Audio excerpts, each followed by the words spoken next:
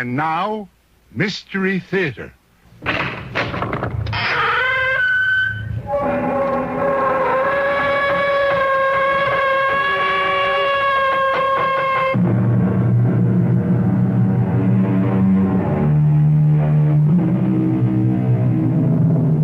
Come in. Welcome. I'm E.G. Marshall. Welcome to a world of terror. To those of you who have never experienced terror, it is but a word, quite meaningless, really, altogether without substance. But to those who have felt its icy touch, it has the same mind-shattering meaning it had for Jane Prentice when Iris Patterson told her,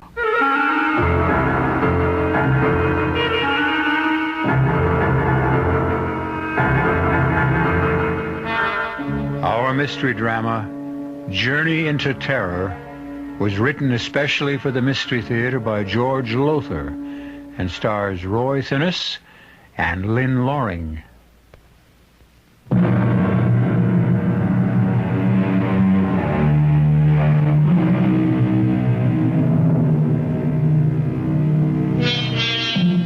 We never know what the morrow may bring, do we? Indeed, what unexpected turn of fate may change our lives within the next hour? The truth is, we may well see but ignore telltale signs which warn us of danger ahead, and when the blow falls, wonder how in the world we could have failed to take heed. Jane Stoddard took no notice of the telltale signs, and as a result, faced death in a horrible form. I certainly admire the way you're taking the sudden change in our honeymoon plans, Jane. You're a real sport. Nonsense, Tom. Whither thou goest, I will go. To Detroit instead of the Bahamas on your honeymoon? It's not your fault your wealthy client lives here instead of Nassau. Patient, Jane, patient, not client.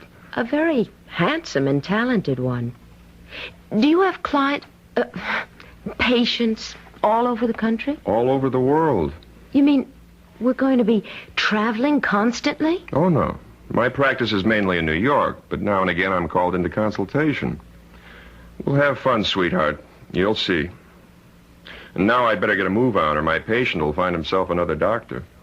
Will you be long? No, a few hours. Why don't you get out of this hotel and do some shopping? Maybe. But right now I think I'll just stretch out and rest a bit. Good. Then you'll be in great shape for the theater tonight and some dancing later. See you in a few hours, sweetheart. Darling. Bye now. Bye, dearest.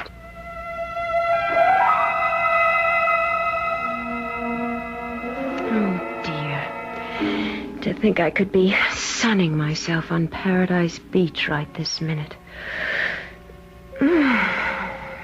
Nice, hard bed. Oh, it feels good to stretch out. Turn on the radio. Get some music.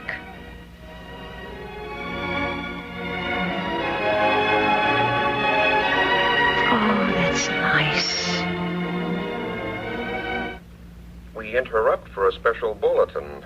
The body of a woman, a newly married bride, was found less than an hour ago in her palatial Shaker Heights home.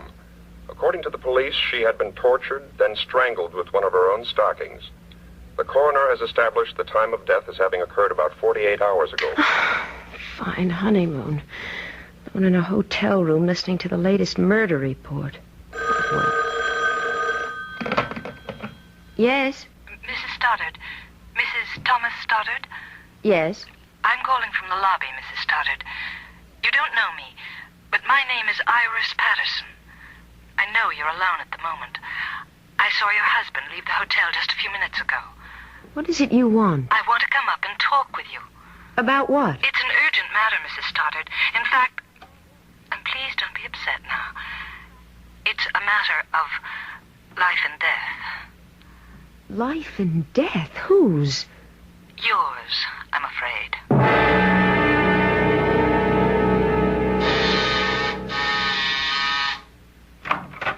Come in, Miss Patterson. Yes, but Iris will do. My credentials. New York City Police. Special Branch Detective Division. You're a detective? Yes. Well, what in the world do you want with me? Mrs. Stoddard, what I'm about to tell you is going to shock you. But please keep in mind that, at the moment at least, you're in no danger. Danger? At the moment? What are you talking about? Let me explain. About an hour ago, the body of a young woman, a bride, was found in her home in Shaker Heights. I just heard the bulletin on the radio. Did you? What has that murder got to do with me? She was murdered by your husband. Here, please, here, let me. No, I'm all right. I thought for a moment you were going to faint. So did I, frankly, but I'm all right. Surely you've made some sort of mistake. No, I'm afraid not. But you must have. Tom, my husband can't possibly be a murderer. No matter what you say, I can't and I won't believe it. I don't blame you for feeling as you do, of course, but perhaps you'll believe me if I tell you a few things about yourself that will surprise you. Such as what? Your first meeting with Tom Stoddard was accidental, or rather appeared accidental. What? Why, yes. I mean, it was. It was in New York City. It was raining. We both hailed the same cab at the same time. And at his suggestion, you shared it. Yes. It happened roughly 10 days, 2 weeks ago. Yes, but how do you know? It's his M.O., his modus operandi, the way he operates. Now, I'm quite sure, for example, that you have no family to speak of, no mother, father, they're dead, no brothers and sisters. That's true. And few close friends. You lived alone. No roommate. You're absolutely right, but I still His don't... victims are always young women who are alone in the world. You see, this helps to make them easy prey. I mean, they're lonely, they yearn for companionship, and are perfect setups for a whirlwind courtship. He swept you off your feet, of course. Oh, he did. Flowers, candy, dinner dates, theater. It was... I was ecstatic, but... No, you can't be right. You have made a mistake. A terrible mistake. Mrs. Stoddard, Jane, if I may. Yes. We have made no mistake. For example, what about the insurance policy? What insurance policy? Hasn't he mentioned insurance to you? No. He will. Hasn't gotten around to it yet, that's all, but sooner or later, probably sooner, he's going to want you to take out an insurance policy for a large sum, naming him beneficiary. But it's unbelievable, incredible. It is true, nevertheless. If it is, if Tom is a murderer, if he did kill that bride in Shaker Heights... And a few others. Then why don't you simply arrest him? Because we don't have enough evidence. He's extremely clever. And so far, we've been totally unable to nail him with the goods. That, Jane, is where you come in. What do you mean? We want you to help us nail him with the goods. Me? You could be... The chances you are his next victim. Now, if you consent to work with us, follow our instructions, we can set a trap for him. With me as the bait? Yes. No. I couldn't do that. I haven't the nerve for anything like that. I think you have. And just remember, you're in no danger at the moment. You won't be until you sign your name to an insurance policy. But... Look, wait a minute. There's one thing I don't understand. What? Tom wasn't married to that young bride in Shaker Heights, was he? No. Well? He marries his brides for money. He kills others for kicks. Oh, good Lord. Well, if you'll help us, just work along with us, follow our instructions, you will have a better chance of saving yourself than if you don't. What What do you want me to do? For the time being, nothing. Except to, well, just act like a bride. In other words, do nothing to arouse his suspicions. I can't do it. I just can't. It's up to you, Jane. Of course. Now, if you feel you can't, well, you can't. But as I said, you're in no real danger now, and you won't be until he brings up that little matter of insurance. Jane, you can do it. You must. All right. Good girl. Now, one thing more. Yes? He doesn't remain long in one place. He kills and runs, you might say. Now, he'll probably suggest leaving Detroit and going somewhere else. If he does, and we're positive he will, go along with him. Don't cross him. Don't ever cross him. One false move could mean sudden death, Jane. Sudden and agonizing death.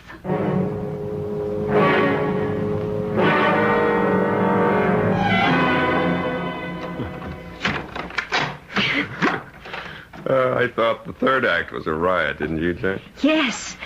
Yes, it was, Tom. I noticed you didn't laugh much, though. Of course I did. It seemed to me the only times you laughed were when you caught me watching you.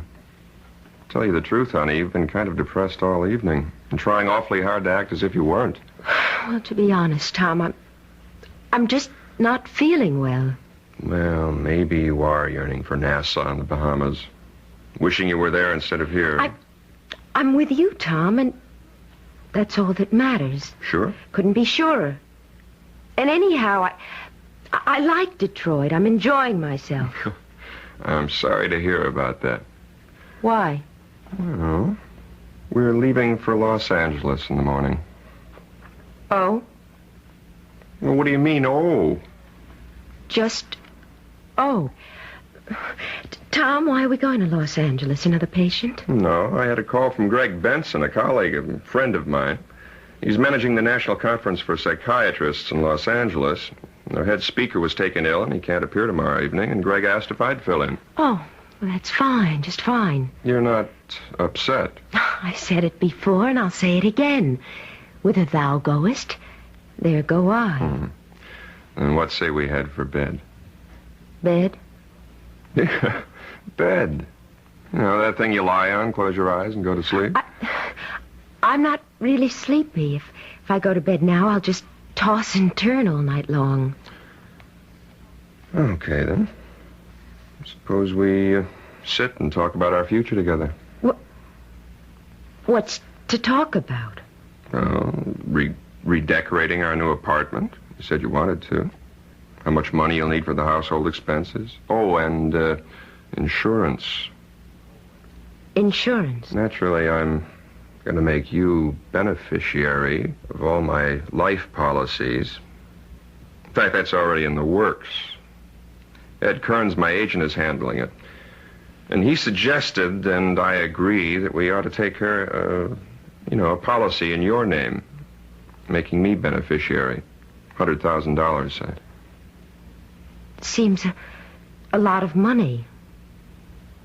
Well, I suppose it is. But let's say you're worth it. Honey, what is it? What? You went white as a ghost. Say, you are off your feed. Come on over here. Let me put my arms around you and hold you. There, that's better, isn't it? Yes. Happy?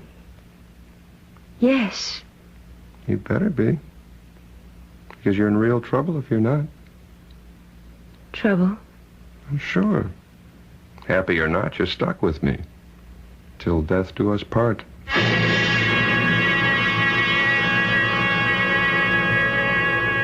It would appear that Tom Stoddard is not only a murderer, but a murderer with a sardonic sense of humor.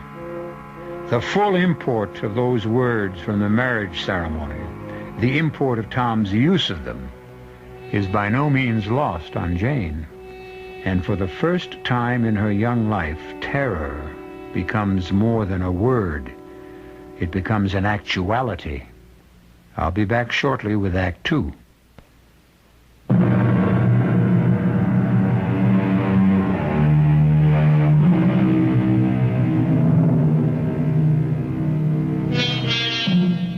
Young and pretty Jane Stoddard has taken the first steps on a journey of terror as she realizes she has married a murderer, a man who tortures and strangles brides for money and for thrills.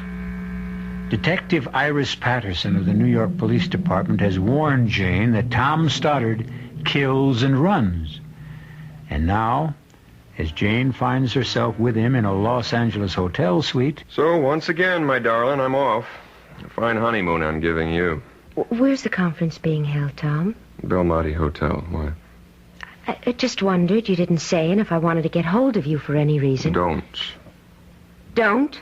Don't even want to get a hold of me. I'm going to be up to my ears in work. Oh. Well, all right. I'll see you later.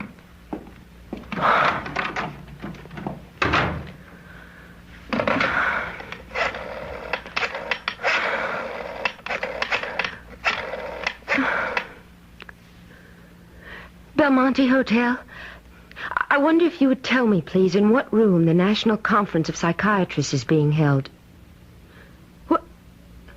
Would you repeat that? There is no Conference of Psychiatrists being held at the Belmonte? Yes. Thank you. That's what I thought you said.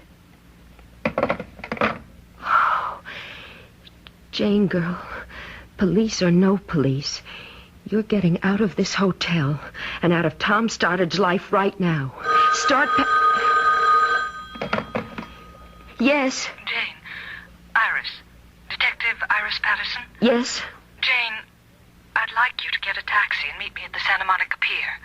Santa Monica Pier? We think Stoddard may be getting suspicious. I've got to talk to you, and I'd like to do it where there's no chance of his discovering us.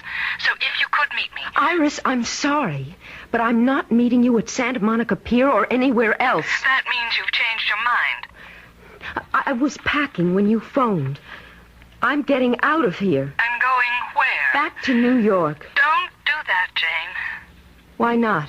Because he'll follow you. Wherever you go, from here on, he's going to follow you because... Look, listen, Jane. There's a lot you don't understand, and I ought to explain. You can't run away from Stoddard. If you try, you'll be sealing your own death warrant. But I Jane, can't... please, for your own safety, meet me at Santa Monica Pier. If you still want out after that, okay. All right. I'll meet you. When? Half an hour. I'll be watching for you.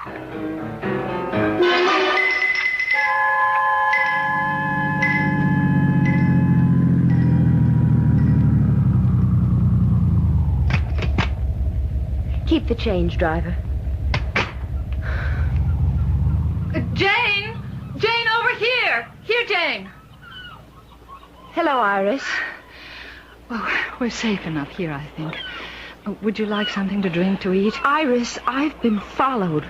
Someone has been shadowing me since I left the hotel. Of course. That man in the car over there... What do you mean, of course? You're under strict guard. The man in that car is a Los Angeles detective. Oh, I'd forgotten I was being held under surveillance. Well, you feel safer. Much. You're half an hour late, though. What happened? Iris, I'm sorry, but... Well, you won't believe this. I couldn't find the pantyhose that go with this dress. I hunted high and low, and What's the matter? Nothing. Nothing. Iris, there is something. The second I mentioned pantyhose, you got a funny look on your face. Okay. I wanted to keep it from you. No sense alarming you unnecessarily. Jane, there's been another murder. Here in L.A. A bride strangled with a pair of pantyhose after being tortured. No! Iris, that does it. I'm getting as far from Tom Stoddard as I can. Jane, I Another girl who married Tom Stoddard became afraid of him, left him, and tried to hide from him, and, well, it took him 2 years to find her and kill her. But he found her and he killed her. No! The simple truth is your safety lies in our arresting Stoddard with enough evidence to put him behind bars for life. Now tell me, Jane, has he mentioned that insurance policy yet? Yes. Last night in Detroit. He wants to take out a $100,000 policy on my life, with him as beneficiary. You didn't sign anything, an application for the insurance? No. Well, then you have nothing to worry about until he asks you to sign. You're relatively safe. Relatively. Don't worry. Safe enough. Iris, what did you want to talk about? Well, the next step is getting started with the goods. By this time tomorrow, unless we miss our guess, you'll be in Miami, Florida. What? Where...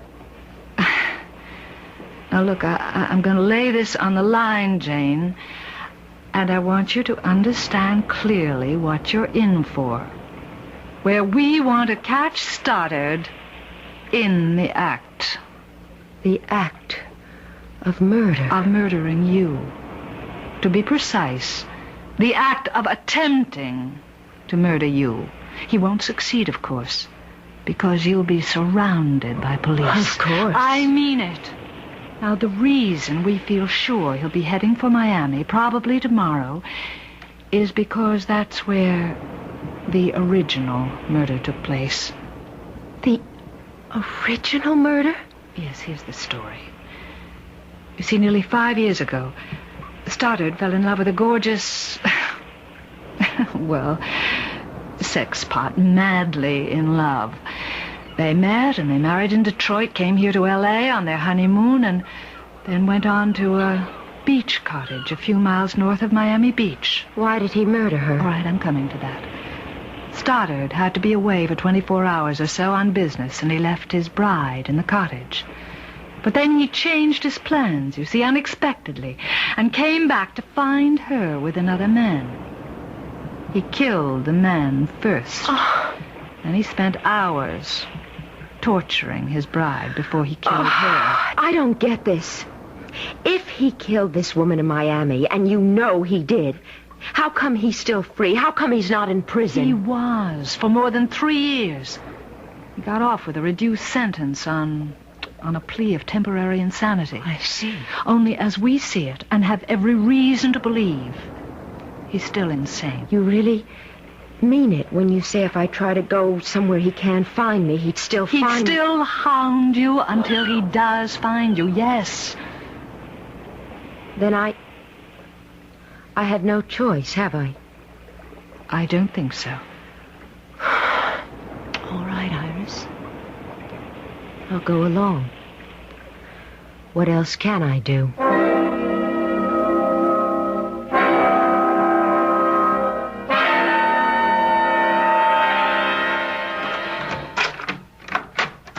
Honey, I'm back.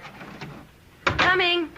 I was just fixing my hair. Oh, now you can fix me up with a welcome home kiss. Well, what did you do with yourself while I was at the conference today? Oh, this and that. I went for a walk, some shopping, sat by the pool. Didn't swim? Too chilly. Tom, how did things go at the conference? Oh, fine. Just fine. Don't you believe me? Of course. Why the funny look? Funny look? No funny look. Oh, yes. You looked, I don't know, funny. I don't know what you're talking about. Well, to be plain about it, honey, I kind of get the feeling you don't trust me or something. Tom, you're being perfectly ridiculous. No, I don't think so, Jane. Either you're hiding something from me or you're very upset about something. Now, which is it? Come on, what is it? Nothing. Honestly, Tom, nothing. Jane, there is something. Now, what is it? Let's have it. Tom, really. Jane, I'm no fool. I know when something's wrong, and something is wrong. Now, what is it? You what? I did want to get in touch with you today. I felt just so awfully lonely, Tom, and I phoned you at the Belmonte Hotel. Well, what'd you phone me there for? To get in touch with you. What else? I wasn't there. What would I have been doing there? You said you were going to the National Conference of Psychiatrists, didn't you? I did. And you said it was being held at the Belmonte, didn't you? No, I didn't. Now, how could I when it was being held at the Beverly Towers? You said the Belmonte. I said the Beverly Towers. Did you try there? Of course not. No, of course not. Well, why should you if you misunderstood what I said this morning? You know what? I think you're fed up with this whole so-called honeymoon, which so far hasn't been any kind of a honeymoon at all. No, Yes, I think so. Well, now I've got another surprise for you, and this time a pleasant one. You want to hear it? Of course. Well, for the next week, or the next 3 or 4 days anyhow, I'm declaring a holiday. A patient of mine owns one of the prettiest beach houses you've ever seen, and he's offered it to me any time I want it. Well, he isn't there, of course. And he isn't. And that's where I'm taking you tomorrow, for the duration of our honeymoon. Where is it? It's just north of Miami Beach. And this time tomorrow, you're going to be there. Oh, we haven't been here even a full day. And I've never seen Los Angeles before. We'll come back another time. But we're here now. Oh, Tom, there's so many things I want to do. Visit the movie studios, Disneyland. We could run down to Capistrano. Jane, please. I don't want to argue about this. I mean, frankly, I don't understand your attitude. Here, finally, I can take you to a really beautiful honeymoon spot, and you don't want to go. I don't get it. It's just that... It doesn't matter. We'll go. Of course we will. Unless... You haven't some other reason for not wanting to go, have you? Other reason? Other than wanting to stay in Los Angeles. Why, no. What other reason could I have? That's what I asked you. There's nothing wrong, is there? No, Tom, of course not. You sure? Tom, you're hurting my arm. Well, I'm sorry, honey. I'm sorry. I wouldn't hurt you for the world. Kill you, maybe, but not hurt you. Kill me? Oscar Wilde, I think, said, each man kills the thing he loves. And if that's so, considering how much I love you, sweetheart, you haven't long to live.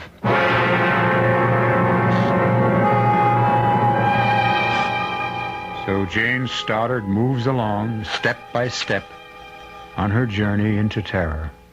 And obviously the end of that journey will be the beach house just outside Miami Beach, Florida.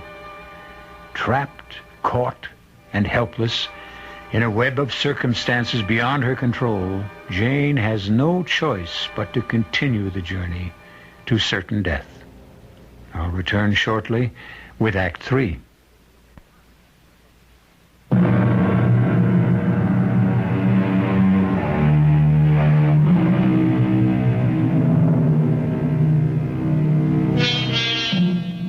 How strange, how inexplicable are the workings of fate. How curious, too, that the fearful things that happen to others we never consider may happen to us. Could we, any of us, ever find ourselves married to a murderer, as Jane finds herself married to Tom Stoddard? Seems hardly likely. Might we one day realize we are headed for sudden death and powerless to prevent the inevitable? Scarcely possible. Well, Jane once thought so too, if she thought about it at all. But now, with a murderous husband at her side, she flies toward Miami Beach, Florida, and death. Jane? Sweetheart, what is it? What, Tom? I don't... You seem so tense. No, nervous maybe. Flying always scares me a little. Well, soon landing in Miami, so relax. I'll try.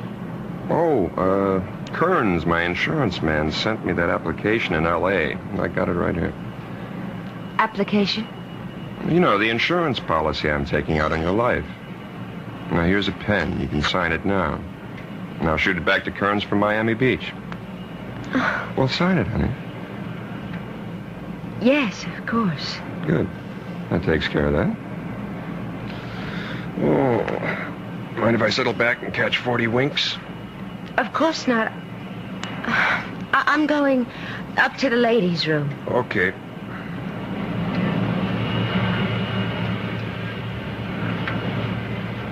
Iris. Jane, he mustn't see you talking to me. He's taking a nap. I saw you come on board. Iris, I just signed for that insurance policy. $100,000 and naming him as beneficiary. Did you have to? No choice. That's too bad. I hoped he'd hold off on that till I got things squared away with the Miami police. I signed my own death warrant, you're saying? No. It's not as bad as that. Now, the second we land, you'll be under close surveillance, and so will he. Follow instructions, and you won't have a thing to worry about. I wish I could be as sure of that as you seem to You be. can be. Just trust me. Now go back to your seat before he wakes up. The last thing we want is for him to see us together. Jane? I can hardly bear to sit next to him. Hang on to your nerve, Jane. We're close to the end now. I just hope it's not the end for me.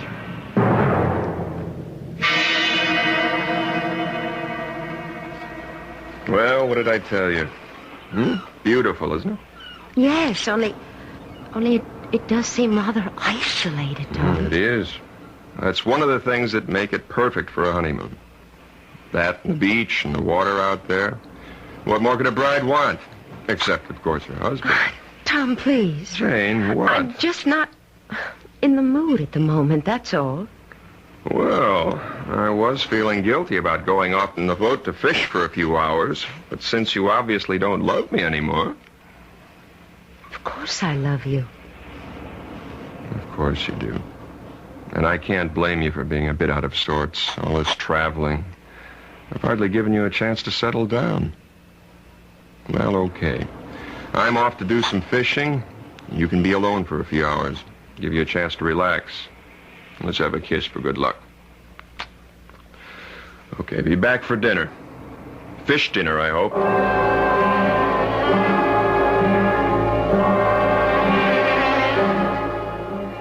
Jane? Iris, thank heaven you're here. Tom's gone fishing. Yes, we know. We watched him leaving the boat half an hour ago. We? Myself and 2 detectives assigned to the case. Now look, Jane, I've got something to tell you you're not going to like. Just try to keep calm, will you? Yes. All right, here it is. We're quite sure, Detectives Allen and Varney and I, that Stoddard will attempt to kill you tonight. Why tonight? It's the anniversary of the night he murdered his first wife and her lover in this cottage. No. Don't look so frightened, Jane. In a way, you ought to feel relieved. After tonight, it'll all be over. For me, maybe. Not a chance.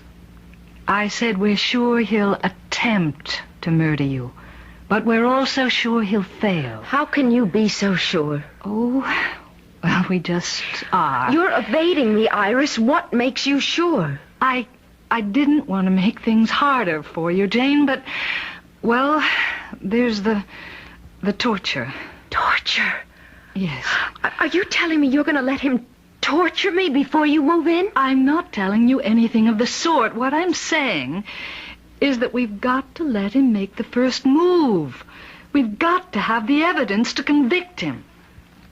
And that brings me to the next step. Yes? Now, we're going to have to bug this cottage. Set up a tape recorder with concealed microphones in each room. Why? Because once he has you, that is, once he thinks he has you where he wants you... No, I can't go through with this. Jane, you can. Now, please trust me. As I say, once he thinks he's got you where he wants you, he'll do a lot of talking.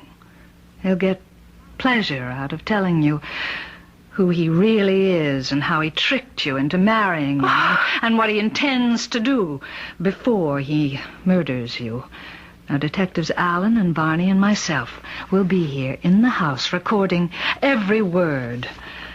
And Jane, dear, I give you my solemn word, Once we have the evidence, we'll move in on him so fast he won't have a chance to lay a finger on you.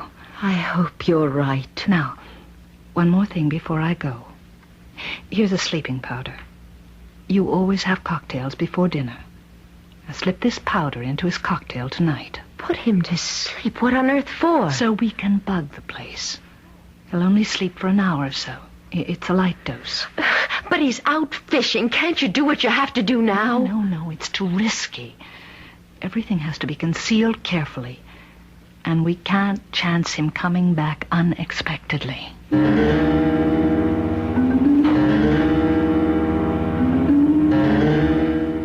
Home as a sailor, home from the sea, without a single fish to show for it. Oh, Tom, no luck? Oh, lots of it. All bad.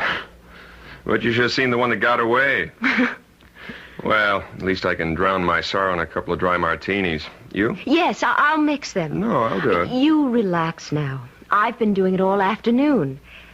I may not be much of a cook, as I'm afraid you're going to discover at dinner, but I do know how to mix a dry martini. Well, dinner is only a dinner, but a good dry martini is a drink. Whatever that means. Well, it must mean something. I'll think about it. Well, what'll we do tonight after dinner? Get a drive to Miami Beach? Why don't we just stay here? Well, that's okay with you. Perfectly. It's going to be a full moon. We can sit on the beach and watch it come up over the horizon. A perfect moon for a perfect honeymoon. Here. Thank you. Looks good. Tastes good, too. You make a fine dry martini. Thank you, sir. Let's have these out on the porch so we can watch the sunset, huh? Good idea. Oh, this deck chair feels good. I'm more worn out from fishing than I thought. You've had a lot of air and sun. That sun was hot and bright. Even with sunglasses, the glare was hard in my eyes. You didn't put anything in this martini, did you? No. I feel sleepy. So suddenly. As you said, the glare of the sun on the water. Worse than I thought. Oh, boy. I just can't keep my eyes open. Can't stay awake. Oh, I'm sorry. Don't mind me. Close your eyes. Rest them. Yes. I never felt so asleep. What was that? Nothing. The glass slipped from your fingers. Don't worry about it. I'll clean it up. You sleep. Tom? Tom? Good. Iris! Iris! Here! He's asleep. That's fine, Jane. That's just fine. You handled everything exactly as I wanted you to. All right, now what? Let's go in, so I can decide where to place the mics and the tape recorder. You didn't bring them with you. What? The microphones and all that. No. Those detectives will bring it. No. Well, if you haven't got it and they're not bringing it... Glass doors, why are you locking them? They have to be. Whatever for? Because that's the way it was. These glass doors were locked when I came back that night. What? Came back unexpectedly and found Jim with her. Iris, what are you saying? I told you. That day on Santa Monica Pier, I was supposed to be away for a day or so, but then changed my mind and came back that night and found them together. In bed together. I killed him, but I tortured her. Iris! Put her through the hell I would go through later, thanks to her. You? Yes. And now you. You'll go through the tortures of the damned. Like the bride in Detroit, in Los Angeles, and finally here. You tricked me from the first. Tricked you? Why, you little naive fool. It was no trick at all. My only problem was that husband of yours asleep out there. Trying, always trying to be one jump ahead of me. And sooner or later he'd have succeeded. Tom was after you? Has been. since I escaped from the asylum. No! You don't know who your husband is? Well, of course you wouldn't. You hardly know him at all. He's not just a psychiatrist, my dear. He's a psychiatrist with the New York Police Department. Oh, poor fellow. I escaped on the very day he married you. The police needed him. They needed him badly to figure out where I'd go, what I'd do, and he did figure it out. Only he was always just one step behind me, not one step ahead. Oh, this makes no sense. The day I met you on the Santa Monica Pier, I was followed. I was. The man in the car following me, you said he was a detective working with you. With your husband, silly. No. Not me. Yes, you were being guarded, tailed every way you went. But not by me, by your husband. Oh, why didn't they catch you? You and I sat there on the pier. That man in the car Couldn't do a thing without endangering your life because I had this. And could have plunged it into you the minute he made a A move. knife. A knife. Long enough to reach your heart. Sharp enough to do to you what I did to her. No. Before I strangled her. Slowly strangled her. No. Oh, please. Stand still. Oh, don't back away. Yeah, that's all right. Move back. Just keep moving back into that corner where I can get at you with this knife. Where I can start working on you. Little cut here, a nick there, a stab in just the right place, making it last. The torture, making it last as long as... Iris, don't move. Just don't move. Now drop the knife. Tom. Oh, Tom, I put a sleeping powder in your drink. A drink I threw away when I said I'd join you on the porch. Yes, Iris, I have been one step behind you. But this time, thank God, I've been one step ahead of you.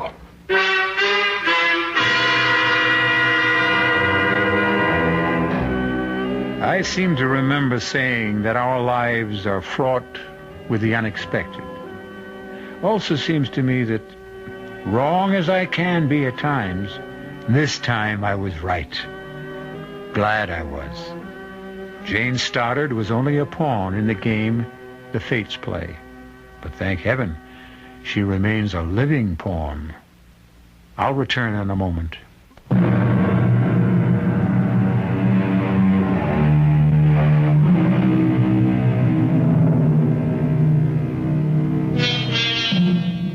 Iris is once again safe behind institutional walls, you'll be happy to know. As for Jane and Tom Stoddard, they're on a second honeymoon. Or maybe I ought to say the first. The other one doesn't count. Our cast included Lynn Loring, Roy Thinnis, and Carol Teitel. The entire production was under the direction of Hyman Brown. This is E.G. Marshall inviting you to return to our Mystery Theater for another adventure in the macabre. Until next time, pleasant dreams.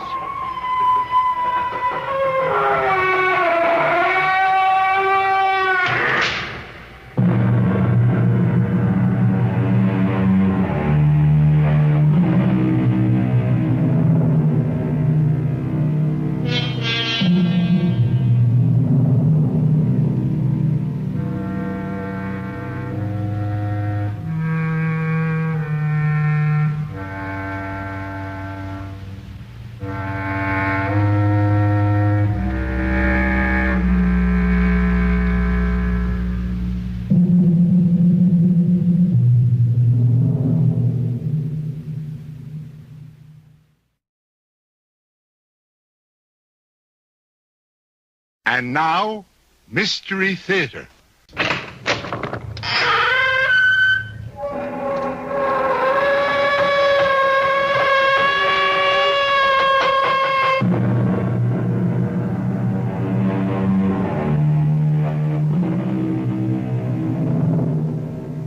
Come in.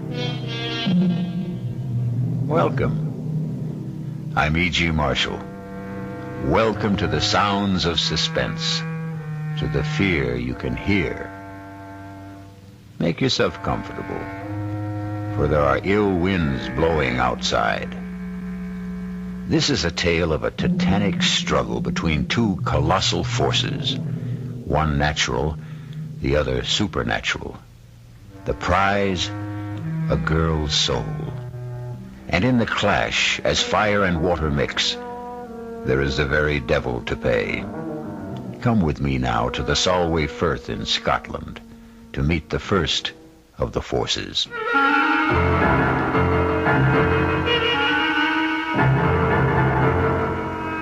Our mystery drama, Speak of the Devil, was written especially for the Mystery Theater by Ian Martin and stars Jada Rowland and Nick Pryor. I'll be back shortly with Act One.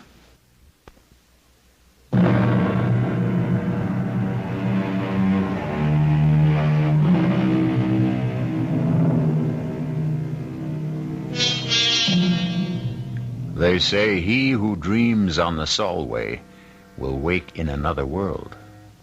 Not only is the tide a terror, but so are the quicksands, and far worse than either, the bogies, warlocks, and unnamed things that haunt Scottish history. The Scots word for tonight's story is eldritch. It means uncanny, eerie, frightful, otherworldly. Listen. If you'll put out the light, Mrs. Petrie. Hold my hand, Mike. You'd better hold both mine. Why? You can't trust me in the dark. I'm sorry, Colonel Bruce. Now, Mike, Mary Ellen, I know you two young ones think a seance is a mite daft, but it's not the way the Colonel, Mrs. Petrie, and I feel. Well, then maybe we'd better not stay. Oh, no. We need 5 of the circle. It's a blessing you're here. But please, be serious. All of us have made contact with your dearest ones who have passed on through my control. Control? That's a messenger who brings us messages. Anatu.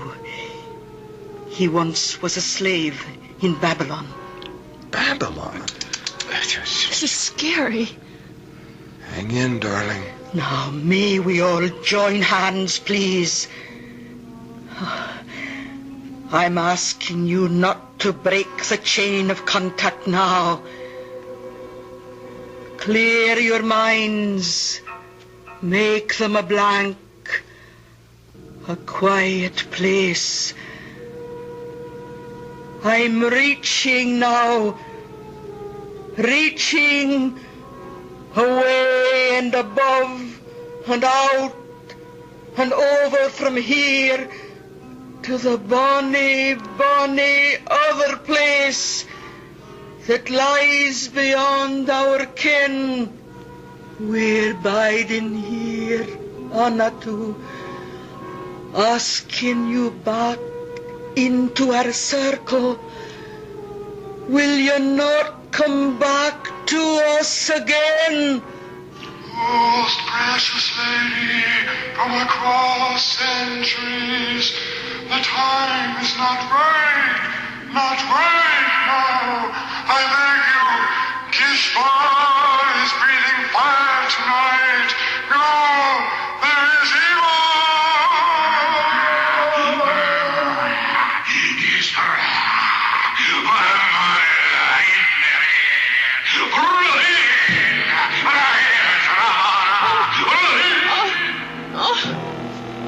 Stop it, in heaven's name! Someone get the light! Yes. It burned. Ellen, where's that damn light? Mary Ellen, are you all right? Yes, sir. What's all that smoke? Oh, that's just the incense we burn. I'm the one to blame for meddling in the business of the Lord. We'll not ever have a seance in this house again. I'm afraid that I loosed some devil out of hell this night.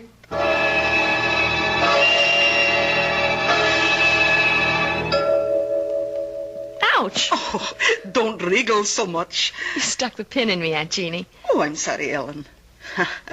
Oh, but it'll take more than a pinprick to burst your happiness.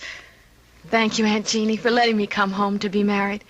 And for such a heavenly day. Oh, well, I'll accept the thanks for bidding you back to where you grew up. When Dad died so suddenly, I was lost. I didn't know what to do. Well, you did just the right thing. You came home. You're two modern young people who are a lot smarter than we old people are. And as proud I am to be part of the gamble you're making in your lives. I am all goosebumps. I'll get back into my jeans and sweater. I've got a skin, just like I had last Wednesday night. Oh, don't mention it. I should never have had you children in that circle.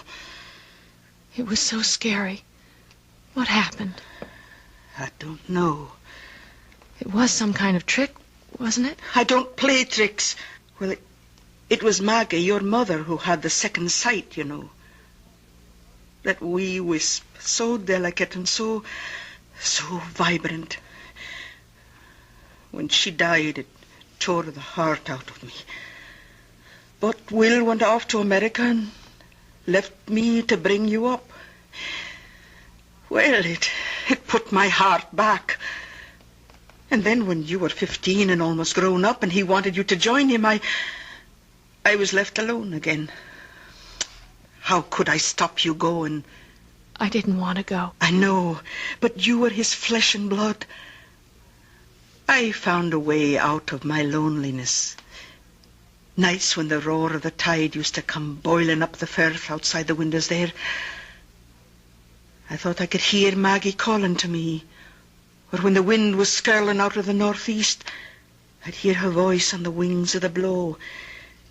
And I began to think maybe I had the call too. That's when I started the seances. Until the other night? Yes. I'll never hold a seance again, so the subject is closed. I realize I'm just a foolish old woman. I've never been so scared. Well, promise me to put it out of your mind. What's past is past. Your future is all that matters. It seems so right to be back. As if something were calling me. Oh, you're cold. I'll stir up the fire. No, don't bother. I just miss my American central heating. I think I'll go outside in the sun for a minute or two. Oh, go take a good brisk turn down the road while I finish this hem. That's a good idea. But don't go down the Firth road. Take the high road. Why? Well, I saw your Michael off this morning for the Solway. You don't want to run into the bridegroom on the wedding day. It's bad luck.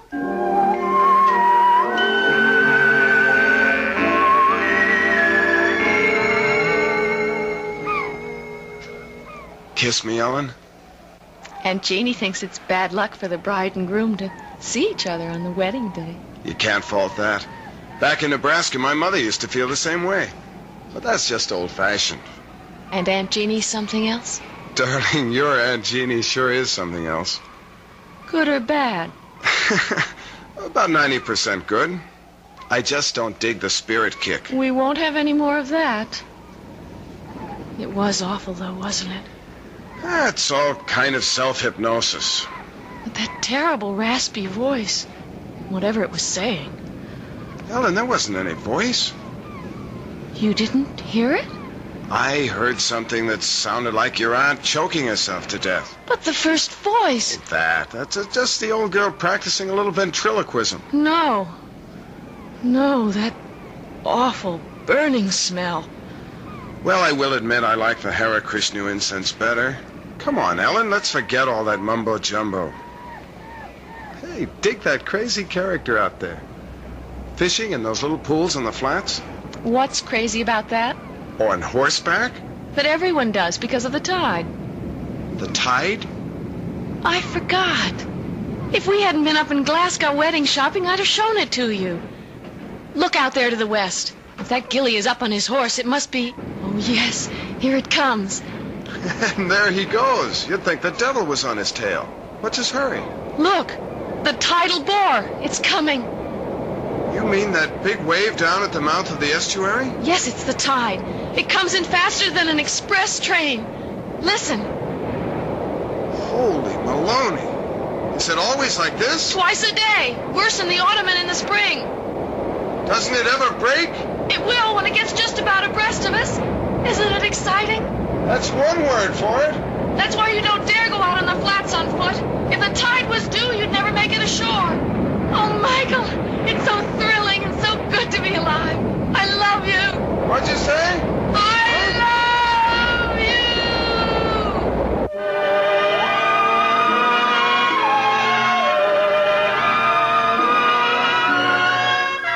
Mike? What, sir? Husband? Read that loud and clear. On my way. What's taking you so long? Just brushing my teeth. Please come to bed. Why didn't you say that in the first place? Will you come under the covers? I'm freezing. I'll put some more coal in the fire. I don't want coal. I want my brand new husband. You got him. Oh, What is it, darling? nothing. It's just that funny smell. It's the coal smoke. Remember, you don't want coal to keep you warm. Just me. Oh, my darling. Yes. Yes, yes.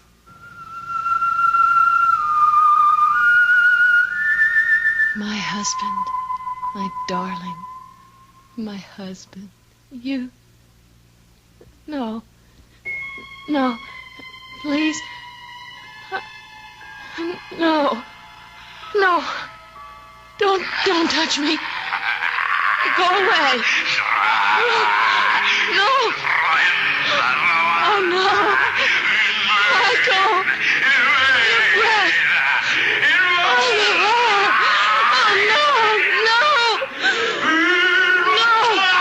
no. I cast you out.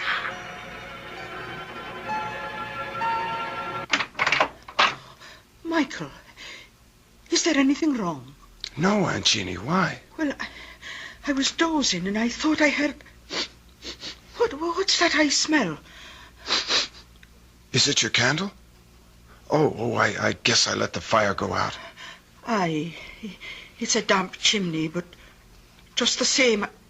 Is Mary Ellen all right? She's sound asleep. See for yourself. Oh, I'm sorry to bother you, but... What is it? What's troubling you? I don't know. Maybe I was the one that dreamed it. Oh, be gentle with her, Michael. She's so sensitive and delicate. Like her mother that died all those years ago. We'll keep her from any harm. Good night, Aunt Jeannie. Good night, Michael, dear. If we can. If it's in human hands to be able to. Snuff my candle out if you will, old Ricky. But hear me this. You'll not have Mary Ellen. You'll not have her like my sister Maggie.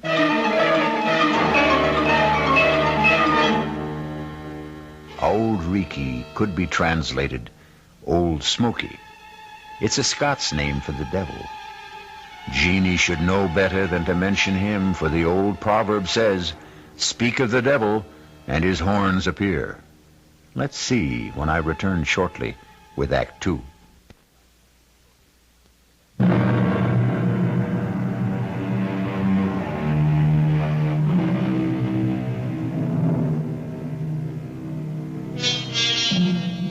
Dreams are made to die with the opening of day, and superstition fades and falters in the sunlight. So by the following morning, we might hope our bride and bridegroom wake and rise on the right side of the bed. Let's find out as Michael comes downstairs. Oh, good morning, Michael. I'm in the kitchen. Come on out. Morning, Aunt Jeannie. Well, and how is the bridegroom today? Well, the bridegroom's first rate. It's the bride who's not. Oh, what's wrong with the wee lass? No, I don't know. I think now you were right last night. Huh? Right. About what? Oh, she had some kind of a bad dream. But if she did, she won't tell me about it. What do you think it might have been? Oh, I don't know. She's a sensitive wee thing. And she's back in the part of the house where her mother died. That was Maggie's room you're in. Maybe I should never have put you there. Anyway, I'll get her tea and go on up and have a wee chat.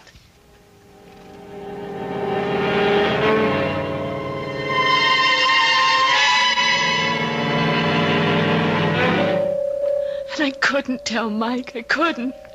Not after what my wedding night. How could I dream anything so vile and hideous? That great, gross presence bearing down on me. Breath so sick. The lips slavering. And that awful fur all over. Oh! And the fire burning me. That scorching smell. Oh, Aunt Jeannie, what a nightmare. Oh, wished now. And that's all it was. But it seems so real. Well, it wasn't. Because when I came by, you were sleeping sound. Oh, drink your tea now. Oh, it's a good thing you married that nice American boy with his head screwed good and tight. Mike. He'll blow all the cobwebs out of your head. And he's going to have a good chance, too. What do you mean? I mean, you two are going to have a nice honeymoon all alone for a big, long month. Where are you going? Oh, I've got an old girls' school chum who lives just outside Blackpool at St. Anne-on-Sea. For years she's wanted me to visit. I'm not going to drive you out of your house. Oh, you're going to do more than that, Mary Ellen. You and your handsome, bonny husband are going to move downstairs to my room, away from this drafty old flue. And while I'm gone, I'm going to get it fixed so the fire will burn clean. But... And I'll not take no for an answer.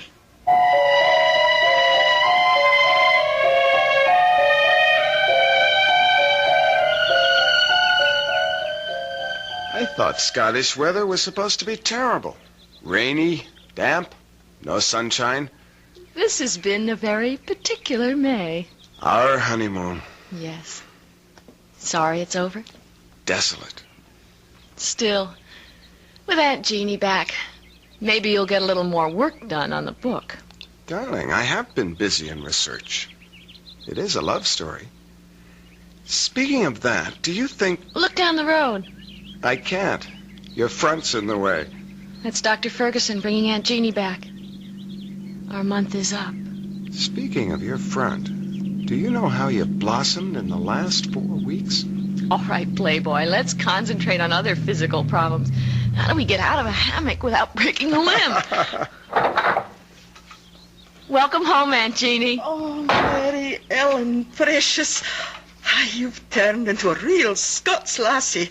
You've got the bloom on your cheeks. It's happiness. And those warm spring winds from the west. Hello, Dr. Ferguson. Hey, well, Mrs. Tilson. As a physician, I can only concur with your aunt's diagnosis. You're a picture of health.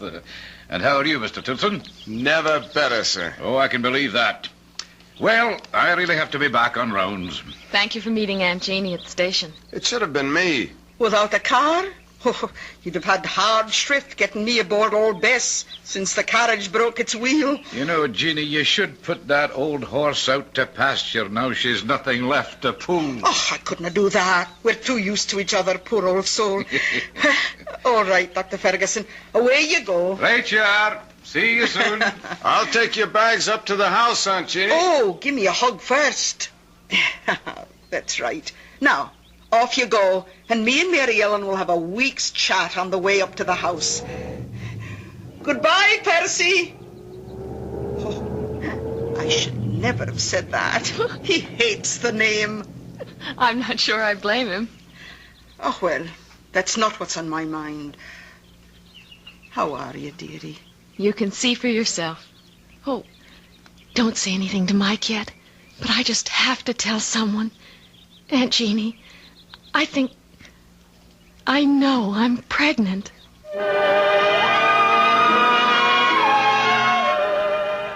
Well, Mrs. Stilson. Tell me, am I pregnant? Oh, the tests will prove it, but I'll bet on it. And let me say that you're the loveliest expectant mother I've ever had under my care. Well,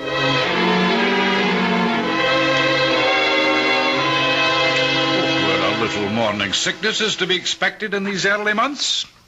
Still... There's nothing wrong, Doctor. A young, healthy woman, what could be wrong? Still, we must take precautions. I'm writing out some medication for you that I want you to take each day.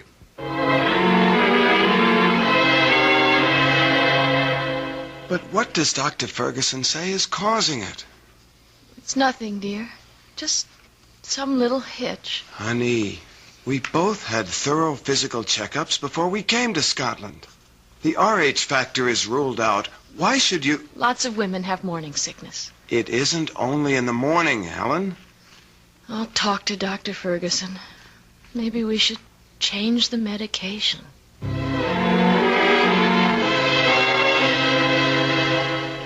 Mary Ellen, dear, I've talked to Dr. Ferguson, and he's completely puzzled. I'm not sure that I am, though. Is there anything you want to tell me?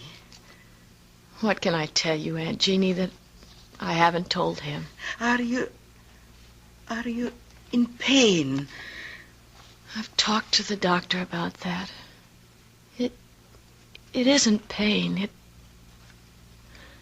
I don't know. Ellen, are you dreaming again? Of what? Of the presents. I don't want to talk anymore. I just want to sleep. Only I don't want to. I don't want to sleep at all. It's just that I'm so tired. So tired.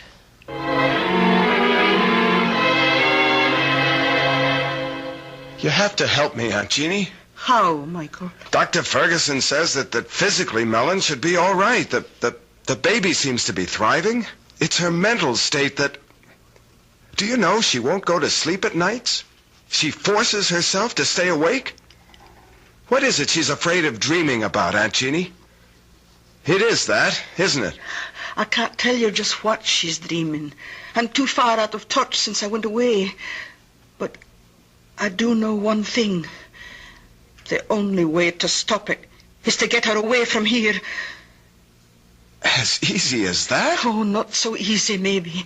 She's bound and determined on having you finish your book first. Ah, the devil take the book. Mellon comes first.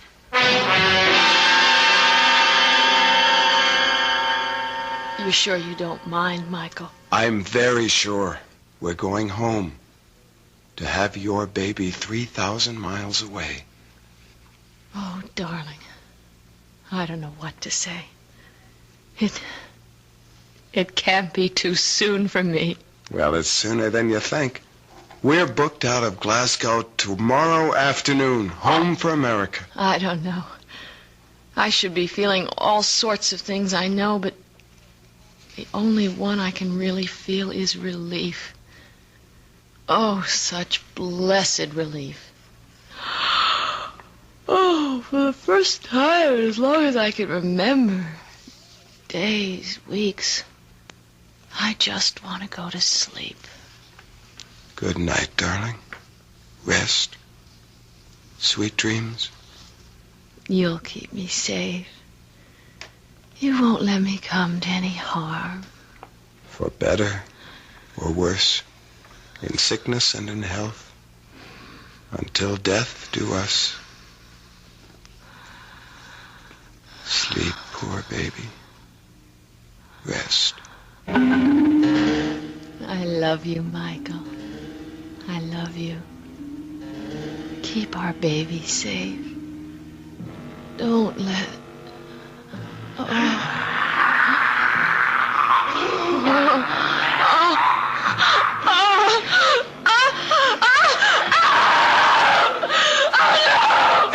Ellen, what is it?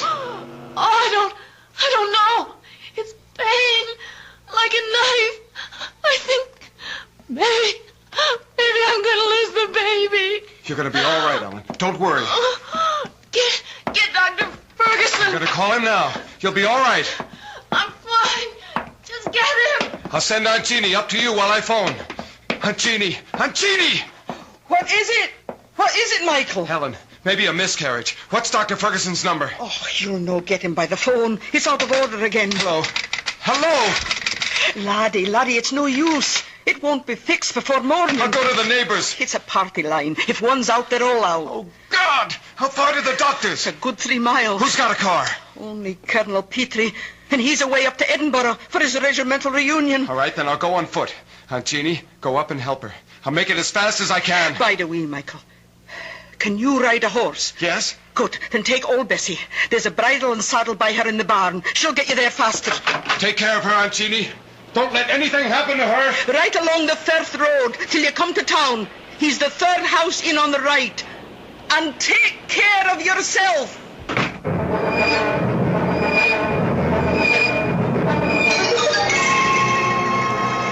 What's taking Michael so long? Oh, just lie still.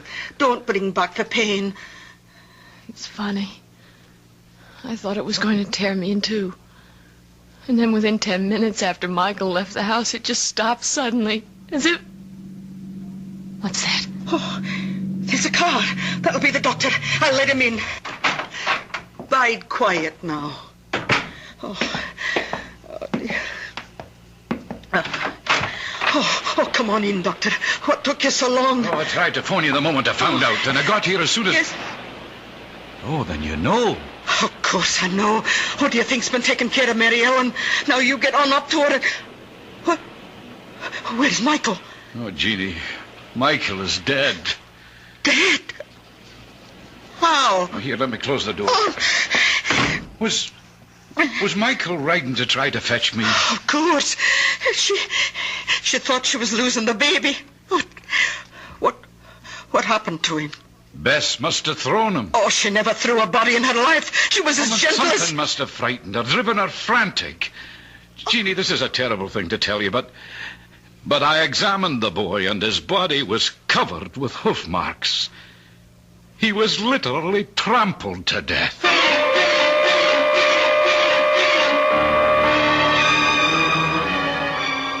So Ellen has kept her baby and lost her husband.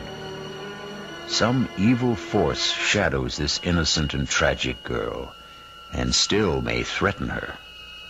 Those hoof marks, were they from the horse? Or in some dark, unfathomable way, were they supernatural? A demon's footprints? Perhaps we'll know when I return with Act 3.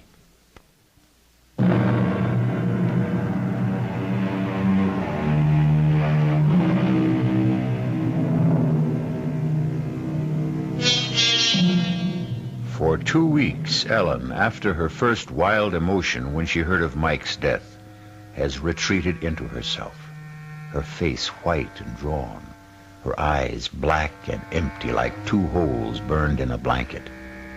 Now, as the doctor comes down after examining her... How is she today, Doctor? No change, listless, unreachable, hopeless. And her health? The baby? The baby...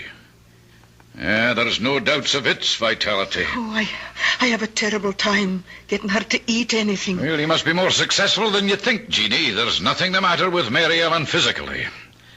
No, it's her mental health that concerns me. The poor bairn has been through a terrible shock, Percy. Yeah, I know. You don't think there is any chance of her losing her mind? Jeannie, Mary Ellen is beyond me and my knowledge.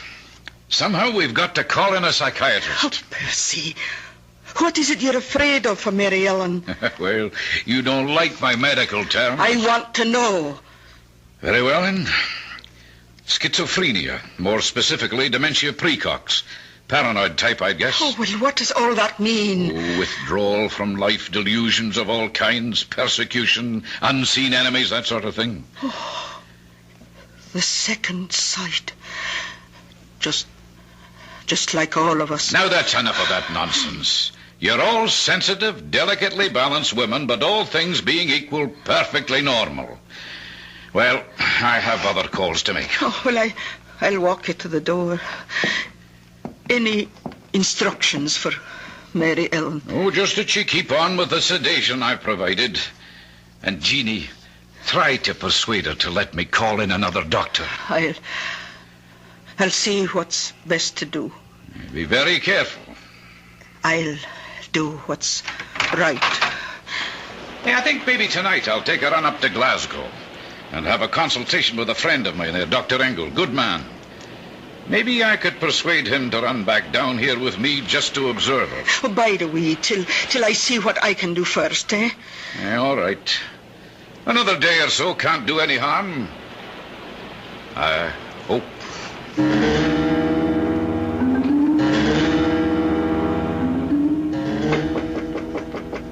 Who is it?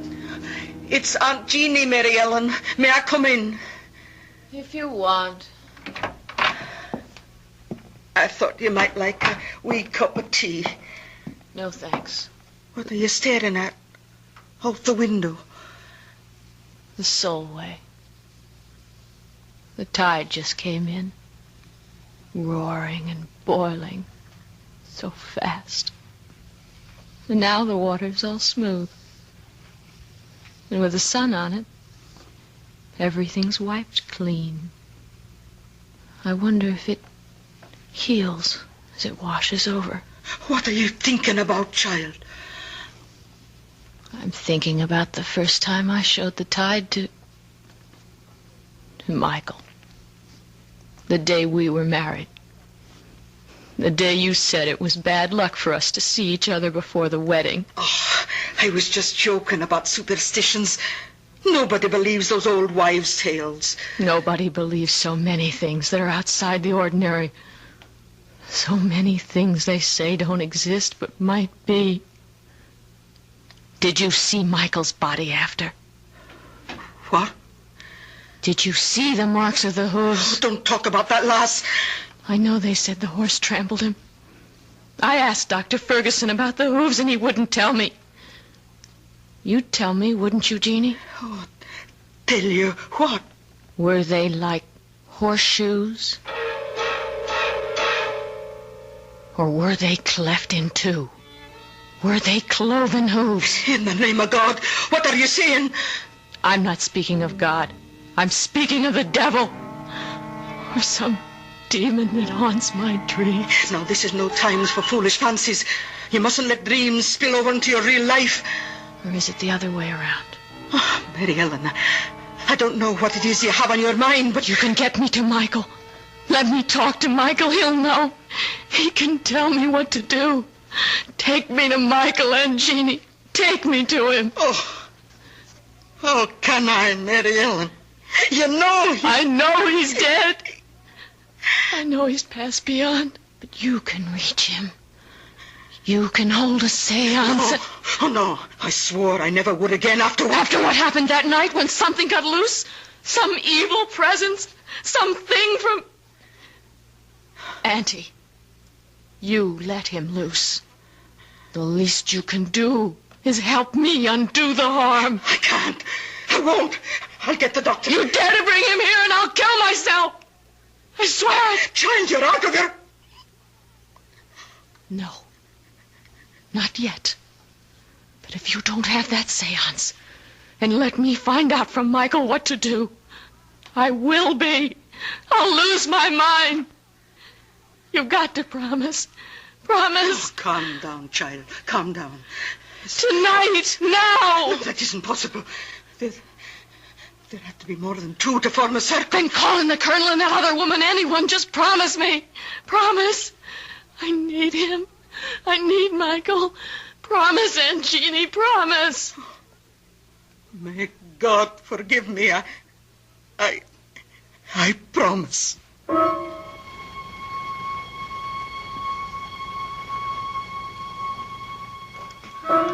May we all join hands, please. Clear your minds.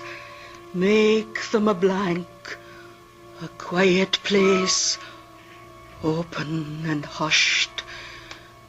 I'm reaching now, reaching away and above and out and over from here to the bonny, bonny other place that lies beyond our ken. Can you hear me, Anatu? Can you come to me into our circle? Anatu, we're reaching for you. Oh, I can't make contact. Ask for Michael. I have no way to him. Then let me. Oh, try it. Everyone, concentrate. Be still. Be still. Michael. Michael, I need you. Come to me.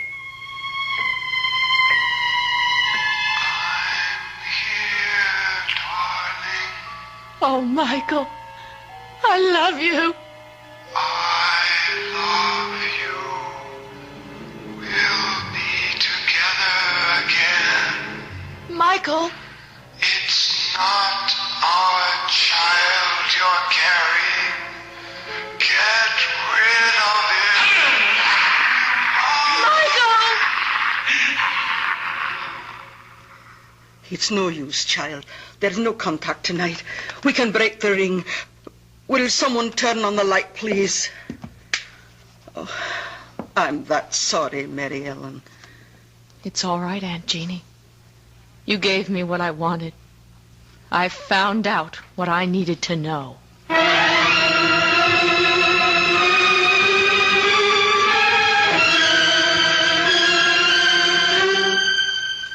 Oh, I'm afraid that's quite impossible, my dear.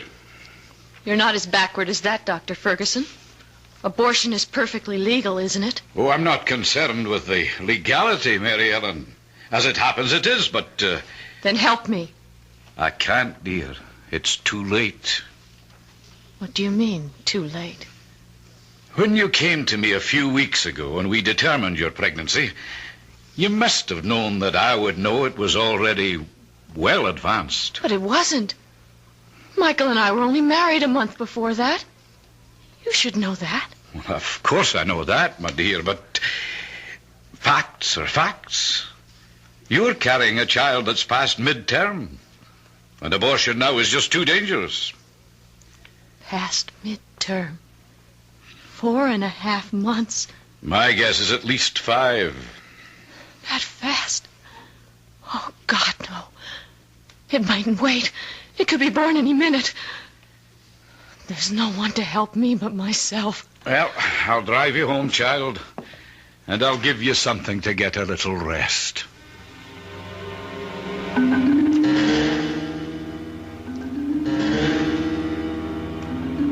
She's sound asleep now, Jeannie.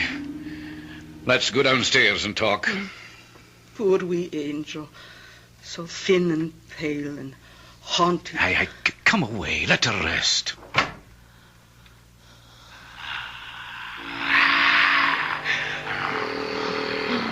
No. No. What you gave, you'll never take away. Never? It's never going to be. Help me. God, help me. The tide. The tide. Yes, that's the way. Full moon. The time was right. And for our own protection, I see no other way, Jeannie. But to lock her away... Well, we're not locking her up. It's a sanitarium. It's a really lovely place. I don't think I could do it to her. I'll care for her. Jeannie, dear, if Ellen had preeclampsia or a threatened miscarriage or any one of a number of other diseases of pregnancy, she would have to be hospitalized. Now, think of it that way. All right, Percy, if you think it's best. It's the only way. Oh, no, Doctor. Mine is the only way. Oh, that sounded like the front door. Ellen, I'll check upstairs. You look outside. Oh, but I thought you said she... Oh, dear Lord, I got the premonition. Mary Ellen? Mary Ellen! Are you out there? Jeannie, it's Mary. She's gone. No. gave her enough sedation to knock her out, but she's gone. But where? She's out on the firth. Come on, Jeannie. We've got to catch her before the tide.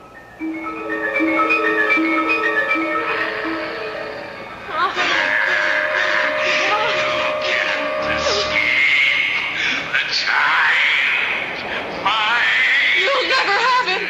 He'll never be born.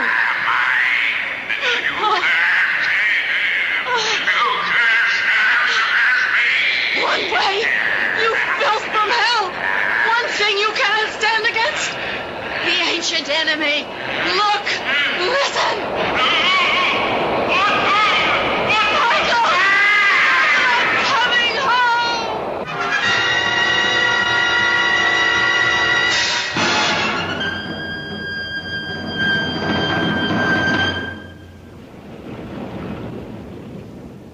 There wasn't a chance. We couldn't have saved her. My poor wee motherless lamb. It did not take her long to follow her poor husband. But the child... It hadn't been born, and she didn't want it. It wasn't Michael's, you know. Are you sure of that? Oh, yes, it was 5 months old at least from the size. A monster. No, I didn't say that. Still, I was thinking of x-rays. There was something strange about that embryo. I can't quite explain. It was nothing you could have understood, Doctor. So, at the last, it was all the Lord's will. And maybe for the best. At least Michael and my Mary Ellen are in God's pocket at last.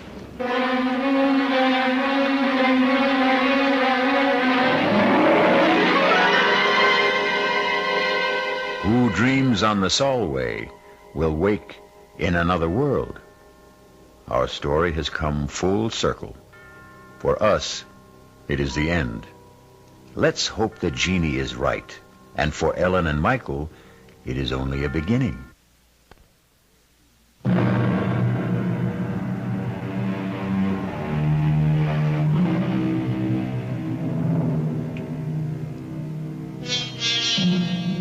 One final thought. If you believe some dreadful incubus possessed poor Ellen, driving her and her husband to their deaths, there is another explanation. Insanity did run in her family. So either way, even if there was a devil to pay, it still was all in the mind. Our cast included Jada Rowland, Nick Pryor, Bryna Rayburn, and Ian Martin.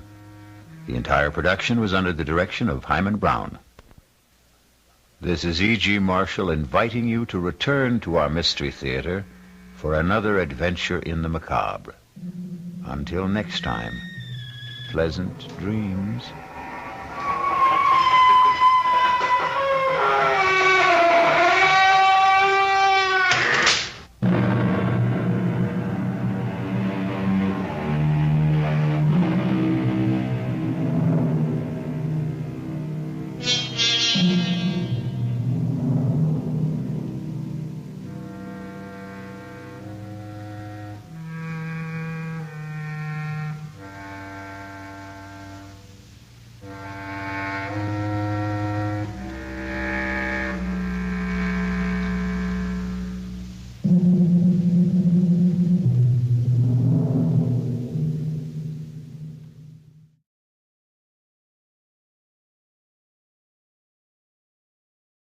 The CBS Radio Mystery Theater presents...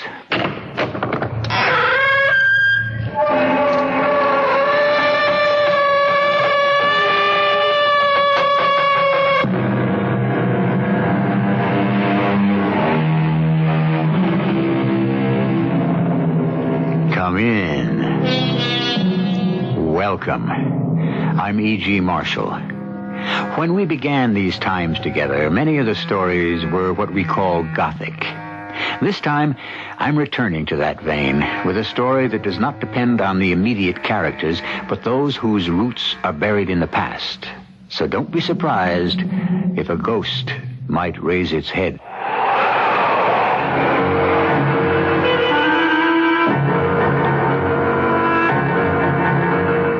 Our mystery drama, The Dead You Can't Bury, was written especially for the Mystery Theater by Ian Martin and stars Jada Rowland.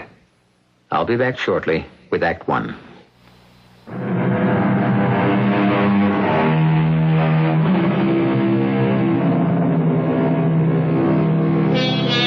They used to call them lawn parties, or fêtes, or galas. They've fallen out of fashion, for few people can afford them anymore. Even in 1899, when this story begins, they were the province of the rich.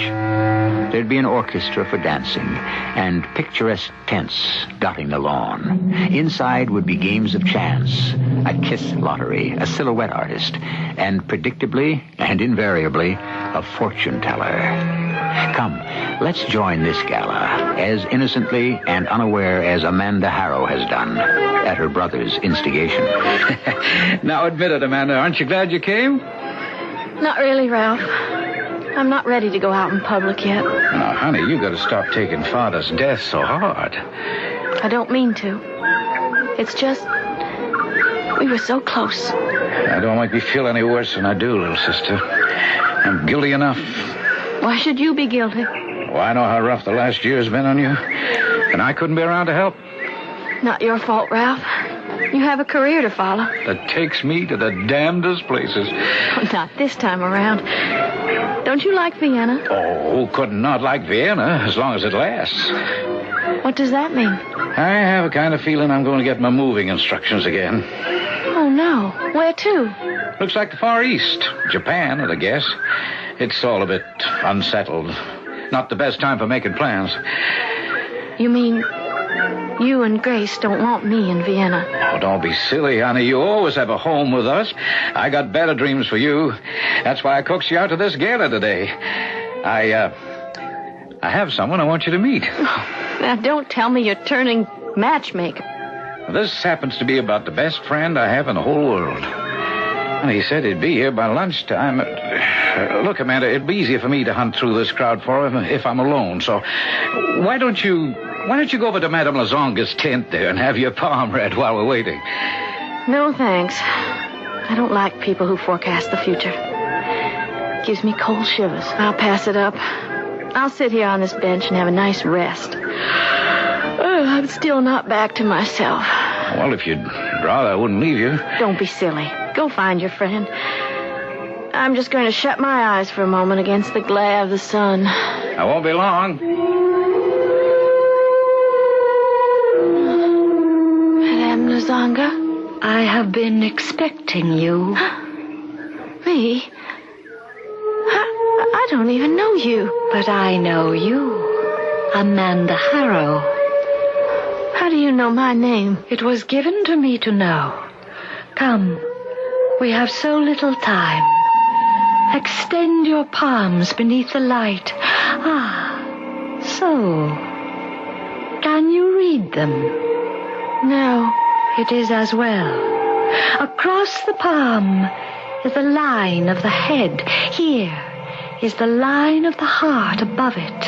Here is the line of fate. And here is the line of life. Beware. Beware. Beware of what? A man is about to enter your life. He will bring the threat of great danger. What threat? What kind of danger? He will bring you death. Death? If you marry him. Who is he? What is his name? His name is Andrew Trevelyan. If you marry him, your doom is sealed. You will be marked for death. This incense is so thick and heavy. I'm dizzy. It is so hot in here. It's hard to breathe. Why? Ask no questions. Run for your life. Run? Where? Away from him. From Andrew Trevelyan. Andrew. Amanda? You must have fallen asleep. Wake up. I didn't fall asleep. It was that incense. Oh, never mind. I'm all right now. Amanda, I want you to meet one of my dearest friends, Andrew Trevelyan. Well, the pleasure, it would seem, is all mine. I didn't mean to startle you. You look as though you'd seen a ghost. Something wrong, Amanda? No, Ralph. Not really. I just didn't realize how tired I am. Amanda's been under a terrible strain for the last year. Well, no one knows better than I how exhausting and debilitating a long, terminal illness can be. See, Andy lost his wife a year ago. And I'm very sorry about your father, Miss Harrell. I'm sorry about your wife. Thank you. Well, shall we push aside the cobwebs and enjoy this festive occasion? I've been looking forward to meeting you, Miss Harrell. Do we have to be so formal? Can't we make it Amanda and Andrew? Well, I'd be delighted. Amanda? Of course. Andrew.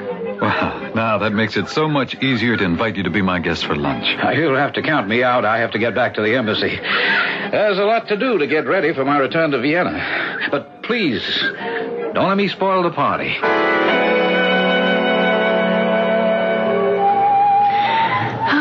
It was a lovely lunch, Andrew. If it was, you made it so, Amanda. Would you like to dance? Why, yes. I think that might be nice.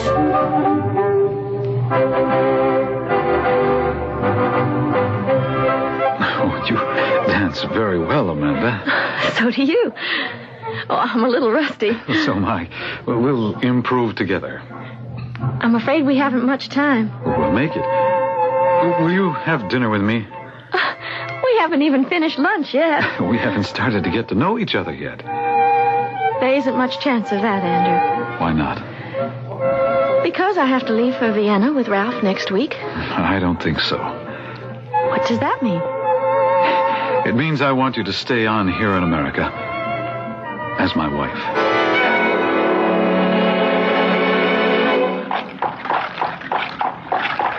I'm immensely flattered, Andrew, of course, but it's quite impossible. You can't refuse me, Amanda. I need you. You need me. We need each other. But we've just met. We could very shortly be separated forever. But we don't know anything about each other. Well, that can be remedied. First of all, let me say that I know a great deal about you. You do? I do. Well, you were born on the family plantation at Stanford, Maryland, in 1876 or 77. Your brother's a little vague about the date. That's Ralph. It was 76. Well, now I know even more about you. You have no other brothers and sisters. You love horses and to ride. And when you were 19, your mother died and you took over running the house. 2 or 3 years later, your father was stricken and you took over all the nursing chores. You stayed with him until his death 3 weeks ago. So you see, I do know quite a bit. About me. But what do I know about you? Oh, anything you want to. I'm 28. My father was thrown from his horse when I was 25, and, well, he broke his neck instantly. I took over the family business, lumber, and shortly before his death, we'd all taken a trip to Mexico where I met a girl named Margarita Valdez. We fell in love and were married as decently after my father's burial as we could. Within a year, she contracted a wasting illness and died a little over 12 months ago. There were no children. But you loved her. Yes, I did. And since she died, I haven't thought about life as being much worth living till I met you. Oh, I kept up the pretense because of Mother and Jenny. Jenny? Yes, my little sister. I guess life has been harder on her than all of us. She was born and still is a deaf mute. Oh, I'm sorry. For everything. For Margarita. Did you love her very much? Yes, for the short time I was allowed to. But that's past and buried with her. Life must go on. I've tried to tell myself that since Father died. But somehow, I didn't have much interest until... Oh, say it. Go on, Amanda, say it. Till I met you. Oh, I knew it. I could see it in your eyes.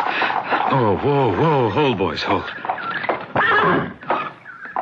Then will you marry me? Oh, Andrew, give a girl a chance. No, not on your life. I'll keep after you till you say yes.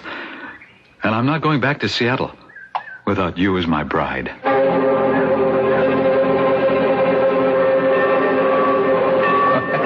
I'll never believe it. You actually did it, you two. Oh, thanks to you, Ralph. My brother Cupid with the unerring name. Well, I'll just run one more check on the luggage and give you two a chance to say goodbye. Well, goodbye, sis. Oh, Ralph, I am doing the right thing, aren't I? He is really as kind and sweet and gentle and loving as he has been this last week since he met me. He's just as you find him, honey. You got nothing to be afraid of. You're not, are you? Of course not. This is one bed I made that I don't mind lying in.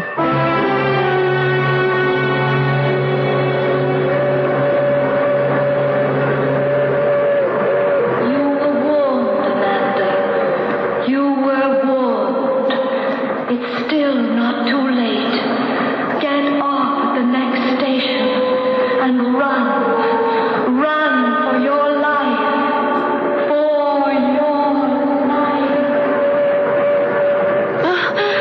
Oh, I'm sorry, darling. I didn't know you were asleep. I wasn't. I didn't think. Oh, I didn't mean to take so long. There was some trouble with our dinner reservations, but it's all straightened out.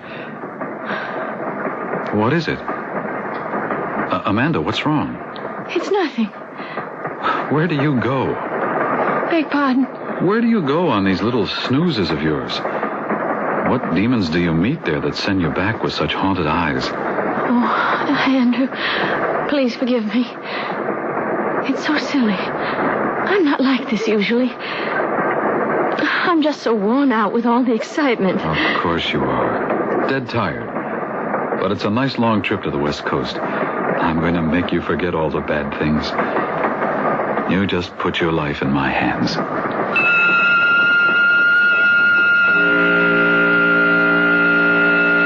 Now I wonder, can we take Andrew at face value?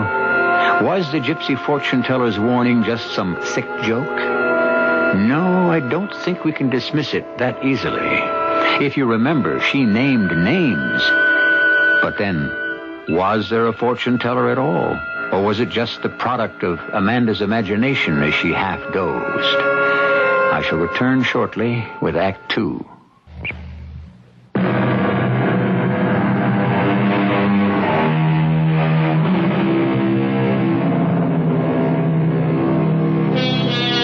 It's hard to imagine the magic of a cross-country train journey at the end of the last century. With all its inconveniences, it created a special world. The muted pungency of the coal smoke, the lulling rhythm of the wheels clicking on the track joints, the countryside flowing by endlessly, soothing the senses and pleasantly numbing the passenger in a delightful dream. By the time Amanda arrived in Seattle, after the close quarters of the last 7 days with her new husband, she had lost all doubts and fears. That's Glenlewin. The house my father built. But it's enormous. The Welsh tend to have dreams of grandeur, Amanda. Oh, it's fantastic. With all the curlicues and ornate moldings, it looks like gingerbread. San Francisco Victorian. The last word in its day. What's that big square turret with the high roof and all the dormer windows? Oh, that was my father's retreat, his sanctum sanctorum. Nobody uses it anymore. It has a terrace around it. Well, the view of Puget Sound must be magnificent from that... what is it they call it? A widow's walk. We call it a captain's walk here. But the name is academic, since, as I say, no one uses it anymore. Well, that's enough about the house. Let's concentrate on all the people who live in it that you're about to meet. Your mother. I hope she likes me. How could she fail? And my sister Jenny. I hope she will love me as much as I want to love her. You'll be wonderful for Jenny. You're just her age. And don't let her handicap affect you. Jenny manages her own world quite well. Now remember, if you face her as you speak, she can read your lips. I will remember that without fail. And who else will be there? Oh, Higby, the butler. The autocrat of the house, the backbone of the family. It's very important to have him approve of you. Are you implying that I won't measure up? As if I'd ever. Let's see, who else? Oh, Mrs. Malone, the housekeeper. Oh, you'll love her.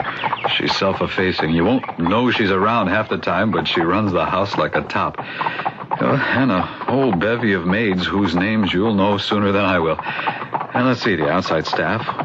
Old Tom, the gardener, Ned, who takes care of the horses, and the stable boys. So many people. I feel like a queen. You are. Oh, look. All your loyal subjects are lined up on the porch waiting for you. Let me be the first to welcome you, Your Majesty. Mrs. Trevelyan has prepared... Oh, I beg your pardon. Well, for what, Higby? I was referring to the madam... that is, I mean Mrs. Trevelyan Sr., not your lovely bride. Why, thank you, Higby. I shall treasure that compliment. No more than the truth, Mrs. Trevelyan. Well, to settle the business of names and protocol, Higby, you may inform the staff that my wife is now the madam. My mother is Mrs. Trevelyan Sr., and... what is it that she's done? She has prepared a residence for you and your wife, sir, in the West Wing. Well, what was the matter with the old quarters? Well, I would imagine Mrs. Trevelyan Sr. felt that under the circumstances, you and Mrs. Trevelyan would feel more comfortable in fresh surroundings. Well, it doesn't matter as long as Amanda and I are together. All right, Higby, you can... have our bags taken up to the new suite. I will arrange for that immediately, sir. Where are Mother and Jenny? Well, your mother has had a slight cold, and it was thought better not to have her outside in the chill to greet you. They're waiting in the library, sir. Come on, Amanda. Let's beard the old dragon in her den. Oh, don't call her that. From all you've told me about her, it isn't true. I know. She may breathe a little fire, but she doesn't bite. Oh... I hope they like me and accept me. Just be your own adorable self and all's well.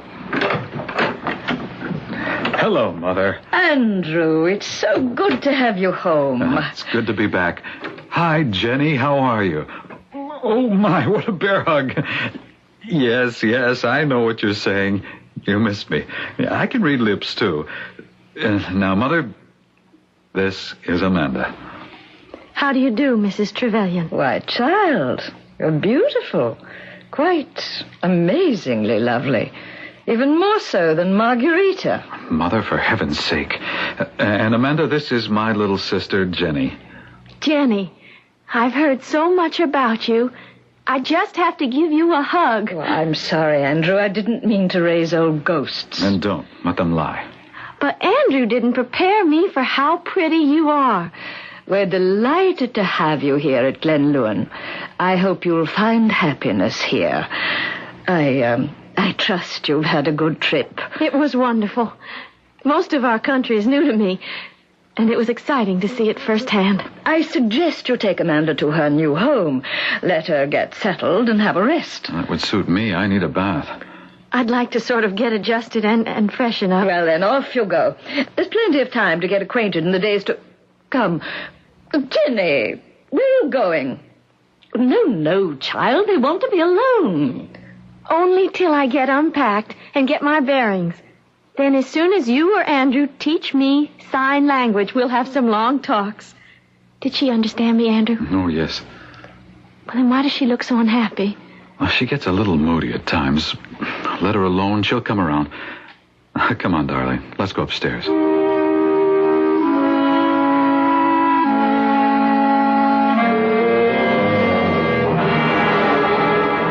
What are you looking at, Amanda? Just the view. It's stunning. Overwhelming. How high are we? Oh, 500 or 600 feet above the Sound. Right on the crest of the hill. It makes me dizzy to look down. I'm so used to it, I didn't notice. Maybe it's better we're here on the terrace side. The front of the house is built right up to the edge. It's a sheer drop all the way down. Andrew, you look ill suddenly. No, just a ghost crossing my grave. Don't mind me. A couple of memories still to wash away. Oh, I wish we had time for a ride before dinner. Oh, I'd love that. Well, it's silly. Our clothes are still packed. I'd have to check the horses out. Not too late for today. We'll have to make it tomorrow.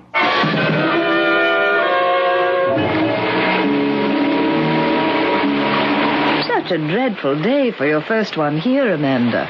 Oh, I don't mind rain. It's exciting. I'm just sorry we couldn't have the ride we planned. Oh, the rain's much too heavy for that.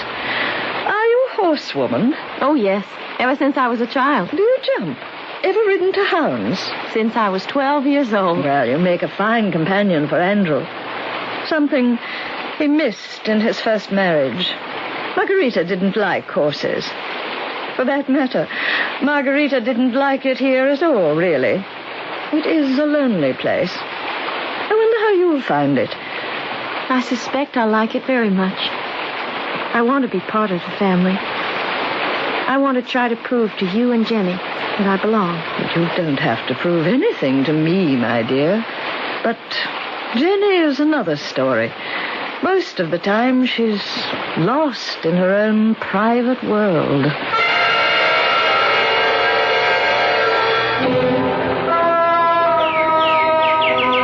Hello, Jenny.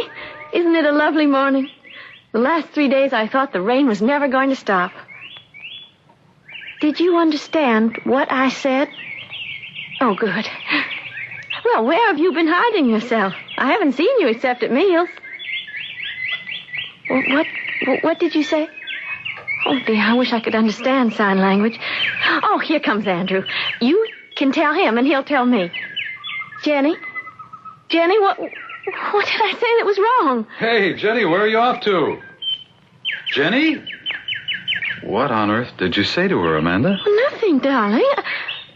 I mean, I just asked her jokingly where she'd been hiding herself the last 3 days, and she took off like a startled deer. Oh, well, you'll have to get used to her. She has her days when she disappears like a little animal and holds up somewhere. Well, come on, darling. The rain's over and the sun's out. Time to cheer up. How'd you like to go for that nice long ride? That's just what I need to lift my spirits.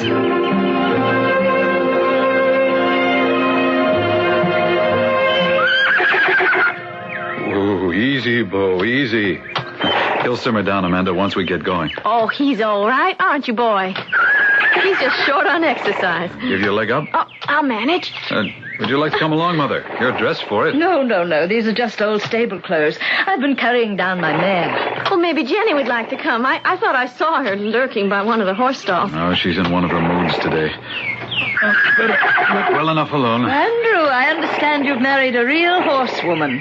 Why don't you run her over the South Trail? Oh, too many jumps, Mother, when she's not used to the horse. Why, Bo and I are bosom pals already. Besides, after being cooped up in the house for 3 whole days, a few jumps are just what I need to work off my frustrations. Okay, if you're game, we'll head straight between those 2 big sequoias. All right. Catch me.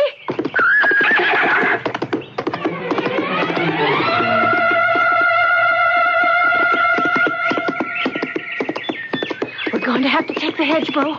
Easy does it. Now duck and hop. Ow! Ow! Amanda, are you all right? Amanda. Oh, I'm all right. I just sprained my ankle, I think. What happened? The stirrup leather broke just at the top of the jump. I was thrown and landed on my ankle. Oh, I hope I didn't break it. You could have broken your neck taking a chance like that. Here, now, put your arm around my neck and we'll get you back to the house and call the doctor.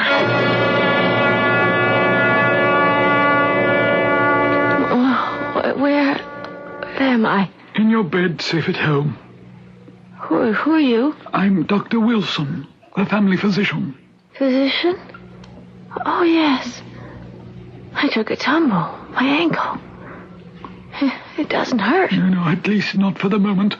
I've given you something to sedate you, but it's a bad sprain, going to keep you off your feet for quite a few days. But it's not broken. Oh, no. You're very fortunate after such a bad fall. Well, I think you should rest now. You've had a very bad shock. I can't do anything else. I'm so sleepy. I can't keep my eyes open.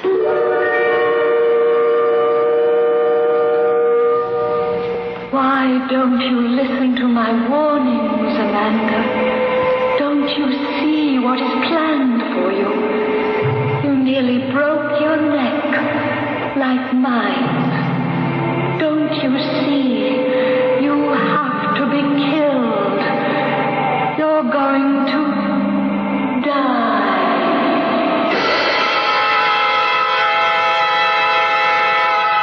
Curiouser and curiouser, as Alice in Wonderland liked to remark. Is someone trying to kill Amanda? If so, who? Andrew? Jenny the deaf-mute? Or Mrs. Trevelyan? And why? Who is the mysterious warning voice? Or is it perhaps only a fevered product of a girl emotionally disturbed? I would hope that all of these questions can be answered when we return with Act 3.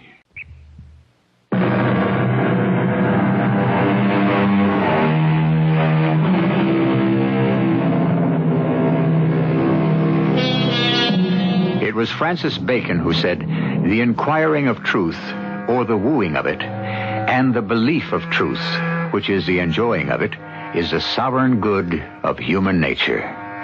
Now you, along with Amanda, are going to follow his statement and hope that in the revelation of it, it will have been worth the inquiry. Amanda has slept 3/4 of the clock around and finally awakes to find her husband pacing their bedroom anxiously. Andrew? Oh, you're awake at last. Thank heaven. Why? What's the matter? I was afraid I wouldn't see you again. Darling, I'm not that sick.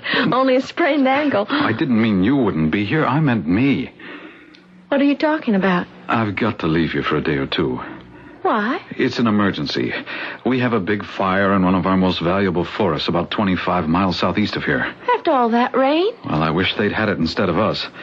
Every tree is tinder dry. I have to be there to help fight it. But how long will you be there? Until it burns itself out or we get more rain. Pray for both. You'll be all right while I'm gone? Well, of course, Dr. Wilson will be on hand to check your ankle. Higby and Mrs. Malone will run the house. And, of course, Mother and Jenny will be here to look after you while you're bedridden. Of course. You understand, I have to go. Yes, darling. You'll feel quite safe while I'm gone? Why shouldn't I? Just tell me one thing before you go. What, Amanda? How did Margarita die? What? Oh, why, I've told you. It was after a long illness. That's what caused her death. Of course. Well, now I have to go. Goodbye, darling. Goodbye. Till I see you again. Well, here comes Higby with your breakfast. He'll take care of you till I get back, won't you, Higby? Oh, you may be sure of that, sir. Back as soon as I can, darling. Hurry. Will you have the tray in bed, madam? Oh, I'd rather sit up, but I do feel a little shaky still. I'd better have it in bed. There you are, Mrs. Trevelyan. Higby, maybe I have no right to ask this question. But would you tell me how the first Mrs. Trevelyan died? I mean, Andrew's first wife. Hasn't Mr. Trevelyan told you himself? He said of a long, wasting illness. Was that all? Yes. I would rather you ask Dr. Wilson about that, madam. It's not really my business. Well, the ankle's doing very nicely. Better than I expected. You haven't tried putting any weight on it? Not yet, Dr. Wilson. Well, it might be a good notion just to test it. Shall we try? Of course, if you think so. I'll help you to stand up. There. Now, what's the verdict? I'm not sure. Oh! Pretty tender, eh? Oh, yes. And still, in a pinch, you might be able to move on it. I suppose I could. Yes, that's good. Why would I want to?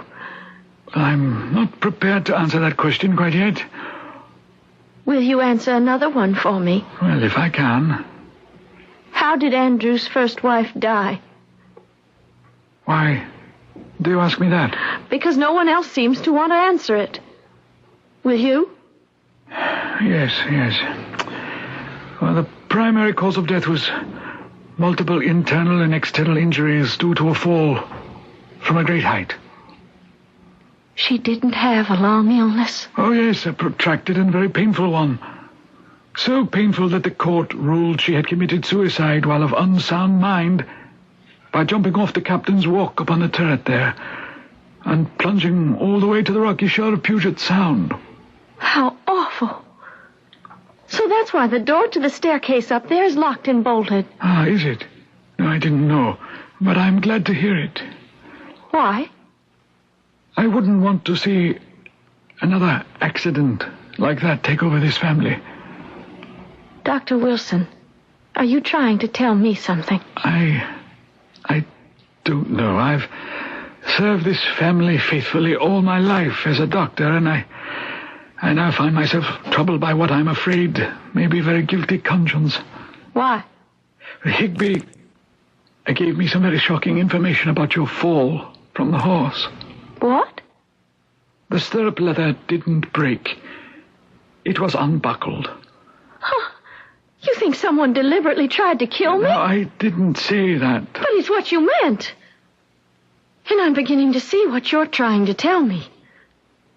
That Andrew's first wife was being systematically poisoned, and when that didn't succeed, she was pushed to her death. I'm not sure what I think. I had no proof. Wasn't an autopsy performed? The family was against it, and I didn't want to cause them any more concern at the time. I didn't insist. This time I intend to be more careful. But who would want to kill...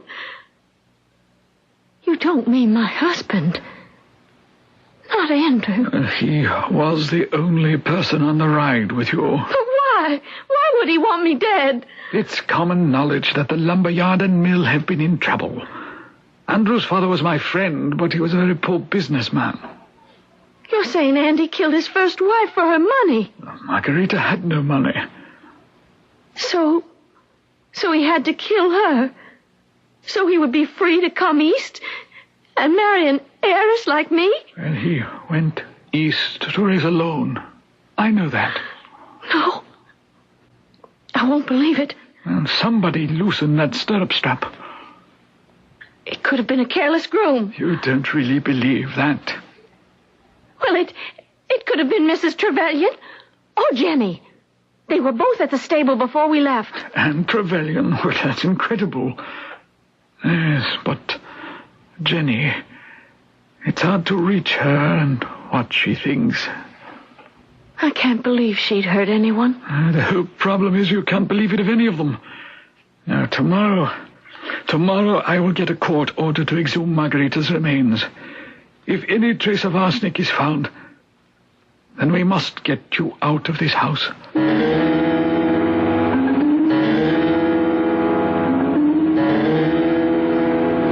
Wake up, Amanda. Who is it? You know who it is by now. Oh, yes. I suppose I knew it all along. You're Margarita. Yes.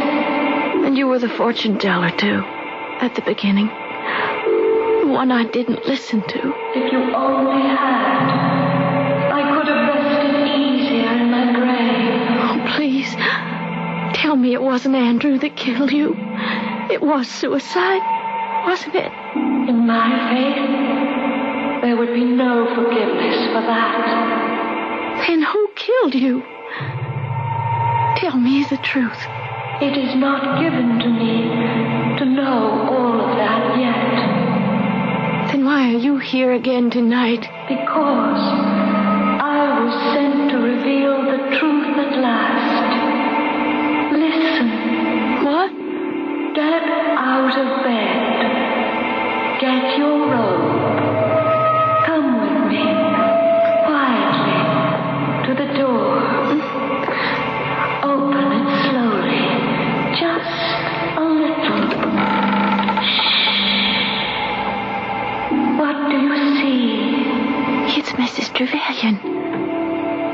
going toward the turret stairs.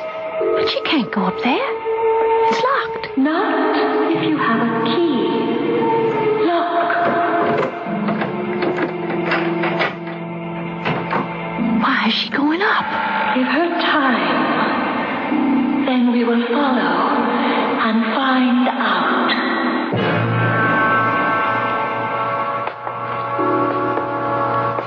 It's so dark.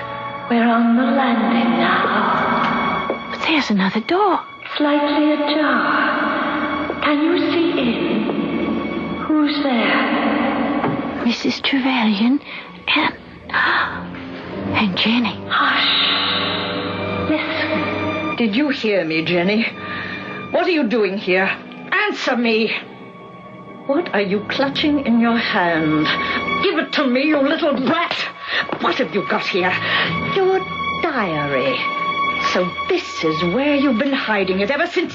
Give it to me. Now, just let me turn to that date and find out.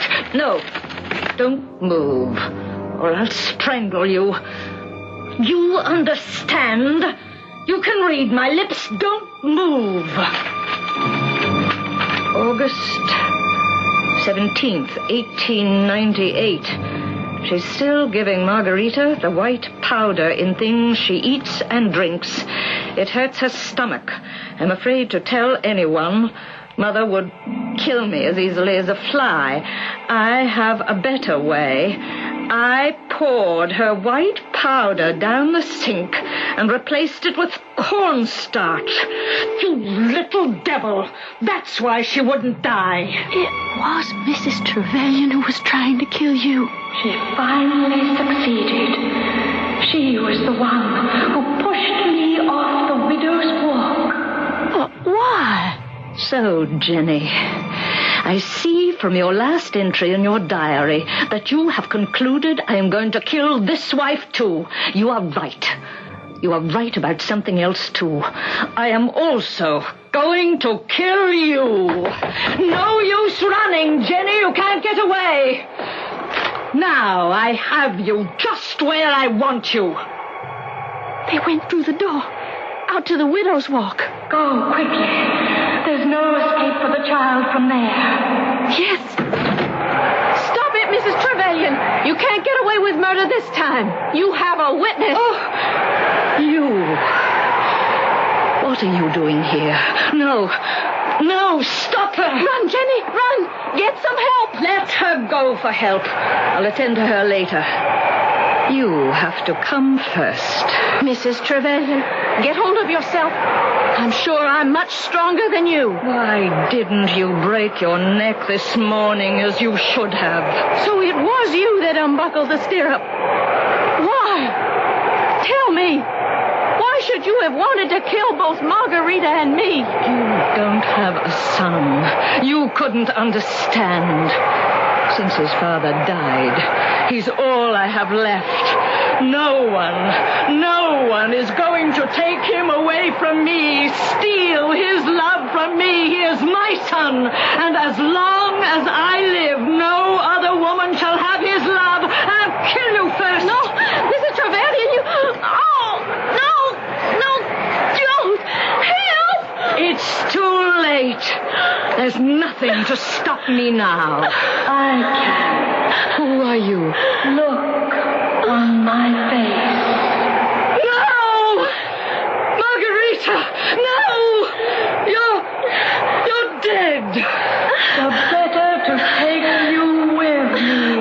Oh,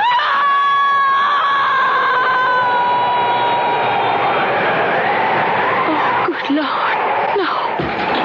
Madam, are you all right, madam? Oh, yes. Oh, let me lean on you, Higgins, please.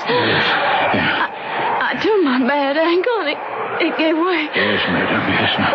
But where is Mrs. Trevelyan? She went over the parapet. All that long way down. I understand, madam. Have no fear. The secret will remain with me. I didn't push her. She just fell. Suicide? Retribution. Sleep in peace, Margarita. At last.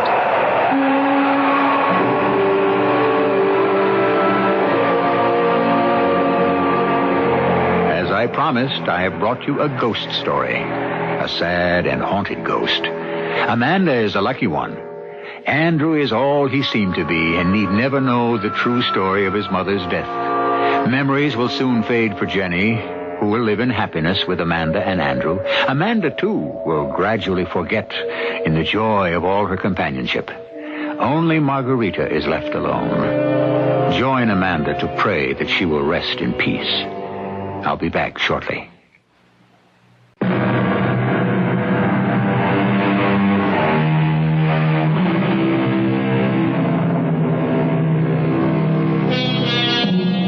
There's nothing either good or bad, but thinking makes it so.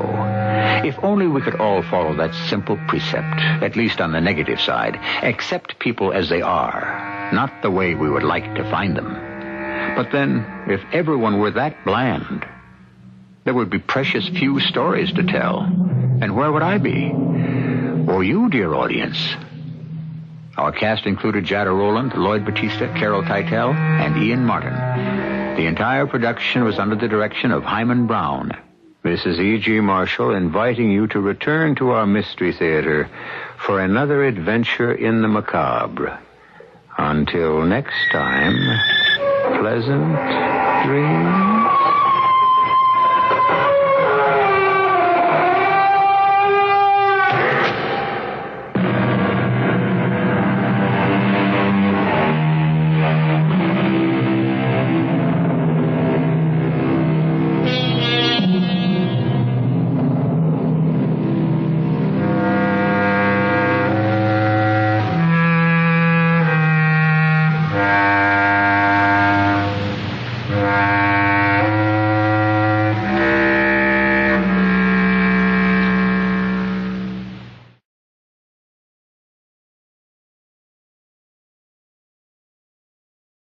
The CBS Radio Mystery Theater presents...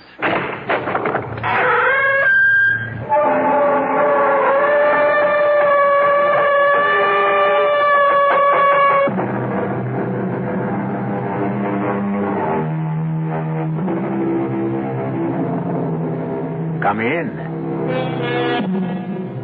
Welcome. I'm E.G. Marshall. Welcome to the sound of suspense. To the fear you can hear, to the world of terrifying imagination. They say, hell hath no fury like a woman scorned. And perhaps it's true. But the question is, how long can that fury endure? How long can the passions burn?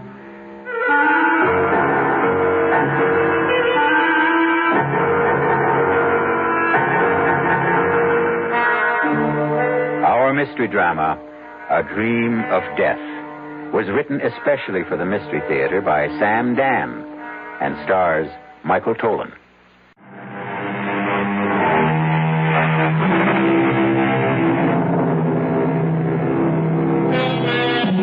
Sometimes a few notes of an incomplete melody may steal through your head.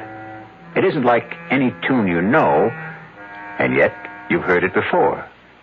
For no reason, a name, a noise, an aroma may evoke a dim and distant memory. A memory of a place you cannot clearly remember, but it's a place you cannot completely forget. A great poet said, "Life is a dream, and even dreams are dreams."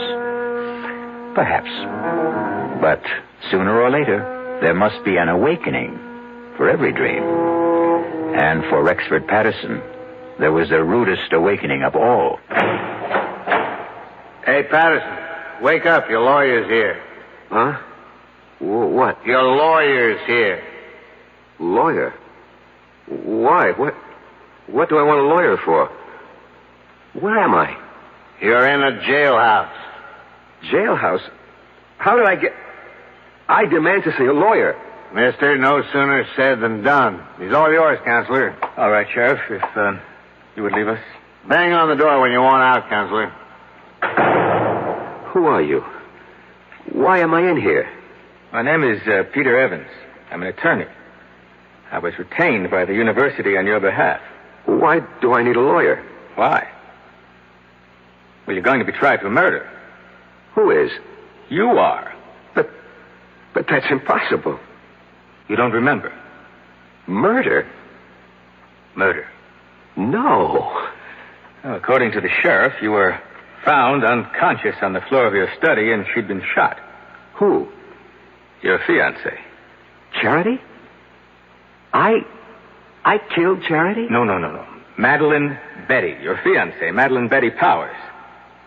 Who's Charity? Charity Youngblood. She was my fiancée. You had two of them? Look, we know you were engaged to Madeline Betty Powers. Now you say you were also engaged to a Miss Charity Youngblood? Yes. Well, what happened to that engagement? I broke it. Was the parting amicable? No.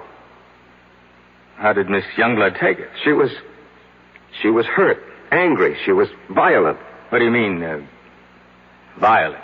She swore she would make me regret it. She swore she would have her revenge. Can you prove any of this? Oh, yes. How? I have it in writing. Well, now, this may throw a new light on the case. When did you break your engagement to Miss Youngblood? When? About 200 years ago. Good. You see, if we can produce written evidence... When did you say you broke this engagement? I was killed at the Battle of Monmouth in 78. And 3 years before that would be, the early spring of 1775.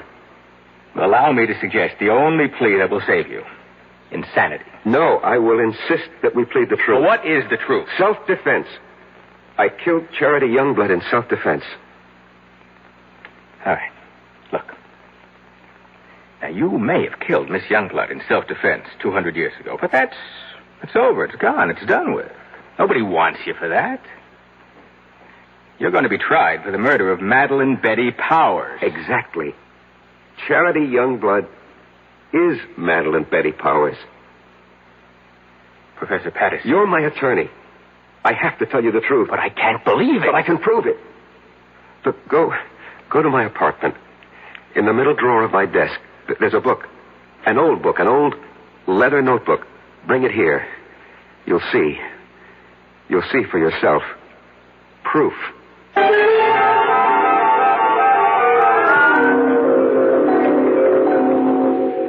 You read the book? Yes. It's a diary kept by a girl named Charity Youngblood, daughter of a Connecticut gunsmith during the Revolutionary War. She was jilted by a young officer named Eli Wallington. Naturally, she was quite upset about it. But where is the proof you promised me? I was that young officer. I was Eli Wallington. Look, Professor Patterson, if I'm to represent you, you'll simply have to tell me... The truth. I know the truth. But I tell you the truth and you refuse to believe me. It's impossible to believe you. Impossible. That's the key word. Well, today's commonplace was yesterday's impossibility. People said it was impossible to transplant a heart, impossible to walk on the moon. You're talking about reincarnation. Last summer, I stopped at an antique shop in central Connecticut. Heaped high on a counter was a pile of old pictures, letters, books. I picked up that little notebook, the one you're now holding. I read that name, that hand-lettered name, Charity Youngblood. And suddenly I felt as if I'd been stabbed through the heart. I knew that name. I knew that name. Please, Professor Patterson. No, don't tell me to be calm. Don't humor me. Just listen to me. I knew that name. I knew the girl. I knew the time. I knew the place. Turn to the page where she describes how he proposed to her. Just don't see how Just do it. All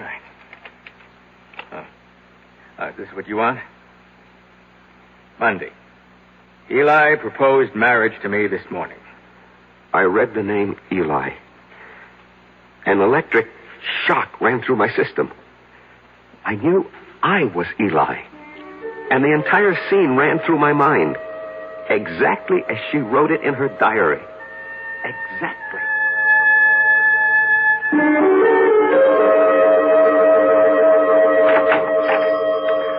Good morning, Charity. Oh, it's the high and mighty Lieutenant Eli Wallington. Come to see my father? Well, that pistol of yours isn't ready. I've come to see you, Charity. I've been foolish. It doesn't interest me. Charity, I love you. Oh, yes, you love me. Believe me. Oh, I believe you. You love me here. You love me now. But tomorrow you'll be somewhere else. You'll see someone else. You'll love someone else. Men are fools. We don't realize at first how important it is to have a woman who really loves us. And you love me. Please go. Marry me, Charity. Eli? We'll have the banns on Sunday and marry the week after. Now, come, close the shop. We'll go riding this morning. But I promised Father... Let's be together this morning. Come with me. Oh, Eli, you're a scoundrel. Yes, Charity. But I'm your scoundrel. You must never forget that, Eli. Never forget that.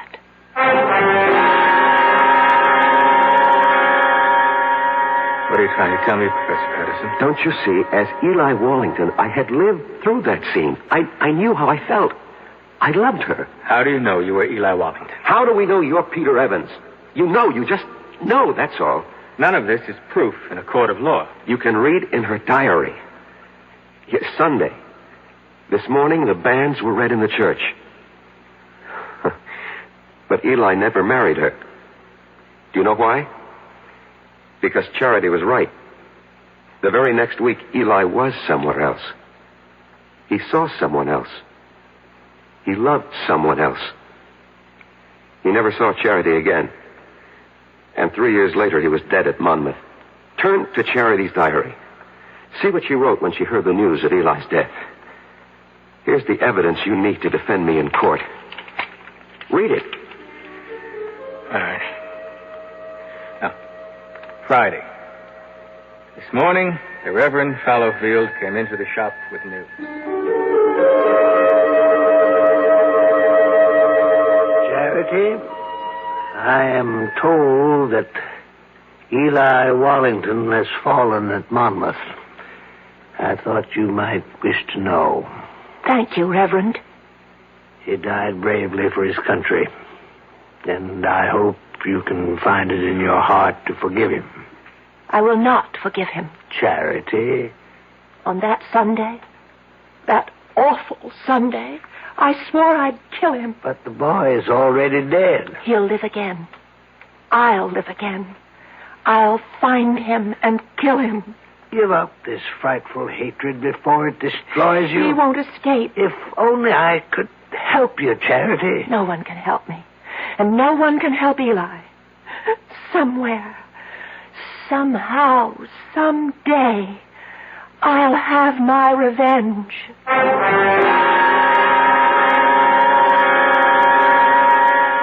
And when I picked up that diary in the antique shop, Mr. Evans, I was almost frozen with terror. I knew I had come back. Why shouldn't she? But you know something? After a while, I began to laugh at myself. Why? Well, for the same reason you're probably laughing at me. After all, we live in the modern, rational 20th century.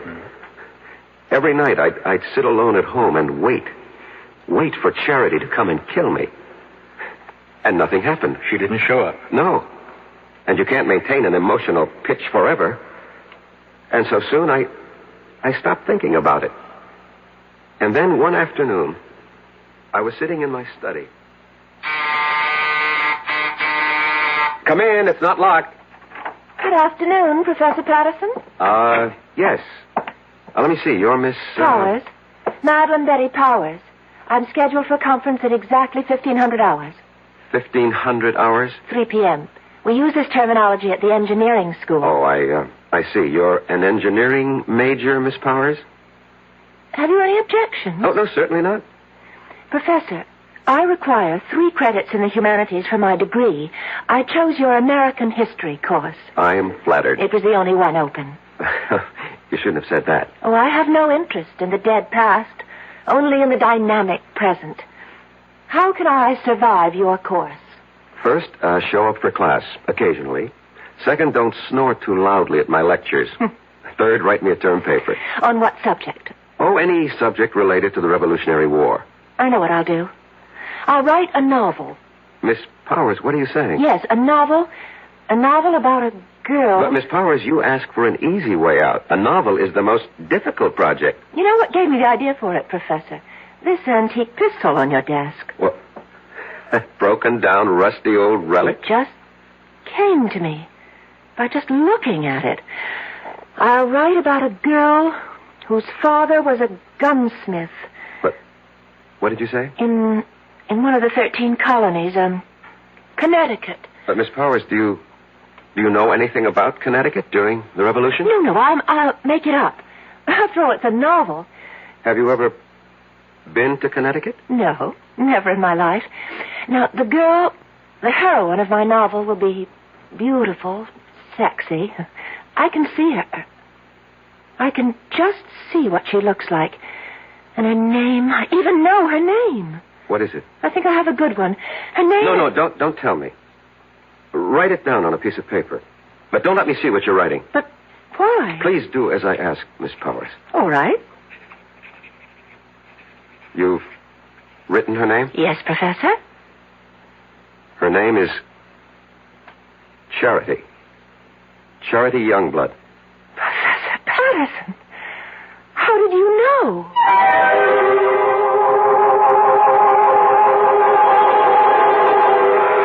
How does he know? Funny how these things work out, no?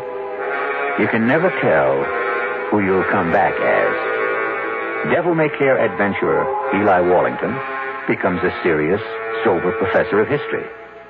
Sexy Charity returns as a budding lady scientist. But she still has a mission. Murder. We'll return shortly with Act 2.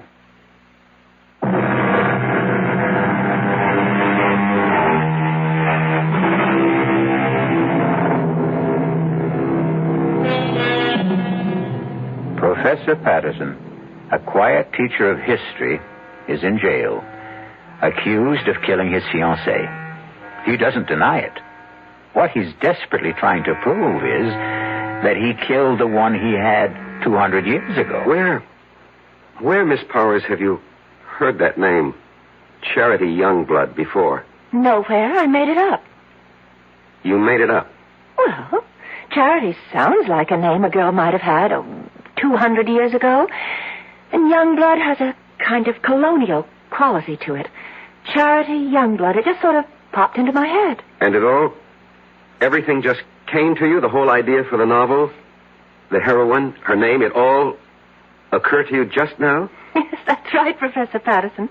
I simply can't account for it. It has no scientific basis. But suddenly, I have feelings that I've never experienced before. What sort of feelings? I can't describe them. Vague ideas, hazy pictures. Of what?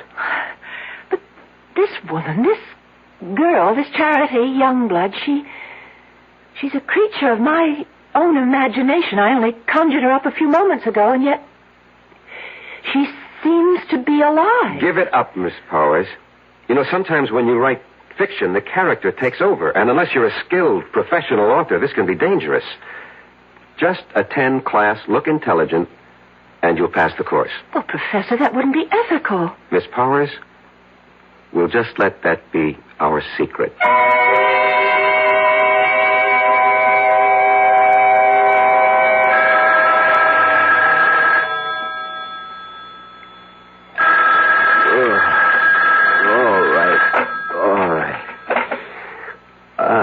Hello. Professor Patterson, this is Miss Powers. What? Miss Powers? Madeline Betty Powers. Did I wake you? I'm sorry. I know it's midnight, but I must see you at once. Please. Well, Important. Where? Well, I'm calling from the all-night cafeteria at the Student Union building. I'll be there. Oh, thank you, Professor.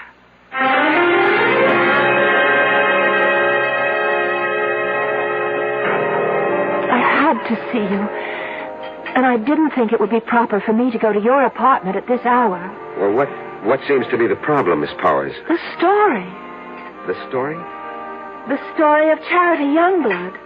Well, I thought we decided to drop it. But that's the problem. I can't seem to get it out of my mind. Well, I'm sure you... It's taken over. I can't think of anything else. Well, I'm obsessed by it. This girl, Charity Youngblood. I know her so well, I sometimes think... No, you'll laugh. No, tell me. I sometimes think she's me. Well, of course she's you. What are you saying? Well, when you write fiction, every character has to be yourself in one form or another. No, it's more than that. It's a feeling in my bones. I seem to have an urge to do something. What? I don't know. But I keep writing. Now, I've written 20 pages so far, and most of the time it doesn't even seem that I'm the one who's doing the writing. I get the feeling that I'm just holding the pen, and my hand is being guided. I'd like you to read what I've written so far. Please. Miss Powers, you've been working too hard. No, I just feel that something is happening to me. I seem to feel I have some sort of mission. What kind of mission? Well, I don't know.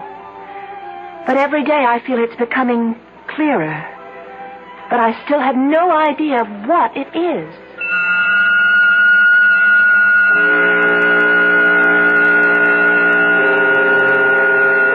And every day, Mr. Evans, she would hand me a chapter of her novel.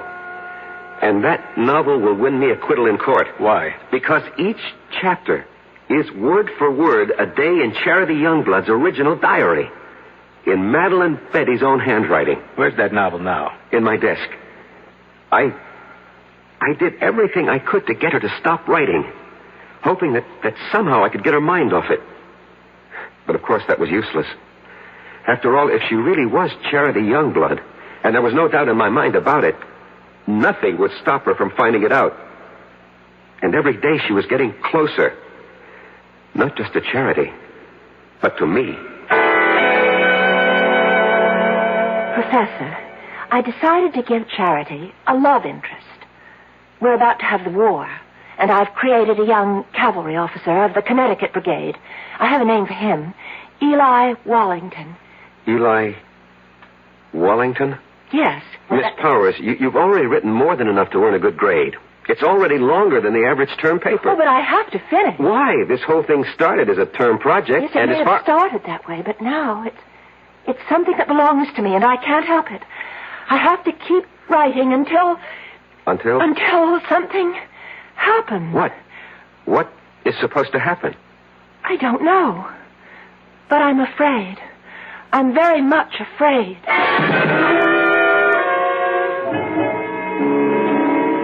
I was afraid too, Mr. Evans.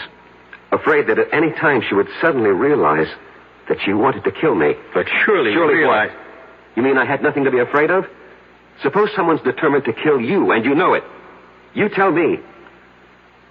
You know what I think? Although it's academic now. I think you should have gone to a psychiatrist. I did. I went to the top. I went to the head of the Department of Psychiatry at the University Hospital.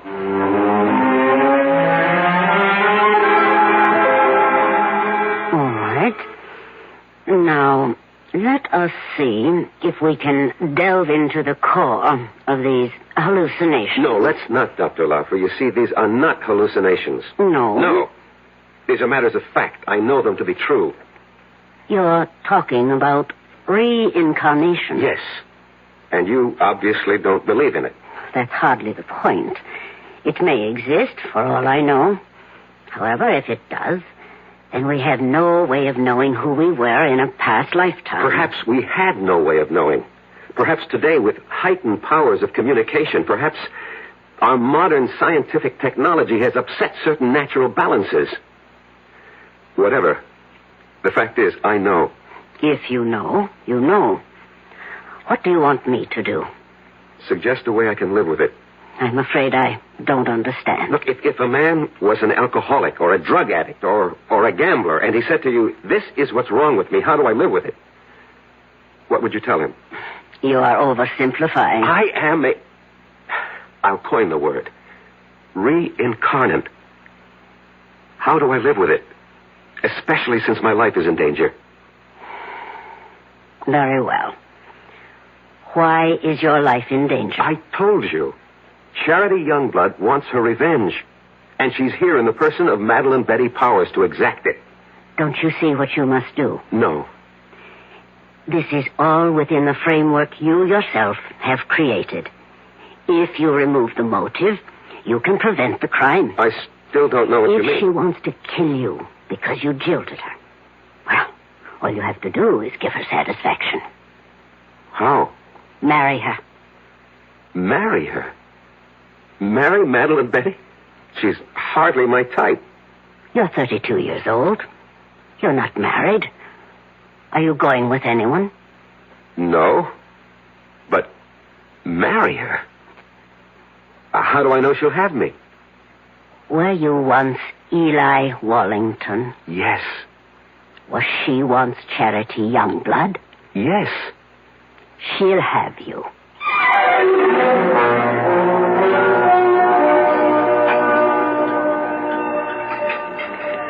Oh, Professor Patterson, you really didn't have to take me to dinner. Well, our conference ran late. We have to eat. Well, I mean, to a place like this. Well, this is a very nice place. Or so I thought. Oh. Would you care to dance? Oh, no, thank you. I dance rather poorly. Oh, I can't believe that. Why can't you believe it? Because you're so charming. I don't think so. At least no one ever told me that. But I think so. Do you? Why? Well, it's a subjective thing. I lied to you just now. I said I dance poorly. The truth is, I don't dance at all. Now, how is that possible? Girls who don't get asked usually don't bother to learn. I don't know why I'm telling you all this. It's just that since the day I met you, I started thinking. I don't know how to describe it. What were you thinking? Oh, crazy things. That is, for me. I suddenly wanted to write a book. Why, I'll never know. And I began thinking of a girl who lived hundreds of years ago in a place I'd never heard of. I can't understand it. Madeline Betty, maybe I can help you. Would you, Professor Patterson? Rex. Go on, say it. Call me Rex. Rex. I've also felt something since the time you walked into my study for conference. And I've been trying to analyze it. And I finally discovered what it is. It's love. Professor Patterson. Rex. And so I'm asking you, I hope that you will marry me. If you're going along with what Rex believes, they're playing the scene again. Rex and Madeline Betty have now reached the point where Eli proposed to Charity. Charity said yes, but will Madeline Betty? Yes or no will be the first word you will hear when we return shortly with Act 3.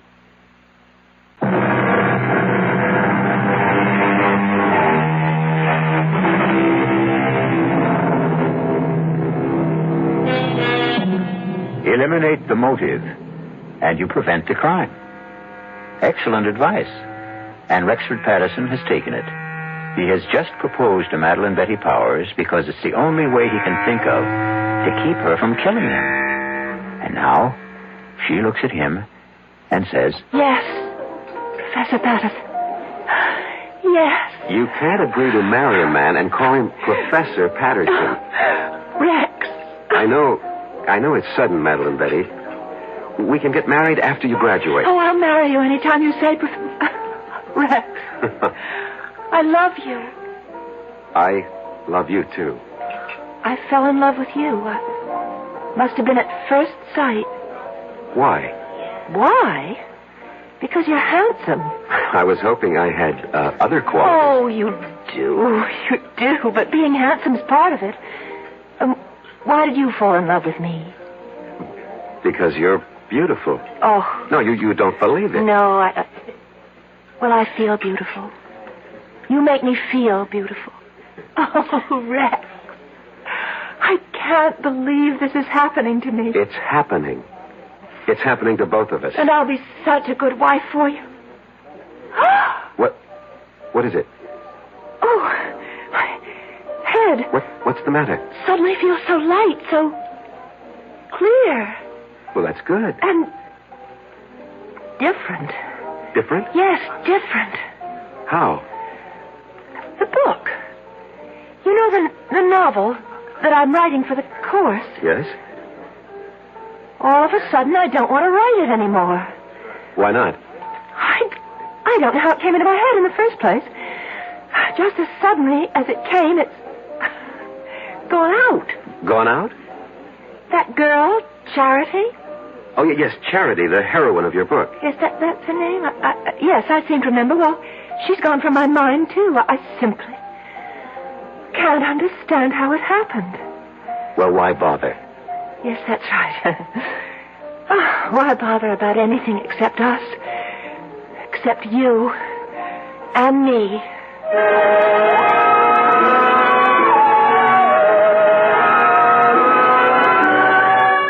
So you proposed to her professor and you were accepted. She seemed happy. Apparently you were reconciled. What was the problem? The problem was, Mr. Evans, I didn't really love her. Just as Eli didn't really love Charity. But within the theory you'd set up... Don't call it a theory. It's a fact. Oh, whatever, but this is what you had to do. You had to marry the girl. And I tried hard. But she made it impossible. She was... What did she do? Nothing, really. She was just so grateful to me. You pay attention to a wallflower, and what you create for yourself is a clinging vine. A vine that can strangle and suffocate you. And besides... Yes? Besides, there was Susan Miller.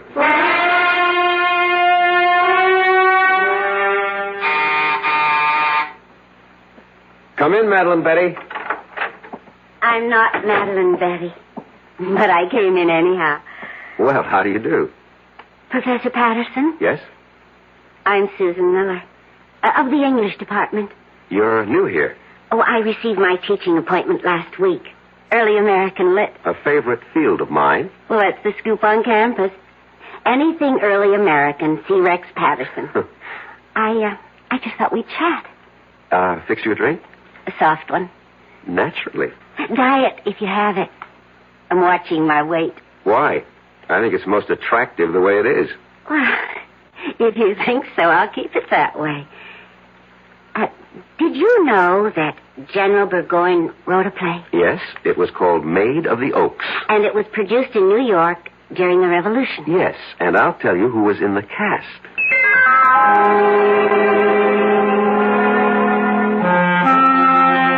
And that's how it all started, Mr. Evans. Easy, relaxed, delightful. There is such a thing as love at first sight. And it was there for both of us. But Madeline Betty. Madeline Betty. Well, I knew I had to do something about her. Yeah, exactly. So you killed her. No, that's not the reason. You wanted to marry Susan Miller. It never reached that point. I mean, we didn't get that far. But the prosecution will know about Susan Miller. No, they don't have to. No one really knew. No one? No one. Except Susan, myself, and Madeline Betty.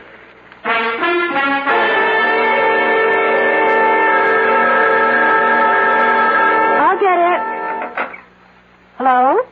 Hello. Is Rex, Professor Patterson there? Oh, who's calling? This is Susan. Miss Susan Miller. Rex, it's for you, Miss Susan Miller. Oh, thank you, Madeline. Yes, Susan? Rex, how about a drive in the country? I have considerable work to do. But I thought you had nothing to do all weekend. So did I, but, I have this research project. I see. Did your project answer the phone? No, it's nothing like that.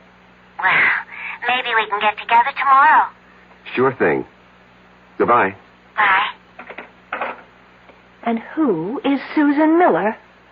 She teaches here. I'll bet. What does she teach? English. You could look it up in the catalog. I'm sorry. I'm so jealous. Forgive me. You're forgiven. I just can't believe my good luck, that's all. Rex, you said you'd marry me any time I chose. Well, yes. Well, I choose now. Now? Well, next month. I want Mother and Dad and my sisters, and I have some cousins. I'd like to see the looks on their faces. The first Sunday next month. That's almost 4 weeks from now. Is that all right? Well, You haven't changed your mind, have you? But I had changed my mind, Doctor. I see. I wish I knew what doctors meant when they say, I see. Patterson, you are the one who set up the ground rules. You said she was Charity Youngblood, reincarnated to have her revenge. I know. I know. And using that, I suggested marriage. It was your only chance. I realize that, but you see, I really don't believe that anymore. You don't? I should have listened to you when you called it an hallucination. You agree with that now? I think I do. What caused this radical change? I'm in love. With whom? A woman. A woman? Yes, a woman. Not a girl, not an immature, neurotic girl, but a woman. A woman who is beautiful, intelligent, who has everything in common with me, who has something to offer me, just as I have something to offer her. And what of Madeline Betty or Charity Youngblood? Charity Youngblood was an adolescent delusion. You're hardly an adolescent. In many respects, I was. I fell in love with the idea of Charity Youngblood, this voluptuous creature, but... Yes. You grow up when you meet a real woman. As I said before, you're hardly a boy. It takes some of us longer than others. And Madeline Betty? What of her? She'll have to grow up, too. Somehow, all this, it doesn't seem fair to her. Life itself is unfair, Doctor. You make everything seem very neat. Somehow, I don't think you'll be able to unwrap the package as easily as you think.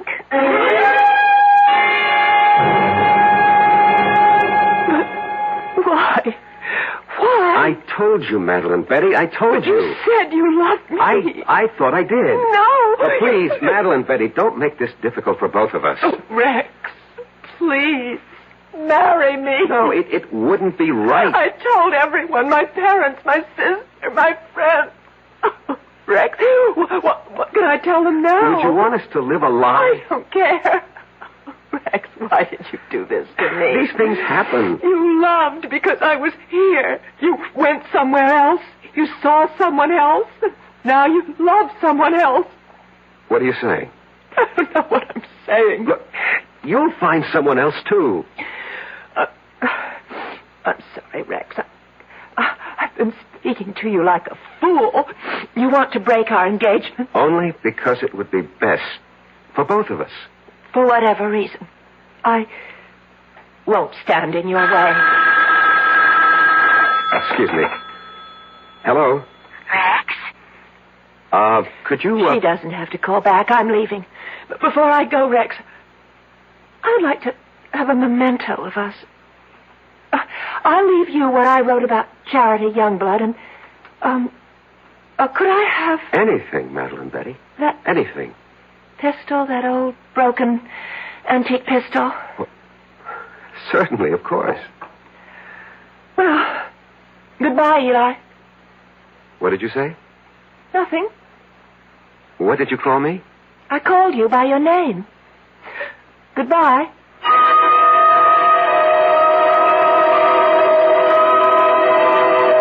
That night, Mr. Evans, she left the college. Her roommate called me and said Madeline Betty had disappeared. Didn't you feel that perhaps you should investigate? No. Well, to tell you the truth, I felt relieved. I thought she was embarrassed and had decided to go somewhere, and I I forgot all about her. You forgot?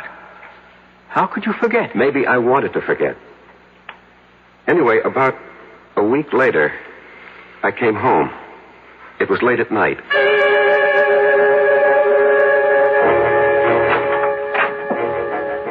Good evening. What are you doing here?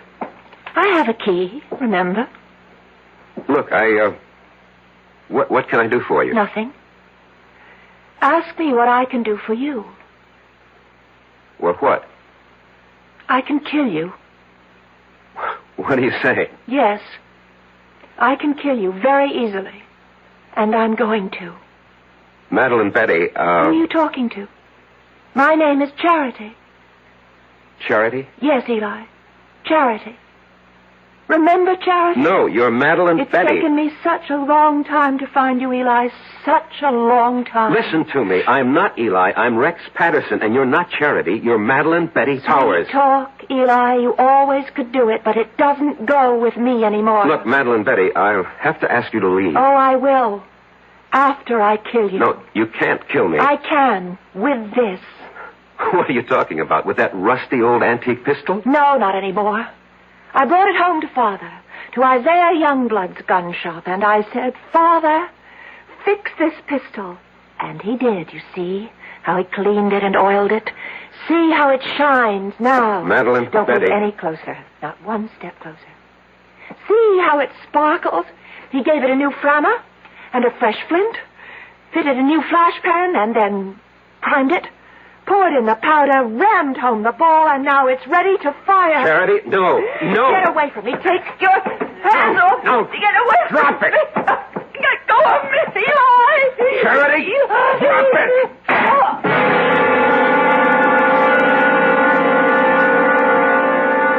We struggled for the gun, and at the last second, the barrel must have turned toward her, and she pulled the trigger. And that's your defense? That's my defense. You want me to plead that defense? I want you to tell the jury exactly what happened, why it happened, and the way it happened. Show them the written proof. You're sure that's what you want me to do? Yes, I'm sure.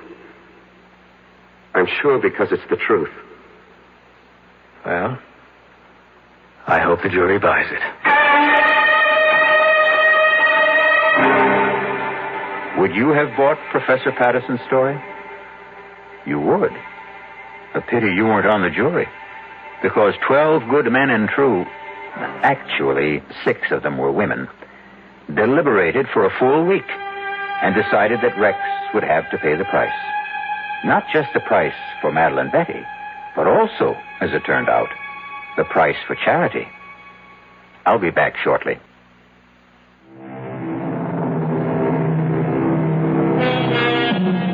Can a desire for revenge span the centuries?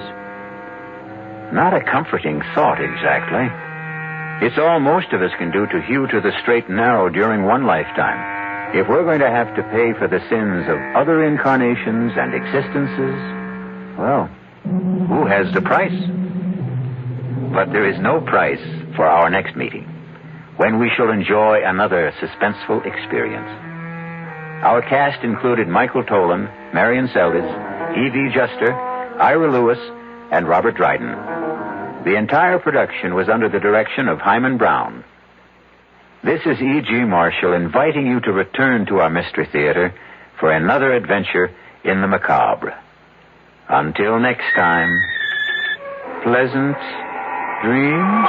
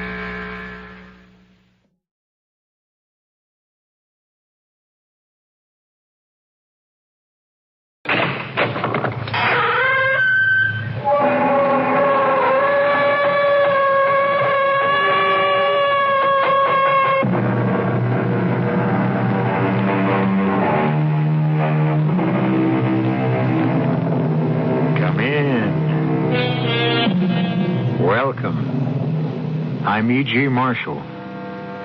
Do you believe in monsters? They exist, you know. The Irish giant in the Museum of Trinity College, Dublin. Dwarfs, which are stronger and live longer and usually have strong passions and acute intellect. The fabulous monsters of Guyana near Lake Parima, sketched in 1663 by Joost Segerman in his collection of voyages. Those are just a few examples which will lend credence to the story we're about to hear. I saw it, Billy Lee. I saw it. I saw the thing. Now take it easy. It was horrible.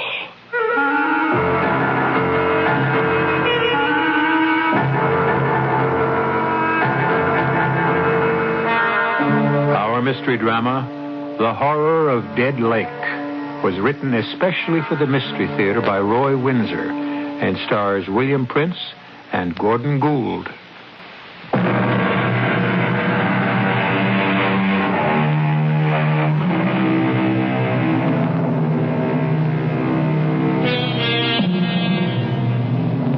Since the earliest times, monstrosities have attracted attention and have engendered the cloying fear we experience in the presence of the unnatural. The Loch Ness Monster, for example. Is it fact or fiction? The search for it still goes on. Cyclops? The monster with one eye? Oh, there undoubtedly was such a creature because there still are. Really. At a point where the nose sticks out from the forehead, there's a single orbital cavity with an eye in it. Well, in this tale, we encounter another deviate from nature when we discover the hideous thing that inhabits the dead lake. Claude, Yes? was it all right? Not too grim? No, it was all right. I know how much you loved your father. Well, he lived a long life, and he didn't suffer. The lawyer went over things and assigned them to me. The savings, the old house, that kind of thing. It was sad, come to think of it. But it's over now. You know, Polly, there's something I never told you because I'd forgotten about it, and so had my dad, for that matter. Oh? A castle in Spain? A map where the treasure's buried? You know, you're not so far off at that. My dad left me 50 acres of land near a small town in Florida, Orisville. 50 acres? Mm-hmm. And with land down there selling for a fortune? Well, not this land. There's something funny about it. A long time ago, back in the early part of the 18th century, a certain Silas Baxter, an ancestor of mine, was, I kid you not, a pirate. Claude. He must have run a pretty good ship, because when he left the sea, he bought those 50 acres and built himself a castle. He called it the Captain's Doubloon. A castle? Oh, not a great big one, but big enough. The history of the Captain's Doubloon has been handed down from one Baxter to another and was among my father's papers. I see. What I've been left is the Captain's Doubloon in a state of ruin, the acreage, and something named Dead Lake. Why? Because nothing lives in it. That's creepy. My father never had any interest in the property. I don't know if he ever saw it. But we do own a ruined castle and 50 acres of land. With a dead lake where nothing lives. That's right. Claude, we ought to sell it. I think so, too. You know, it's funny nobody has ever wanted to buy it. Maybe they did. But my father never said anything about it to me. Dead lake. Claude. Yeah? Let's go see it. You mean it? Sure. Florida's no big trip from Philadelphia. Can you get time off from your job? I think so. I could take off Friday, and we could have most of Friday and the weekend. I can't promise anything, Polly. The Captain's Doubloon is a ruin, and maybe the acreage is worthless. But what about Dead Lake? I'd like to know why it's dead. Wouldn't you? Yes. Tell you what I'll do. I'll telephone the lawyer who settled my father's estate. Maybe he can give me the name of someone to see when we reach Orisville. I don't think Orisville's much more than a widening in the road. I'm so excited. A deserted old castle, a dead lake. Makes chills run up and down my back.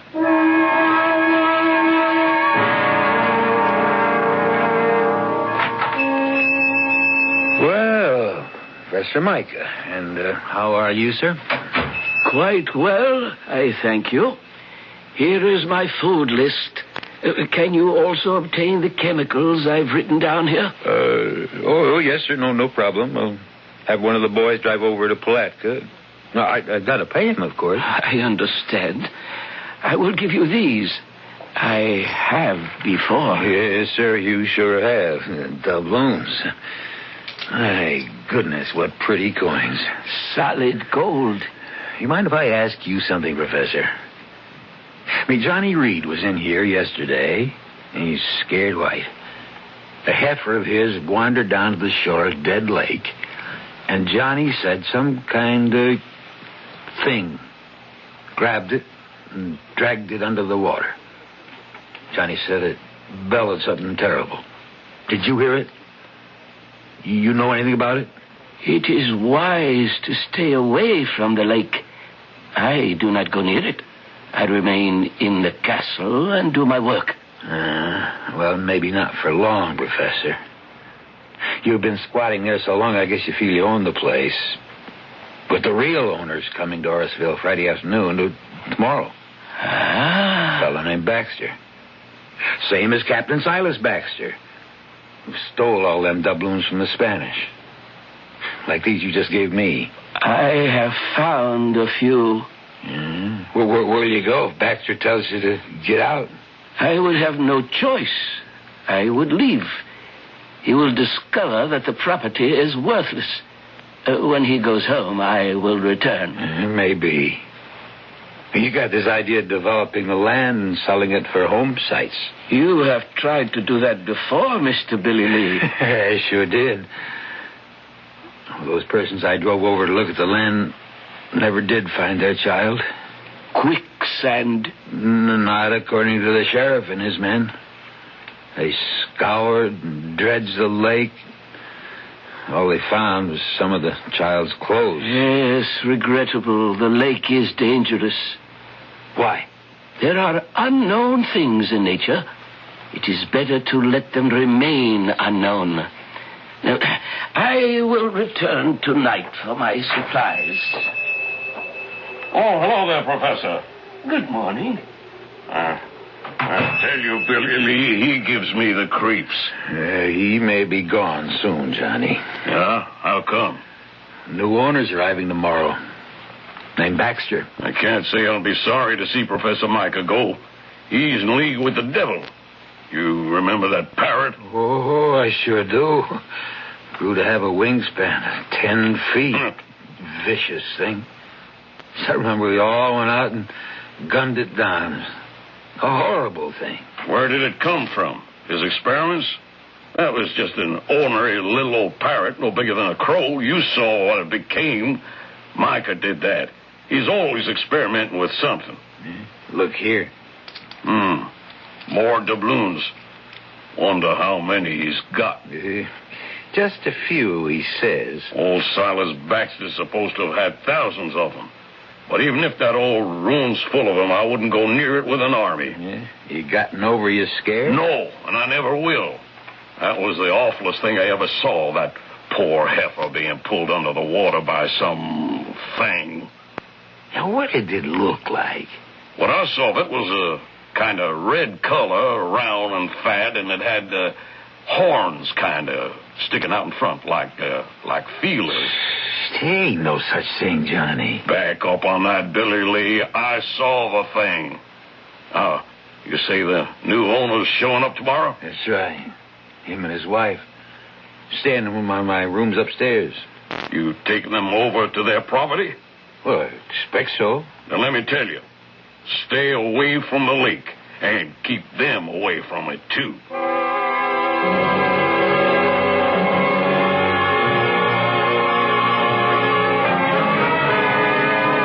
The room's lovely, Mr. Harrison. Oh, Billy Lee. Well, I'm pleased you like it, Mrs. Baxter. It's fine. I like your store, too. Oh, it ain't much. Just a general store. Got just about everything in it that folks around here need. Well, it's very nice. Not bad for a one-horse town. Horseville isn't much, but those of us who've been here all our lives, we like it. If you want excitement, there's Palatka close by, and St. Augustine's only 40 miles away. Nice country. We landed at St. Augustine and drove down. I enjoyed it. There's lots of pine, isn't there? Oh, sure is. Paper pulp. It's big business down there. And cattle. He's a rancher now. Hi, Johnny. Oh. Meet Mr. and Mrs. Baxter. Hello. Johnny Reed. How do you do? Mr. Reed, how are you? Baxters. You really interested in the captain's doubloon, Mr. Baxter? Well, I don't know. It's my property. I might want to sell it off or interest some developer. I should think it would be worth quite a fair amount of money. You look skeptical, Mr. Harrison. Why are you shaking your head? No, don't go scaring him, Johnny. That's just what I'm going to do. It's not fair to keep him ignorant. Is it Dead Lake? Now, how did you guess that, ma'am? Well, the name. There's something spooky about a lake that's dead. It's dead all right, except for one thing. There's something in it. Something I saw with my own eyes, and it's really something terrible. Oh, come on, Mr. Reed. I don't blame you, Mr. Baxter, for looking at me as if I'm escaped from the mental home. But a few evenings ago, one of my herd, a nice little heifer, went to the edge of the water of Dead Lake, and some awful thing grabbed it and dragged it under. A thing? What's a thing? Nobody knows, Mr. Baxter, but Johnny saw something. And strange things have happened down there before. Oh, and another thing, Mr. Baxter. For over 30 years, a squatter's been living in the ruins of the castle. A man named Micah. He was a professor. I'll tell you about him when we drive out. Spoke to him yesterday morning and said he'd probably have to clear out. He agreed, but you'll meet him. A professor? And he's a squatter? What does he do? You'll excuse me for saying it, Miss Baxter, but I think he consorts with the devil. Oh, that's a little hard to believe in this day, Mr. Harrison. He's some kind of scientist, always sending for chemicals to Palatka, to St. Augustine. He's, now what did he call himself? An something or other. Embryologist? What's that, Claude? It's a branch of science concerned with the formation and development of the embryo. Teratology is the study of deviations from the normal. By golly, that explains the parrot with the 10-foot wingspread. What? It's the truth. I can swear to that, Mr. Baxter. Half the village went gunning for it. We shot it down. Oh, it's not possible. Yeah, neither is that thing that lives in Dead Lake.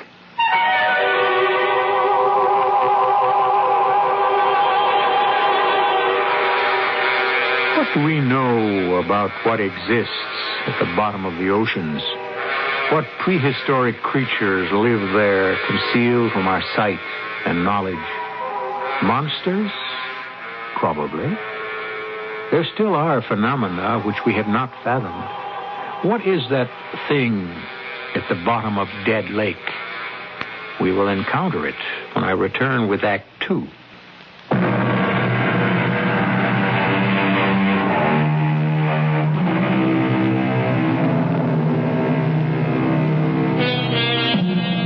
The subject is monsters. We seldom think about them, if we ever do, but there are monsters all the same. They are, in fact, studied in zoology under a special branch named tetralogy, concerned with deviations from the normal in the embryo. When deviations occur, the result can be a monster. Primitive man believed that a monster was the result of a woman's pact with Satan. Nonsense, of course. But the fact of the monster remains. What beautiful little birds you are. Which one of you will it be today? I have grown attached to all of you, but it must eat. An immutable law of nature. One feeds upon another, and that is how I learn. And that is what I live for, to learn. The great plant must live, and it is a carnivore.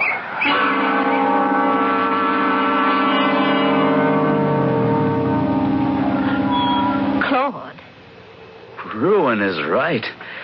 The captain's doubloon isn't a castle, it's a heap of rubble. One turret sort of standing, the rest caved in. The professor's at home. See, smoke rising from the chimney. Strange smells. Acrid. It's the chemicals. He's always experimenting with something. Have you been here before, Billy Lee? Oh, not to go inside.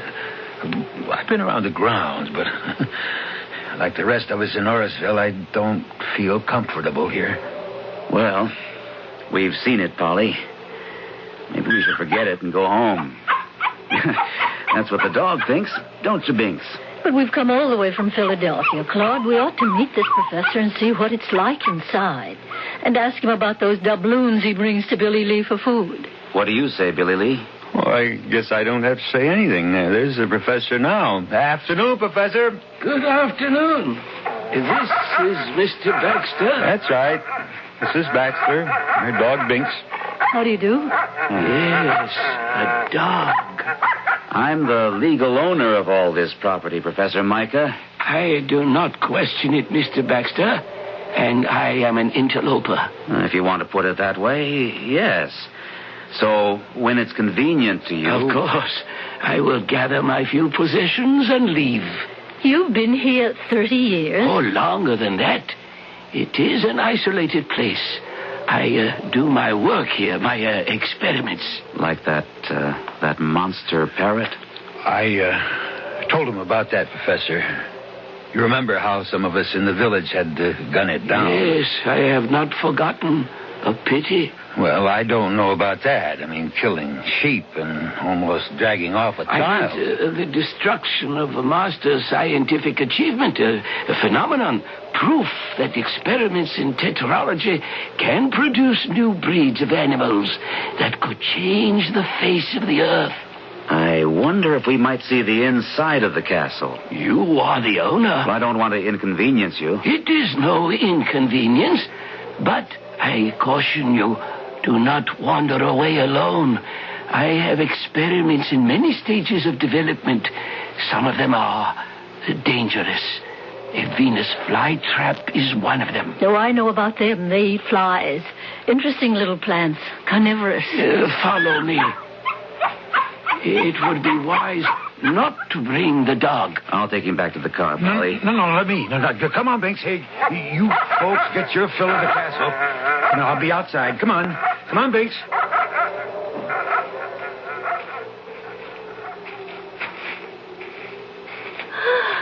Oh, my goodness. What's that thing, Claude? It looks like a huge sunflower plant. And look at those pouches at the end of its leaves. They're bigger than a pelican's pouch. Much bigger and much more dangerous. It is a Venus flytrap. It can't be. They're small. But by controlling its growth from a seedling, I have created a new species. It is very powerful. Look, Polly. It's leaning toward me. And it's opening up. Claude. Do not approach it, Mr. Baxter. If it should seize your arm... Oh, that's horrible. Claude, stay back. Well, that's the first thing that will go. I'll take an axe to it. Let's get out of here, Claude. You live here, Professor? Yes, in the ruined tower. This is my plant room. Is there a basement? Yes, but except for me, the dungeon is unsafe. You've got more things like this down there? My experiments are varied. Professor, please clear out as soon as you can and destroy these experiments of yours. That's Binks. Claude, that's Binks. He sounds like he's being killed.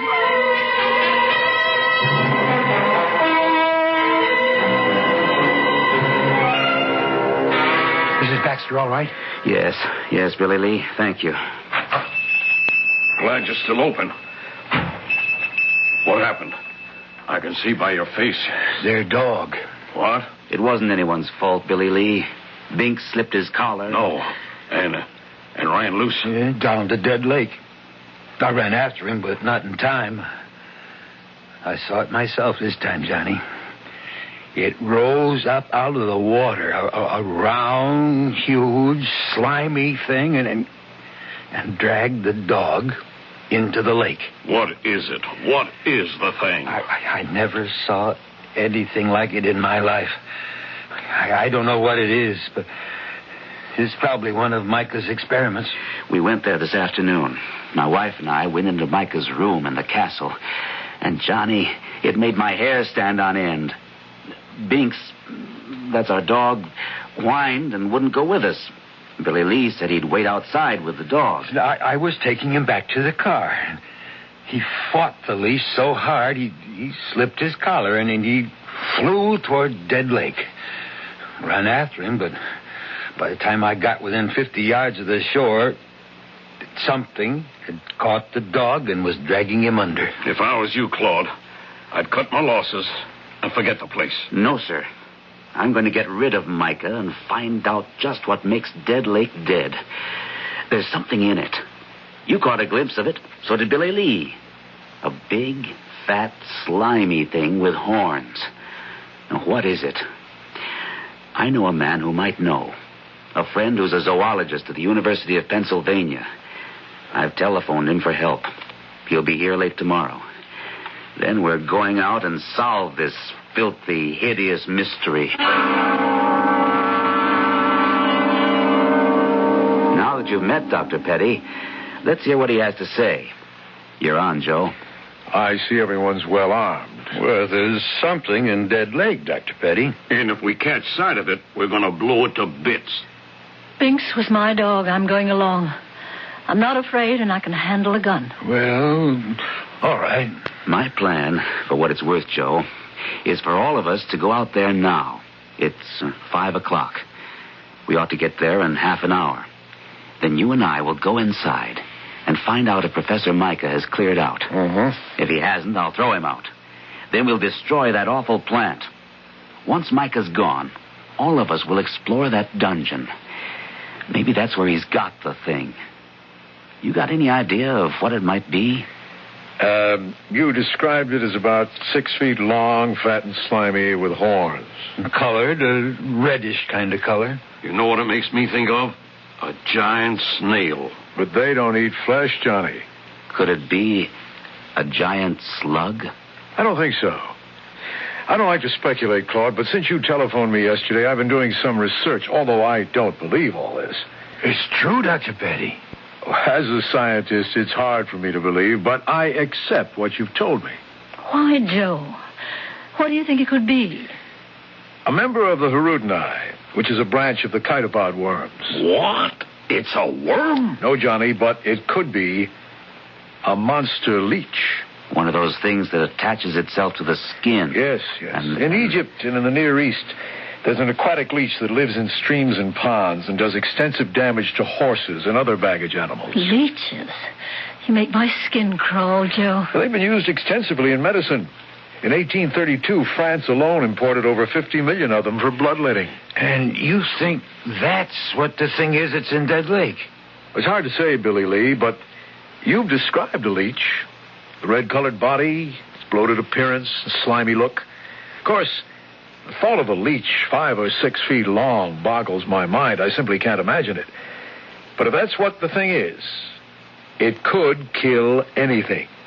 And once those enormous suckers have attached themselves to any blood animal, the animal would be dead in minutes. Well, let's get started. Yeah, we'll take my pickup truck. We've got an arsenal. And dynamite. Dynamite? Sure. If we don't see the leech, maybe we can find where it lives. And that's when I blow up his cave. People around here have a score to settle with that monster.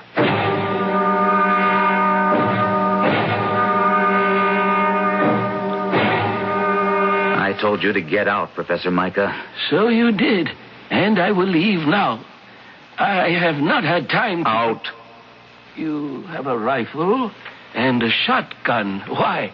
We think there's a monster leech in Dead Lake, and we intend to destroy it. Fantastic. I want you out of here. I have packed what I can carry. The rest I leave to you in the name of science. Get out, Professor. That marvelous Venus flytrap. I never saw anything like it, Claude. Look at those traps undulating and stretching toward us. He said it's powerful. That's the first thing we take care of. You have the shotgun, Joe. Look at it. Inching toward us. I'll release the birds. They're what he fed to the plant. Look at them go. Joe, call the others. We'll try the dungeon. Come with me. We don't want to be separated. You've got a point. What a devil's hole this is, Joe. Let's get the others.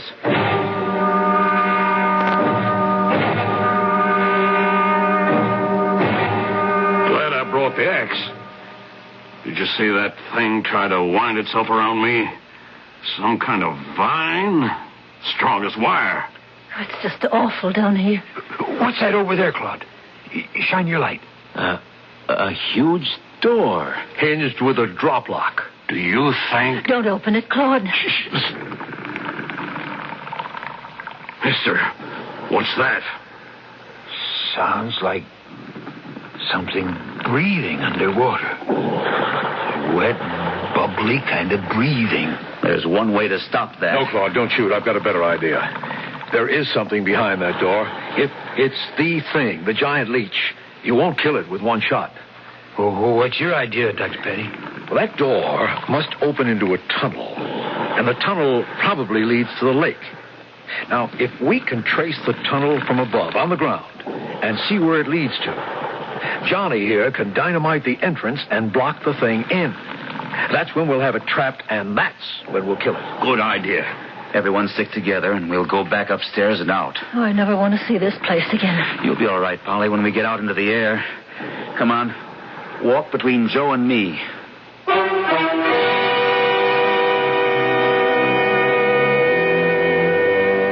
Is it possible? In nature, most things are. And nature, with a prod from an experimental scientist, has created a monster. A giant, predatory, hideous monster leech.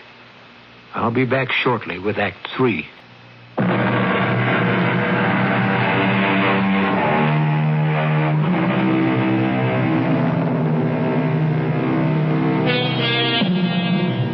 Have you ever had a leech attach itself to your skin? It happens not infrequently in many freshwater lakes. They are small and they can be flipped off with the finger. But the experience makes one shudder. Imagine the horror, then, of speculating that what Professor Micah has bred, the thing that has made the dead lake dead, is a gargantuan leech. I'll get the dynamite. Hand me the rifle, Billy Lee. Sure. I'll grab the shotgun. Oh, here's the other one for you, Dr. Petty. Right. Joe, let me carry it for Johnny. I'd appreciate it if you'd stay with Polly. I'm all right, Claude. It was just being in that filthy basement. No way, Polly. You're going to stay by the truck and Joe. Claude? No, absolutely not. I mean it, Polly. I think he's right, Mrs. Baxter. I tell you what. Why don't you swing the truck around and turn on the lights and shine them on the north side of the castle? The locked basement door's on that side. Give us some light down to the shore, too. All right, Polly. Come on, hop in. But Claude... No, please don't argue. You stay with Joe. Ready, Johnny? I'll lead the way. Keep your guns up. I'll be ready for anything. Joe, I feel sick. If the thing is what you think it is. Yeah, me too. Let me get the truck turned around. Black as a tunnel. I'll switch on the lights. I see them, Claude and the others. The car lights do run down to Dead Lake. Isn't that an awful name for it? It's dead, all right, if there's a giant leech in it. Joe, look. What? It's the professor. Now, what the He's devil... returning to the castle, not through the front, but through the north side of it. I wonder what he's up to. He's disappeared now. Must be another entrance to the place. If Johnny does blow up the tunnel and the professor's in that basement... Claude ordered him out. I know that. All the same, he is a human being. And... I don't think he's a human being at all.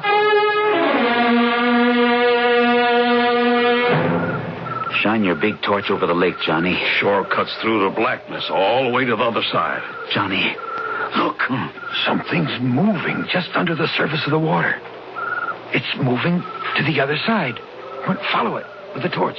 Look at it. Just a little of its back is out of the water, like a whale. Keep following it. I can hit it from here. No, Claude, no. Let it go. When it returns from the other side of the lake. Oh, no. That's a small deer over there. See? The thing is coming out of the water. We'll fire a shot, Claude. It scared the deer. Look at that thing. It's half out of the water. The deer got away. Johnny, follow where the thing swims. It's coming toward this side of the lake, a few 100 feet north of us. Come on. No, hold it. If it does have a cave or a tunnel to a cave, we don't want to scare it off. Just watch it. Didn't surface. And it's disappeared. Now, let's move.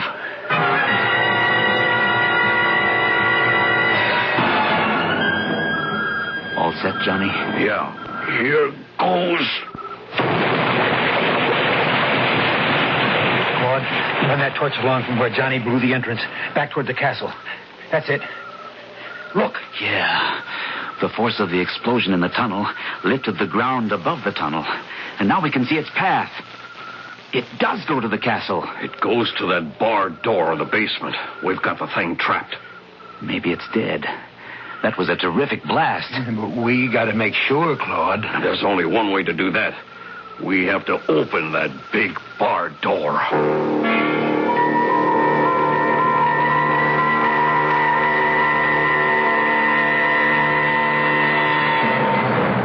Now what, Joe? I don't know.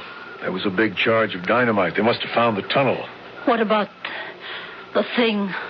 It's dead, probably. Just the force of the detonation could kill it, but I don't know. Look, they're coming back. Maybe they'll tell us what happened. There, that got their attention. Is it dead? Claude? Is it dead? I don't know. We hope the explosion caved in on the thing and killed it. But we don't know. And there's only one way to find out. We have to go back into the castle. Oh, no. We have to, Polly. You saw it? Enough of it, Joe. It's a leech, all right. A monster leech. How big, Claude? At least 6 feet long. Round as a hippo and reddish in color. When it came out of the water, it writhed like a snake, and its blood-sucking cups, or whatever you want to call them, were bigger than $50. It's the most revolting creature I've ever seen. How in heaven's name did it ever come about? Experimental breeding and crossbreeding. Professor Micah developed gigantism in some strain of leech until he achieved one with monster size. But why would he want to do something like that? All scientists, Billy Lee, are fascinated by the subject of life. How it can be controlled and developed. He's in there, Claude. In the castle. Micah? That's right. The headlights from the truck picked him out just as he disappeared through some of those big stones on the north side. Well, then, we may have killed him. The blast. If that blast blew open that hinged door... Come on. Let's see where he went in. We'll follow him. Leave the dynamite detonating box here, Johnny. Grab this shotgun. You told him to get out, Claude. Why would he want to come back? Joe, I'm afraid. You stay here with me. There's nothing we can do to help. But if something should happen to Claude, and it was my idea to come down here, he didn't want to. And now if something should happen...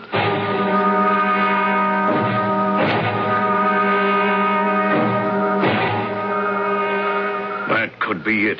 See where I'm shining the torch? Yeah, it could be. Just about wide enough for a man to squeeze through. All right. Follow me. Hold it, Claude. You bring up the rear. Now, wait a minute. I'm not going to have you risk your lives any more than you already have. Billy and me have the shotguns. Much more effective close range. You bring up the rear with your rifle. Right, Billy Lee? Right. I don't know what to expect, but whatever we find, it's bound to be close range. Let's go, Johnny. This place is a house of horrors. Ought to be burned to the ground. It will be, once we know that the monster leech is dead. It's Micah. From that big room in the dungeon. Have your gun cocked, Johnny, and go slow. Look. Oh, good Lord. The leech. It's all over him. Move back, Johnny. Micah's dead. The leech is all over him. Shoot, Johnny! Blood. All over. Is it dead? Don't go near it, Claude. Some of the suckers are still working away. We have to get Mike out from under. He's dead, Claude. Let's get out of here. We can come back when it's daylight. Get Mike and hack that thing to pieces.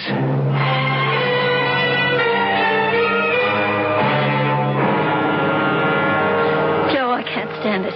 You just have to, Polly. We're not leaving this truck. But those gunshots, what have they run into? I can't guess. You can, but you won't. What if that blast of dynamite blew out that hinge door? If the thing wasn't killed in the tunnel? Hold it. They're coming out of the front of the castle. You see the flashlights? They're safe. Oh, Joe, they're safe.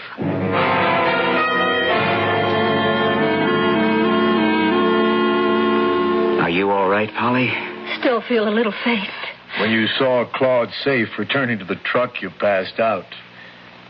I remember. Joe was right. Professor Micah had developed a giant leech. It lived in a tunnel which ran from the shore of Dead Lake up to a cave near the castle. When Johnny set off that blast of dynamite, the tremendous repercussion broke the hinges of the door into the cave, and the leech got out. Micah was there in the room. He was probably stunned by the blast. And that's when the leech grabbed him. There was nothing we could do to save him. It must have been awful. It was a nightmare, Polly. We're returning there in the morning.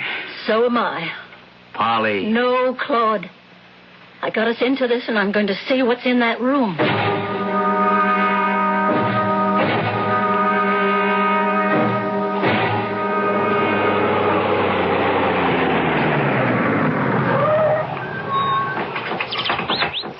Listen to the birds. Life has kind of returned to the captain's doubloon. I don't feel much like going down into that basement again. And I'm not sure it's safe for Miss Baxter. Don't you worry about me, Johnny. Now that I know the monster leech is dead, I'm not afraid. All right. But let's go in through the front. Have we got everything? Lights, ropes? And my shotgun, just in case. And camera. Watch your footing, Polly. And when we go down into the dungeon, stay between us. Let me lead, Claude. I've got the gun. There it is. Oh, Claude. Poor old Micah's under that thing. Aim that big light right at it, Johnny. It's incredible. It's 6 feet long and 4 feet thick. Micah let out one scream, and then he was dead. Partly fright, maybe. Keep the light trained on him, Johnny. We'll try to pull him free. Let me take a few pictures first. No one's going to believe this horror. Claude, what about Professor Micah? What happens to him now? We give him a decent burial. And Joe wants to find out, if he can, why Micah did all this.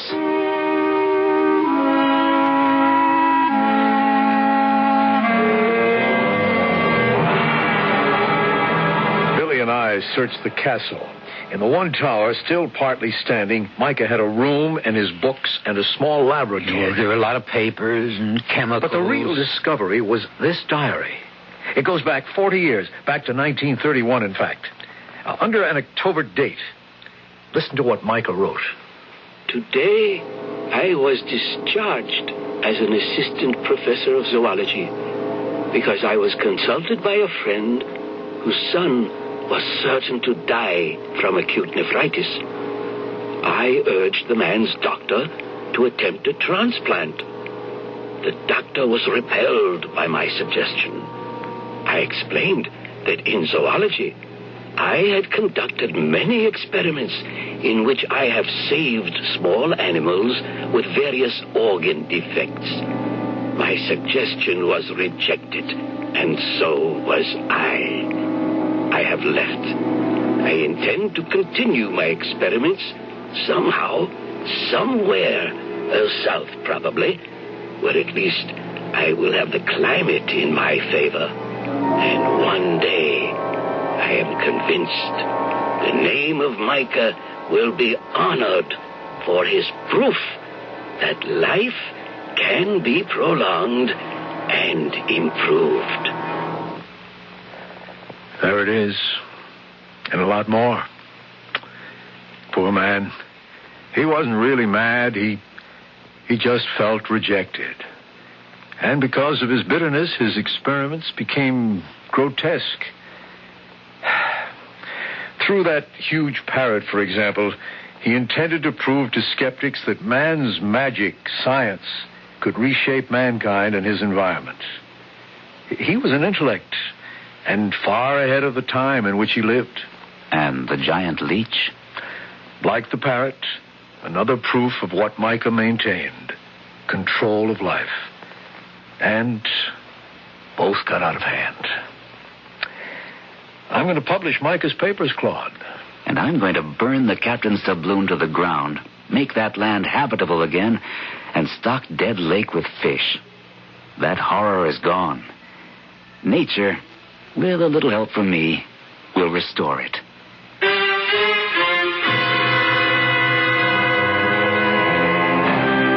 Nightmares are made of such stuff as a dream about a monster leech, because the word makes the skin crawl. And when in sleep a fiend or incubus oppresses you, wake up. It will go away. But was it real or just a nightmare? I'll be back in a moment.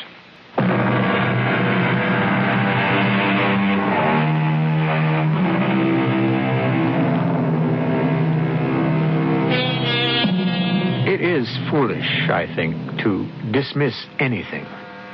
Was it conceivable years back to imagine men walking on the moon? Is the notion of a huge killer shark unimaginable? We know a great deal about Earth, something about the universe, but isn't anything, or almost anything, conceivable? Monsters are, and our story's giant leech was one of them.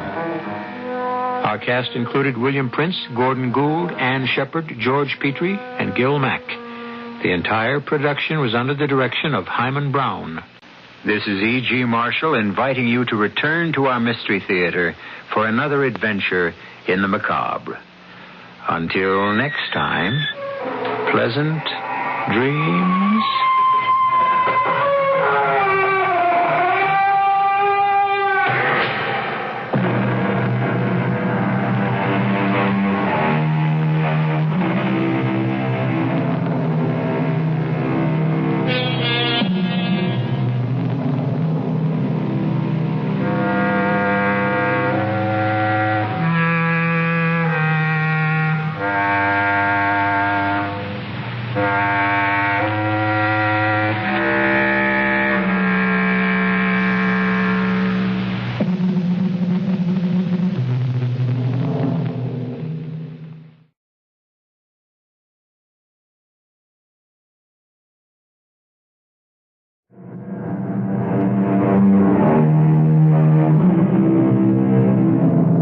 Come in. Welcome. I'm E.G. Marshall. A man too careful of danger liveth in continual torment, goes an old proverb. But where do we draw the line between courage and rashness? In normal situations, we can rely on our common sense to guide us.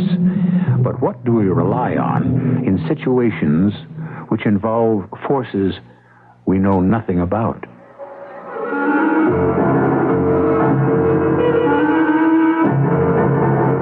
Our mystery drama, The House and the Brain, is based on a short story by the English writer Edward Bulwer Lytton.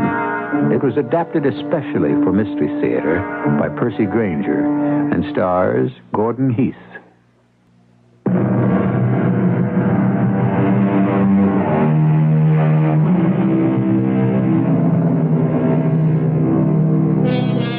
The Haunting of the Living by the Spirits of the Departed has long been a popular theme among writers on the supernatural.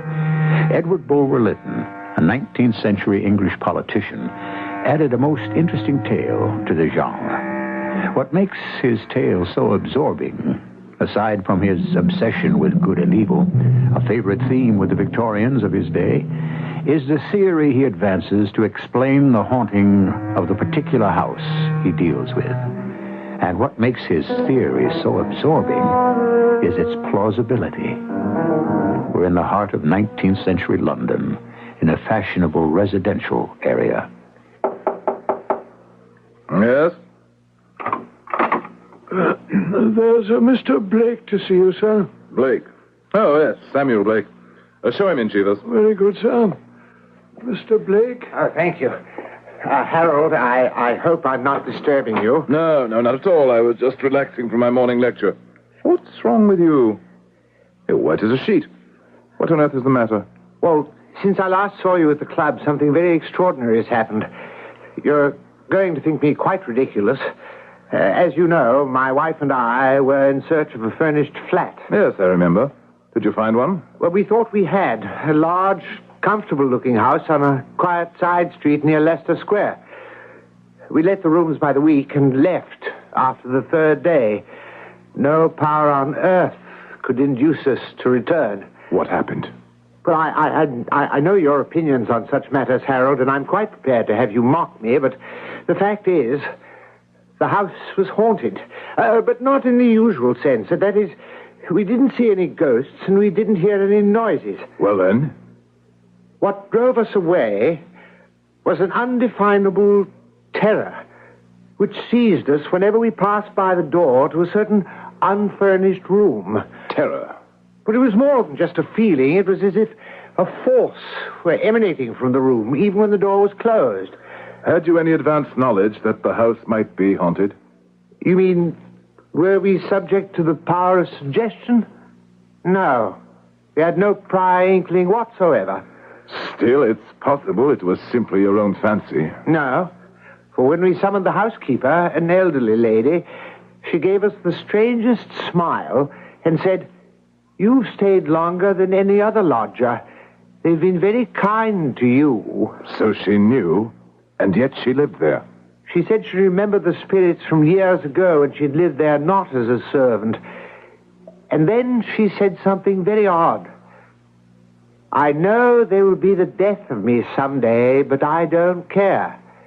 I'm old and must die soon anyhow, and then I shall be with them and in this house still." If you give me the housekeeper's name and the address, there's nothing I should like better than to spend a night there.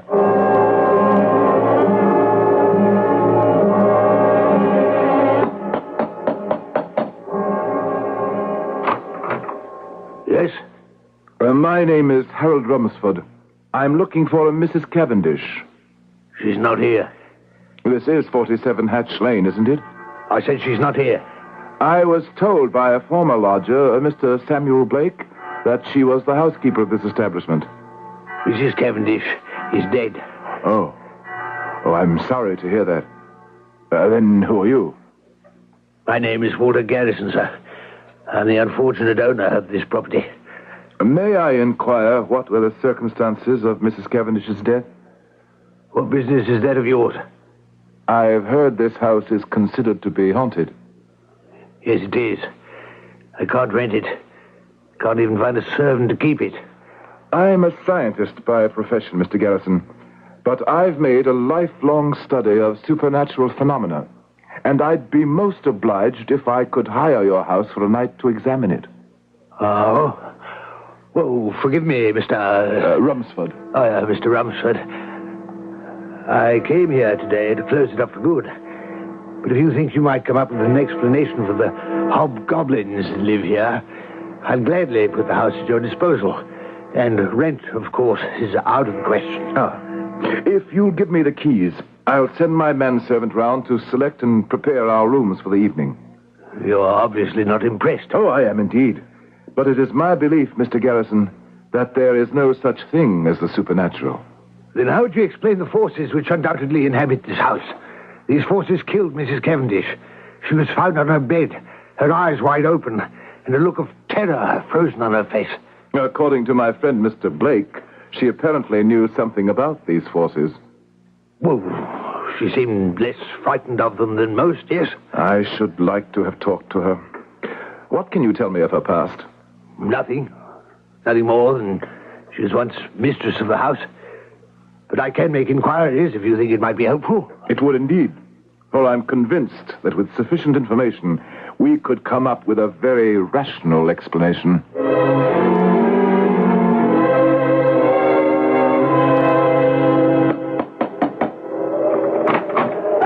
Good evening, sir. Welcome to the haunted house. Hello, Cheevers. You brought Duke with you. He enjoys prowling about these old houses so much I could hardly leave him at home. Right. Well, if you come upstairs, I've got a room all ready for you. Have you seen or heard anything yet? Oh, couple of queer things, I suppose. What? Well, the sound of feet pattering behind me. And once or twice whispers in my ear. Nothing more. And you weren't at all frightened? Oh, no, not in the least, sir.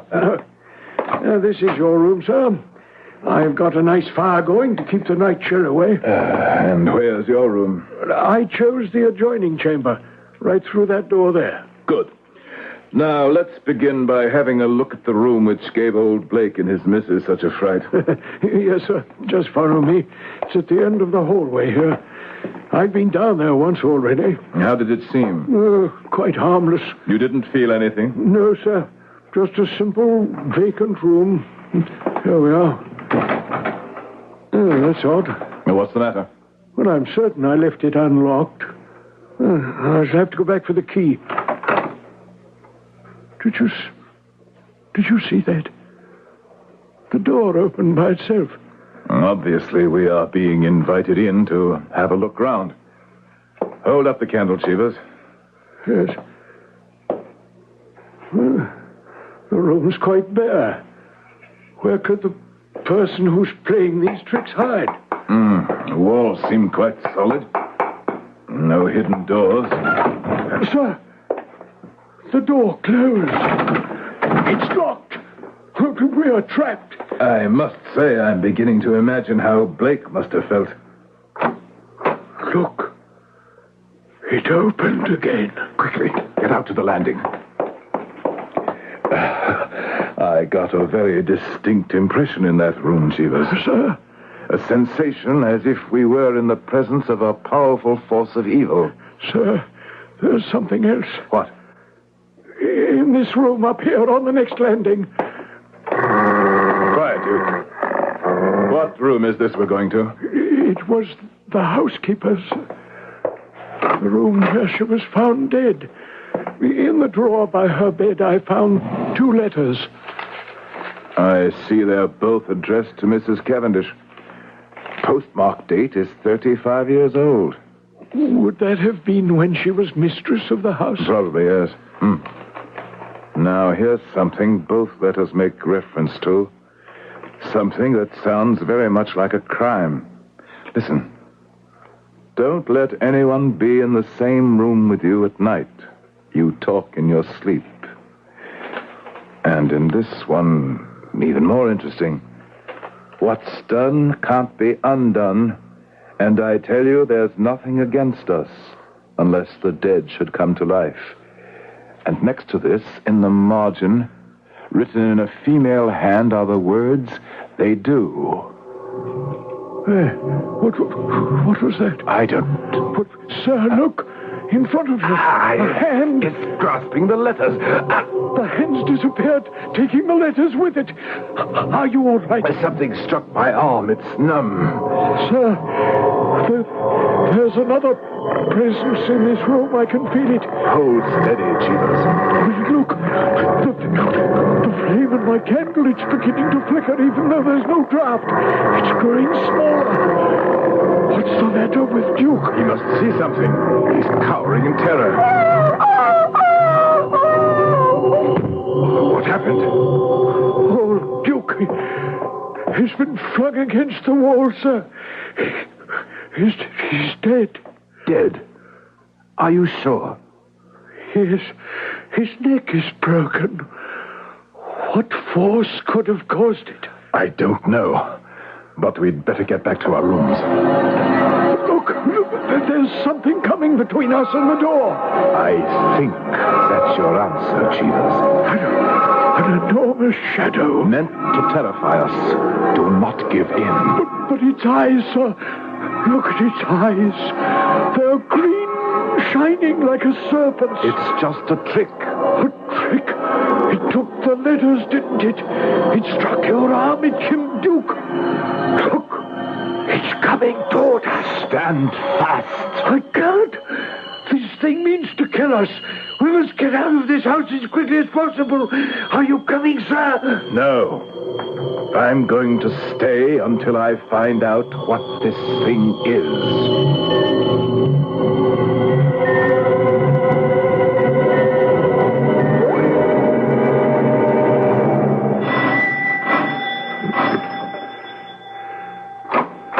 Yes?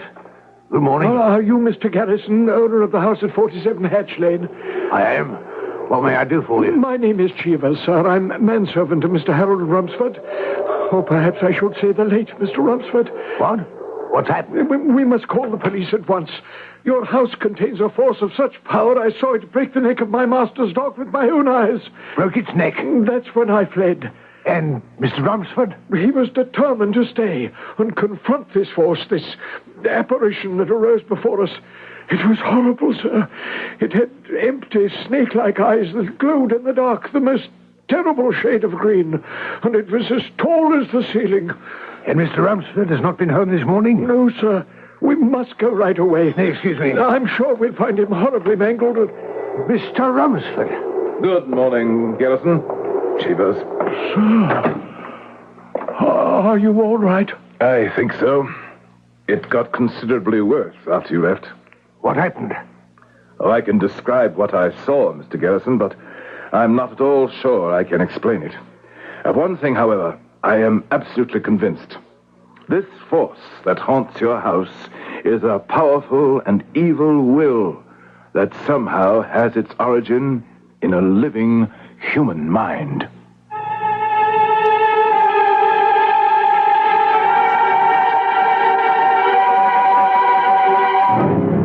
We have so little understanding of the full power of the mind.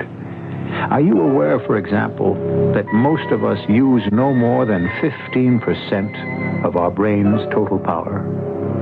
And that even a genius like Einstein used only 17%? What fantastic things might be achieved by a person who had the discipline to unleash the mind's complete force. And how terrifying if this person's mind preferred evil to good. I shall return shortly with Act Two.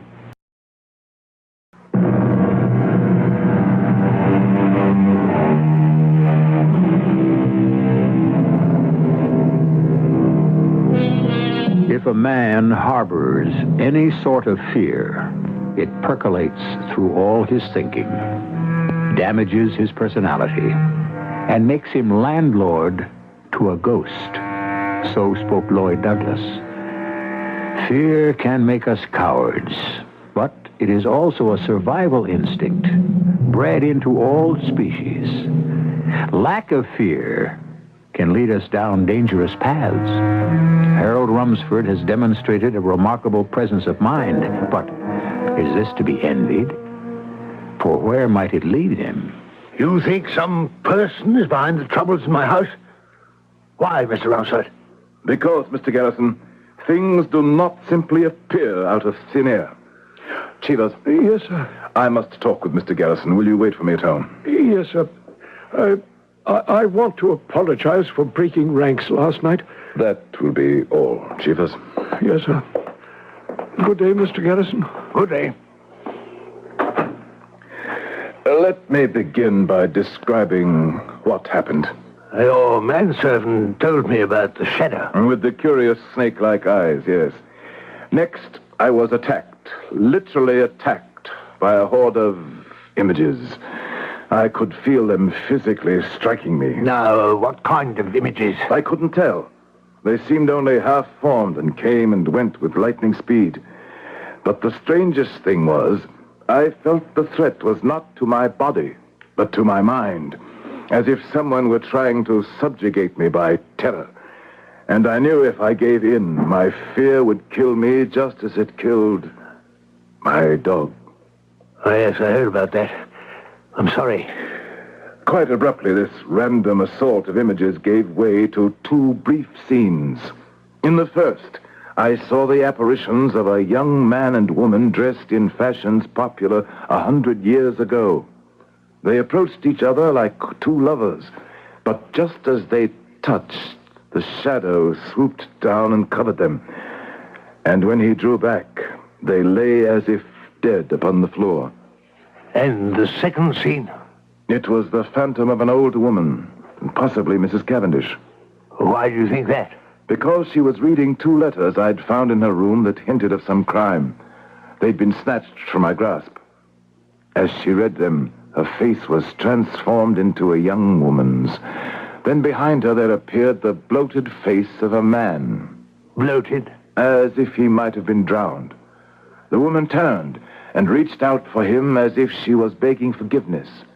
But just then the shadow swooped down again, and when it withdrew, the figures had vanished. That's a remarkable coincidence. What is? You remember asking me to make inquiries about Mrs. Cavendish? Well, she was married to a rather strange man with an unsavory reputation, supposedly an American. They bought that house. Shortly afterwards, Mrs. Cavendish's older brother was found drowned, like the man in your second apparition. The crime referred to in the letters? Possibly. Foul play was suspected, though it couldn't be proven Mrs. Cavendish came into a good deal of money as a result of her brother's death. What happened then? The American husband took the money and vanished. Disappeared. The house fell to my uncle in lieu of payment of a loan. And from charity, he kept Mrs. Cavendish on as housekeeper. We may be onto something here. The mind, Mr. Garrison, is a powerful and mysterious organ. We have no idea what might be the ultimate range of its power. For example, it's been discovered recently that the basis for the brain's thought waves is electrochemical. Think of the implications. A brain, theoretically, could transmit thoughts over incredible distances. Thoughts powerful enough to kill old Mrs. Cavendish? Huh. Even if you're correct, why should a person want to do this? Why does an evil person want to do anything? I don't know, Garrison. But I am certain that what I saw and felt in that house last night were the half-formed and ever-shifting thoughts of a human brain. But could this brain, or this person, have known details of Mrs. Cavendish's brother's murder? Presumably, the only two who knew about it were Mrs. Cavendish and her husband. Whatever became of Mr. Cavendish? No one knows. After his disappearance of the brother's money, he was never seen or heard from again. Well, I cannot answer your doubts. My theory is obviously incomplete. There's nothing that can be done to save my house? No. I think that wherever the haunting force comes from, its receptacle within the house is the small, unfurnished room on the second floor. I noticed that room is an addition and not part of the main body of the building. It could be removed. And you believe that if I did that... You would cut the telegraph wires from the source, so to speak, and be left with as pleasant a house as any in London. Cheevers and I will assist you. I think the house simply ought to be locked up permanently. What is there to lose? It will give me the chance to test my theory and possibly restore the value to your property. Very well. A small enough expense, I suppose. We'll engage some workmen in the morning.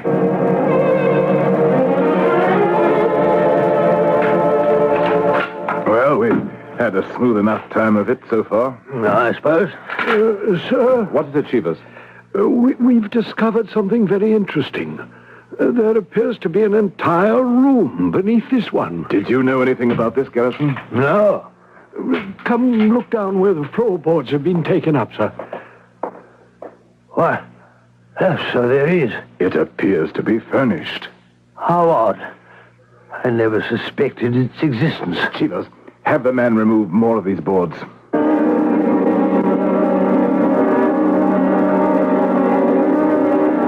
This room has obviously been sealed off for some time. The furniture's 100 years old. Sir, Yes, Chivers. look at this. Lodged in the chimney brick. What? Oh, it's a wall safe.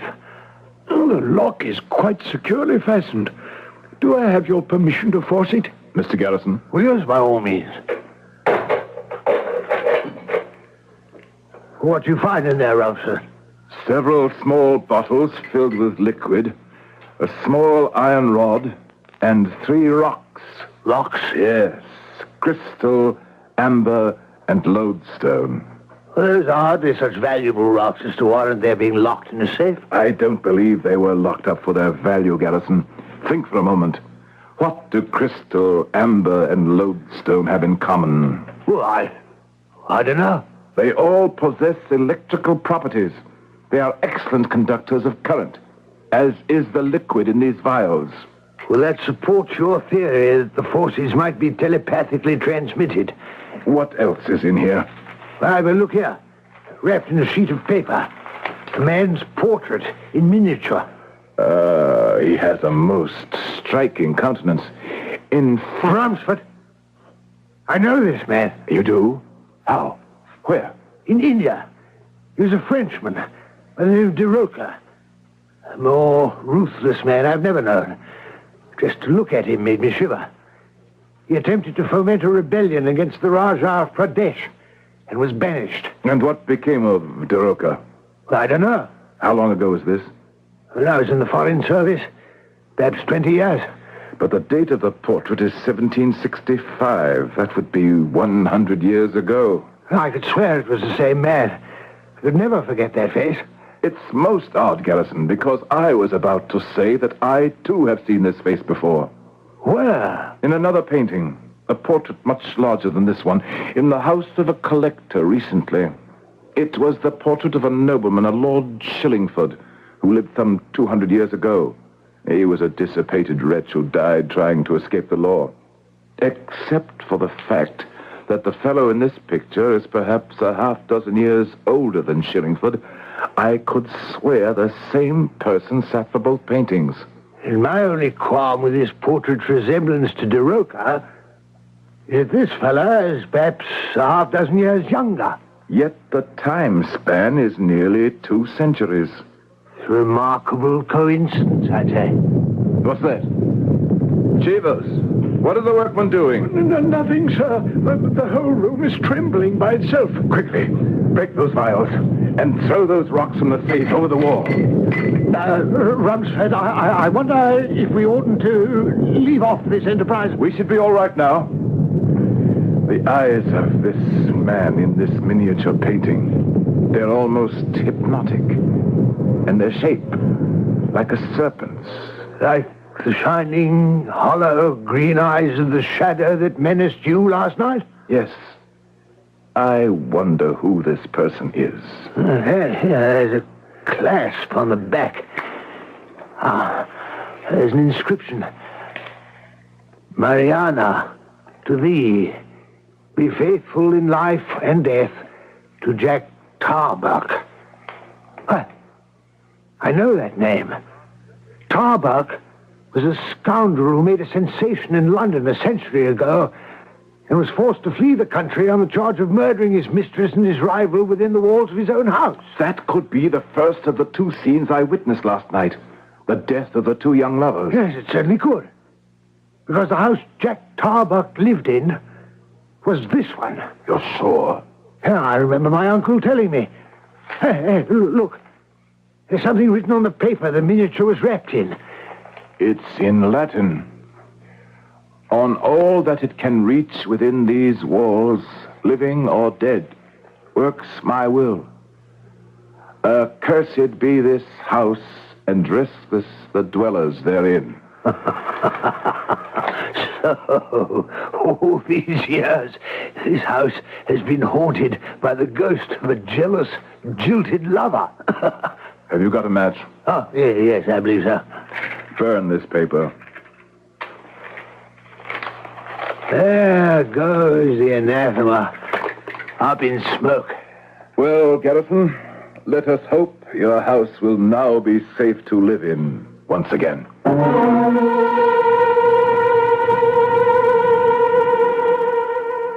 If Harold Rumsford is correct, then by destroying the crude transmitter in the safe, the house should be free from the forces which cause so much terror and destruction. Some very interesting questions have been raised which have yet to be answered. I shall return shortly with our final act.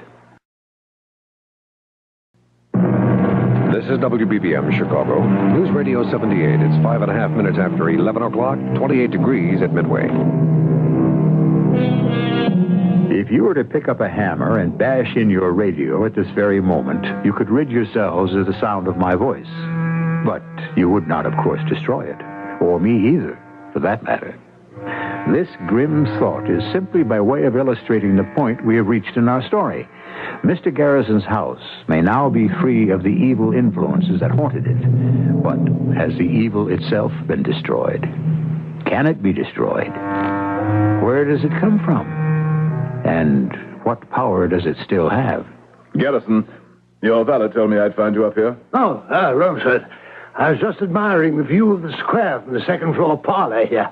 And I noticed the moving van down there in the street. You've decided to occupy this house yourself? Oh, why not? In the 3 weeks since we destroyed those rooms, there hasn't been so much as a creaky floorboard in the whole place. Darbuck's ghost seems to have departed, once and for all. You still think it was just a ghost? Don't tell me you still maintain it was some sort of emanation from a living brain. I do. But even if mesmerism, or whatever you choose to call it, could work in the absence of the operator and produce these extraordinary effects, is it possible those effects could continue when the operator himself was dead? But if he were not dead? Not dead? That's hardly likely. That room was walled up 100 years ago. Tarbuck was middle-aged then. If he were alive today, he'd have to be 150. I wonder what Mrs. Cavendish's American husband looked like. Well, you're out of luck there. I gather he wasn't the kind to have his portrait painted. Well, why? You think he, too, might have had the same serpentine eyes and hypnotic countenance as the others? No, I tell you, those resemblances are merely coincidental. Good Lord. Huh? What's the matter? Look, down there in the street, that person talking to the moving men. His face, it's the face in the miniature. Yes, the face of Daroka. Scarcely a day older than when I knew him in the Rajah's court 20 years ago. Rumsford, where are you going? I must confront that man before he escapes. Be careful. Rumsford, are you all right? Did you catch up to him? Yes. But as I drew alongside him, he glanced at me with such a gaze, I lost my voice. And you said nothing? What was I to say? That he resembled a dissolute nobleman of 2 centuries past? And a murdering charlatan? Oh, you're Mr. Daroka. It would have been an outrageous impertinence. Well, perhaps we can still catch him. No. I saw him get into a carriage and drive off. I've missed my chance. Did you ask your movers what he said to them? Yes. He wanted to know who was now living in this house.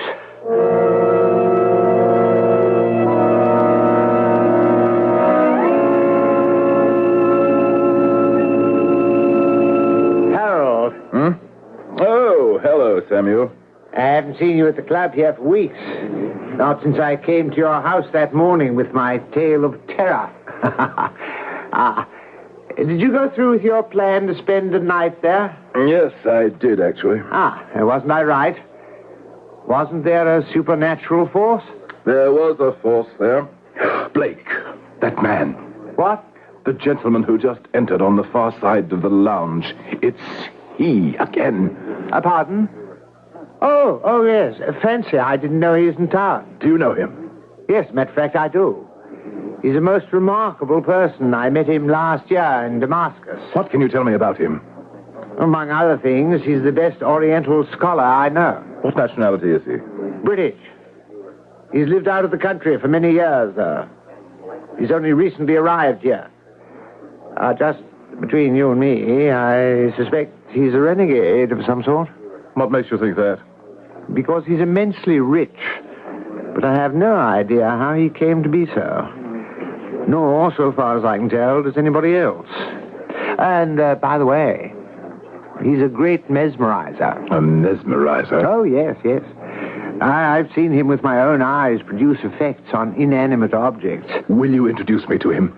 I have some questions I should very much like to put to him. Yes, of course. What's his name? Rather plain one. Richards. And his birth? His family? I have no idea. His past is really quite a mystery. Come, if you want an introduction. Mr. Richards? Yes?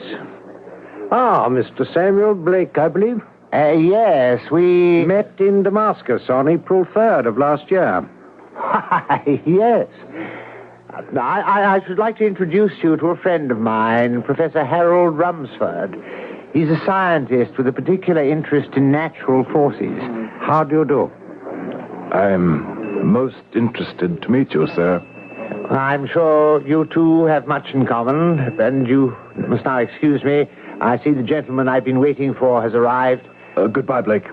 And remember, Harold, the next time we meet, I want to hear all about your experiences in that house. What house is that? Nothing. Your accent, Mr. Richards, it's quite singular. Is it? Yes, rather difficult to place. I would venture to say you've traveled a good deal. Yes. I've not been in the habit of speaking English for some years now. Not since you were banished from the court of the Raja of Pradesh. I beg your pardon. I have seen a miniature of you, Mr. Richards, in a house you once inhabited and perhaps even built in Hatch Lane. You passed by that house this morning. Look at me, Mr. Rumsford. No, you shall not attempt to hypnotize me. I have been a student of life and nature, and there are some questions I am determined to ask you. I sense you're a highly intelligent man. That may prove important to me. Therefore, I concede you the privilege you seek. What would you ask? What is the ultimate power of the human will? What is the ultimate power of thought? Think, and in an instant you're in China. True, but my thought has no power in China. It may have. A simple thought may alter the whole condition of a country, may it not? What is a law but a thought? Thought does have power, Mr. Rumsford. But does it have the power to revive the thoughts of the dead? Or to survive death itself? I decline to answer. Then it is possible that intense evil in an intense will, aided by certain scientific means, may produce extraordinary effects.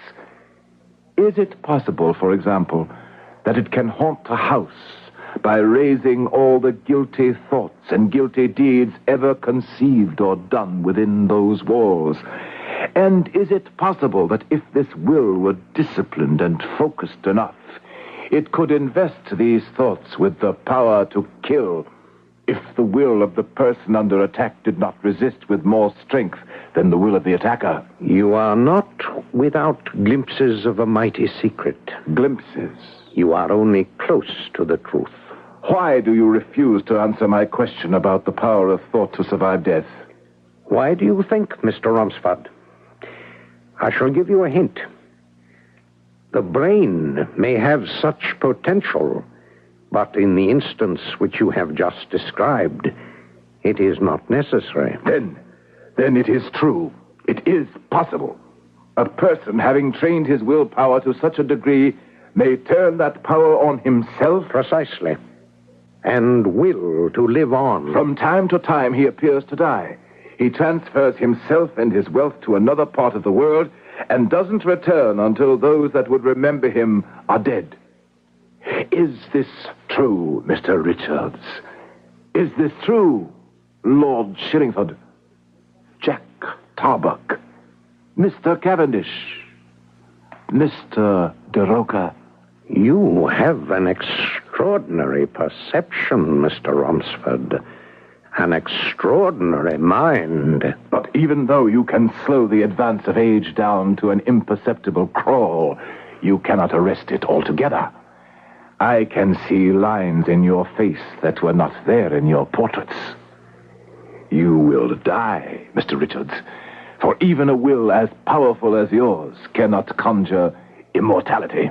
I have sought one like you for the past 100 years. What? It is too late. You have looked at me. You cannot avert your eyes. Look, Mr. Rumsford, look. Now that I have found you, we will not part till I know what I desire. The vision that sees through the veil of the future is in you at this hour, never before and never to come again. Soar and look forth. You are right. I have mastered great secrets by the power of the will, but I must know, can I escape death by accident? No. Every accident is providence. Shall I then die by an accident, or ages hence by the slow, inevitable growth of time? You shall die by accident. But is not the end still remote? Regarded by normal standards, it is still remote. And before it comes, shall I use my powers to win the power that belongs to kings? You will yet play a part that will fill the earth with commotion and dread. You will have power such as no man has ever had before. But not forever? Not forever. How and what is my end? Look east, west, north, and south. In the north, there the specter of death will seize you. But that day is very far off. Yes. These are all the things I wish to know. Sleep now.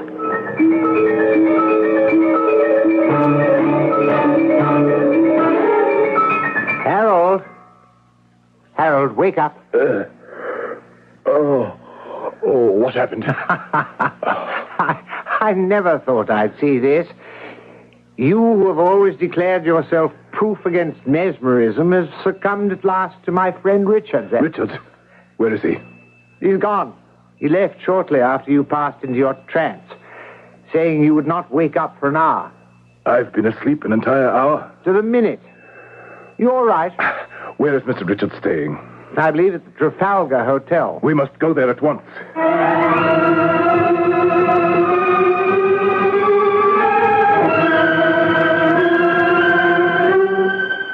Well? The clerk said he's gone. He returned 20 minutes ago, paid his bill, and left. Is it really so urgent that you find him? It is absolutely imperative. He left instructions which steamship should receive his baggage.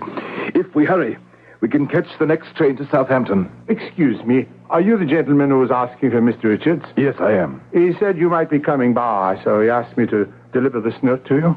Thank you. Thank you very much.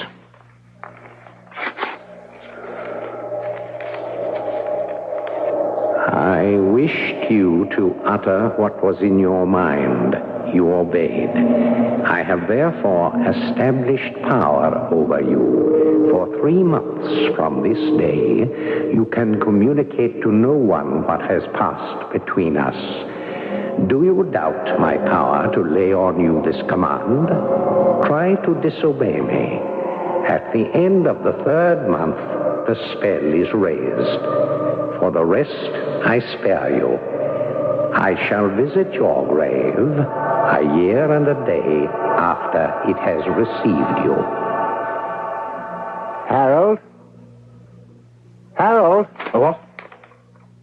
What does the note say? Oh, it's nothing, really. Well, we've got to hurry if you still want to follow Richards to Southampton.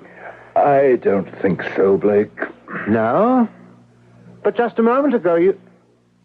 Now, see here, Harold. What's this all about? Nothing, Blake. It's not really all that important, after all.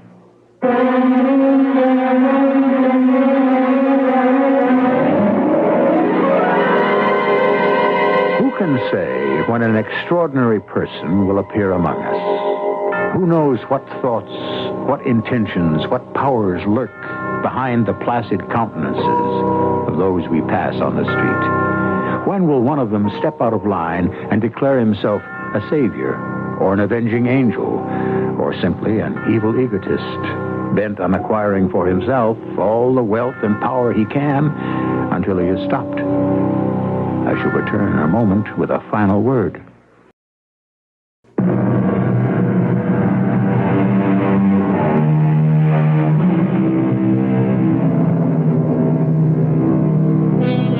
The power of suggestion is a potent force indeed. Think, and in an instant, you are in 19th century London, the setting of our story. Think, and your mind can transport you anywhere we choose to take you, here on Mystery Theater. And that is why you will tune in 7 nights a week. Do you hear me?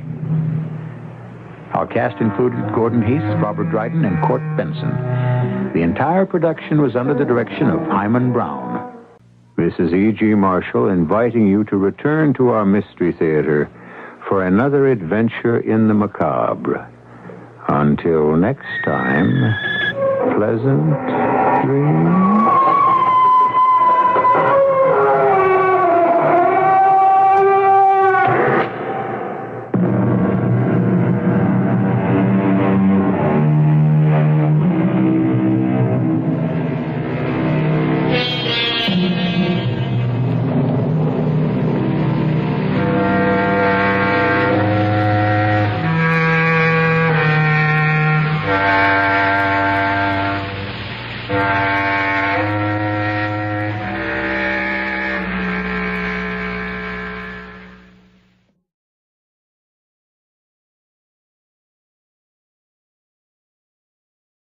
The CBS Radio Mystery Theater presents...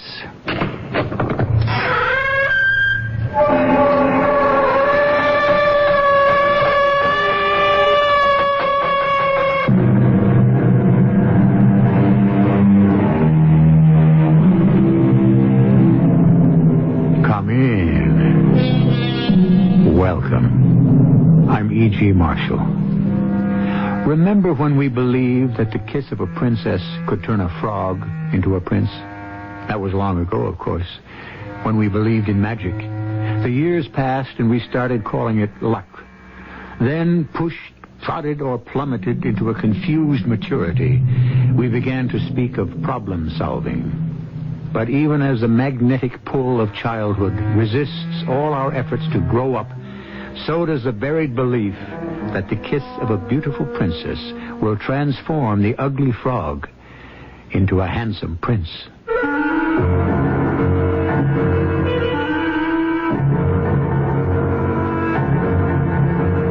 Our mystery drama, Death Spell, was written especially for the Mystery Theater by Elspeth Eric and stars Ralph Bell and Joan Lovejoy.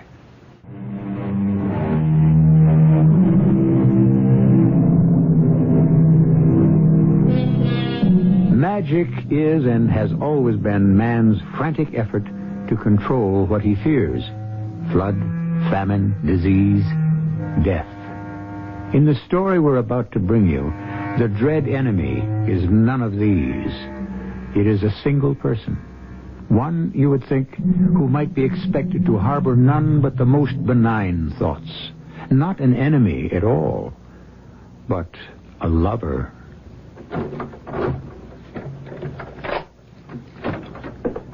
Helen, you here? I'll be right with you, Tom. I'm putting a casserole into the oven. Oh, not that same old thing again.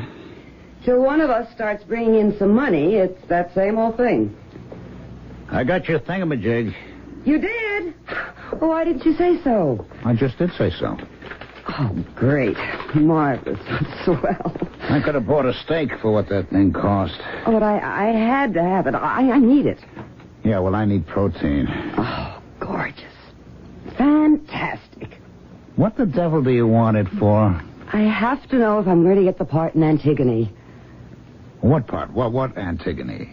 Sophocles' Antigone. I read for a part in it. Doing Antigone where? Off Broadway? Off Broadway. New Jersey, 2 weeks. But they pay equity minimum.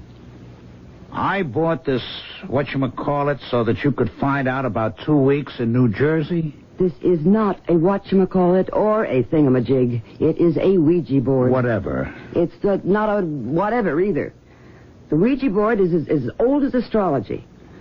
Ouija board goes back to the 4th century B.C. I'm so impressed.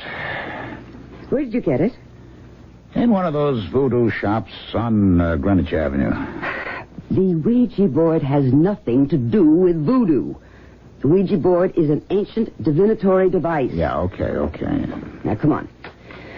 Put your fingers on the planchette. Tom, come on, now, please. The casserole's going to take an hour, so come on. Oh, do I have yes, to? Yes, you do. You have to. If I don't find out about that part in Antigone, I'm going to burst. Just put your fingers very lightly, please. Okay. Ouija, tell me, am I going to work soon in a play? Am I? Close your eyes, Tom. Oh, okay. Just let it move by itself. Okay. It is moving. You can't rush it. You know, I ran into a guy today. In the voodoo shop. This is not voodoo. A guy I hadn't seen for a couple of years, at the very least. Bertram Chillingworth Crowley, commonly called Bart. Ever tell you about him? Mm-mm. I knew him in art school. He came to class every day in a Cadillac station wagon. That suggest anything to you? Money. Mm-hmm. Lots and lots of money. Pots of money. Lots of pots of money. Why don't you shut up and concentrate?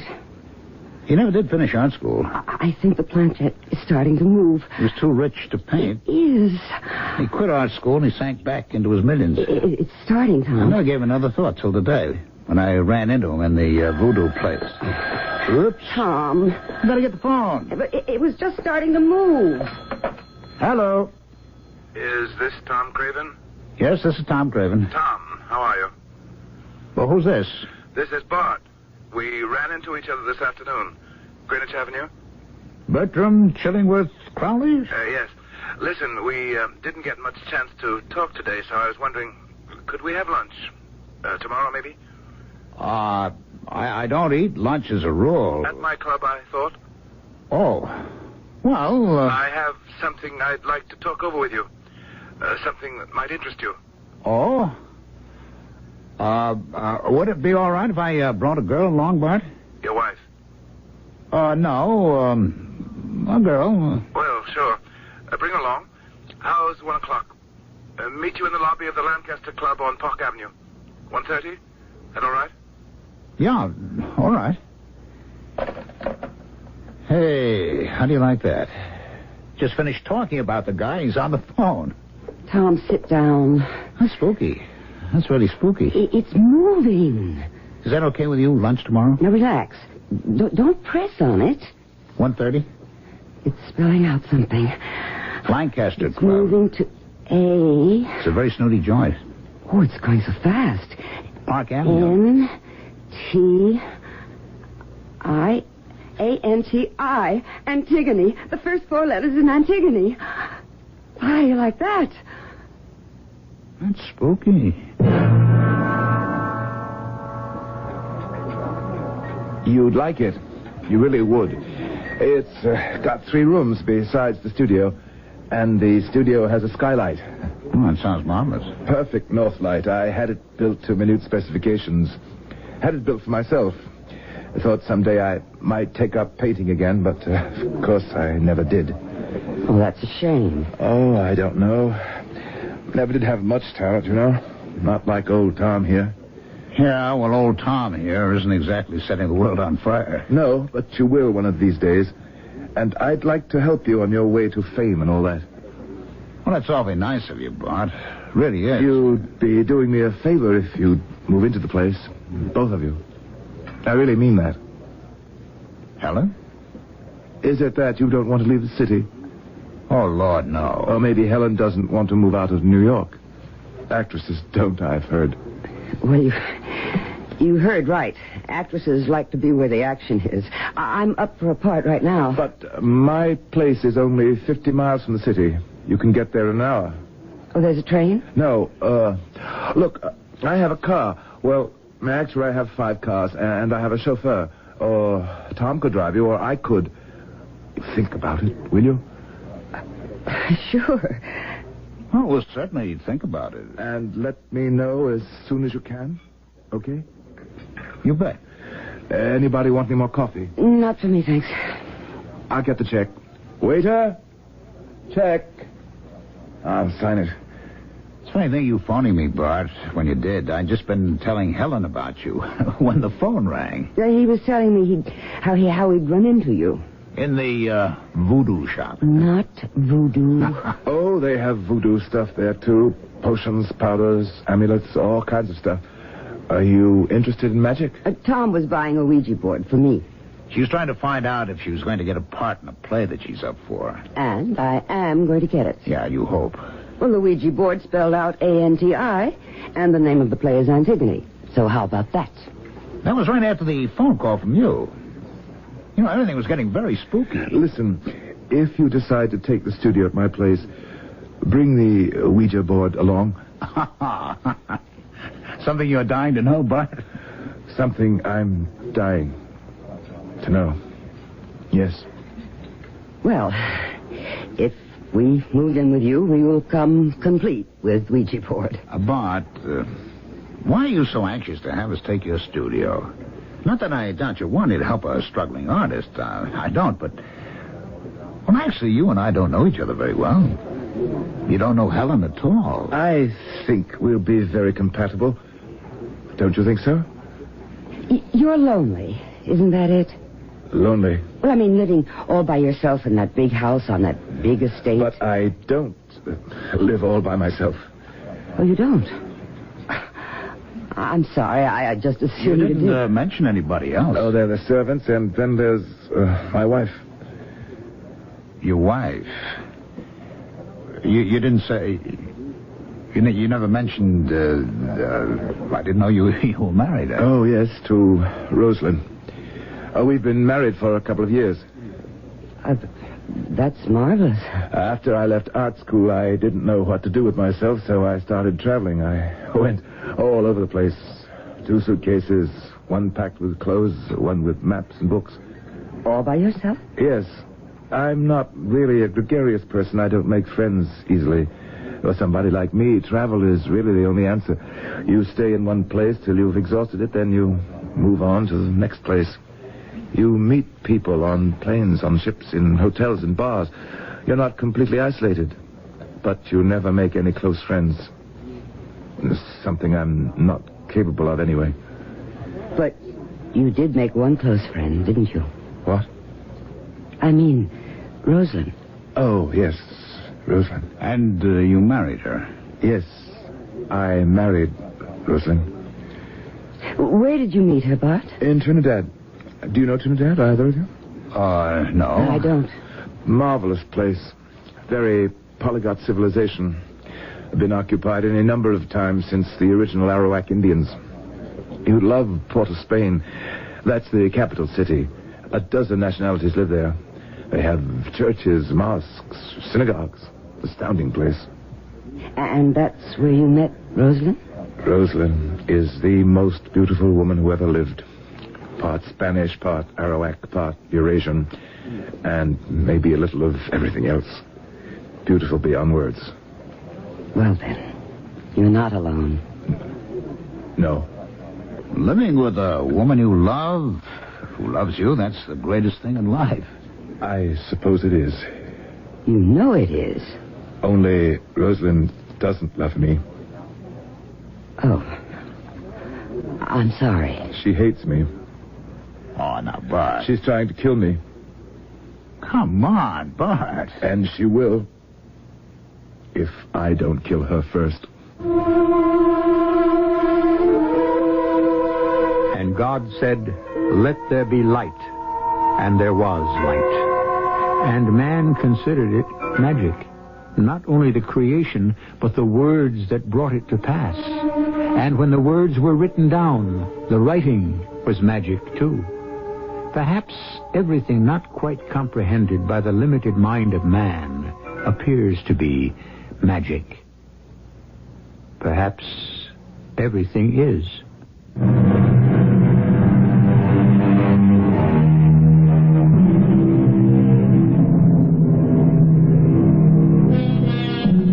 What a lovely word magic is. It springs from the lips so lightly, like the bursting of the tiniest seed pod showering its contents into the air.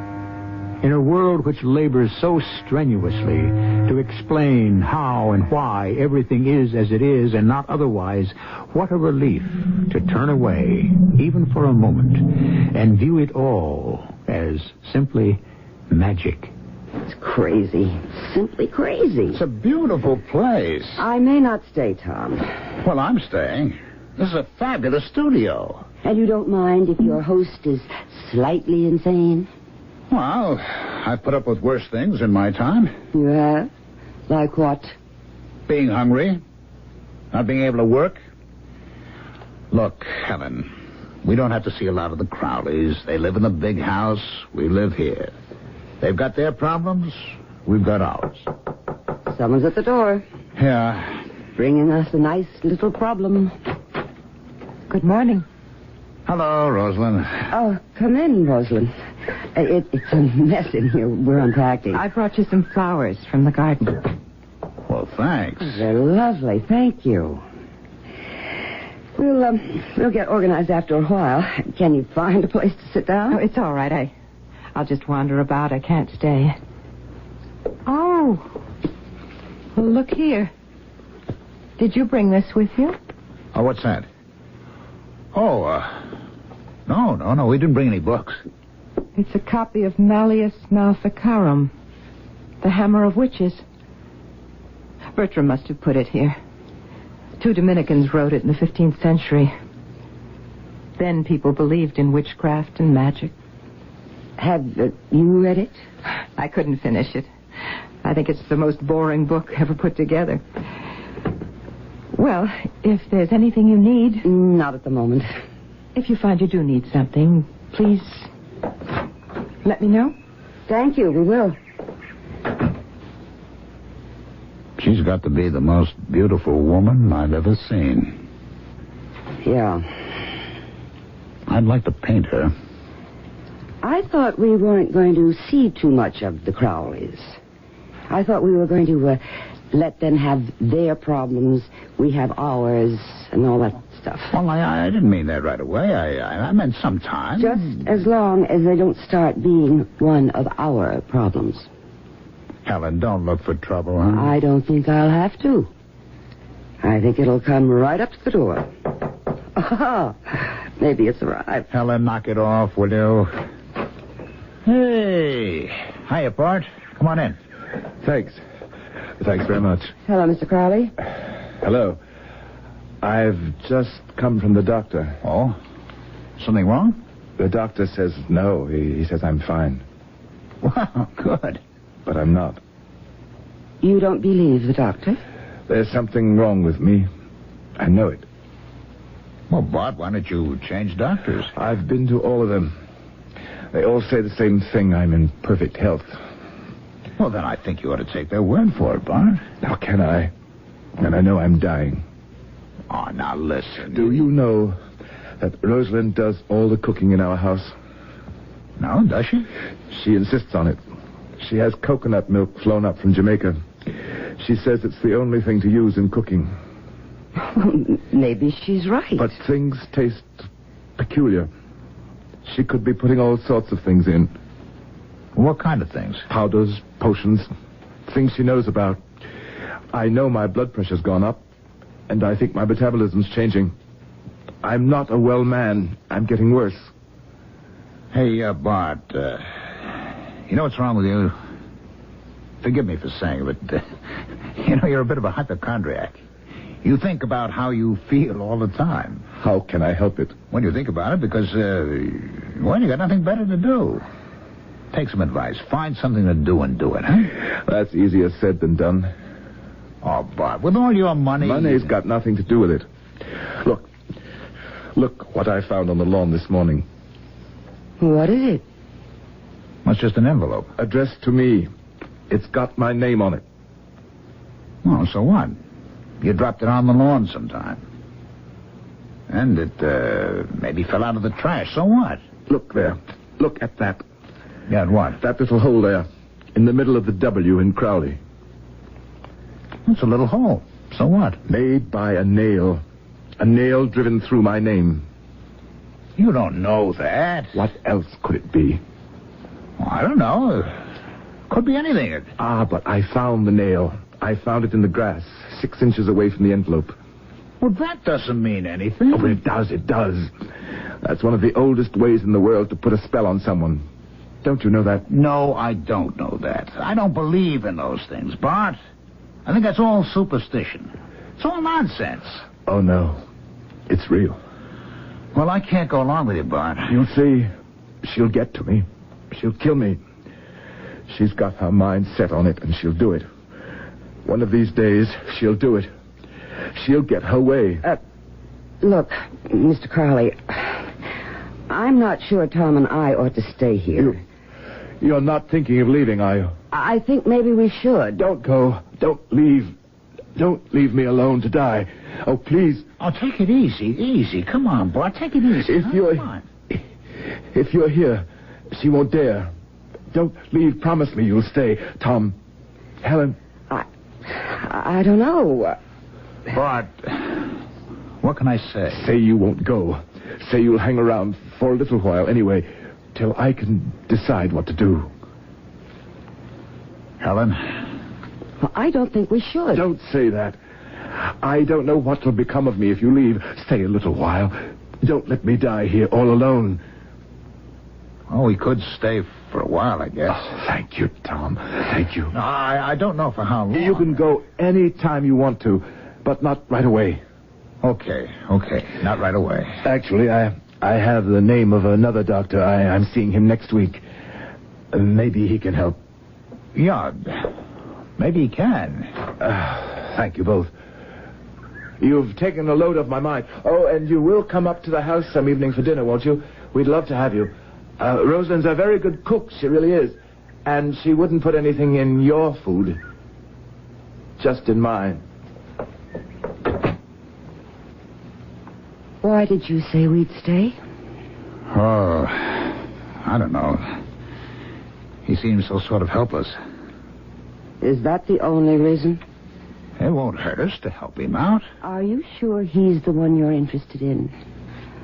Or is it his wife?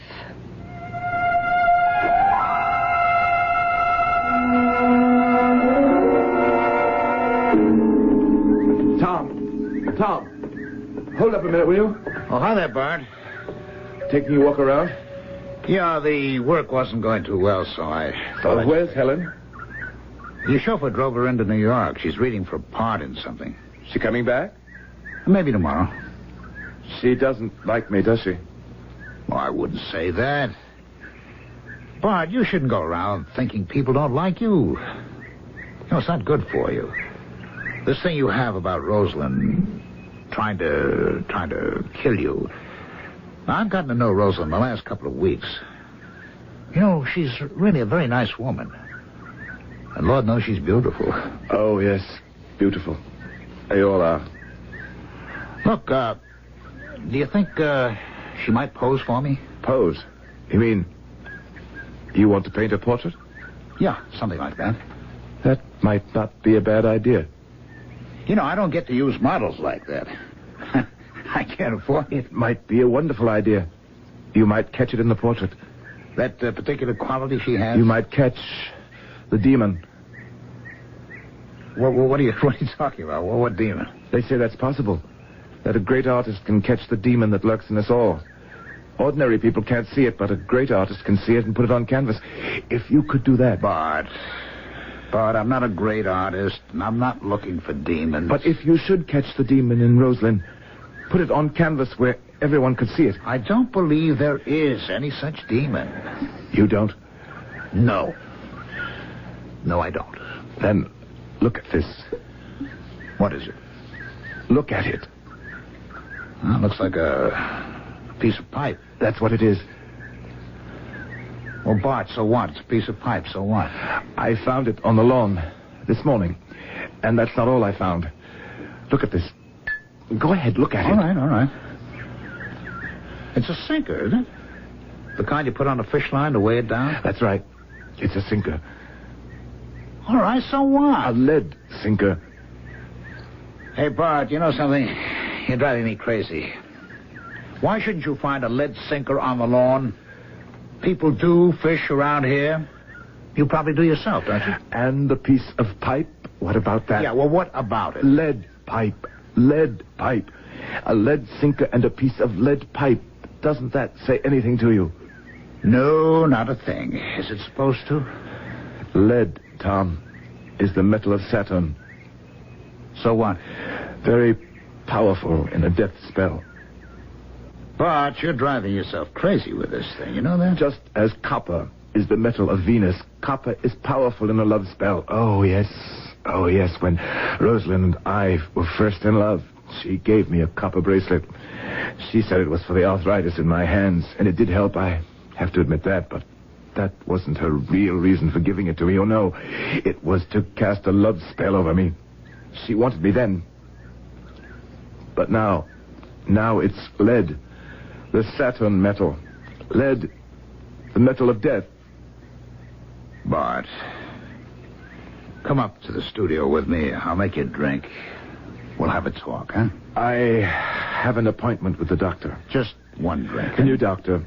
I told you I'd found one, didn't I? The doctor will wait. Or you can see him some other time.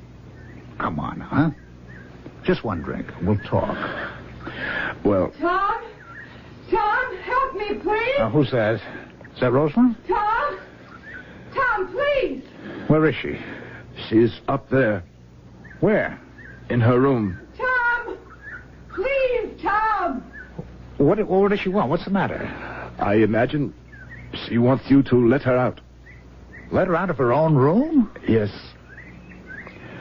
I locked her in.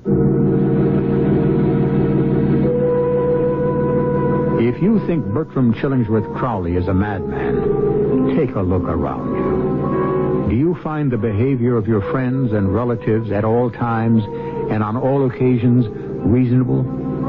Take a look at the people of the world. Are they behaving rationally?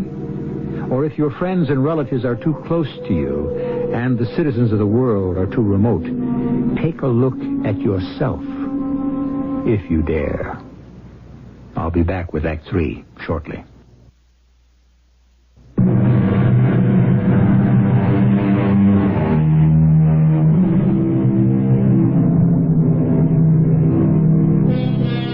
A young man, sound of body, with a plethora of worldly goods, married to an incomparably beautiful young woman, living in the loveliest of homes, companioned by a solicitous friend, pursues the idea that his wife has cast over him a death spell.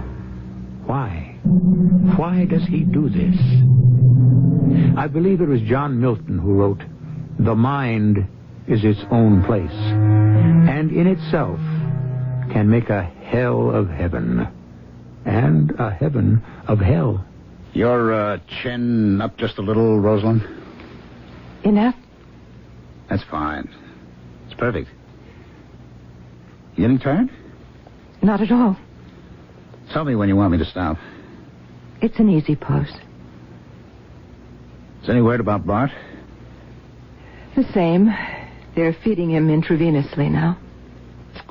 Oh, boy. That doesn't sound so good. That is not good at all. I think he will die. Oh, come on now. It's not all that hopeless. I think it is. Rosalind, let's knock off the sitting for a while. I have to ask you something. I'm sure you do. You won't be offended? Ask me. Do you know that Bart thinks that you were casting, or that you are casting some sort of a spell over him? A death spell? Oh, yes. I know. I wasn't sure if you knew. He really was crazy on the subject. Quite crazy. He kept showing me things he'd picked up on the lawn. An envelope with a nail driven through his name. Oh, yes. Things made out of lead. The metal of Saturn. Oh. You know about these things, do you? Of course. Everyone knows. Well, I didn't. Not till I came here. People have known for centuries. Well, what I wanted to ask you... Yes? Is it true? That I cast a death spell over my husband, is that what you want to ask? Well, yes. Then why don't you come right out and ask it? Well, the thing is, I don't really believe in things like that. You don't? Well, nobody does, really. Everybody does. Oh, really. No. Everybody believes in magic. Oh, they may laugh at it or swear at it or sneer at it, but somewhere in some dark corner, everyone believes in it. Do you? Partly. From time to time. But you don't practice it. Do you? My husband believes I do. But you don't. So long as he believes I do, that's all that counts. You mean if you believe a thing is so, it's so? I mean, if you believe a thing is so, it works. And that is why my husband is going to die. For all their drugs and their bottles of glucose and their tubes going into his arm, no matter what they do, he will die because he believes he will die. I can't stop it. Nothing can stop it. He believes he will die, and he will die. I don't think I can go along with that, Rosalind. It doesn't matter. Oh, look there. Look out the window, your girl, Helen. Oh, she's back. She went into New York to see about a part. Hi there. Hello. Hello. What's going on here? Well, nothing's going on. Rosalind's posing for me, that's all. Oh, really? We just stopped for a minute. We were talking. We're talking about Bart. The hospital's got him on intravenous feeding. Doesn't look too good. I'm sorry to hear that. Yes, it's too bad. You don't seem too broken up about it. Oh, now, Helen. I'm not happy about it. I think you are. Helen, you'd better stop, huh? You know what I found her doing the other day? I went up to the house to borrow something. Do you know what she was doing? Oh, Helen. Come on now. Scrying. That's what she was doing. Scrying. What's that? What is she talking about? Scrying is an ancient method used to conjure up spirits. And foretell the future. One uses a crystal ball. Or a glass of water. Yes. Or a bottle of ink. Anything that reflects. But I have no crystal ball. There was no glass of water, no bottle of ink. Your fingernails. Your long, pointed, long fingernails. Polished till they were gleaming. You were looking into them. And you were seeing the future in them. Helen, why would I do that? To see when your husband would die, when you'd be free of him. And you did see, didn't you? And you started moving in on Tom the very next day. Helen, that's enough. You don't know what you're talking about. Oh, yes, I do. Yes, I do. Somebody get that. I will. Thanks. Yes? Yes, this is Mrs. Crowley speaking. Oh? Oh. Yes, I understand. Thank you for calling me. Was it, It was the hospital. He's dead. Oh, Rosalind. That's awful. Can we do anything for you? What can we do? I don't know. Anything at all. Could you stay for the funeral? After all, you were the only friends he had.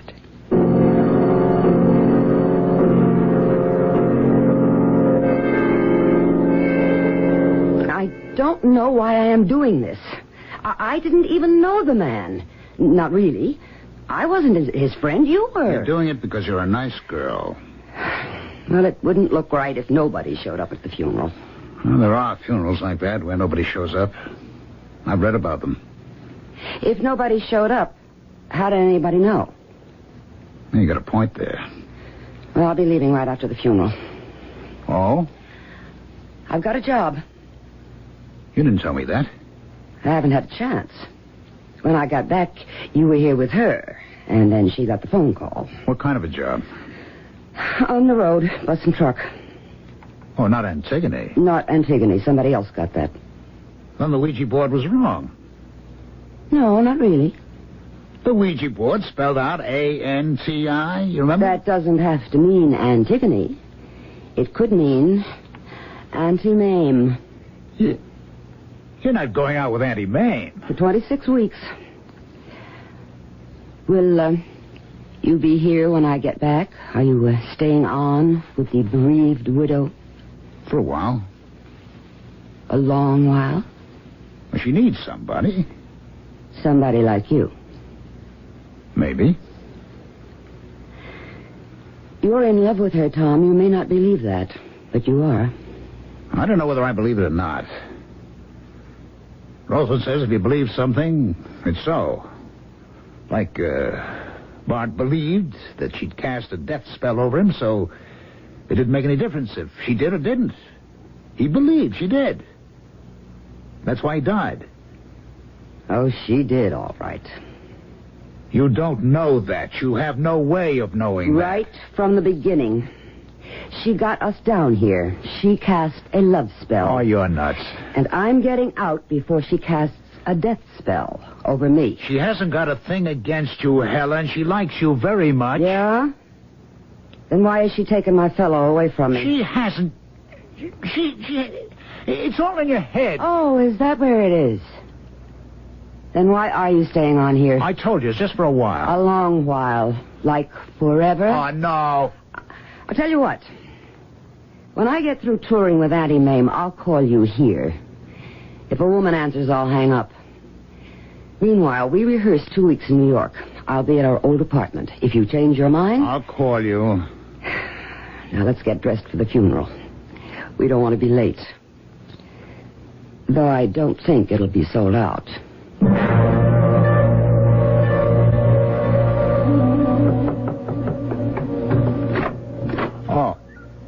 Oh, come in, Rosalind. I brought you some flowers. Well, that's very nice of you. Roses, huh? I arranged them for you. I don't think you have any vases here. Oh, where'll I put them? Oh, any place? How about, here? Fine. Now, sit down and talk to me. Okay. You must be lonely without Helen. Well, we were together for quite a while. Yes, I miss her. But, she got a job, you know. Oh, did she? No, I didn't know. She left right after the funeral. I didn't have a chance to. Will she be back, do you think? Oh, right now she's in New York, rehearsing, and then she's going on the road for 6 months, so, no, I don't think she'll be back. Pity. I liked Helen. I always thought you did. Matter of fact, I told her you did. She didn't believe you. Well, no, actually, she didn't. It's very hard for me to convey liking. I don't know why that should be. Some personality lack, I suppose. Well, do you think maybe you'd feel like posing for me one of these days? There's no rush, of course. Why, any time. Now, if you like. Oh, I didn't mean... Well, why not? The light is very good. All right. Are the roses in your way? Yeah, I'll move them. Now, I'll just set up my easel. You know, this is very nice of you, Rosalind. I really do appreciate it. It's a relief to me to be doing something. Anything. Yeah, I know what you mean. Have I got the pose right? Stay the way you are. I'm going to start over. Helen believes in magic, doesn't she? Kind of. There's a high magic, you know. And there's a low magic. Yeah? Would you turn your face a little to the light? Low magic is concerned with, petty things. Getting a certain part in a certain play, things like that. Head up, just a trifle. Oh, yes, that's good. High magic is something quite different. Mm-hmm. Make yourself like God in order to understand God. That's the purpose of high magic. Just stay like that. Vault from your body and unfold. Unfold. Don't move, please. Outrun time and find eternity. Embrace sensation. Exist everywhere and at all times, past, present. Be unborn, be young, be old, be dead, and beyond death. Rosalind. Embrace all those things.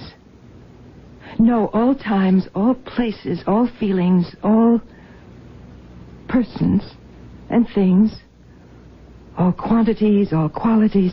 Rosalind. Then can you know God. Well, Tom?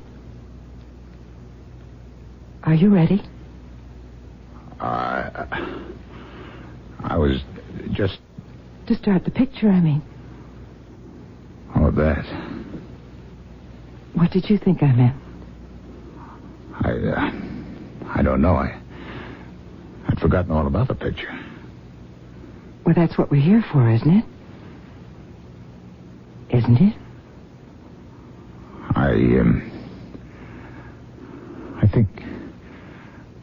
I think I'll just move the roses. I think I'll put them on the table right here next to you. Yes, I'll put them here. Wait a second. Yes? Something wrong? You've put them in a copper bowl. Yes. Copper is the metal of Venus. Yes. Copper is the metal of love. What's the matter, Tom? What are you doing? Calling Helen in New York. You don't mind, do you? I don't mind. No. I want to tell her something. It'll only take a minute. Hello? Helen, this is Tom. I'm coming back to New York. When? A couple of days. I want to finish a painting I've just started. A painting of Rosalind? Yes. It could be very good if I can just capture something. Capture it and put it on canvas. Capture what? I'm not sure. But I think it's a demon.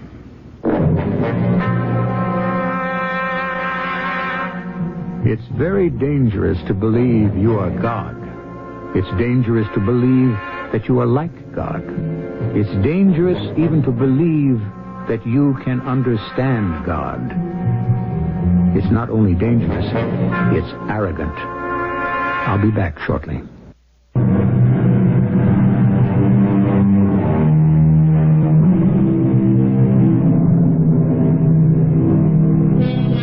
The theme of our story has been believing a thing is so makes it so. Well now, will believing that you are handsome, charming, and irresistible make you, in all truth, handsome, charming, and irresistible? I very much doubt it. But if you don't take it too seriously, it could make you more attractive. Try it. I'm going to. Our cast included Ralph Bell, Joan Lovejoy, Gordon Heath, and Terry Keane. The entire production was under the direction of Hyman Brown. This is E.G. Marshall inviting you to return to our Mystery Theater for another adventure in the macabre. Until next time, pleasant dreams.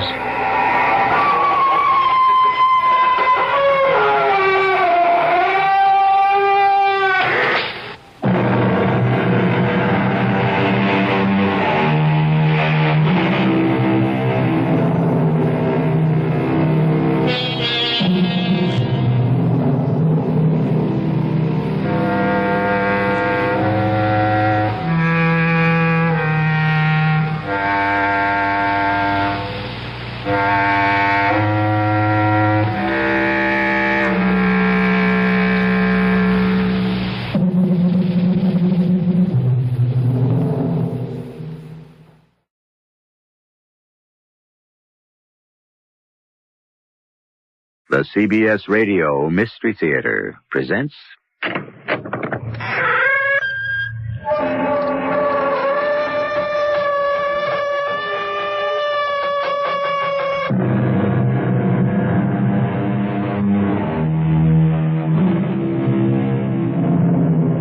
Come in. Welcome. I'm E.G. Marshall. Those of you who have attended performances in the Mystery Theater know that there are certain tales that particularly entrance and intrigue me. They deal with the unusual, the unfamiliar, the unexplainable. So I have turned today to that master of mystery, Wilkie Collins, who has a habit of coming up with a story that always makes me say, why, that's not possible. Or is it?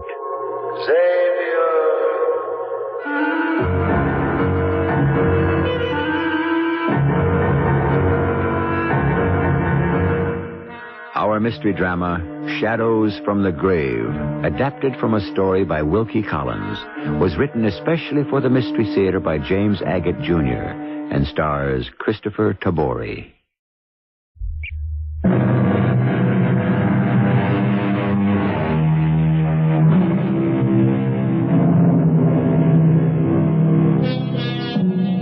One invariably associates the mysterious with lonely old houses, strange, small, inbred towns, peculiar characters.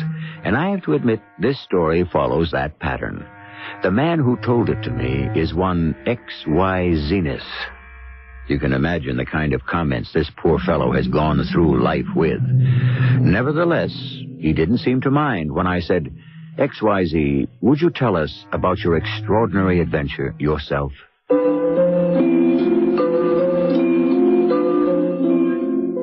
Having been christened Xavier Yardley Zenith and suffered with those initials all through school in California, I decided that when I got to the job age and became very good in photography, to open up a studio of my own.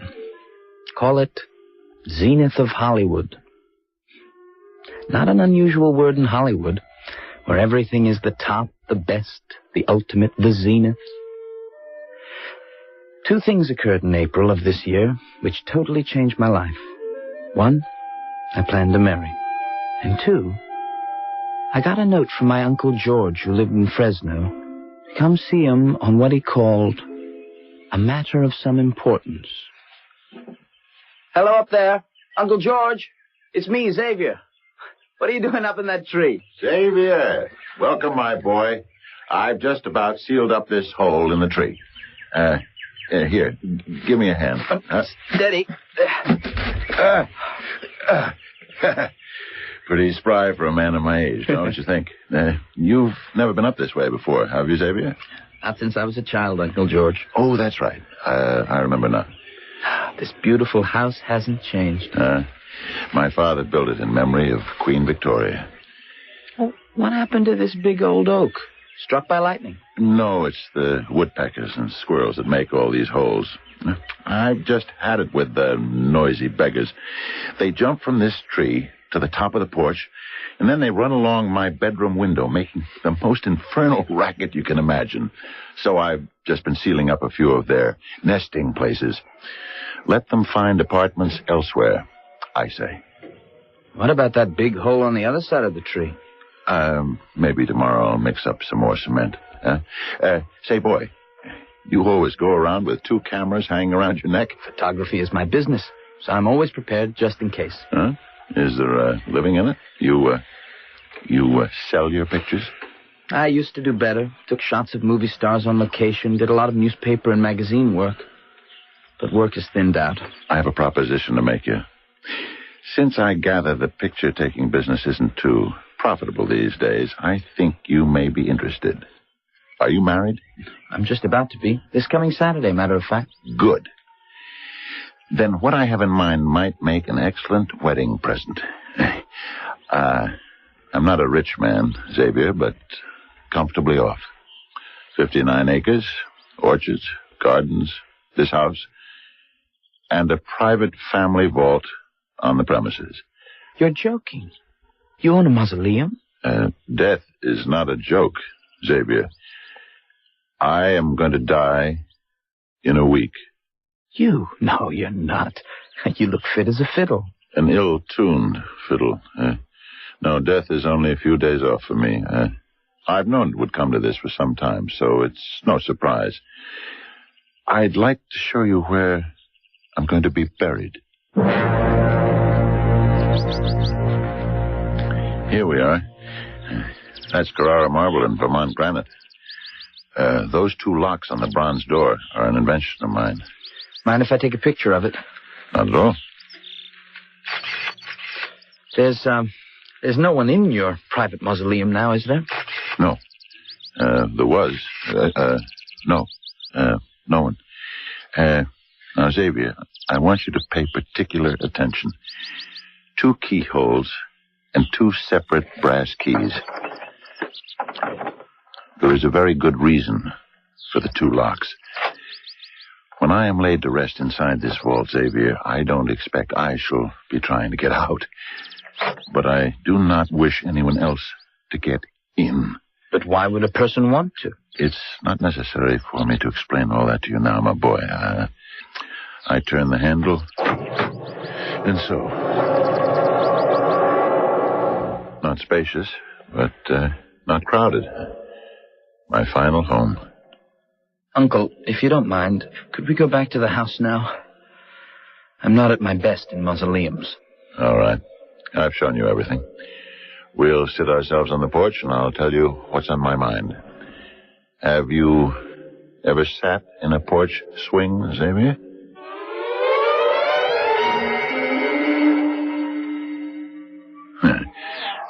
Comfortable? I love these old swings. Xavier, I have no choice. You are my only living kin. There is no one else. I'm leaving all my worldly possessions, this house, the contents, the grounds, everything to you, on one condition. You must live here, and every day, every single day, mind you, you must go to that mausoleum and make certain there's been no one tampering with the locks. Uh-huh. And that's the only condition, Uncle? The only one. I certainly appreciate your generosity. Can I think it over and let you know? I'd like to talk it over with Catherine. Absolutely not. You're going to agree right now. But, Uncle... But what? You can have your Zenith of Hollywood office right here. This place is plenty big enough. You can turn the solarium into a studio if you like. I don't care. I won't be here. It's all decided then? Good. I'll have Henley take you to the top of the hill. A good view, and you can see most of the property. Have a tug at that bell pull, will you, Xavier? My dear boy, you don't know what a relief this is. My fate lies in your hands. Wait just a moment, Uncle. I haven't agreed to this inheritance yet. But if I do, and I find someone's been at the locks of that mausoleum, what should I do? In my desk in the library, bottom right-hand drawer, is a letter of instructions. The envelope has one word on it. Joshua. Did you say Joshua? But, unless someone has been trying to break in, that letter must never be read. You rang, sir? Yes, Henley. This is my nephew, Xavier Yardley Zenith. He's going to be living here. I want you to acquaint him with the property. Very well, sir. Goodbye, Xavier. I shall not be seeing you again. Have a good walk. Well, my dear Joshua, your old friend George Zenith has found a way to outwit you. Do you hear me, Joshua?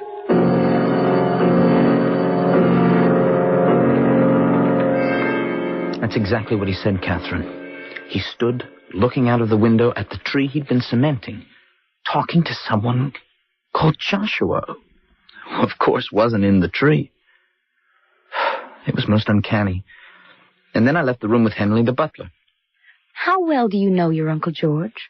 Only slightly, I'd say. So then you have no idea what he meant by, Joshua, I'm going to outwit you now. Not the vaguest.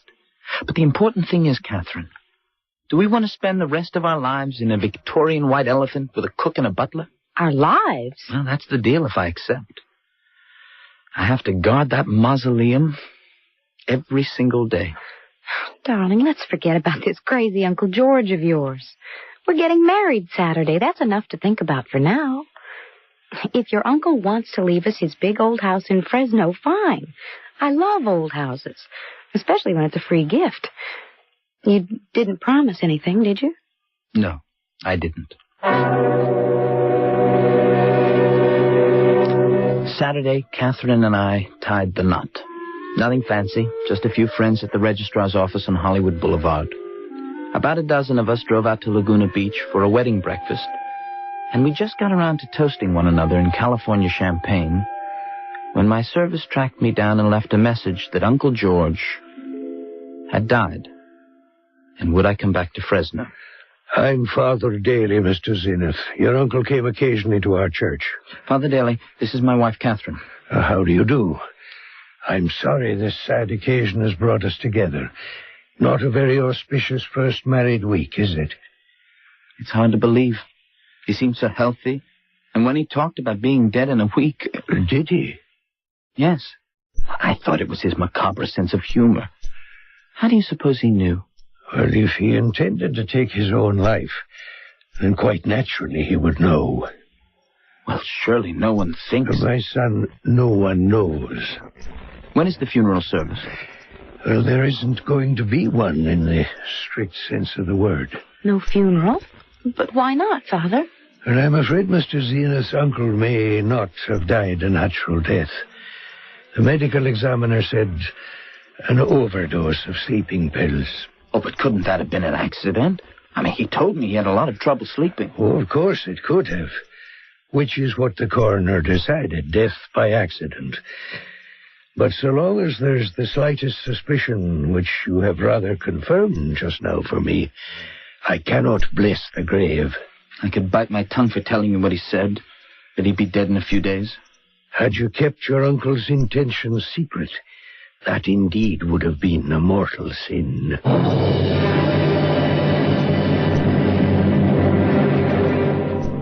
Yes, Henley. You wish to see me? I do, sir. Cook and I want to leave. You wish to leave this house? But why? While your uncle was alive, there were some very peculiar things going on, but out of loyalty, we just couldn't go. Peculiar things that frightened you? Oh, yes, indeed, sir. Strange voices and goings-on and awful shrieks. Like someone being attacked. Terrifying, if you ask me. I quite agree with you. Have you heard such noises since my uncle passed away? No, Mr. Zenith. Well, then I suggest to you, the noises died with him. Now, I'll double your salary, Cook's also, and I don't want to hear any more about your leaving. Well, you put it that way, sir. We'll be happy to stay on. Every day, I'd go out and check the locks on the family vault. Catherine and I started making over the solarium into a studio, and I ordered equipment for a darkroom. But then, one night, I had a strange dream. Xavier Yardley Zenith. Is that you, Uncle George? Why didn't Father Daly bless my coffin? I wanted him to, Uncle, but he wouldn't. He said there was some question as to how you died. You must insist he bless the coffin. I cannot rest until he does. Uncle George, am I really talking to you? Or am I imagining things in my sleep? Promise me you will make Father Daly bless my remains. Otherwise, I am lost. I am lost.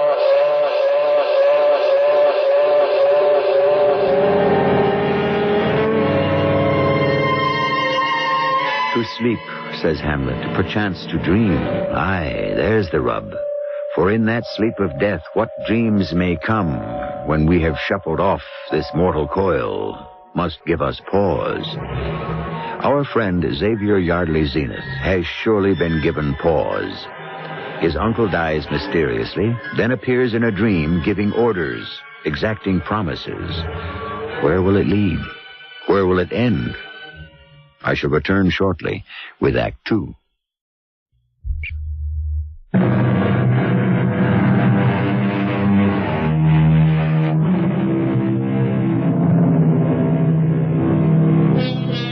It has been an enigma for thousands of years. Are ghosts an illusion, a projection of what one wishes to see, or do they represent some ephemeral link between the world of the dead and the world of the living? The problem that faces Xavier Zenith is to persuade a member of the ministry to bless the remains of a man who may have committed murder. For indeed, that is how the church regards suicide. Catherine, I tell you, Uncle George's ghost said it as clearly as I say this to you. Father Daly must give me his blessing. I cannot rest until he does. Honey, can I say something? I appreciate this inheritance, the house, the grounds, money to run it and have a butler and a cook. I never in my wildest dreams did I ever think I'd have that. But on the minus side, there's all this infatuation with death. That mausoleum, which has to be guarded as though it were Tutankhamun's tomb. And now you having nightmares about your uncle. Xavier, it's not healthy. What am I to do? I gave my word. Well, what about your career? You're a little young to retire to a gingerbread house in Fresno and play nursemaid to ghoulies and ghosties. Oh, we're going to make a great studio out of the solarium. And then that enormous closet, turning it into a darkroom. It'll be great. You don't understand me, do you? You've got to get out into the world and take pictures, Mr. Zenith of Hollywood. But having always to be one night away from this place so you can check the locks on a dead man's tomb is going to hold you back. I told you all this before we married, so don't throw it in my face now. What's the matter with you, Xavier? Have you no will of your own? Why, a month ago, if I told you that a ghost came to me in my sleep, you would have laughed right out loud. I'm not laughing now. You really believe you saw him, don't you? Of course I do. I was there. He was there. I heard him. And you've decided to stick it out here for the rest of your life. Is that it? If I have to, I will. I think I'd better leave you alone until you cool off. I'm not letting any dead uncle get in the way of my life. And I mean it. Catherine did mean it. Next thing I knew, she'd lit out and went back to L.A. I knew where to find her all right. At her mother's. But I was darned if I'd go running after her. My dear Mr. Zenith, my hands are tied. The church simply cannot acknowledge any untoward death. Father Daly, for 3 nights running, Uncle George has appeared to me at night saying, "Help me lie and rest. I cannot until Father Daly blesses my coffin." Xavier, may I call you Xavier? I wish you would. My boy, you and I are both modern men at the edge of the 21st century. For you to tell me that you're being visited by your uncle's ghost, while I won't discount it as a possibility, it's much more likely to be your own conscience worrying you to such an extent that you can convince yourself that you've seen him. You tell me it happens when you're asleep. I say to you, yes, it could, but that still doesn't make it any more than a dream.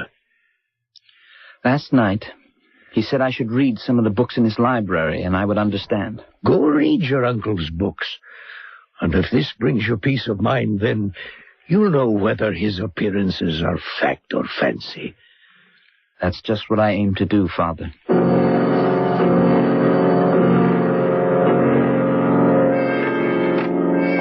You rang for me, sir?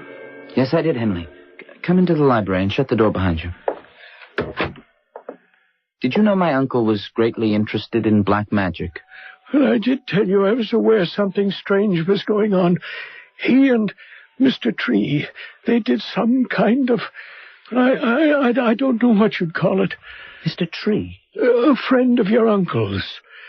They spent a lot of time together, and then a year ago, Mr. Tree went away. Can you be more specific than something strange? Well, sir, there'd be a lot of candles. Hundreds, in fact. They'd have them all burning, and there'd be incense and chanting. Right here in the library, Mr. Zenith. I've been reading these books, and what amazed me was how many of them deal with the power of black magic. I remember him asking me to bring home a cup of holy water from the church, and I said to him, well, sir, you're supposed to go to church in person and bless yourself with holy water, not bring the holy water here. And your uncle said, getting the holy water is the easy task. I have to get the blood of a child to mix with the water. Henley, did you ever find out what it was for? No, I didn't. I didn't ask. And I didn't steal the holy water from the church either. Henley, you strike me as a sensible man. Will you do me a favor tonight? I generally take a walk in the garden after dark. Perhaps you'd walk with me. Well, certainly, sir.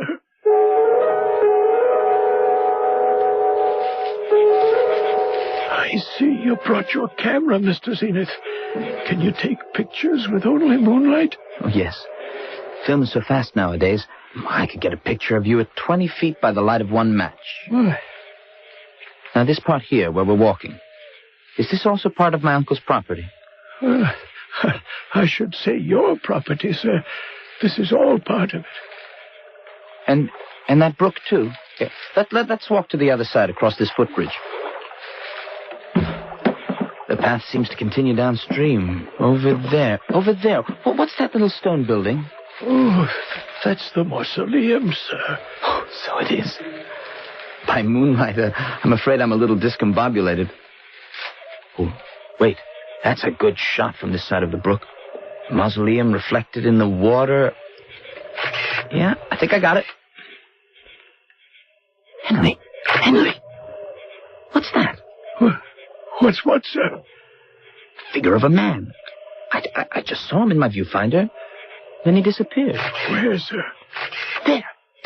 Again. Can't you see it? Yes, there was someone. He's moving away from the mausoleum. You see him?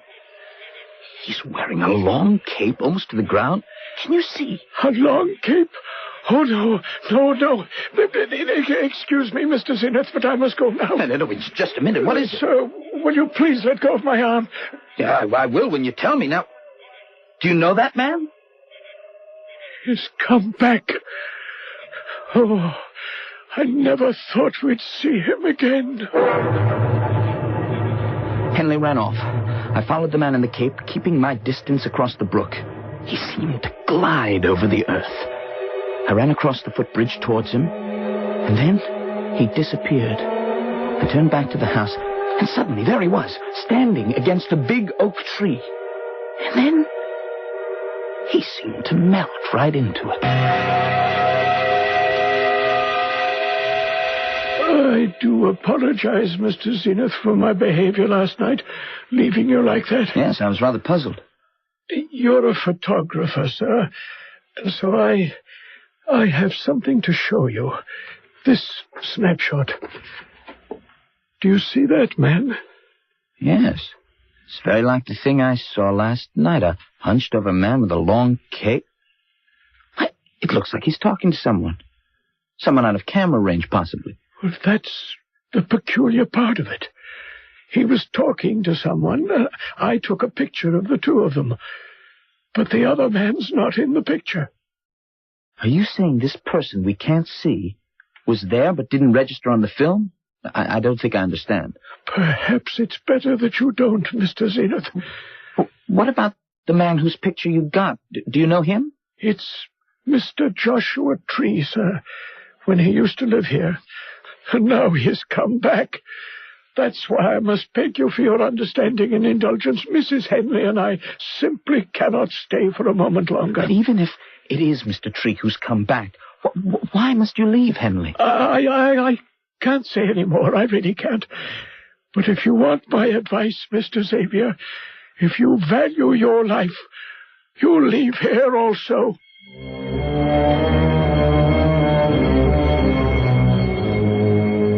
When I developed the shots I took of the Cape figure, they were identical to Henley's snapshot. That night, from the darkened library, I watched the oak tree. At midnight, the figure in the Cape appeared. I crept out of the house, following it to the door of the mausoleum.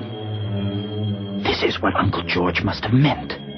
I reached forward to stop the man. Something hit me on the head from behind. I blacked out.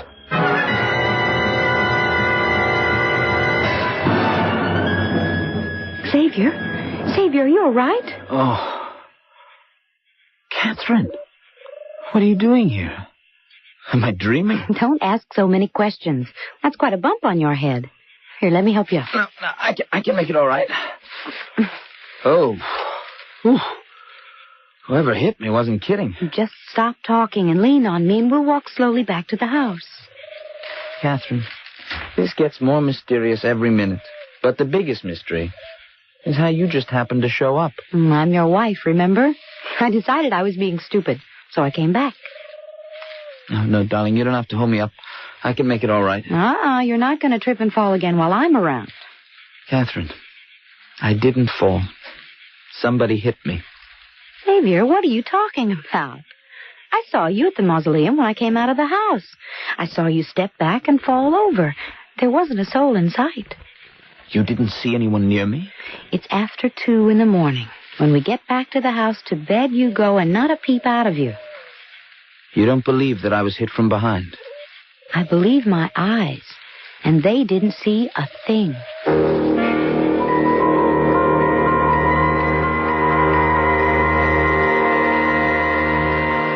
Father Daly, who is Joshua Tree? Where did you hear that name? Henley told me, but not much else.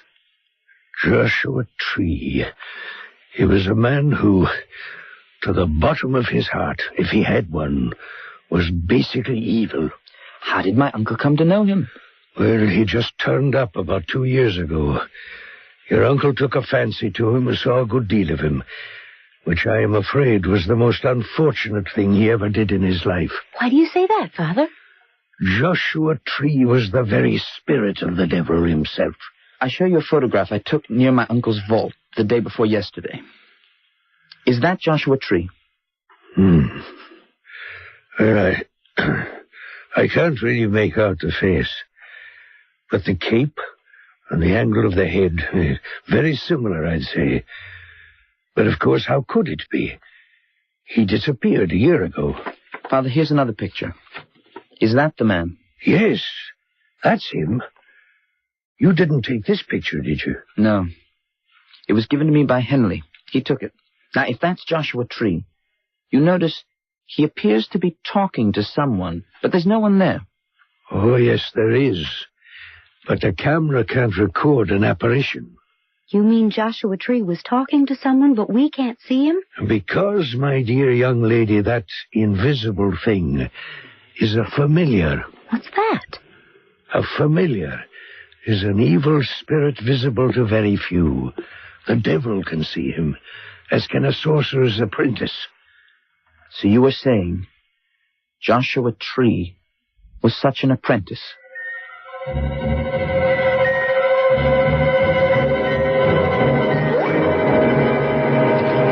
Xavier, are you in here?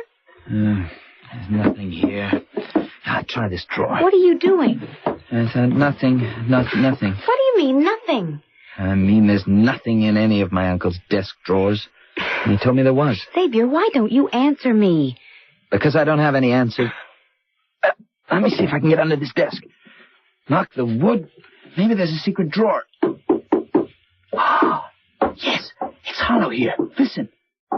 One of these drawers is short. Behind it, there must be. Yeah, here. I'll pull this drawer out, and I'll put it on the floor. Then, I reach back inside. Yes, I feel something. An envelope. Well, here she be. How did you know it was back there? Before he died, last time I saw him alive, Uncle George told me that if somebody was tampering with his mausoleum, I'd find my instructions in a letter with the word Joshua written on it. To whom it may concern. So. Oh, no. Oh, no. Murdered. He killed him. Lord in heaven, what are we to do now? The ghost in the play Hamlet says, I am thy father's spirit, doomed for a certain term to walk the night, till the foul crimes done in my days of nature are burnt and purged away. Is it so with our Uncle George? Is he also doomed to eternal unrest until his sins are purged and burnt away? With the end of uncertainty, I shall bring you Act 3 when I return shortly.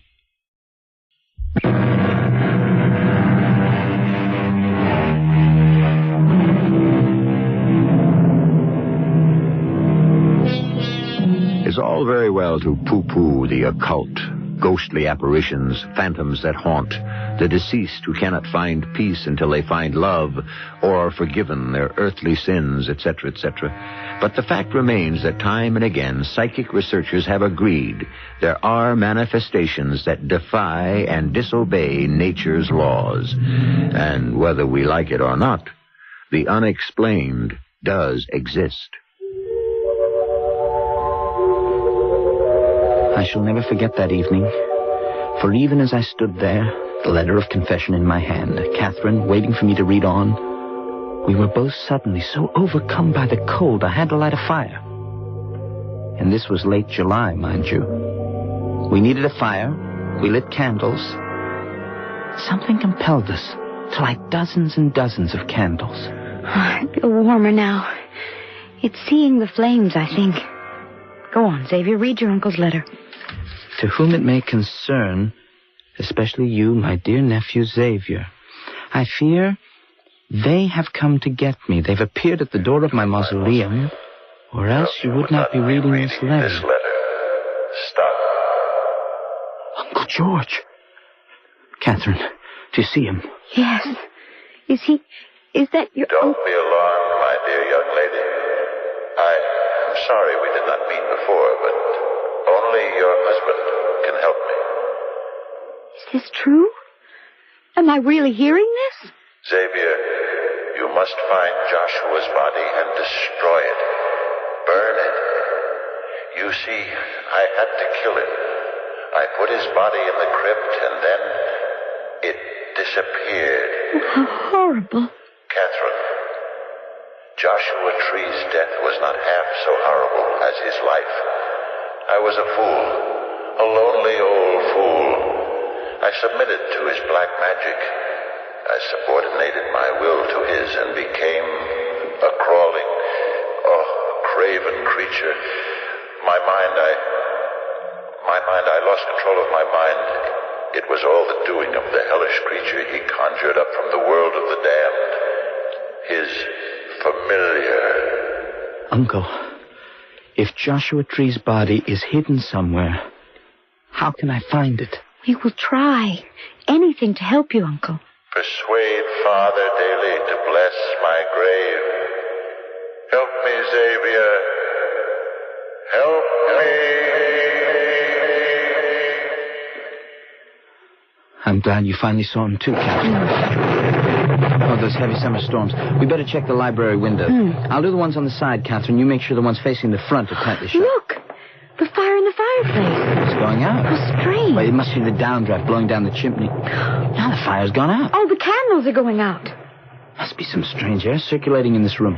Let me get the electric lights. The switch is by the door. Well, that's funny.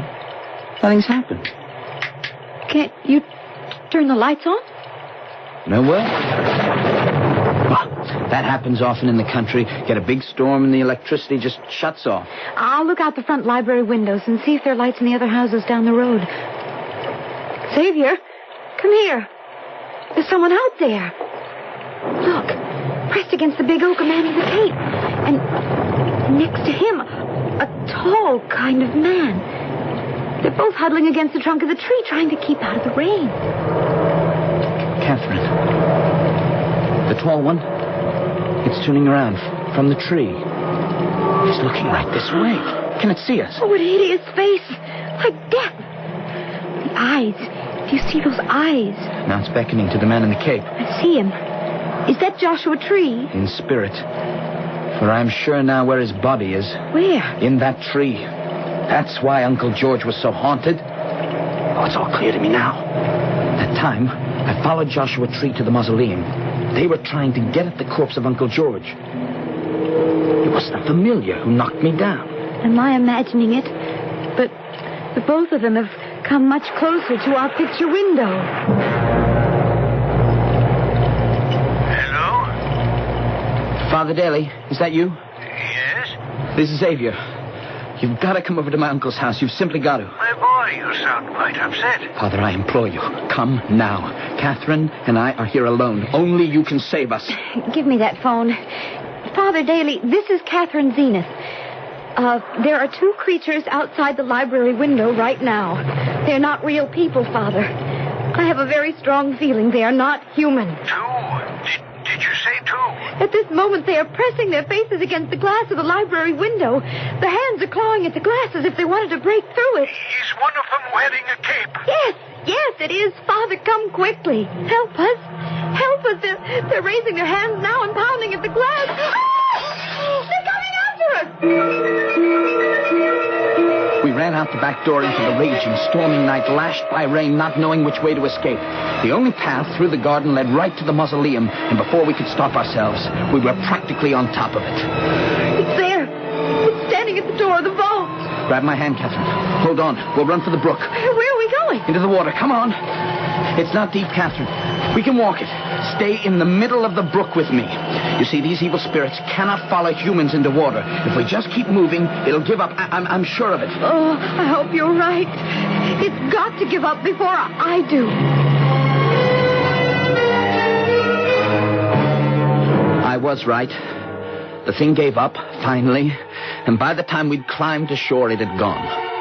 There we stood, the rain beating down on us from above, and our legs and clothes soaked from the brook.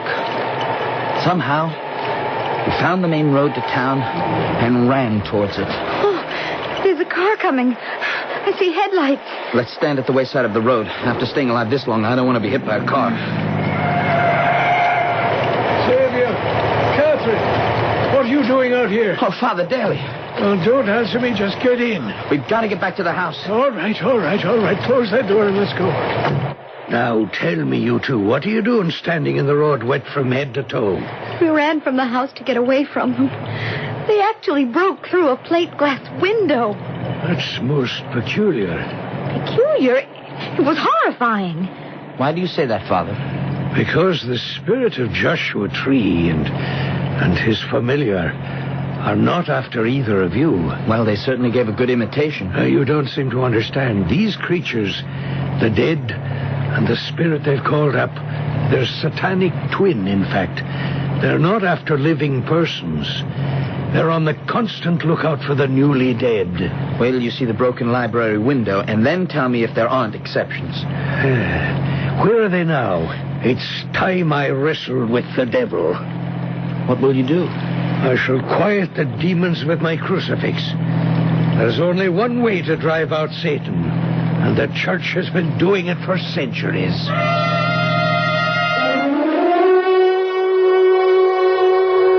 Father, look. The vault door's open. Someone's coming out. Not someone, but some things. They're carrying out your uncle's coffin. Stop! I charge you, archfiends of Hades! Thou hast entertained familiarity with Satan, the grand enemy of God. I charge you, put down that body and begone! Father Daly advanced upon the two creatures, holding his crucifix in front of him. The familiar and the spirit of the murdered Joshua Tree halted, released the coffin, and ran. Father Daly and I carried Uncle George back inside the vault and closed the doors. It came to me in a flash. The big oak tree. It was there we would find the source of the evil. You are right, Xavier. I can see their shadows. I'll hold them back with my crucifix. Somewhere inside this oak are the remains of the man my uncle killed. When we find them, I suspect they'll be wrapped in that long cape he wore. There's a sizable hole on the far side. When I first came here last April, my uncle was up there cementing up some holes. Since he knew Joshua Tree's body had been taken from the mausoleum by the familiar, your uncle might have suspected it was in this tree. I don't look forward to finding a pile of decomposed bones. What do we do with them, Father? Burn them. I'm glad Catherine's in the house. I don't know how she would react to a funeral pyre. We have no choice. Look, Father. The familiar. It's still there. Its minutes on Earth are numbered.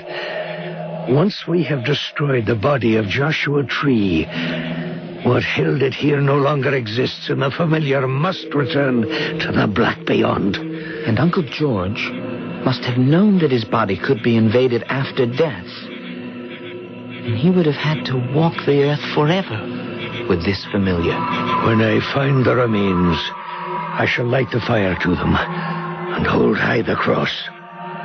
But what about Uncle George? I shall go back into the mausoleum and bless the coffin. Requiescat in pace. The flames consume the phantoms from the grave. The good father returns to the tomb and blesses the coffin. Will there be deliverance for the uncle? Yes, released from wandering the earth. But in the dimension of the beyond, will the spirit of the murdered sorcerer allow his murderer to exist in peace? Or will Uncle George discover his eternal torture is just beginning? I shall return shortly.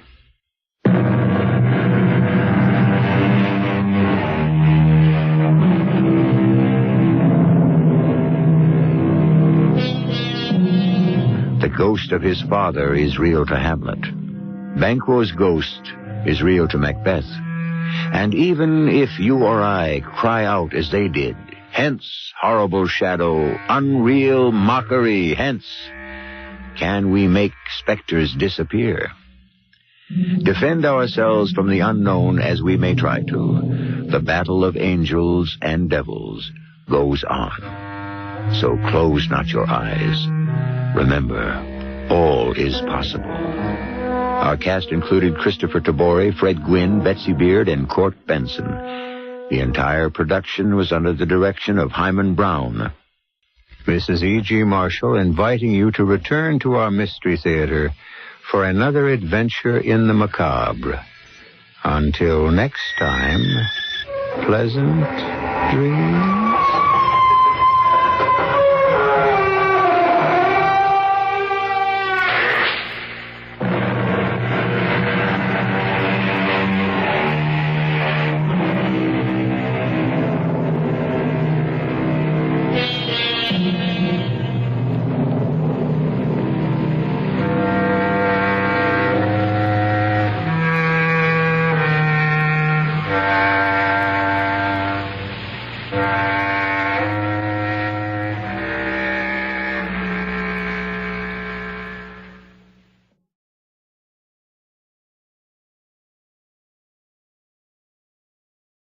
The CBS Radio Mystery Theater presents...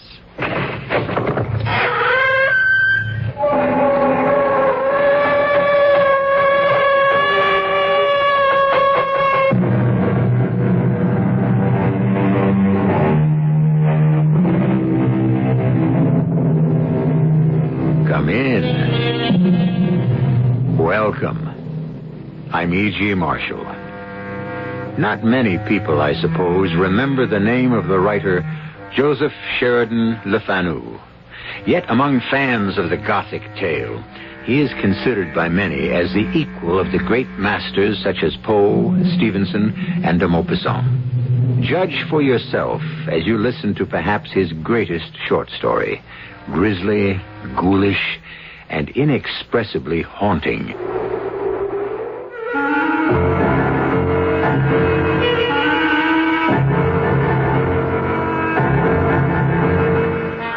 Our mystery drama, Till Death Do Us Join, was written especially for the Mystery Theater by Ian Martin and stars Don Scardino and Roberta Maxwell.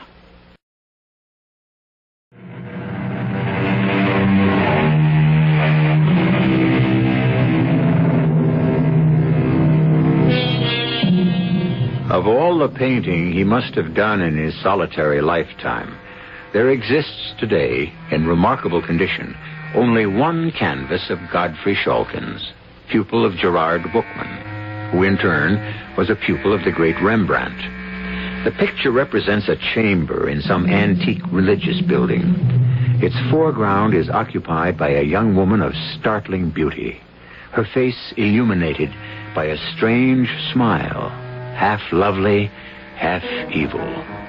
In the background is the shadowy form of a man dressed in the old Flemish fashion, propped up in a coffin, as though in a bed. A fascinating picture, and a chilling one. No one who views it can repress a shudder. Why? On the back of the canvas is a legend, written in cramped longhand by the painter, which may serve to explain why. They think me boorish, rude, and laugh at my slovenly ways and filthy habits. But they buy my pictures, for I am an artist beyond peer.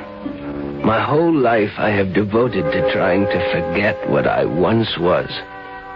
The only life I have had is canvas and pigments, and a search for escape in the only fashion I can accomplish it.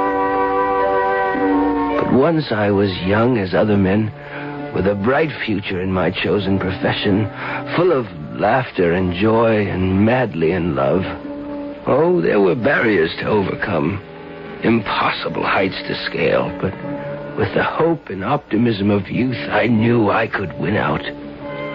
How could I know that a force beyond any human strength would strangle my spirit, twist and deform my soul, and doom me to a lifetime of despair? Rose. We are alone, beloved? All the other students are gone. And Herr Bookman? He left the studio for home less than 5 minutes ago. I know. I only wanted to be sure I had made no mistake. How do you know? I had Jacob, the groom, drive me into Amsterdam today to shop for some silks. On the way back, I had him stop at his favorite beerstub to have a beer and groom the horses, whilst I took a stroll along the canal. I was hoping to catch you alone at the studio, and my prayers were answered when I saw my uncle climb into his carriage and drive off. My dearest one, if only I could declare my love for you openly. Oh, you will be famous very soon, and we are still young. We have time. Every moment spent away from you is an eternity. It is just as bad for me, but for the moment we must live with it. Come, let me see what you have been working on, my genius. No, it is in no shape. I cannot make it come right, and it is still only a sketch. But, Godfrey, you're wrong. The conception is beautiful, and even the freehand outline tells all the world you are a master, or to become one. Tells all the world. Well, perhaps you're right, for you are all my world. If whatever I do satisfies you, it would be reward enough. Oh, no. We must do better than that so that we can have each other. Finish this one as you have started, and I will see that Uncle Gerard gets the canvas to the right places. Once someone buys you, you will become a vogue. I know it. I feel it in my bones. Not in your heart? In my heart, what I feel is my love for a man named Godfrey Schalken. will I ever be rich enough to make you my wife? Hold me, Godfrey. Hold me very tight. Rose. I want to believe. Help me to. In every way I can. Oh. But what happened? I don't know. A sudden chill, as if... The time. I must go. I would do nothing to set Menea Bookman against us. Why can't I just go to him? No, I beg you. I know my uncle. He would only send you away, and then you would have lost everything. Me, his teaching, your future. Hush, my darling. Trust in God. And let us hope. I love you. I shall always love you. God give you grace. What grace has a God who keeps two lovers apart? Heaven forgive me. I meant it not. But the words had been said and could not be taken back. I turned to my sketch, one of the temptations of St. Anthony by the devil. I set to work and was so busily engaged that an hour or so must have passed. The light was gone. As I sat back, I heard a sort of sniff behind me. A few feet behind me stood the figure of an elderly man in a cloak and a broad-brimmed conical hat. The room was so dark by now that the shadow from his hat obscured his features entirely. But I was impressed, awed at the perfect stone-like stillness of the figure. I'm sorry, I didn't hear you come in. This is the studio of Gerard Bookman. It is. Will you sit, mynheer? No. I wish to talk to him. He has returned to his home some hours past. If you would wish to seek him there... No. Will you see him before tomorrow evening? Oh, yes, sir. I am one of his pupils, and he will be here by late morning to commence his classes. Are you to be trusted with a message? I hope so. Fail to deliver it at your peril. Tell Gerard Bookman that Meneer van der Hausen of Rotterdam wishes to speak to him here tomorrow evening at exactly 7 in this room on matters of weight. He turned abruptly and with a quick but utterly silent step quit the room. Some strange premonition drew me to the window through which I could see the exit door to the street bordering the canal. I waited in vain for him to appear. The darkness was now gathering in earnest. Leaving the studio and locking the door, I half expected to find him lurking in the halls below. But he had vanished as mysteriously and completely as he had first appeared. Nor was the mysterious stranger further identified when I reported him to Mynheer Bookman the following noon. Van der Hausen? Van der Hausen. No, his name means nothing to me. From Rotterdam, you say? He said. Yes.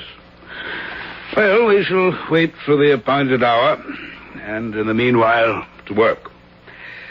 I have looked at your sketches on the temptation of St. Anthony. The line, the chiaroscuro, the coloration are acceptable, well done and conceived. But the expressions, it's as if St. Anthony were the devil and the devil the saint. What is your conception? Why? Your Honor, I cannot answer. I do not know. Well, the other pupils are arriving. And let's see if your conception can improve during class studies.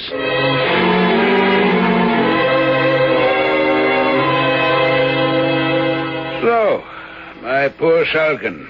The others are all gone, and I had little time for you today. How went the canvas? I don't know, Master. I found it hard to concentrate.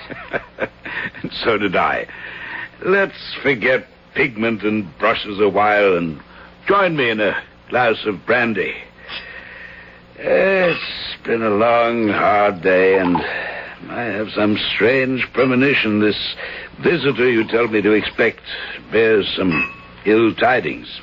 Well, at all events, let's fortify ourselves against ill chance. Your health. Your health. Et 7, you said. He said. Vanderhausen. Never heard of the man. What can he want of me? A portrait? A poor relation to be apprenticed? A collection to be evaluated? Well, you should soon learn. The Stadthouse is sounding the hour. I should leave. No. Stay with me, Godfrey. You're young and strong. And for some reason, I have a foreboding about this mysterious appointment. No, the clock has ceased. I shall not wait too long for... He seems to be here, sir. Now go. Let him in. By your leave, young sir. You are Gerard Bookman? I am. I have the honor to address Mynheer Vanderhausen of Rotterdam. The same. I understand your worship wished to meet with me, and I'm here, as you see, by your appointment. It is well. Is that a man of trust? Well, he's my prized pupil, of course. Yes. Well, then let him take this box of leather and get the nearest jeweler or goldsmith to value its contents. Why? That I will explain to you alone. But I wish him to return with a certificate of the value of the contents. That is a strange request, Mynheer. May I ask the reason? When we are alone. And I think Jan Spuyten in the next street will still be open. Godfrey, will you gratify the gentleman's wish? Your wish, sir. I will take as little time as I can. I had in my hands a small leather case, about 9 inches square, surprisingly heavy for its size. I was less curious about its contents than the conversation I was about to miss. If I could even have dreamed of its subject and the consequences. But how could I? Instead of clairvoyance, I reacted normally to my master's order and sought the information I had been asked to get. Who is it? Godfrey Schalken, pupil of Master Gerard Bookman. Were it not for your master's good offices and the designs he presents me with, neither God nor the devil would persuade me to open up at this late hour. Well, what is it, young sir? My master bid me bring the contents of this leather case to you for evaluation. That scuffed and crumbling jewel box? What nonsense. Still, by its antiquity, it's curious and challenging. But come in, by all means. The wind makes enemies of my old bones. Now, what is the urgency that prompts this haste? I know not, Mynheer Spuyten. Well, then let me see. Give me the case. Good Lord. What is it? A moment. My loop and my scale so I can examine and weigh. Gold ingots. If they're say true, this is a king's ransom, young man.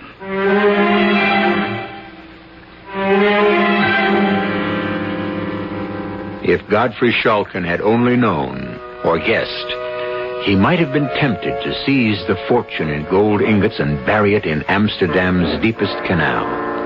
For the contents of that scuffed, scraped case, soiled with age, were to turn his life about and transform him from a young, carefree man to the bitter, hating wretch who painted with the flair of the gods.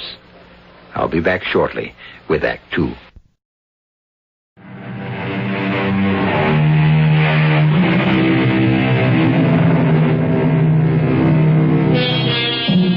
While Godfrey Schalken was learning from the goldsmith the incredible value of the contents of the leather case, a conversation was taking place between the mysterious stranger and his master.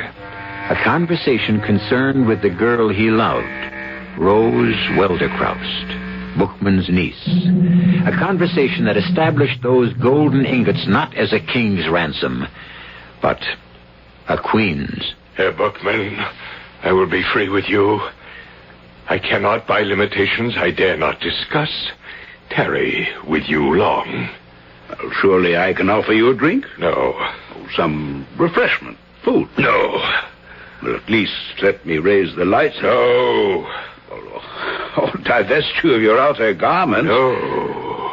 I can feed the fire more logs to warm you. I have no need of your offers, nor desire of them. I come to make you an offer. Will you come to the fire and sit? I prefer to stand where I am. The shadows suit me well. I don't understand. Some time ago, I saw you in the Church of St. Lawrence in Rotterdam. With you was a young girl of exceptional beauty, whom I later ascertained was your niece. I desire to marry her. Without meeting her? Conversing with her just from one glimpse? That was enough to convince me she was the woman I desire to share my future with. But Rose... If I can satisfy you that I am wealthier than any husband you could ever dream for her, I expect that you, Herr Buckman, will forward my suit with your authority. And I must add that if you are to approve my proposal, it must be here and now, for I can brook no delays. You're extremely arbitrary, Mynheer. I am constrained to be. I offer no apology. I did not ask for one. You might reasonably have.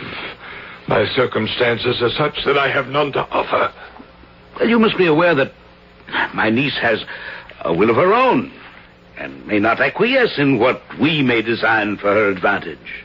The young man I sent out with a packet will return shortly. That will prove the evidence of my wealth and security for your niece's life. I promise you it will be 10 times the fortune she could expect. All of it, in the interest that accrues, shall be hers as long as she lives. Can I be more liberal? Well, if what you tell me is true, of course not. As to my respectability, you must take that for granted, at least for the present. I buy my name and reputation with what you're about to discover about me. My wealth. You must give me a moment to think. I remind you again, my time is limited. I will not pledge myself unnecessarily. But you will if it is necessary, and I consider it so. A testy old gentleman determined to have his own way, eh? Why, those were the very words that you were thinking, I know. You also thought to yourself, all things considered, I'm not justified in declining the offer if the gold involved is satisfactory. Am I correct? You read my mind correctly. Please forgive the intrusion and my abruptness. But we are both men of sense as well as sensibility. Your niece is penniless. I shall make her as rich or richer than a queen. When your young man returns with a valuation, if you don't wish the proposal withdrawn, you must immediately sign this engagement. Enter. Master, I have brought Mynheer Spuyten's valuation of the contents of the case. Give them to Mynheer Vanderhausen. Oh, no. No. Give them to Mynheer Bookman. Yes, sir. Here they are, Master. Gold ingots? Their value. I can't believe it. Neither could Jan Spuyten or myself. I fled back through the streets, searching every shadow. I have never seen so much wealth. 10,000 guilders. A token only. My wealth is limitless. Will you sign the contract now? A moment.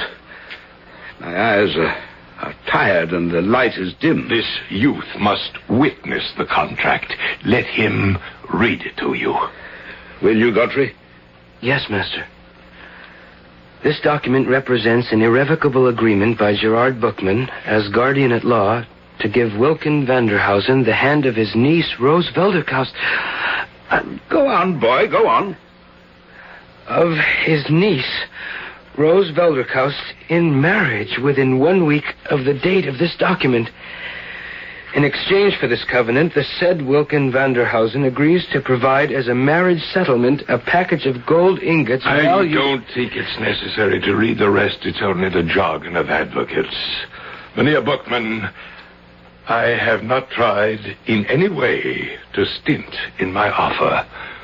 Now, are you, for your niece's sake as well as for your own, content?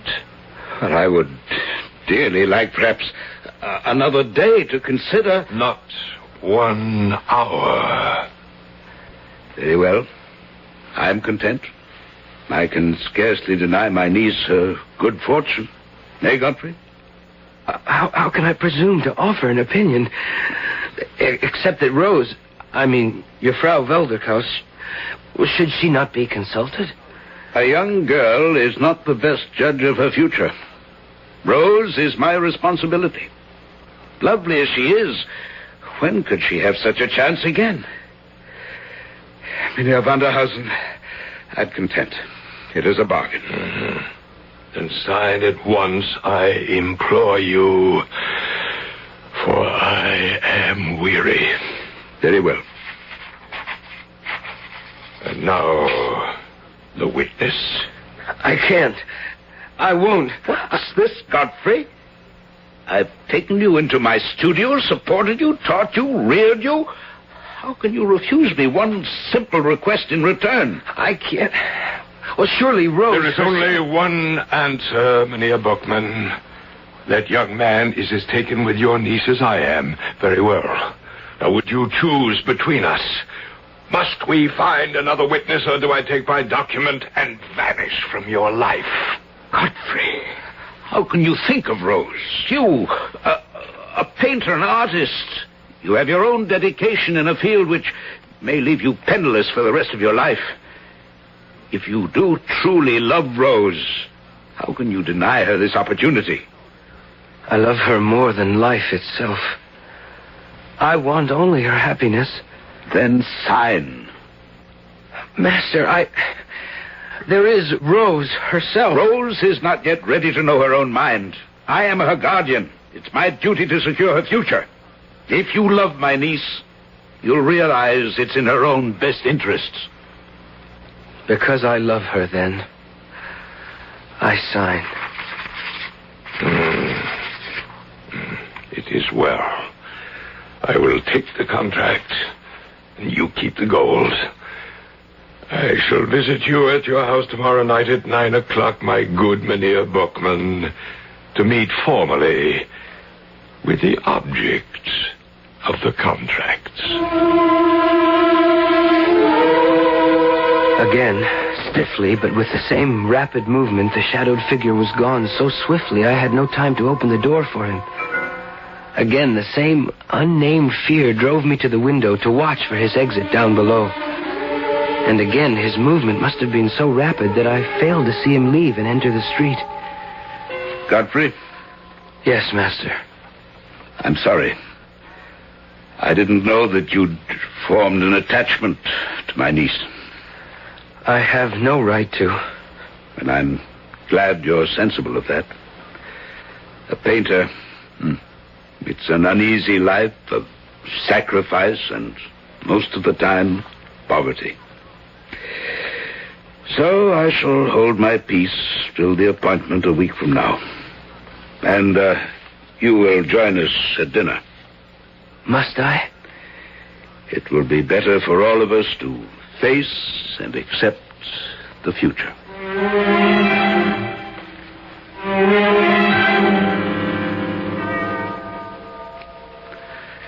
It's striking 9, Rose.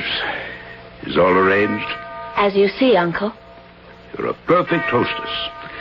The fire shines like burnished gold, and the table is set immaculately. Godfrey, a glass of wine? No, thank you, Master Bookman. You seem nervous. I am. I hope you're not going to lose control of your feelings. It isn't that, Master. Then what? I can't quite explain it. A strange foreboding. You feel it too. Does Rose know what the occasion is? No. Then it is not too late. I have signed the contract. My word alone is its bond. But the paper is the final arbiter. Then there is no escape. Escape from what? A marriage settlement beyond my wildest dreams for my brother's daughter? I commend you to control your foolish dreams. I've done what must be done. And our guest is here. Rose? Yes, Uncle. Come stand by me to greet our visitor. Yes, Uncle. This time the room was brightly lighted. This time the mynheer had to shed his outer garments.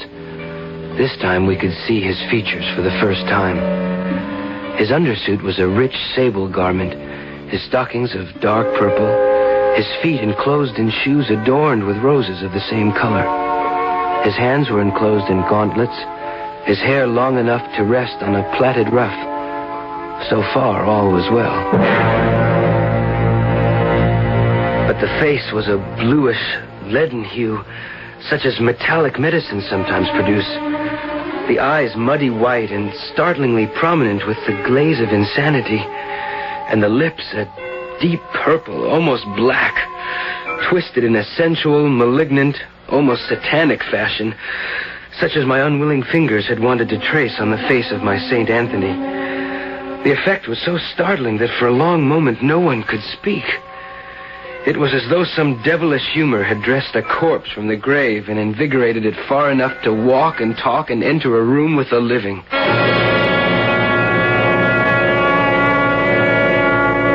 One must admit, of course, that Shulkin could scarcely see his rival, or to be more truthful, the man who had stolen his beloved from him, in the best light.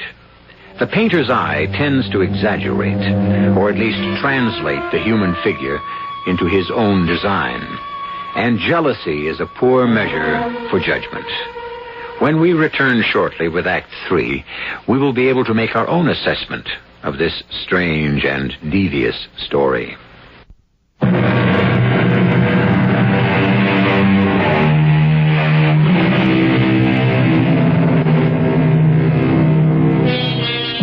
The stranger spoke little during the half hour or so he stayed, nor could his host manage many more words. Such, indeed, was the nervous terror that Vanderhausen inspired, that it was an effort not to fly in panic from the room. Something undescribably odd was about him. His movements, as if directed by a spirit unused to managing the machinery of the body. And two things were remarked by all: the fact that his eyelids never closed, and that his chest was motionless, unstirred by the process of respiration. It was with a feeling of infinite relief for all when the door finally closed behind him. Oh, thank God. Are you all right, Rose? No. I feel as chilled as someone with fever. My dear, don't exaggerate. I don't. He's a frightful man. I wouldn't see him ever again for all the wealth in the world. Don't be a foolish girl. A man may be as ugly as the devil, but if his heart is good and his actions match it, he's worth more than some handsome puppy with neither brains nor prospect. I don't want to talk about him anymore. But we must. The man is wealthy, liberal, and withal good-hearted. He has sued for you as his bride. His bride? It is my duty to see you well bestowed. I promised your father on his deathbed that I would make sure of that. Uncle, not that man. Enough for tonight. There are no decisions to make beyond the fact that it is time to retire. Godfrey, I shall see you in the morning. Yes, master. Good night, Frau Welderkaust. No need to be so formal. Rose. And good night, Godfrey. Don't look so troubled. Nothing has changed. My walk home will be lighted by that knowledge. Good night, Master Bookman. Good night, my boy. And remember, you're an apprentice painter. That is your first and most important loyalty. I am acutely aware of where I stand, Herr Bookman. Good night. Why were you so severe with him, Uncle? Because we live in a world of reality. What do you mean? Do you realize that Mynheer Vanderhausen, who visited us tonight, has guaranteed you 10,000 guilders of your own as an earnest of his love and admiration for you? I have them here. 10,000 guilders? It's his way of saying how much he loves you.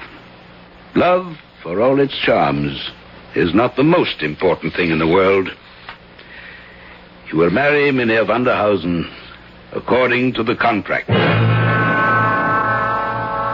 The mood of hope that my beloved had kindled in me barely lasted till my return home to the bare and cheerless garret I lived in. Even if in my sleepless bed-tossed night I might have held to some grain of hope, the next day would have dispelled them forever had I been at the Bookman house. Another tradesman's wagon. What can it be now? I can't wait to see.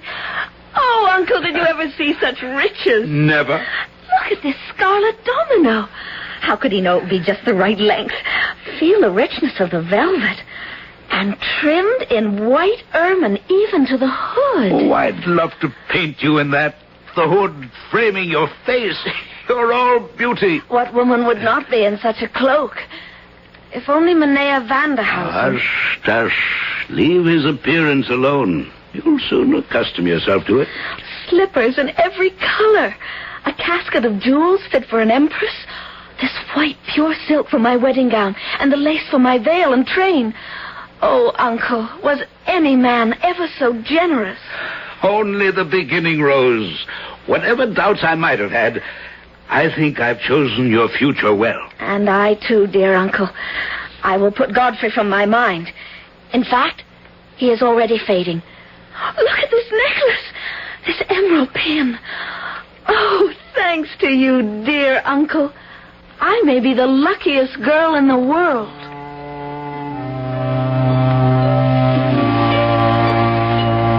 And so, 1 week later, I had to swallow my pride and watch my repulsive rival carry off my beloved Rose in solemn pomp in a carriage and four out of my life to Rotterdam. But I was mistaken. Rose Velderkost, now Rose Vanderhausen, was not out of my life yet. And I brought you home, my boy, to sup with me because I'm worried. And I've no one else to turn to. You may always count on me, Master. In all things, I know. In particular, this one. Contrary to all promises freely exchanged, it's 4 months since I've heard of my niece. Not one word. I'm too old to travel. Will you then be my emissary and take this letter to the Boomkey to inquire after my niece? If you desire me to. I do. You shall stay the night and take the coach for Rotterdam on the morn. I will issue you such funds as you need, and I pray you return post-haste with what word of comfort you can bring me. I will waste no time. I promise you.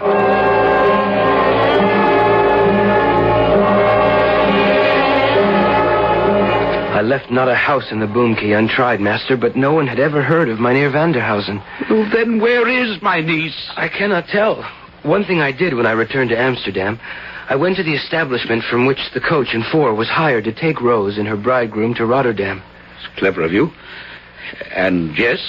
The driver reported that late in the evening, before they entered the city, a small party of men, dressed in the old-fashioned with peaked beards and pointed mustaches, standing in the center of the road, stopped the coach.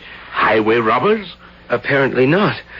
Mynheer Vanderhausen seemed to have expected them, and he handed Rose down from the carriage and into an ornate, hand-carved but ancient litter, which the men lifted and bore off into the night.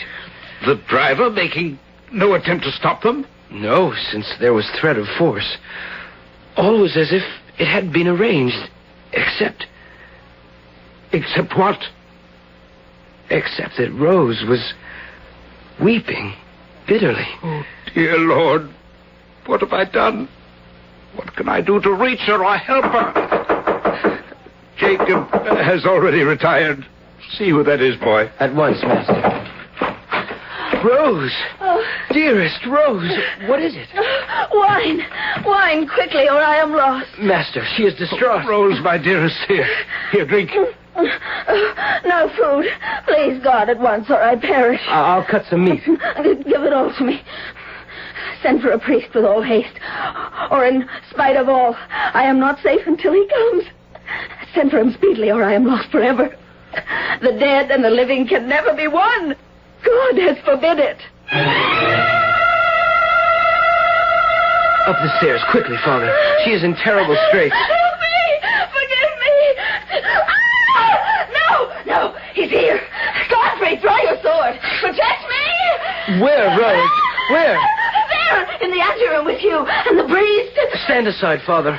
Hold the lamp high. Let me see in the shadows. Go down, I beg you. Do not leave my bedside. Only to bring you the priest. Don't be afraid. Father Dowser, myself, and Godfrey are only a few steps from your bed. Oh, God, help me, whom I have no right to ask. Oh, the candle is out. It is too late. He has come for me. Don't leave her alone in there. The door. I can't budge it. We will break it down. No, Godfrey! She's not in the bed. Hold the lamp higher. She's not in the room. The window. Could she have jumped or fallen? They're shut fast. The latch is still thrown. There. Can you see anything? The street is empty. The canal is smooth as glass. She's gone. Rose is gone. As if she'd never returned. The days that followed are shady and insubstantial in my mind. Half crazed with grief, and at Herr Bookman's remorseful request, I returned to Rotterdam, to the chapel of St. Anthony, where Vanderhausen had first seen Rose. It was after evening vespers, and I was travel-worn and soul-weary. When the worshippers left, I remained alone in the church, and I must have fallen asleep.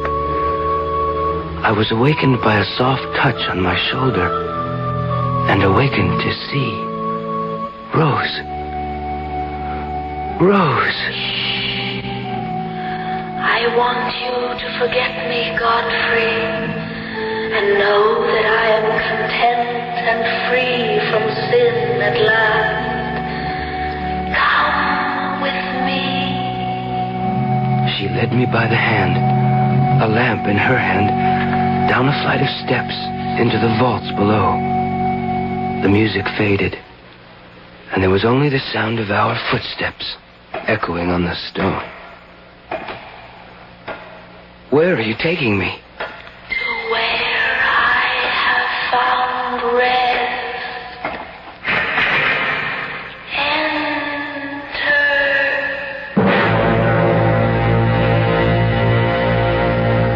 The room was a bedroom, richly furnished. Its main feature, a great four-poster bed, the curtains drawn. She crossed to them, smiling, and said, You see, we are united at last, my husband and I. Sitting bolt upright on the bed, held in its position by the pillows, was Mynheer Vanderhausen. The costume I recognized. The face, what was left of it, was still livid as I had first seen it. But by now the bones showed through the decayed flesh. The hands were little more than the claws of a skeleton. Exhausted as I was, overcome by emotion, the room suddenly swayed, and I lost consciousness.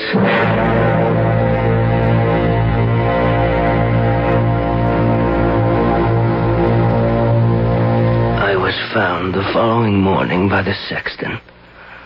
The room in which I lay was the same, except that all the furnishings were gone, save one. In the place of the four-poster bed was nothing but a large and ornate coffin. I rubbed the dust from the nameplate, which read, Mynheer Winkel Vanderhausen, 1606 to 1669. The man had been dead long before Rose Velderkaust or myself were born. Her uncle and I allowed her to marry herself to a corpse.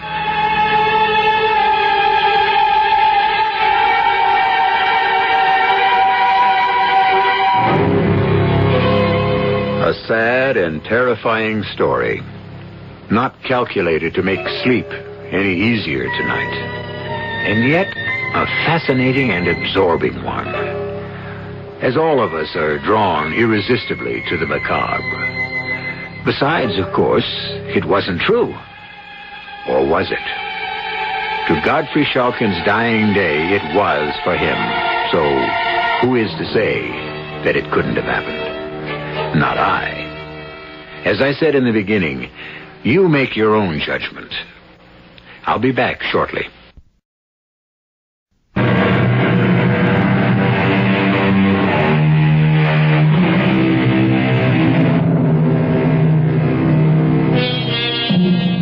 Schalken became a kind of living corpse who lived only through his paintings. But in spite of his success, he was recluse enough to insist on mixing his own pigments, which, alas, were not stable enough to stand the wear of time. So only the one canvas I mentioned remains. They say because he used his own blood to dilute the pigment. I don't know. There's no proof. It's just a part of the legend. Our cast included Don Scardino, Roberta Maxwell, Guy Sorrell, and Arnold Moss. The entire production was under the direction of Hyman Brown. This is E.G. Marshall inviting you to return to our Mystery Theater for another adventure in the macabre. Until next time, pleasant dreams.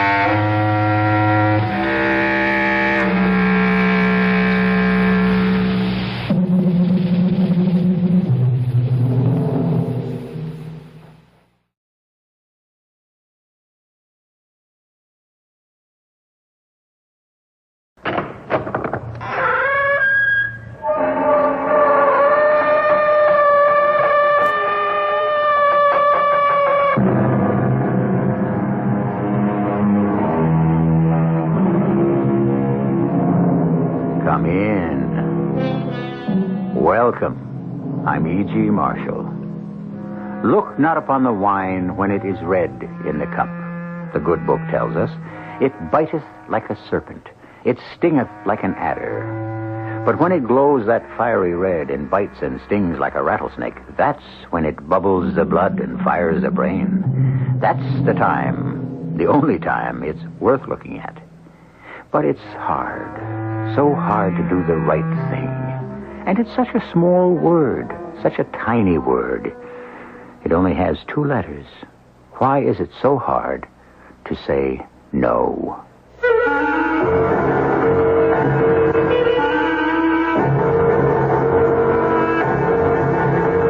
Our mystery drama, Little Green Death, was written especially for the Mystery Theater by Sam Dan and stars Kim Hunter.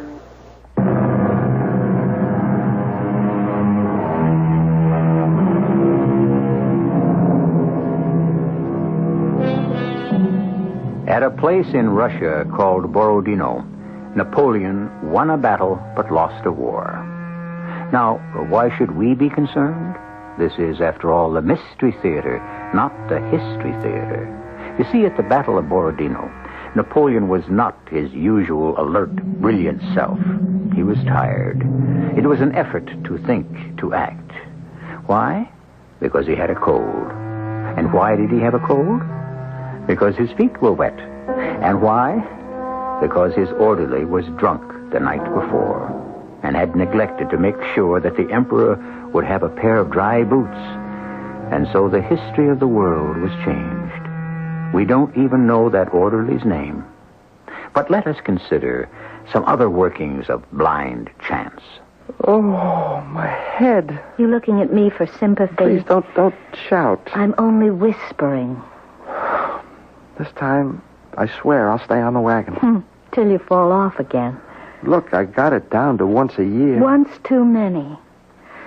Where did you go last night? Oh, boy, do I know. Well, what did you do? Do I remember? All year, you hardly touch a drop. I know. And then one night, for some reason, for no reason you ever want to talk about, you just get blind, staggering drunk. Now, why? If I could answer that. If only I could answer that. Are you going to work today? Oh, sure. Big sale. Got to open the store early. Elmer, look, about the note. Yeah, well, that's why I thought we'd have the sale. Raise cash quickly. Did you talk to Bob Kirtland? Well, yeah. About an extension? You know Bob Kirtland. He said no. Well, don't worry. I'll have the cash for him by next week. Sure, by giving away all the stock in the store. It won't be that bad. It'll be worse. We needed the extension, Elmer, so we could work off the debt and still have some equity. I went to see Kirtland at his country house. I told him if he didn't give me an extension, it'd mean I'd probably have to go out of business. You know what he said? Mm-mm. He said, in the long run, he'd be doing me a favor. He what? He said I wasn't cut out for business. The sooner I realized it, the better. Okay, it's been a bad year, Elmer. It's not your fault. Well, I told him, and he just said it hadn't been a bad year for him. Just for fellows who didn't know what they were doing. So how did you leave it? How did I leave it? Well, he may have said no, but is there any possibility that he might change his mind? I don't think so. Would it help if I asked him? I don't think so. Bob Kirtland is a man who's completely devoid of sentiment. Oh, don't say that. Well, furthermore, he has it in for me personally. Now, that's where you're wrong. Bob Kirtland never gets personal about business. Yeah, well, I think that's changed. What do you mean? I got a little personal about Bob Kirtland last night. Elmer. I couldn't help it. I saw all those years of hard work and every dollar we have in the world going down the drain, and then... And what? Well, I guess I told him off. Oh. I called him a vulture. A vulture? And then I stopped off at Sid's and had a drink. Mm-hmm. And then another drink. I see. And that's all I remember. Really, I'm sorry, Lucy. I'm really, really sorry. All right. Well, you are going to pick up the phone and call Bob Kirtland, and you are going to apologize. Now, wait just a minute. It has to be done. Not after what I said to him. Especially after what you said to him. I've got my pride. Yeah, pride is an extravagance you can't afford. That's what he wants to do, make me crawl. He is a meticulous man. The floor is clean in his house. I won't do it. I'll dial his number. Oh, who do you suppose that is at this hour of the morning? Well, don't stand there, Elmer. Open it. Good morning. Sheriff. Oh, it's you, Sheriff. Yeah, I'm afraid it's me. Well, that doesn't sound so good. Well, come on in anyhow. We see you once a year. Each time after Elmer's had his little evening. You were here last, let's see, yes, it'll be a year next month. Elmer went swimming in the town hall fountain. You want a cup of coffee, Sheriff? Well, I do, but I don't know if I should. I come here to place Elmer under arrest. Huh? Oh, what for? Did I do something crazy last night? I'm afraid you did. What did he do, Sheriff? Elmer, I arrest you for the murder of Robert Kinfeather Kirtland. Oh, no. And I must inform you that anything you say may be used against you. Murder? Bob Kirtland? He's dead? Yeah, last night. But why do you say that Elmer did it? Elmer was there. But that's right. I was.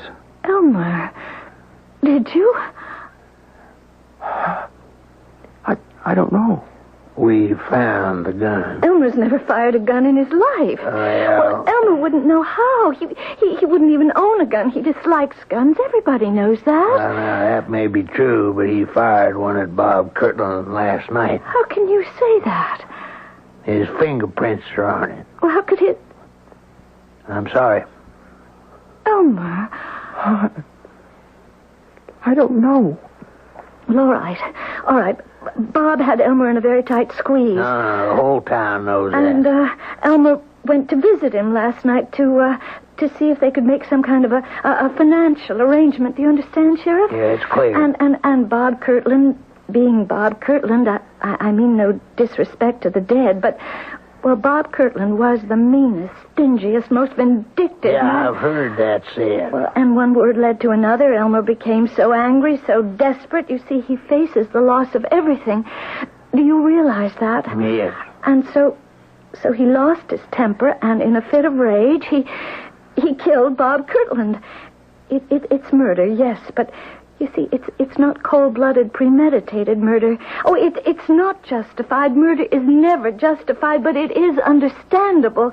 And the jury will have to take that into consideration. The jury also have to take something else into consideration, Lucy. Well, what's that? The fact that he had a gun. A gun? A fit of rage, all very well, Lucy. But why did he bring the gun unless he meant to use it? Elmer?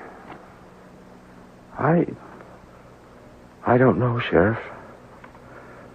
I just don't know.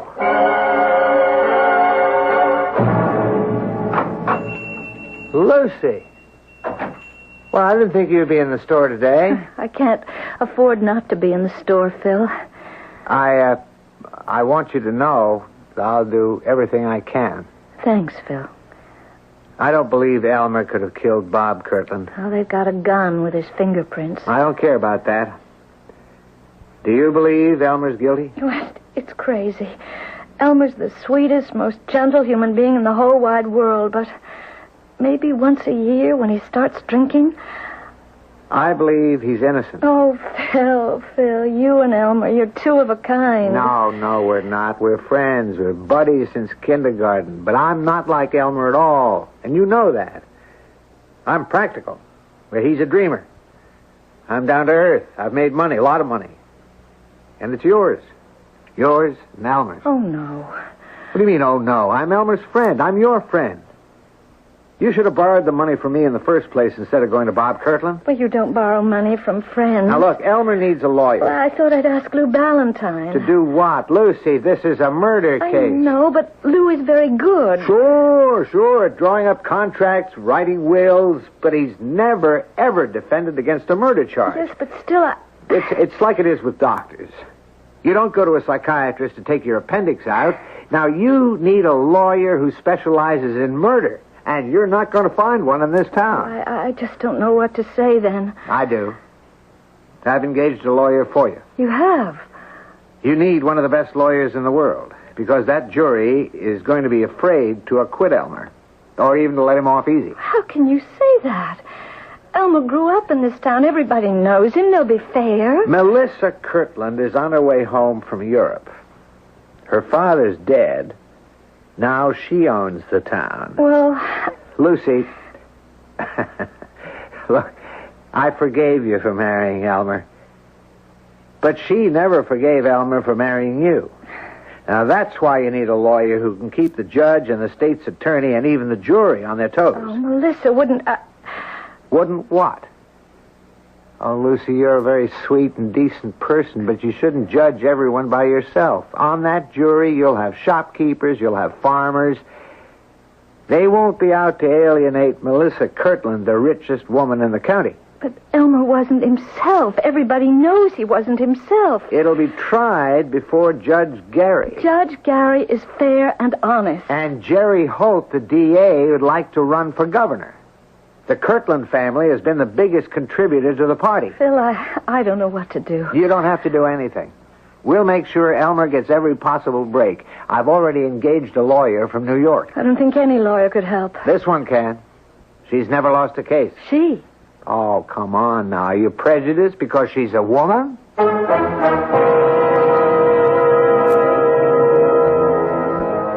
Interesting question. When a man faces trial for his life, no one can be closer to him than his attorney. And if the lawyer happens to be a woman, can his wife ever really feel completely at ease? Especially if he's acquitted. It means that the most important thing in his life will have been done for him by another woman. I just bring this up as a bonus. I'll return shortly with Act 2.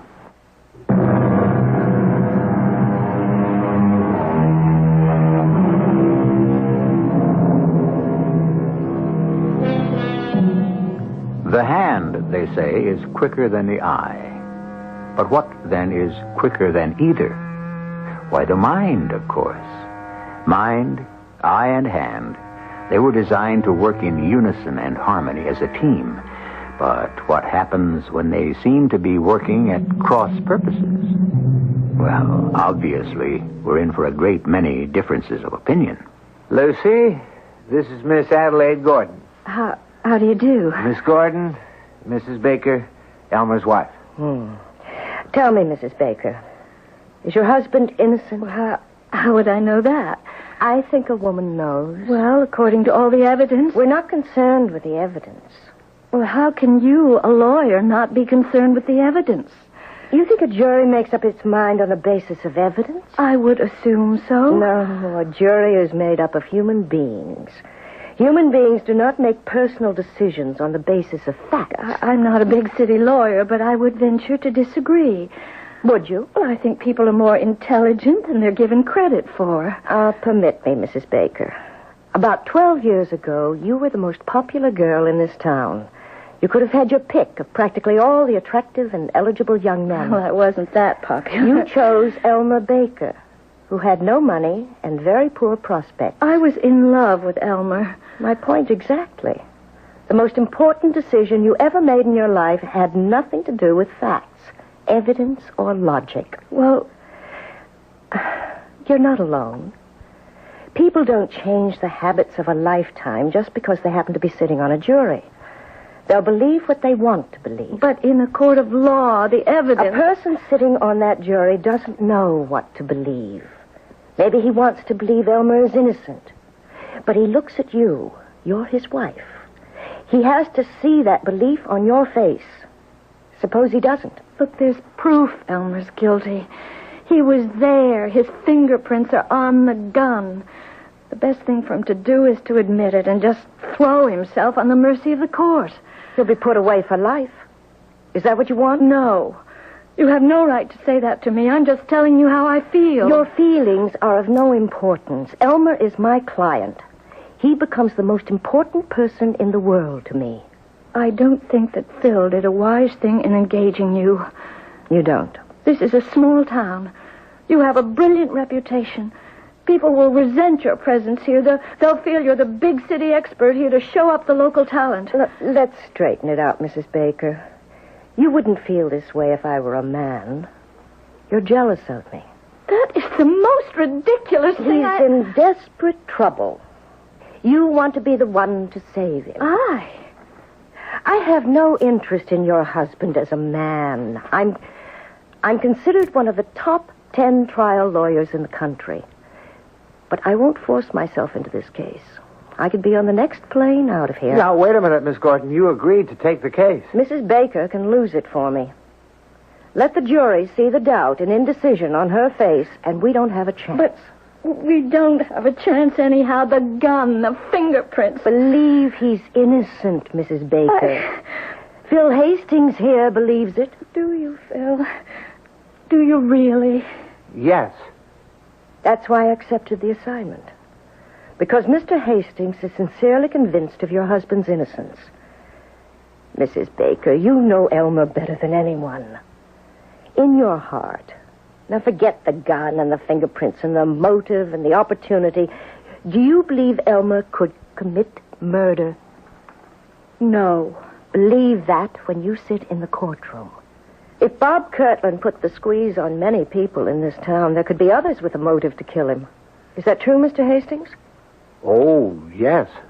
Let's see if we could trace Elmer's movements. He left home at about what time, Mrs. Baker? Oh, just about 4. And he headed out toward the Kirtland place. How long would it take him to get there? About half an hour. No one was at the house except Mr. Kirtland. Now, the next thing we hear about Elmer comes from you, Mr. Hastings. Yes. About 11:30, I got a call from Sid Bellows. He owns a bar. He said I ought to come down and keep an eye on Elmer. And I went down there. Elmer was pretty far gone.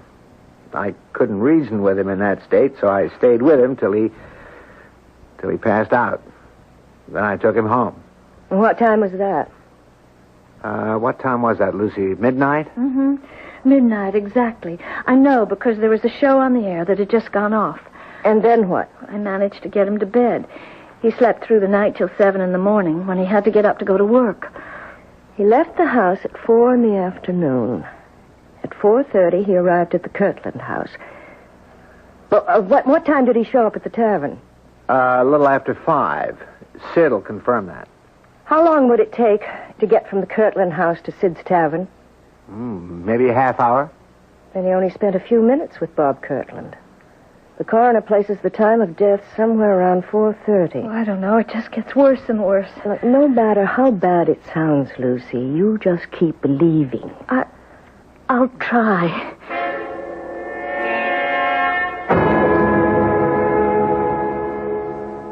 Sheriff, who discovered Bob Kirtland's body? Bill Howley. She comes in mornings, does cleaning. She got there 8 o'clock. Front door was open. And she kicked something with her foot. She looked down. It was a revolver. A .32 caliber revolver that fired the bullet that killed Bob Kirtland. That's been established by ballistical tests. Did she pick it up? She was about to. Then she noticed Bob Kirtland lying on the floor, dead.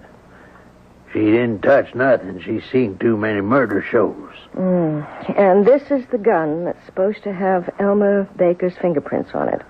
Now, I appreciate the fact that a lawyer has to put it that way, ma'am, but it wasn't supposed to have. It did have Elmer's prints on it. How did you find that out so quickly? Well, we knew Elmer'd gone to see him, so we just did a routine check. We got his prints at the city hall, Elmer's volunteer fireman. I must say, ma'am, I never seen a murder case where there's so much evidence against a man. How many murder cases have you seen, Sheriff? Ma'am, I must admit, there you got me. I would like to see Elmer now, please. I've heard of you. You mean you're going to defend me? Yes. But you must cost a fortune. I don't come cheaply. Well, I could never afford to pay you. My fee is being taken care of. By whom? You have a good friend. Phil. I won't let him. He's already done it. Let's talk about important things. You, for instance. I understand you go out and get roaring drunk once a year. Why? I don't know. Yes, you do. I guess because I'm a failure. In other words, you feel sorry for yourself. That's right. I wanted to be a writer. What stopped you? I'm just not good enough. And you can't accept it. I opened a bookshop. I like to be surrounded by great writing. Well, that should make you happy. I'm a bad businessman. The only books I sell are those I like to read myself. Consequently... Your selection is limited. Yes. Well, things turned bad financially. I had to borrow money from Bob Kirtland. I couldn't pay it back on time. So you went to see him to ask for an extension. Yes, that's right. How did it turn out? Bad. Well, I knew it would be bad before I even got there. How? You believe in signs, omens? It depends. I have this new car. You were tight for money and you bought a new car? What could we do? The old one collapsed. You can't live without a car in this town. Go ahead. Kirtland's place is across the Mule River. Yes. You've got to go over the new bridge to get there. The big steel suspension bridge. I don't even know why I bother telling you this. I mean, it's stupid. You never know. Well, they were painting it. They had a crew spraying this green paint on the bridge. Those fellows are supposed to be careful, but I got some paint on the grill of the car. Paint? Well, it wasn't much. It was just a couple of drops. But it was just my luck. I knew then things would go badly. And they did. I asked Bob for some more time. He said no. Yeah. We had some words. And I left. Just to go out and tie one on. Did you kill him? I don't know. You were sober at the time, weren't you? Well, I don't know about that either. You see, even to go and talk to Bob Kirtland took more nerve than I've got when I'm sober.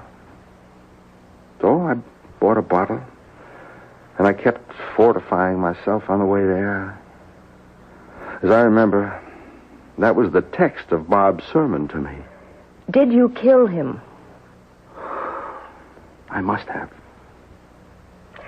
That's not an answer we can work with. Did you kill him? I don't know. Look, I can't stand the thought of killing. That's how I've been all my life. I'm absolutely unable to take another human life. And yet... Yes? Well, there's the gun. How can we explain my fingerprints on that gun? At this point, we can't. Let's forget it for now. You say you were unable to take a human life. Yes, I'd sooner die. But... Yes? The gun. What about the gun? Well, that's it. I can't explain that gun. What was I doing with a gun? Now, wait.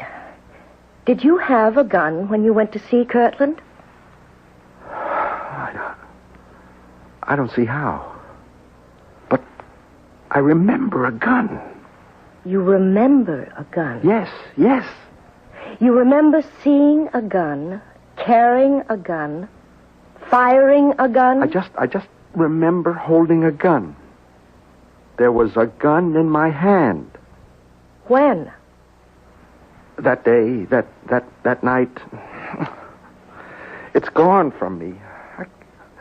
I can't really remember what happened. All right, maybe I don't want to remember.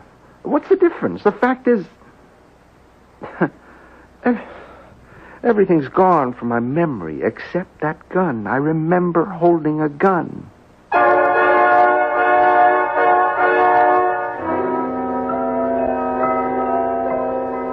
Slowly but surely, it's coming out. He remembers holding a gun. How would you like to be his lawyer? Miss Adelaide Gordon is supposed to be among the 10 best in the country. She's never lost a murder case. How would you bet now? Well, don't risk your money. You'll get the answer in Act 3.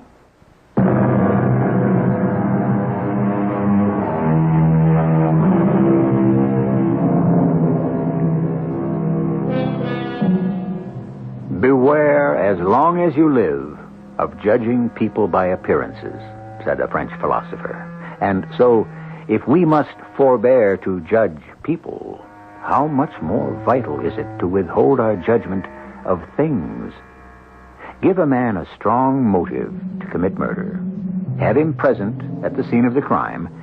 Find his fingerprints on the murder weapon. And now ask yourself this question.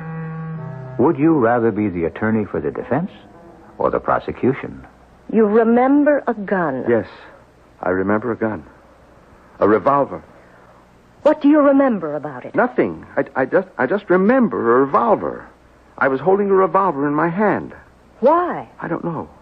Had you fired it? I don't know. Where did you get it? I don't like to keep saying I don't know.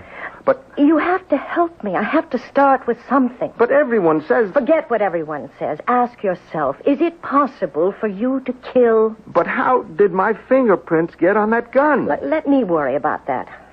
Let you worry? If you killed him, then that would account for the fingerprints. You were desperate. You acted in a frenzy. Why did you bring the gun? All right, you brought it to scare him. You never meant to use it. You lost your head, you pulled the trigger. You were so scared, so disoriented, you even dropped the gun where it could be found. Well, then maybe that's what I did. I must know for sure. If you're convinced you didn't do it, then I'll believe you didn't do it. Did you or did you not kill Bob Kirtland? No. All right. I'm not a killer. I don't care how it looks. I didn't do it. Then that's the defense.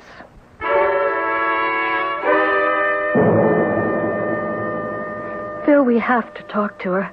I'm frightened. She isn't doing anything. Now, maybe it looks that way, but you don't... But what? Look, she's supposed to be this big, high-powered lawyer, but she just sits there and nothing happens. The district attorney makes all the points. If I were on that jury... Lucy, it's possible there are legal issues, that she's trying to get certain irregularities reversed by a higher court. What irregularities?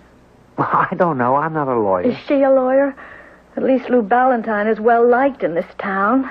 What can we do? Talk to her. Maybe she can change Elmer's plea. I mean, this way he's sure to be convicted. I'm sorry. You're dissatisfied, Mrs. Baker. I don't know what to say. It's obvious we're losing this case. Do you believe Elmer murdered Kirtland? Well, no. Do you, Phil? No. I don't believe it either. How can I change our defense? It's the truth. Well, why can't we just say that Elmer was seized by a fit of temporary madness, and that's why he killed Bob Kirtland? You'd be asking me to base our defense on a lie. Please, Miss Gordon, I don't know what to think, what to believe. I only know that this way we are just losing. Can you give us some assurance that your line of defense will be successful, Miss Gordon? I'm a lawyer. I go with what I believe is the truth. I believe Elmer is innocent. And I have to go down the line with it.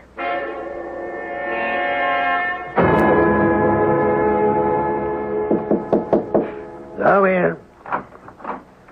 Oh, wow. Good evening, Miss Gordon. Mind if I ask you a few questions, Sheriff? No, have a seat. Thank you. Case isn't going too well, is it? Between you and me, it could be better. Off the record. Why'd you take it? I was impressed by Phil Hastings. He's absolutely convinced of Elmer's innocence. And despite the way Lucy talks, so is she. And when you look into Elmer's eyes, you know he's not a killer. None of that seems to be going over with the jury. Well, this jury's different. That's the truth. They can't afford to acquit against the evidence. I know about Melissa Kirtland and her influence. And she hates Elmer. And that's understandable. She thinks he killed her father. No. She hated her father. Just 12 years ago, she was crazy about Elmer. It's funny. The richest girl in town falling for the poorest boy. She made no secret of it. She was out to get him. But he turned her down. And she never did forgive him. He could have married Melissa Kirtland. Instead, he married Lucy. Lucy was going steady. Well, we thought it was steady with Phil Hastings. Phil took it hard. It got into a pretty bad fist fight. I know, I had to break it up. I guess Phil's more of a man than most folks ever give him credit for. He made up with Elmer. They're the best of friends. I see. He must have gone into hock to hire you, even though he knew it had to be for a lost cause. Why do you say it's a lost cause? Well, you're just the wrong lawyer Well, now, no offense. Now, nothing personal. It's just the way it is.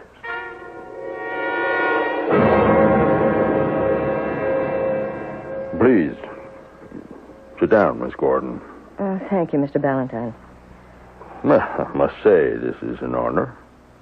The Adelaide Gordon visiting an old country lawyer like myself. You're much too modest, Mr. Ballantyne. The fact is, I've come for a consultation. Have you been following the trial? Yes. We've never had anything like it in town. You're aware of my line of defense. Yes, What line would you have used? same one. I would have insisted on Elmer's innocence, just as you are. Why? For the same reason. I believe in it. Well, that's my problem, Mr. Ballantyne. You would have the ability to transfer this belief to the jury. Evidently, I don't. I think you're doing an excellent job, Miss Gordon. The trial isn't over yet. It is, and you know it. Well, if we could assume that Elmer did not murder Bob Kirtland, we must ask ourselves the logical question. Who did? I'm a lawyer, not a detective. Sometimes there's little difference. You might ask yourself a question. Instead of trying to find out who else may have wanted to kill Bob Kirtland, who might have wanted to kill Elmer Baker? Kill Elmer? Well, sending him to jail for 20 years, or life, amounts to the same thing. Yes, I see what you mean. Who would want to kill Elmer?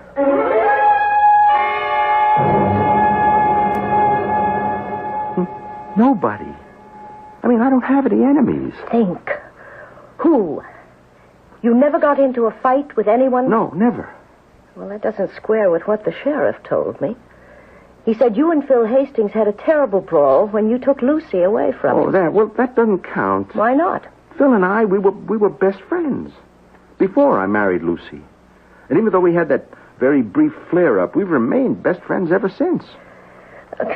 Go back to the day of the murder. Oh, again? Did Phil know you were going to see Bob? Yes, he disapproved. He said he'd lend me the money to pay part of the note.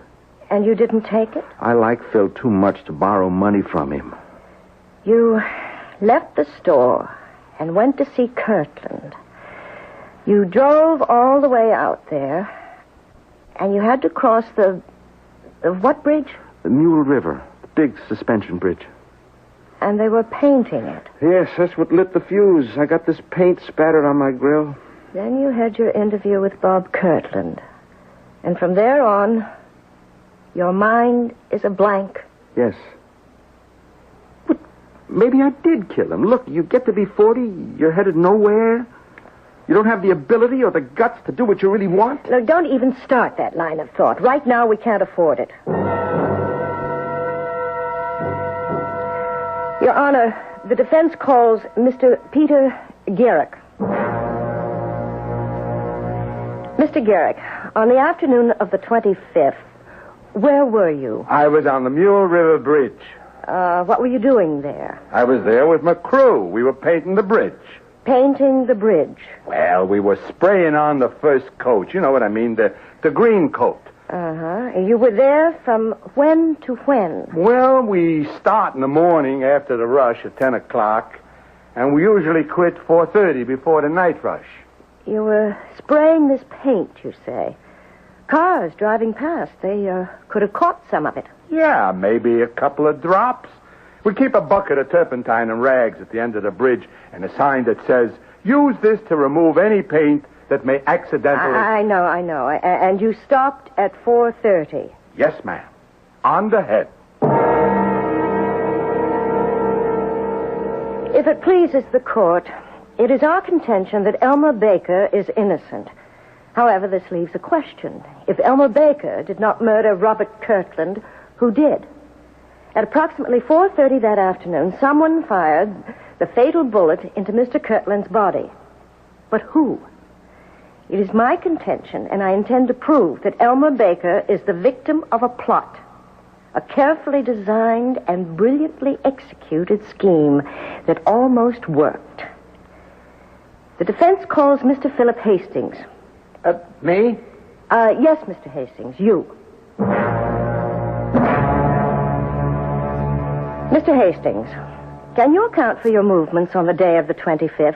Well, do I have to? Yes, Mr. Hastings, you have to.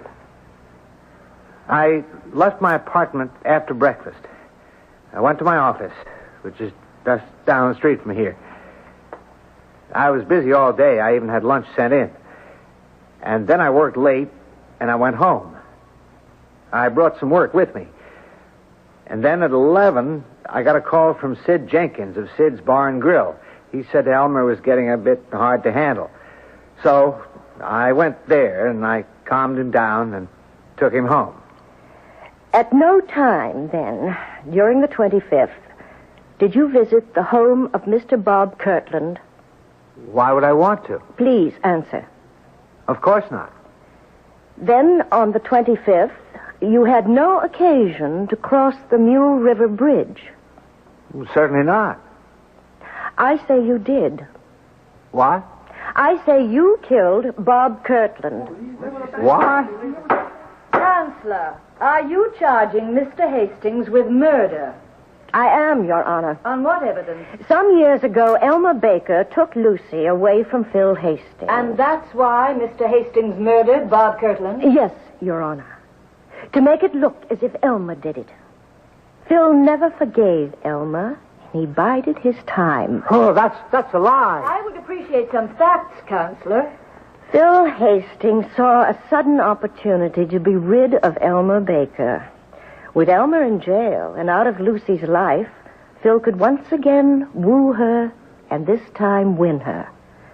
But he had to maintain the appearance of great friendship. So he followed Elmer to Kirtland's house. When he saw Elmer leave, he went inside, shot Bob Kirtland. It's a lie! Your Honor, I shall present the proof in just a moment. He knew Elmer would be staggering drunk. He met Elmer at Sid's bar, took him home, and while Elmer was practically out cold, he made Elmer grasp the butt of the revolver, which is how Elmer's fingerprints came to be on it. Well, that just isn't true. After he brought Elmer home, he drove back to the Kirtland place and dropped the revolver on the floor. What are you trying to do to me? And there was Elmer, neatly tied up for the killing. But Phil had to make sure. In the ordinary way, Lou Ballantyne would defend Elmer. Lou, who knows each one of you in this town, who could have convinced you of Elmer's innocence. So Phil decided to make himself appear a great friend by calling in a famous outsider. Not one word is true. Counselor, this is all supposition. Are there facts? Do you still insist, Mr. Hastings, that you did not go to the Kirtland house on the 25th? I never left this town. You did not cross the Mule River Bridge? Certainly not. Then, Your Honor, I suggest the court moves to the parking lot, where on the right front grille and the left rear panel of Mr. Philip Hastings' car, we will find tiny smudges of the green paint that was sprayed on the Mule River Bridge on the day of the murder.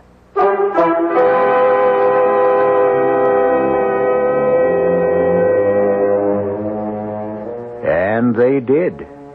They found the tiny incriminating stains of paint exactly where she said they would. You've heard the saying, for want of a nail. Well, here Philip Hastings might lament, for the want of a few drops of turpentine. I shall return shortly.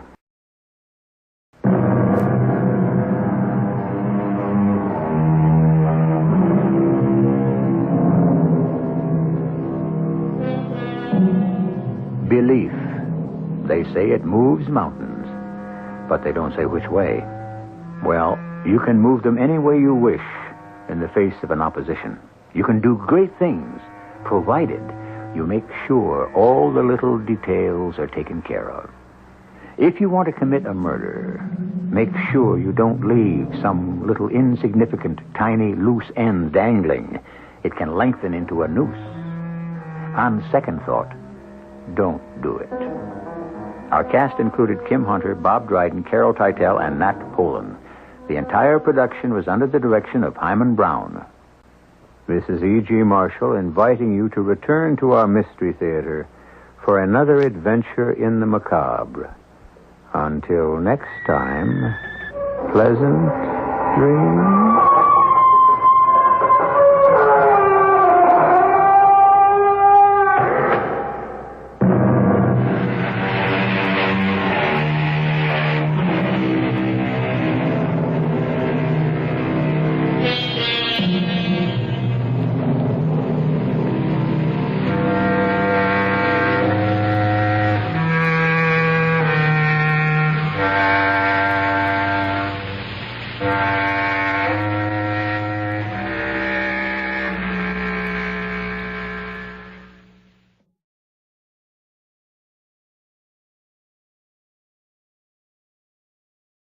And now, Mystery Theater.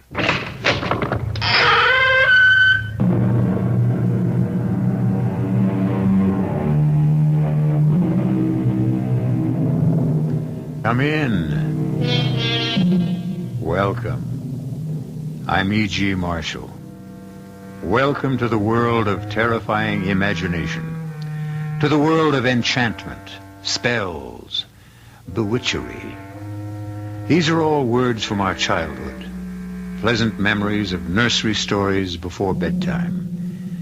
The dark side of magic we knew nothing of, and when we grew old enough to learn, dismissed as ignorance and superstition. But once again in our times, incantation, exorcism, and the haunting belief in demonic possession are alive and abroad. They are what this strange tale is about.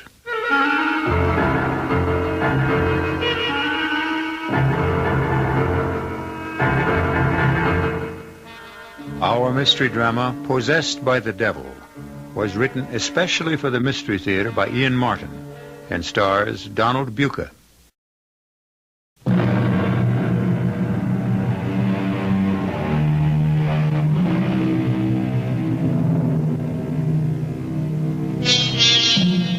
From the beginnings of history, it is there in some form. Possession. The incubus who ravishes maidens while asleep. The succubus who tempts man into seduction in his dreams. The Dybbuk, that lost soul who dies before his time and is compelled to wander in space till he can steal a body to live out his allotted years. Fact? Superstition? Hallucination? Here is such a modern legend. You be the judge. Okay, Doctor, an IV setup for old Wally Wino here, glucose, and start it right away. Yes, Dr. Daniels. Oh, he don't look like he's long for this world. He hasn't got a cell he hasn't drowned in alcohol. His liver is like a washboard. But I'm not sure I concur with your diagnosis, Mrs. Gideon. Still, I don't know this time. Uh-oh, another emergency. And this is supposed to be the quiet hour. Do you want me to get out for a while, Doctor? I'm near finished. No, go ahead with your cleaning. Just don't get run over by the stretcher. Put him over here, boys. Now, what have you brought me this time? Oh, you poor old souse. Dead to the world's the word for you, all right. Oh, you got me sympathy. With my arthritis, many's the time I've been tempted to have a go at the hard stuff myself. Oh, but thanks to sweet Mary, she's held me back. A little sacramental wine to ease me bones keeps me going. I had a few tonight, I can tell you. Oh, but there's always them breath sweeteners to take it away, I hope. Well, how's your patient, Mrs. Gideon? Oh, Doctor, I hope he's not a Catholic. The father might never make it in time. How's yours? Oh, mine's out of my league. What I need is a brain surgeon. Huh. Speak of the devil, Considine just walked past the door. Dr. Considine. Dr. Considine, sir, I've got an emergency here. Mother of heaven. And me here alone with two near corpses.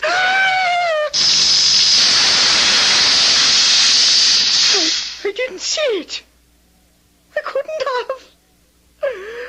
Oh, but I did. I see good saints preserve me. Hey there, Mother. Well, where am I? Oh, in the Mercy Hospital. Oh, you shouldn't be getting up. Oh, ma'am, you're sure a different kind of nurse. Oh, I'm no nurse. I'm the cleaning woman. Oh. And you hadn't oughtn't to be sitting up, not with that clout on the head someone's after giving you. Huh? What clout on the head? Why, that great big dent as big as a soap plate they brought you in with. What are you talking about? I'm late for the operating room already. Dr. Considine, he has a depressed skull fracture. I don't even know if he's still alive. Good Lord, what are you doing on your feet? Dr. Considine, will you help me get him back on the street? Hey, hold up. Wait a minute. Look, there's nothing wrong with me. Mister, an ambulance just brought you in here with a skull fracture. You were out cold in deep shock. But there's nothing wrong. There's nothing the matter with my head. Look. Holy mother. Excuse me, Mr. Mike. Michael Damon. Oh, well, I'm Dr. Considine, Chief of Neurological Surgery here at the hospital. Would you mind sitting down on this chair for a second and letting me check you out? Well, sure, Doc. Look, I've got to admit I don't remember how I got here to the hospital, so maybe you ought to have a look at me. Mrs. Gideon, what's the matter with you? You look like you just saw a ghost. It wasn't no ghost, sir. It was... Dr. Daniels, get over here. Yes, sir. Would you mind casting your eagle eye over the back of this young man's head and show me one scintilla of evidence of skull fracture or concussion? Doctor, all I know is Jake Bronstein brought him in on the wagon and he had a decompressed area you could have laid your hand in. That's right, sir. I saw it myself. Someone here has been drinking. Daniels, look, if this is your idea of a joke, No, never mind. We'll discuss this later. Mr. Damon? Yes, Doctor? For your own protection as well as the hospital's, may I suggest that we take some x-rays of your head? Oh, nurse. Yes? You can let Dr. Daniels take over on the IV with the old man. And wheel Mr. Damon straight to x-ray. I want a full set of head plate. Yes, Doctor. Now, Mr. Damon, there are a couple of questions I'd like to ask you. Excuse me, sir. Dad? Mike, are you all right, son? Oh, I feel fine, Dad, except for a headache. Oh, Dr. Considine, this is my father, Reverend Damon. Oh, how do you do? Nurse, can we get going? Yes, sir. Dad, what happened? How did I get here? Well, perhaps you can explain, Reverend, as we walk along. I want to get to x-ray. Well, I wish someone could explain to me what happened. I can, sir. Let me check the IV on old PJ. Wait a minute. What is it, Doctor? PJ here. He's bought it this time. Oh. Oh, this is not my night. We might have pulled him through. Oh, there's going to be the devil to pay around here. Oh, you can say that again.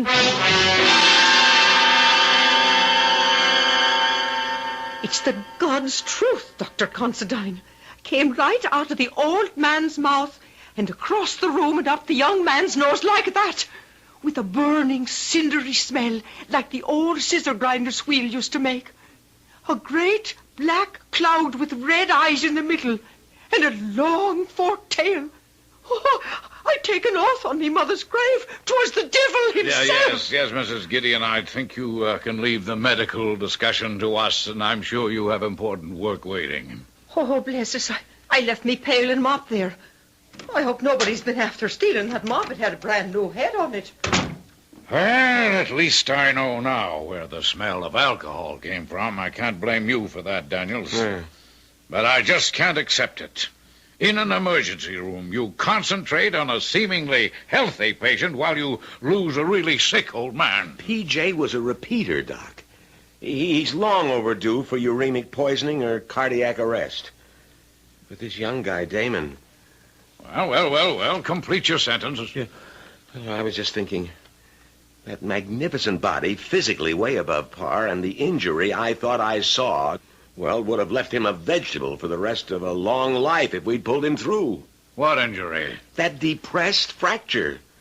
Most of the brain should have been injured beyond repair. You say what you thought you saw. Apparently you didn't see anything. You heard Mrs. Gideon back me up, Doctor. Come in. Oh, it's the wet plates, Doctor, from X-ray. Light up the viewing fields, Daniels, and let's have a good look.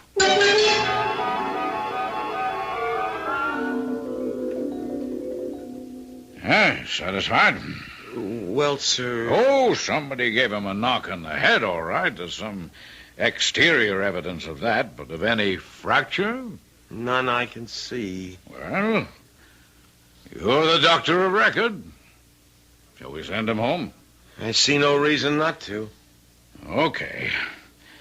Now I'd better get up to OR.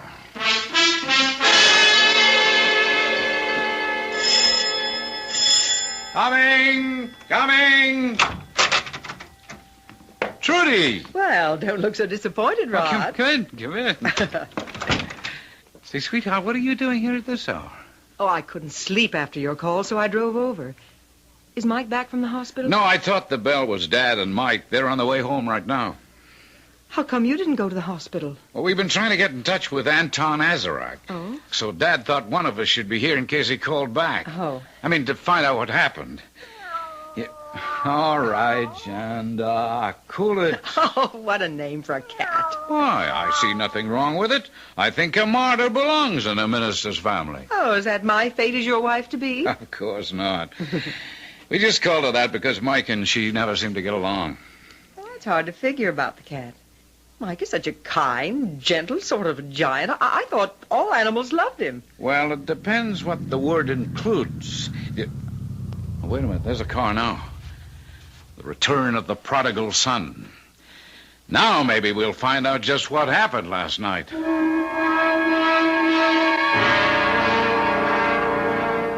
And that's honestly all I can tell any of you. You were making a fresh fire in the fireplace at 5:30 in the morning and straightened up too fast and knocked yourself cold on the underside of the mantelpiece? Well, what other explanation is there, Rod? Well, it is solid oak, and that big, round, ornamental sphere is a menace. I've regretted it every time I've bumped my own head on it. Yeah, but, Dad, you never hit your head hard enough to knock yourself cold. Mike, why were you making a fire at that time in the morning? Well, I wasn't actually making one. I was replacing one. Professor Azarak was with me last night, coaching me for an exam I have coming up, and, well, he got cold. Oh, come on. It wasn't cold enough for a fire last night. Well, maybe when you went to bed, but we were up all night. And the professor's a pretty old man. What were you doing up at that hour in the morning, Dad? I really don't know. Something woke me, and I... Are you all right, Reverend Jace? Oh, excuse me, Trudy, dear. Yes, I'm fine. I'm just recalling that moment this morning. How vivid it was. I was startled out of the depths of my sleep to wide awakeness. I had a vision of Mike surrounded by flames. It was so real, I even said a little prayer. Then I hopped out of bed, went to the window. It wasn't very dark anymore. And looking across, I could see that all the studio lights were on and the front door open. And I thought I'd better go and have a look. And when you got there, you found Mike on the floor unconscious? Yes.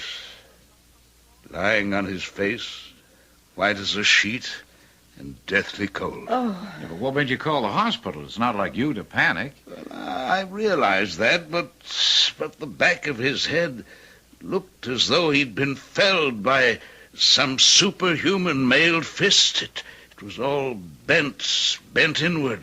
I thought the hospital said Mike was all right. Oh, I am, Trudy. A clean bill of health. Nothing to worry about. My fault. It must have been an illusion, of course. Well, I think if the Inquisition is over, I'm going to make up on some sleep. Oh, that damn cat! I'd forgotten about her. Will you keep her in there away from me? What's the matter with her? Been a very strange night and morning, and I have a hauntingly uneasy feeling. You mean about Mike? About Mike. I hope the hospital was right to give him a clean bill of health. He doesn't seem himself at all. Not at all. Hello. Azarak? Michael. What the hell happened last night? Okay, not on the phone. I'm going to rest now. But you be sure to be here tonight.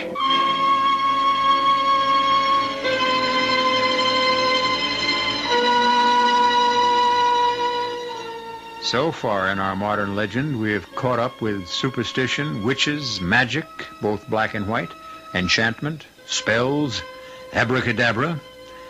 Well, there are 2 more acts to come. I'll be back very shortly with Act 2.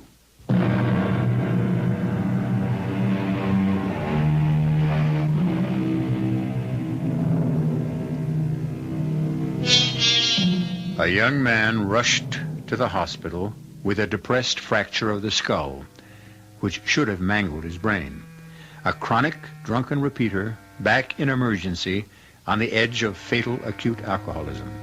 And an aging cleaning woman who thought she saw a malign spirit pass from the drunk to the young man. Now, apparently in full health, we'll be able to appraise just how healthy the young man who made his remarkable recovery is. Be right there. Professor Azarick, please come in. Must you be so formal? After last night and today, I'm taking no chances. Maybe with your superior intelligence, you have no worries about our abortive attempt at Satanism. But I have. Look, I was the victim, and since a crack on the head denied me any knowledge of what happened, I'm only hoping you can give me the straight goods. The straight goods. A peculiarly inept term for what we are engaged in, my brother in Satan. Damn it, it's not a deal in semantics, Anton. Now, what happened after I summoned up the fiend? I mean, how did you escape, and how could I have been harmed? As long as I was safe in the magic triangle within the circle. I warned you to keep your feet still. If you touch any part of the circle itself or the triangle within it, you are at the mercy of all the devils in hell. Well, if I'd known what I was getting into when I picked your philosophy course, I'd have quit. You made the mistake of not realizing how vulnerable your soul was as the son of a minister. All right. I'm not crying over what happened. I just want to know what it was. Now, where was I? By the fireplace, lying prostrate. The way you fell after he hit you. Who hit me? The devil you summoned. But where did he appear? Outside the circle here. The inner or the outer? Beyond the outer, of course. There was water scattered between the circles, and the wolf's bane scattered through it. And within the circle you had the brazier burning. Everything as you ordered it and arranged it. Yes, but... But? What went wrong? Your ego. My ego? What does that mean? You lost your head. Or at least almost did. This was a simple experiment by someone who seemed a true psychic to raise a minor antichrist. The motive was strong enough to create belief. Or at least the hope of belief. You wanted a familiar to procure your brother's woman for you. Beshal, you were to call forth. Why did you call on Ashtaroth, a giantess beyond your control? I don't know. Look, do I have to explain? No. Ever since you became my disciple, you told me that you have lusted after the woman your brother brought home as his bride. The only thing I've never been able to take from Rod whenever I wanted. When you finished the incantation and summoned Ashtaroth, I thought the house would come down about our ears. The earth rocked like the San Francisco quake. And suddenly she stood without the circle, a huge figure in chainmail and medieval armor. "Meddler and slave," she said, "how dare you summon me for your petty desires? Learn this lesson once, if not for all. Turn your face from me in shame." And as you turned, she reached out with her mailed glove and struck you on the top and back of your head. You dropped like a stone. Across the magic circles? They weren't designed for major devils. You swore no presence could cross them. Nothing but her arm and her fist. Well, it's 5 feet from that outer circle to the center of the triangle where I was standing. I told you the circle was for lesser demons. What happened after she struck me? The spirit disappeared. The room was clogged with smoke. I opened the door to let it out and came back to you. You had fallen almost into the fireplace. I pulled the rug back, arranged the furniture as best I could, and fled. I thought you were dead. Oh, I'm alive. Yes, but it's not possible. When I left you just before sunrise, you were dead. What witchcraft can do, it can undo. Whoever and whatever I am, I'm alive. Make no mistake about that. Goodbye, Anton. I don't need you anymore.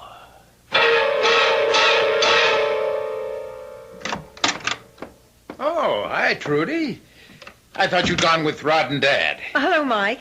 I thought you were over in the studio. We ran out of beer. Ah, you're out of luck. Rod's bringing some home. Well, I found something more refreshing.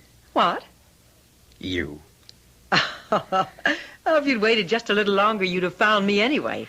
I was going to wander over to the studio and visit you. Oh, so that's why you stayed home. Oh, don't be silly. Someone had to wash the dishes. As long as I'm house guest, I thought I ought to do something for my keep. Well, you're staying here tonight? 1 whole week. Mom went up with Pops to his 35th class reunion.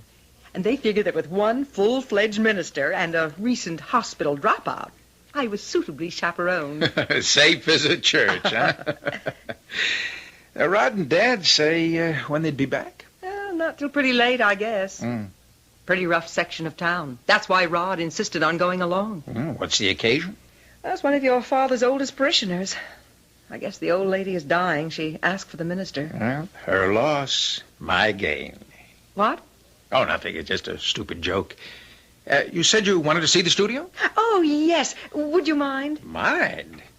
Look, I'm out of beer, but I've got some champagne that's begging to be what it is. Oh, what is it? A split.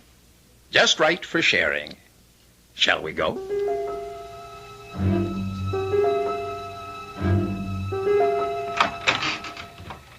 Well, won't you walk into my parlor, said Beelzebub to the flies. Oh, now, what's that supposed to mean? That is the advantage of a classical education. Aha. Beelzebub, god of the Philistine city of Ekron. You know, he was known as the Lord of the Flies. Why? Well, now, there you've got me. Well, he sounds horrid.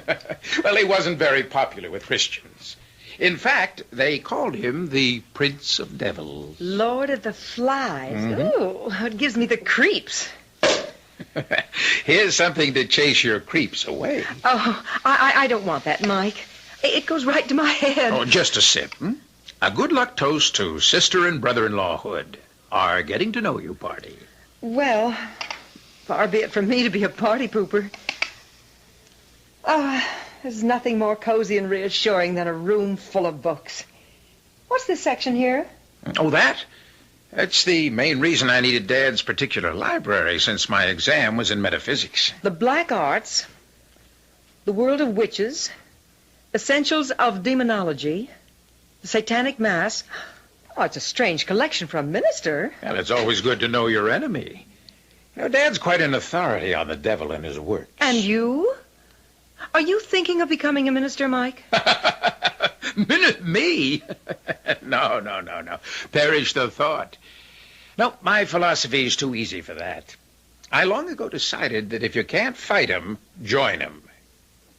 I mean, can't you see how evil I am? Tempting you with spirituous beverages, coaxing you here to my lair, and now, having anesthetized my prey, making ready to spring. I don't think you're being very funny, Mike. Oh, is this where you hit your head? Oh, yes, so they say. No, I wasn't being altogether funny. What do you mean? Trudy, have you any idea how jealous I am of my older brother? Of Rod? Why? A month ago, or whenever it was, that he turned up with you, my first thought was, Why couldn't I find something like that? That's very flattering, Mike. But you're a little young for the big step. Not so young as you think. Perhaps. I don't care what you and Rod have been to each other. It was me you wanted. Still want. Only you're afraid of breaking your word. If this is a joke. It's no joke. Mike, let go of me. You wanted me from the moment you laid eyes on me, just as I have you. Oh, you've been reading too many naughty books. Don't laugh.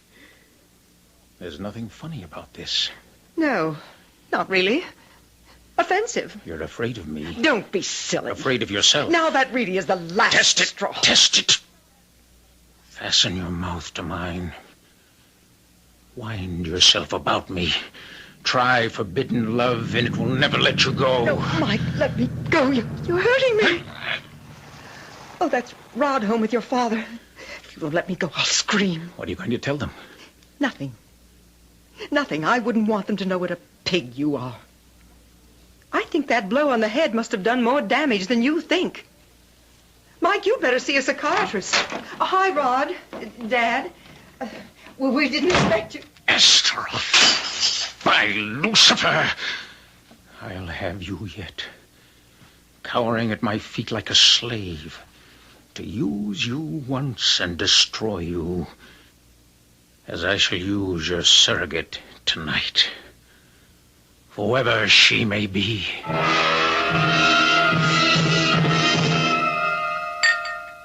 Oh, dear. How bestial. What, Reverend Damon? Just something that happened to a girl on the other side of town. Let me see. Raped. Awful. Well, now you got me going. You too, John? Well, since you can't read, I'll read it to you. The body of Elizabeth Migler, 21, was discovered in Marsden Park today by a passerby.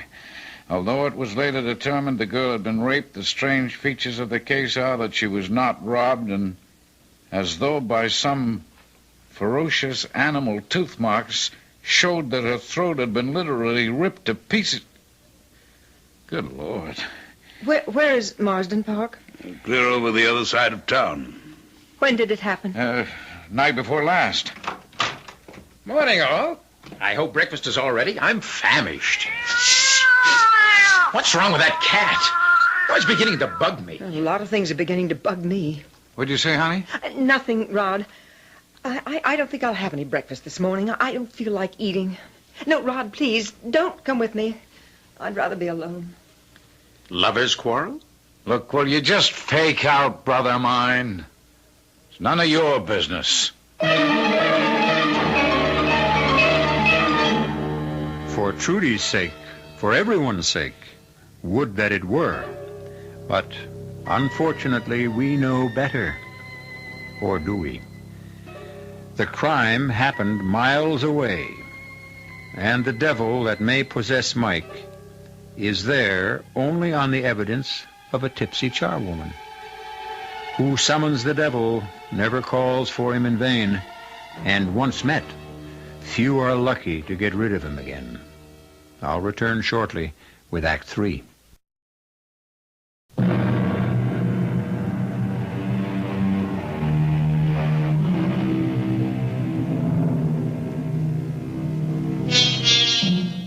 In the kitchen of the Damon house, Rod glares angrily at his brother, who shrugs it off and goes to the refrigerator for orange juice. A troubled Reverend Damon eyes both his sons as he closes and folds the tabloid in his hands, as if it were just as unclean as it is. Rod, unchallenged by Mike, breaks the silence first. I'd better go on upstairs and check on Trudy. Oh, she said she wanted to be alone. Look, will you stay out of this? Oh, I'm not even in it. Just an objective comment. So keep it to yourself. Now, come on, Rod. I didn't mean to butt in. Catch me up. What's all the hostility about? No hostility. Just a reaction to a peculiarly unpleasant crime. I think I'll go up and apologize to Trudy for spoiling everyone's breakfast. That's a good idea, Dad. If I can leave you two alone. Well, I have no quarrel with anyone. Now, forget it, Dad. I just got upset over Trudy. I I shouldn't have jumped on Mike. Now then, let me see if I can make our future in-law a little happier in our house. What happened, Rod? Oh, it all started over this tabloid story about some poor kid who got raped and mangled in Marsden Park. Oh? Here, read all about it. Kind of gruesome, all right. But there's one of these every day. Yeah, but not in such gory detail. It really got to Trudy. You know, I've never seen her upset like that. I mean, so subjectively involved. Oh?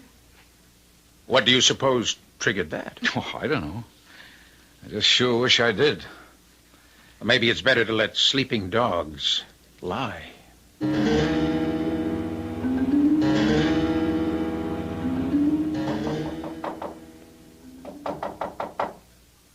Who is it? Your future father-in-law. May I come in for a minute? Just a sec. The door's locked. Come on in, Reverend Damon. Feeling any better? Oh, not really. Oh, I should be ashamed of myself reading that yellow sheet. I like to think it helps keep my sense of balance, but maybe I'm just a seeker of vicarious excitement. Like that rather complete collection on Satanism and the occult that you have in your studio? Ah, you noticed that, did you? Night before last, when I was over there with Mike while you and Rod had gone to see your old parishioner who was dying. Did she? As a matter of fact, no. She made a remarkable recovery. Oh, really? Well, you looked so sort of worried when you came home. I thought she... I was worried about you, Trudy. And Mike. Why?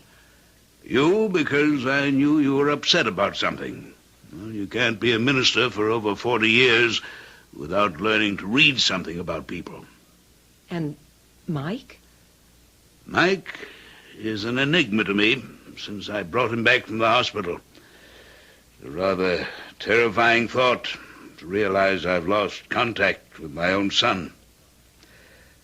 I'd like to ask your help, Trudy, and I'll lay it right on the line.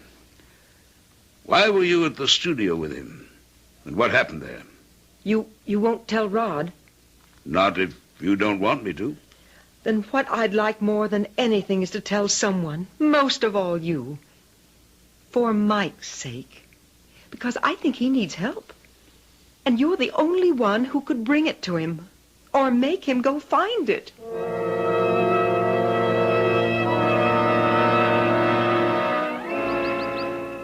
Well, Reverend Damon, this is a pleasure. I'm on my way to a class. Can we talk as we cross campus? Yes. Just, what is the name of your course that Mike is taking? Philosophy. Perhaps more specifically, metaphysics. Rather freewheeling. I mean, it's advanced, and we spend more time on the perimeters than we do on the core subjects. Just what were you and Mike up to that long night before his injury? I was coaching him for an examination. An examination in what? On what subject? Why, the class I teach, general philosophy. And you left before Michael was hurt? Oh, good Lord, yes. Would I have left the boy if he were injured? Would you have fled the scene unless you were up to something dark and vile enough to stain your reputation? I am sorry your boy was hurt. I had no part in it. And I resent your holier-than-thou accusations. If you'll excuse me, I have a class waiting for me.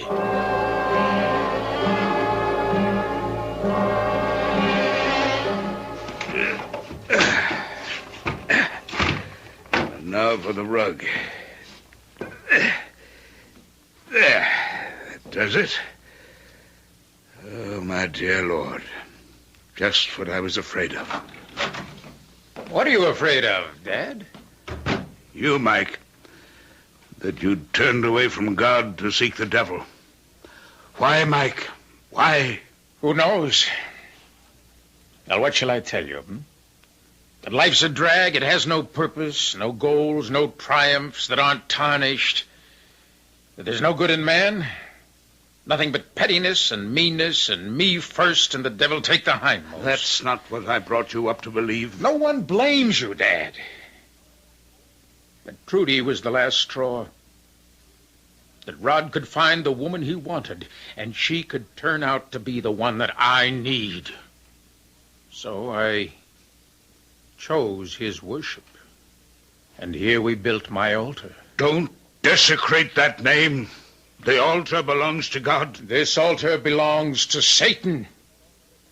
See the circle traced in vermilion paint? Exactly 9 feet wide, an 8-foot charcoal one within. Light the votive candles, burn the incense, let the mass begin. Mike, what are you doing? I won't tolerate this sacrilege. You can no more move than the woman I desire can resist my power. I am the way. I am the darkness. I am the truth. Lord of the universe, whom the winds fear. I am he whose mouth ever flameth. You answer me. Thee I invoke, the boneless one that did create the darkness and the light. Thee I command to serve me and send me the woman I desire. Trudy, don't come in here. But the rain. What's going on here? Rod, it's your brother. He's gone mad. Spawn of the outer world, stay back, or I will smite thee dead where thou standest. Leave except the woman who is mine. Dad, what's going on? Look out! He's going for Trudy. Now look, Nature. Oh, he has a knife. Would you murder your own brother? Okay, that's enough fooling around. Don't you know I could always take you?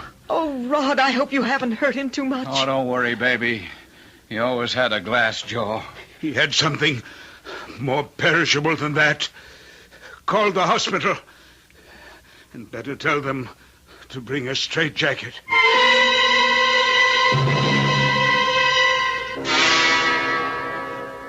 The top of the night to you, Mrs. Gideon. And what's that wee bottle in the paper bag? A little poteen? Nothing of the sort, Dr. Smart-Aleck.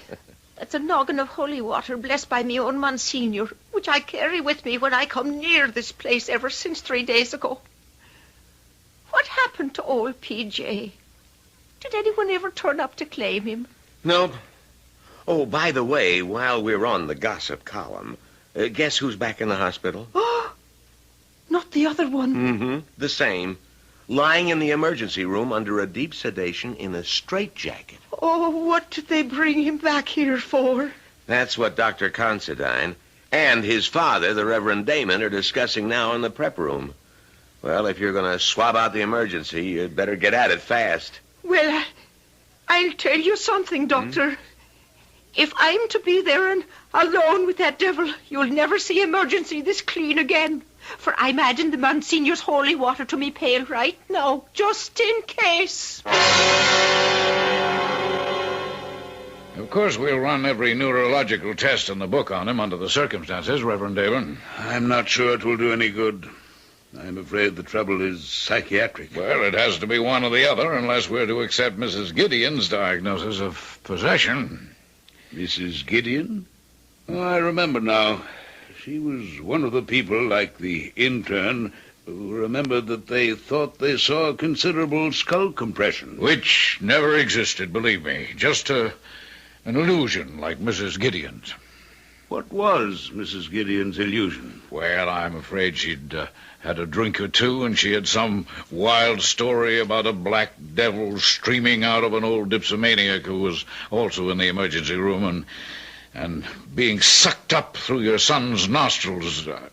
I'm really even embarrassed to mention such nonsense. Come in. Excuse me, Dr. Considine, but the patient is coming too. Mr. Damon? Yes, sir. He's still in the straitjacket. I think, Reverend, if you don't mind, until we see what state he's in. I don't mind.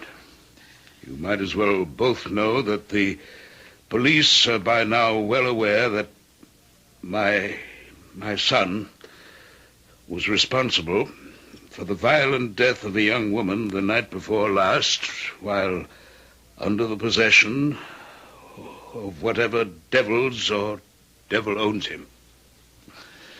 Shall we go? By Nergal and Tammuz and Belphegor, no one can hem me in. I am Belial, Lord of the Flies, and your bonds cannot hold me! Good Lord, he's out of the straitjacket. I'll get help. What's going on here, Mrs. Goody? Oh, the Lord preserve us. It's the devil incarnate. Oh, stay away from him, Doctor. He'll burn you to a crisp with his fiery All breath. of you, stay away from him. Leave him to me. Michael, my son. Call me not by that filthy angel's name. Stay away, old man, for I carry death in my hand as a sword. Michael! I warned you. Oh, you administer man of the cloth. Get back! Get back! What happened? Oh, sure, 'twas the Monsignor's holy water. 'Tis as strong as lye. Michael, no. All right, boys. All right, Daniels, you're too late. What? Excuse me, Reverend. Let me see. Daniels, come here. Yes, sir? Was that the depression you were talking about when this man was first brought in? Yes, sir. That's what I thought I saw. Well, at least it's what we all see now. But how? I haven't any answers. I only know... I'm sorry, Reverend Damon, but your son is dead. He hasn't been my son since his first visit here. The mercy of God is that whatever possessed him died with him, thanks to this lady here. Oh, if I hadn't had the holy water, Oh, the Lord does move in mysterious ways. Don't he, Reverend Sir?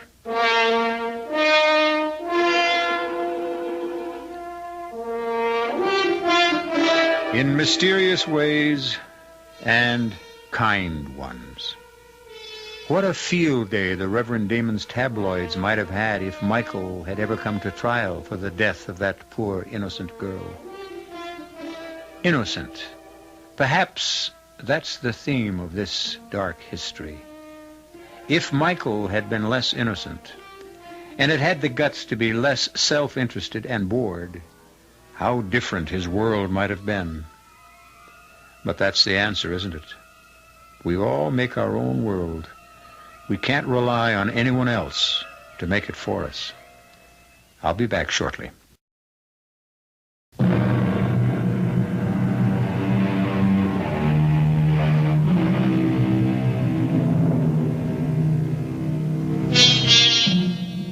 I suppose I should resist the impulse, but I have to admit I can't. It's one of the rewards for being host, particularly with guests who can't answer back, at least directly. So just for once, a homily. Reach out and find life. Take it and make the most of it. For if nothing else, our story proves to the hilt the oldest of adages. If you don't, the devil finds work for idle hands to do. Our cast included Donald Buca, Joan Shea, Ian Martin, Guy Sorrell, and Leon Janney. The entire production was under the direction of Hyman Brown. This is E.G. Marshall inviting you to return to our Mystery Theater for another adventure in the macabre. Until next time, pleasant dreams.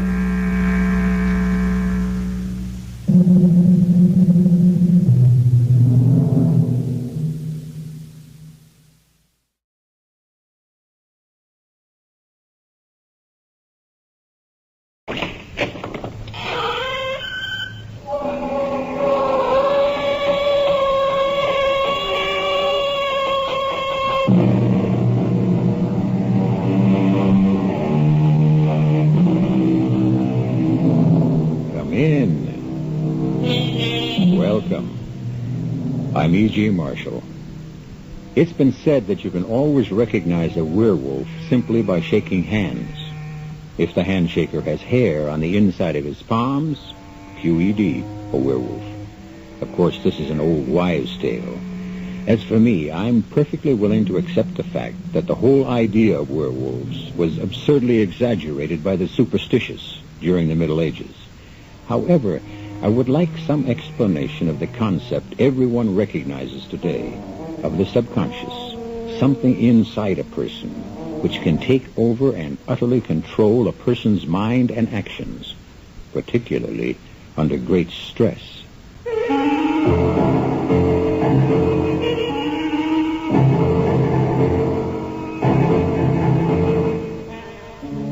Our mystery drama, Night of the Howling Dog, was especially adapted from the classic by Algernon Blackwood for the Mystery Theater by Murray Burnett, and stars Mason Adams and Norman Rose.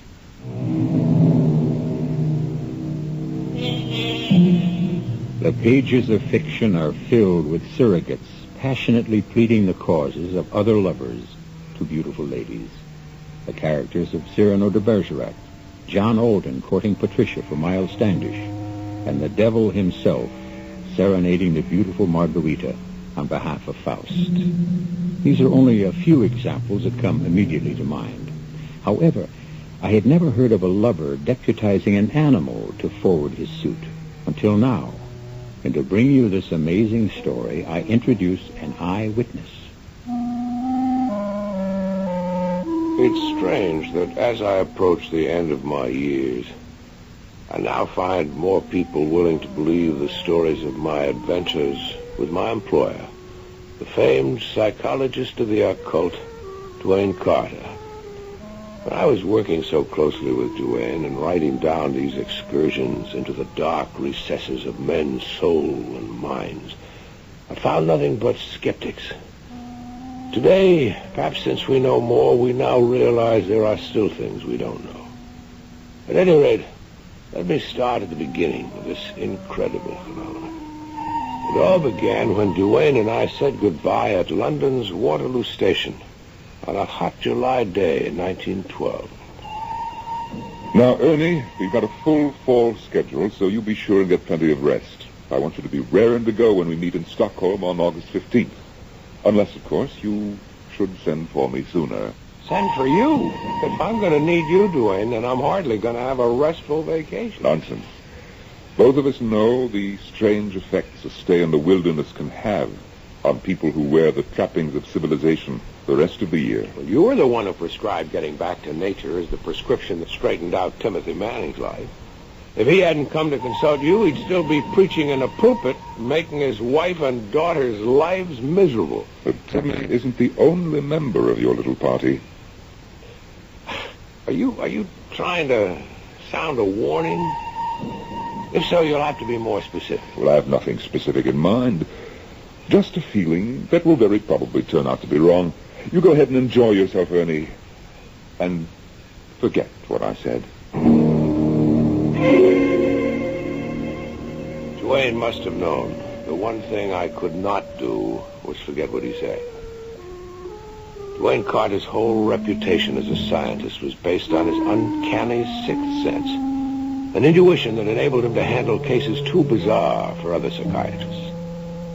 So I was more than ordinarily alert as our boat approached the shore of the small island we'd chosen for our camp.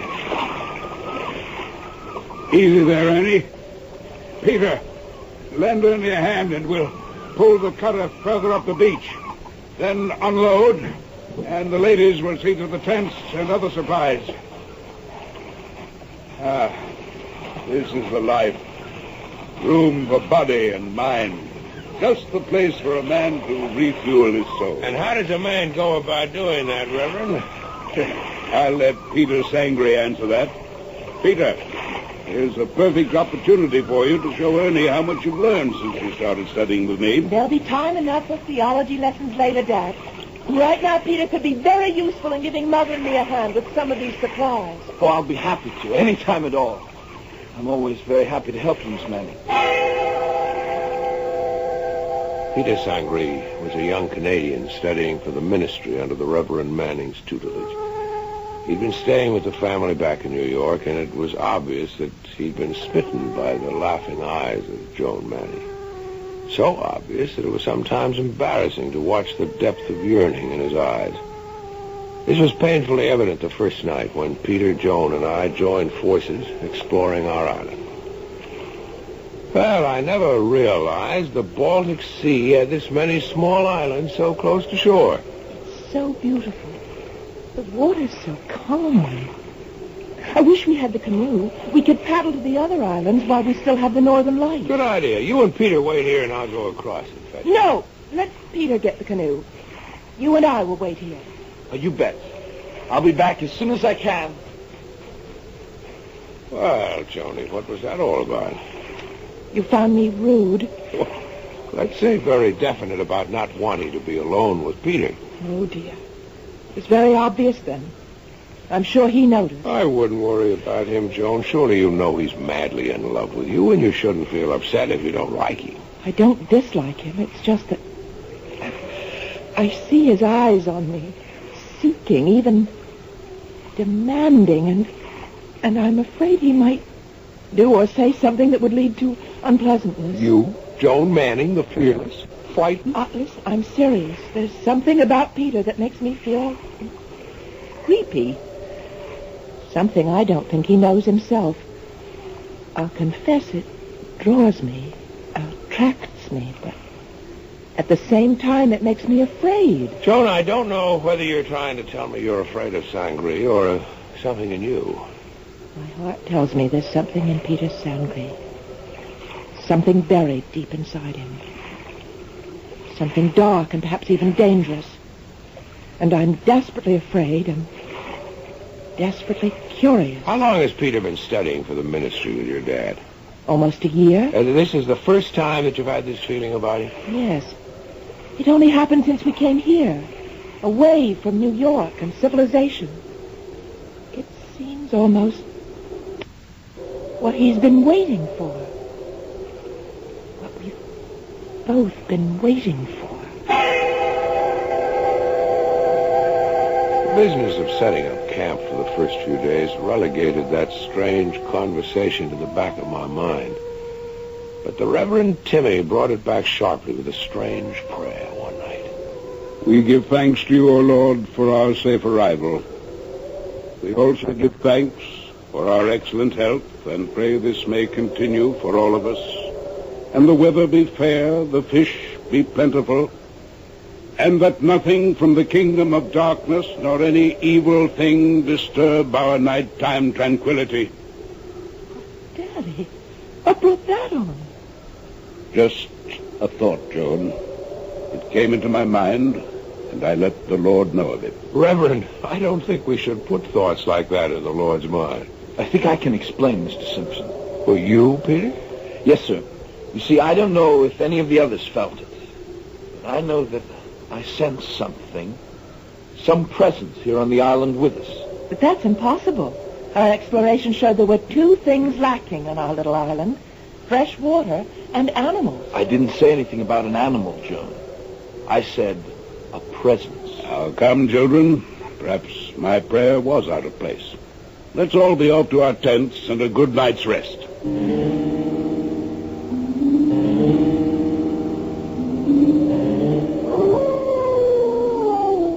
Who's that?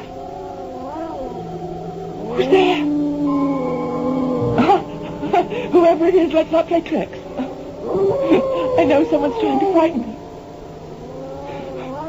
I'm coming out and see whoever it is that's playing this childish game.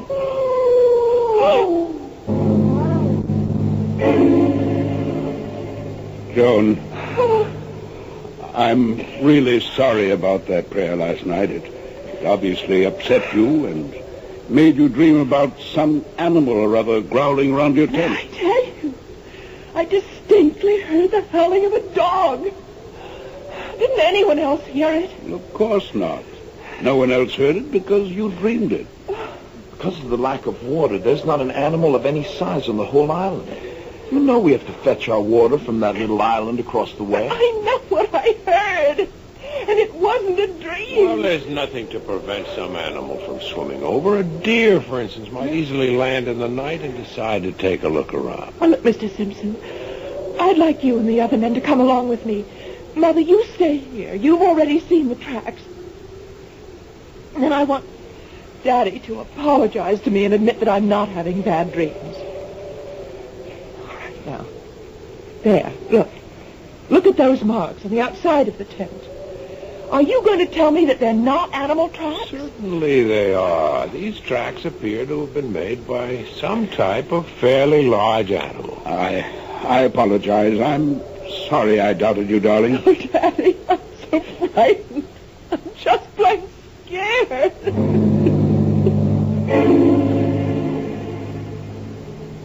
Mr. Simpson, look here. Look at these marks. The brute must have been scratching around my tent, too. Certainly looks that way. These are the same marks. Did you hear anything? Not me. Since I've come here, I sleep like a log. Reverend, would you come over here to Peter's tent for a minute? Coming, Simpson. It's really strange. Wonder if Mrs. Manning heard anything. After all, her tent is right next to Jones. Timmy, what do you make of those tracks? Looks like an animal, right enough. Tell you what I'd appreciate, Simpson, if you don't mind. Well, I'm here to help. Why don't you take Joan out for the day? On a hike or in the canoe and see if you can calm her down.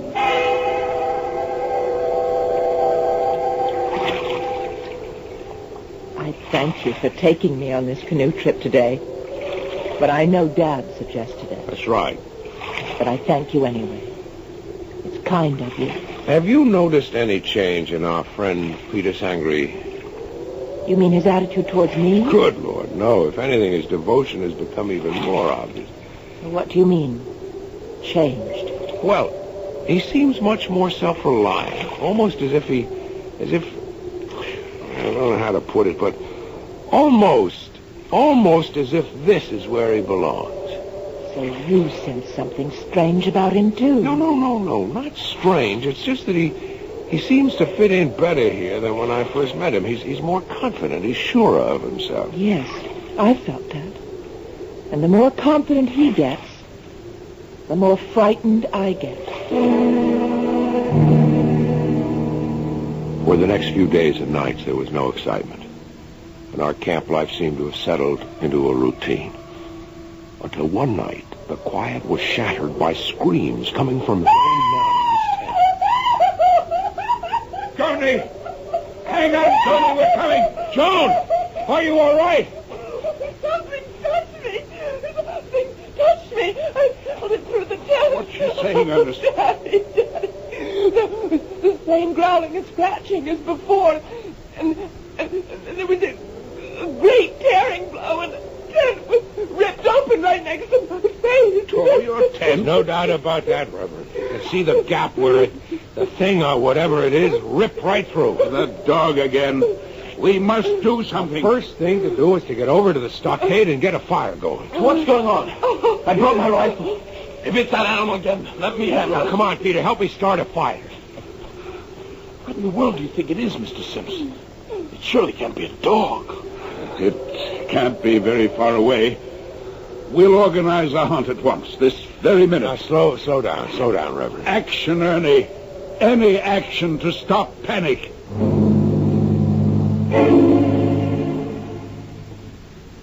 We've gone over every inch of this island, and there's no living creature on it besides ourselves. Peter's right, Reverend. Not even a squirrel could have gotten by us. All right. I know what it was. A dog from one of the farms on the larger island. A dog that's turned wild. It was attracted by our fires and the smell of food, and now it's gone back to where it came from. That's what it was. Oh, Daddy, you don't really believe what you just said? You can't believe that. You just can't.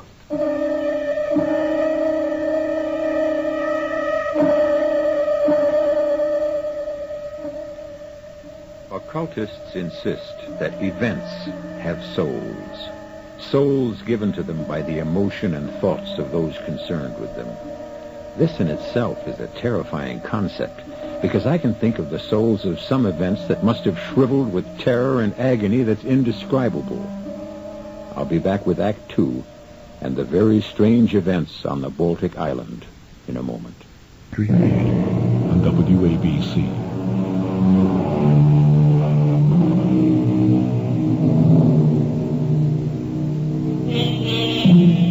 The virtues of life and vacations in the untrammeled wilderness have long been extolled in song and story.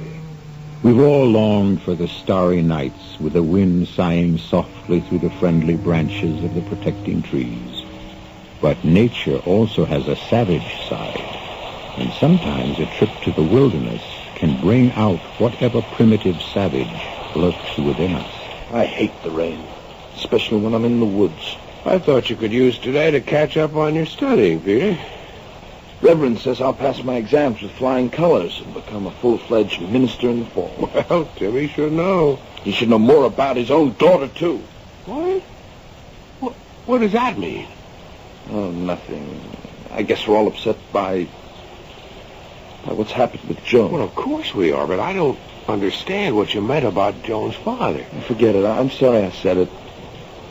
I just wish one of us would be able to track down that dog, or whatever it is, that's gotten Joan in such a state. She should be all right with her mother. You know that she's moved into Mrs. Manning's tent now, and there should be no more nonsense. Nonsense? Is that what you think is so frightening for Joan? Maybe you should join forces with her father. I had no trouble going to sleep after my rather strange conversation with young Sangree, but suddenly I found myself wide awake. I jumped from dead sleep to absolute wakefulness in a single instant. The rain had stopped. I went outside and sniffed the delicious clean air. A pallid half-moon just sinking into the sea threw a spectral light between the trees. And then, just 20 feet away across the paths, I saw a head thrust round the edge of Peter Sangree's tent. The head of an animal. An animal that had the appearance of no animal I'd ever seen before. Terror struck me. I knew it was the animal. And as I watched, riveted to the spot, the thing turned, slipped between the trees, and vanished. Wake up, Peter! Wake up! Well, Peter, come on! What is it? Peter, come on! The beast has been here in your tent. I swear it was about to leap at your throat. What are you saying? Let's not waste time. Quick, get your gun before Joan is attacked. Joan? Oh, yes, all right. Yes, let's get over there. I'm with you. Yes, I see the tracks. It's a wolf. That's what it is. A wolf lost among the islands and starving to death. Yes. I don't think so. It was unlike any animal I've ever seen. Whatever it is, it must be killed. Joan must be protected. I'll sleep all day and sit up all night and shoot the beast the minute I see it. No, I don't think this is anything that we can deal with. I have a better plan. I'm going to send for the one man I know who can help. Dwayne Carter. He will know what to do. Dwayne Carter? The psychic doctor? Yes. Then you think, it's something of that sort? I am certain of it. Although nothing Dwayne Carter ever did took me completely by surprise.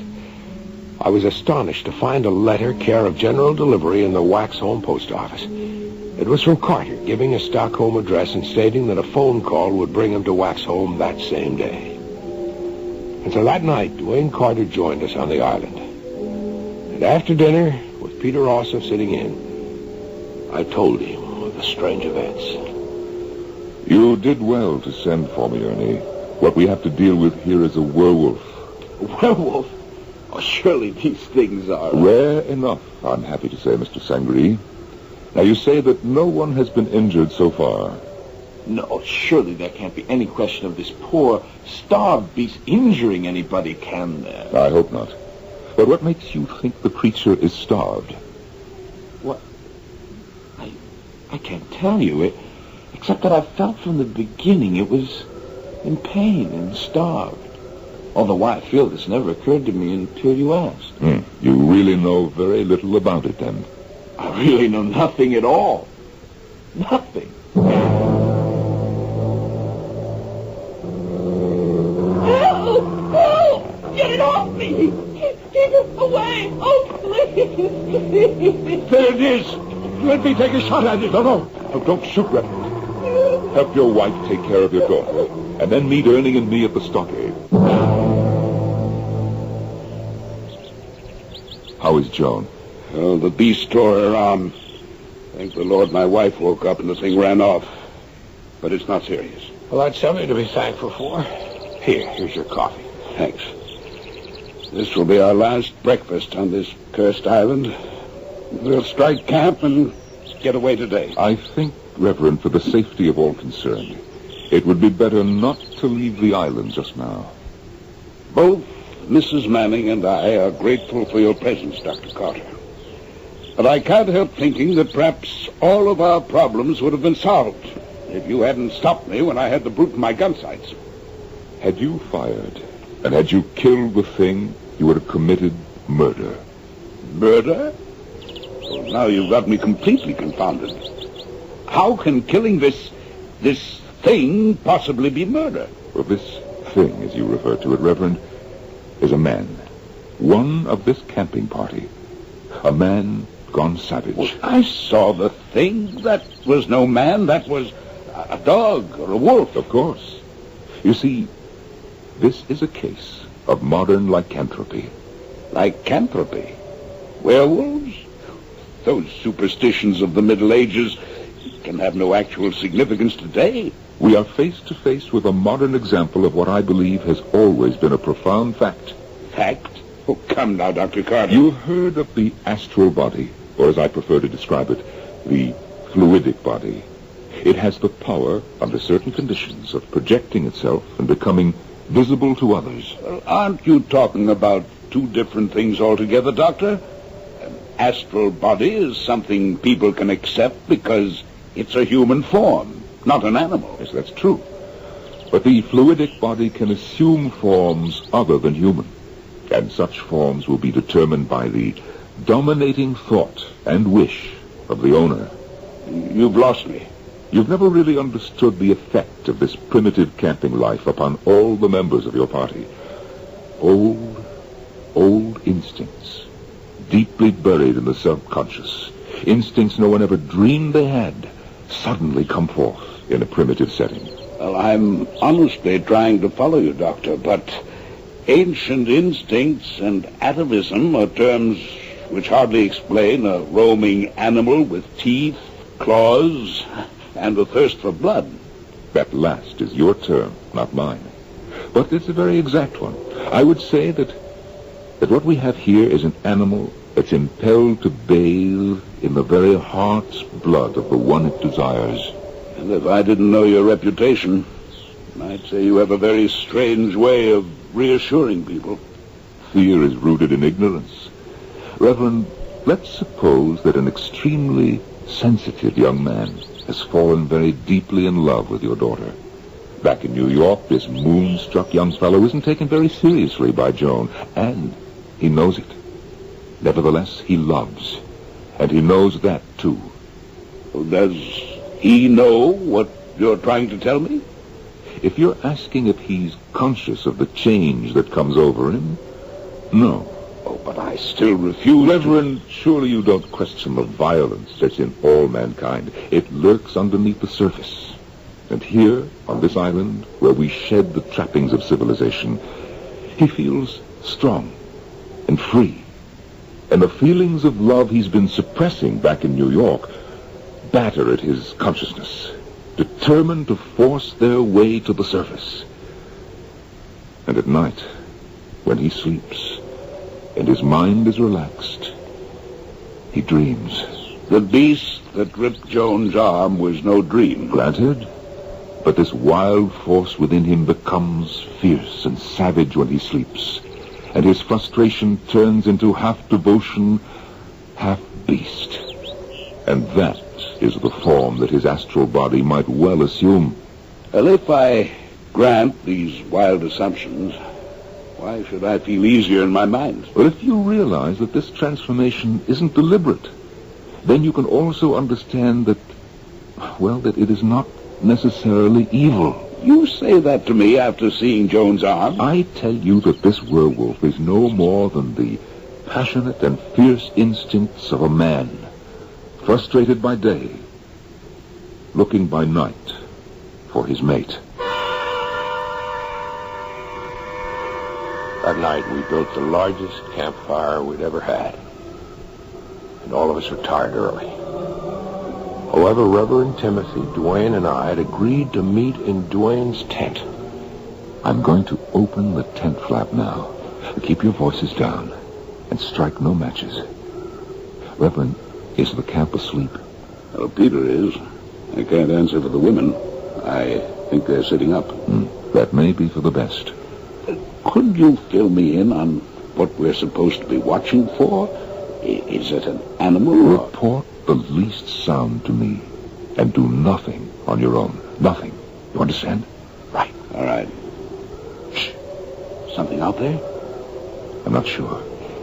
Now listen, you stay here. I'll let you know. Timmy and I sat alone for a few minutes, but the good Reverend was restless. I don't much care for this waiting game with you and Carter, but he wouldn't hear of me staying with my family. He said it might prevent something happening. He knows. You must trust him. Well, it's either this astral body, or double business, as he calls it, or else it's possession, as described in the Bible. But I'm sure of one thing. Whatever it is, it's bad. And I brought my rifle. You brought your rifle, but Duane said... And my Bible. Well, one is useless in this situation, and the other is dangerous. The only way we can win in this game is to do what Duane tells us. That's the safest way, believe me. I'm warning you, Ernie. If anything happens to Joan tonight, I'll shoot first and pray afterwards. Now, what the devil is Carter up to? Sneaking around Peter's tent and making gestures. He looks weird, disappearing in and out of the fog. I think Just wait, as he told us. Remember, he has the knowledge that we both lack. Well, he seems to be coming back now. Yes, he's heading this way. Peter is in a very deep sleep. His condition is almost cataleptic. Which means, Doctor? The fluidic body may be released at any moment. Now, I've taken steps to imprison it in the tent. It can't get out until I permit it. Be alert for any signs of movement now. I'd better hold on to my rifle. Reverend, I told you there is to be no shooting unless you want a murder. Anything done to the double acts by repercussion on the physical body of the man himself. Now, you better take the cartridges out of that rifle now. All right, Doctor. But I hope and pray you know what you're doing. It was with poor grace that Timmy slipped the cartridges out of his rifle, and then all three of us sat and waited for whatever was to come. It seemed hours, but in reality it was only a few minutes before we heard it. That's Peter's tent shaking like that, Doctor. It's trying to get out. I hear it. All right, Reverend. Quickly, the women's tent. All right. I'll take my rifle just in case. I can always use it as a club. I urge you, Reverend, to be careful what you do. Because I told you this case is complicated. And it's my belief that your daughter and Peter are made for each other.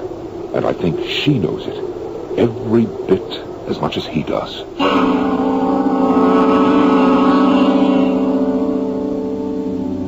Men in love have been known to do foolish things. An English monarch gave up a throne for love. And we've heard of men who turned themselves inside out just to please their beloved. But for me, at any rate, this is the first time I've heard of a lover turning himself into a werewolf.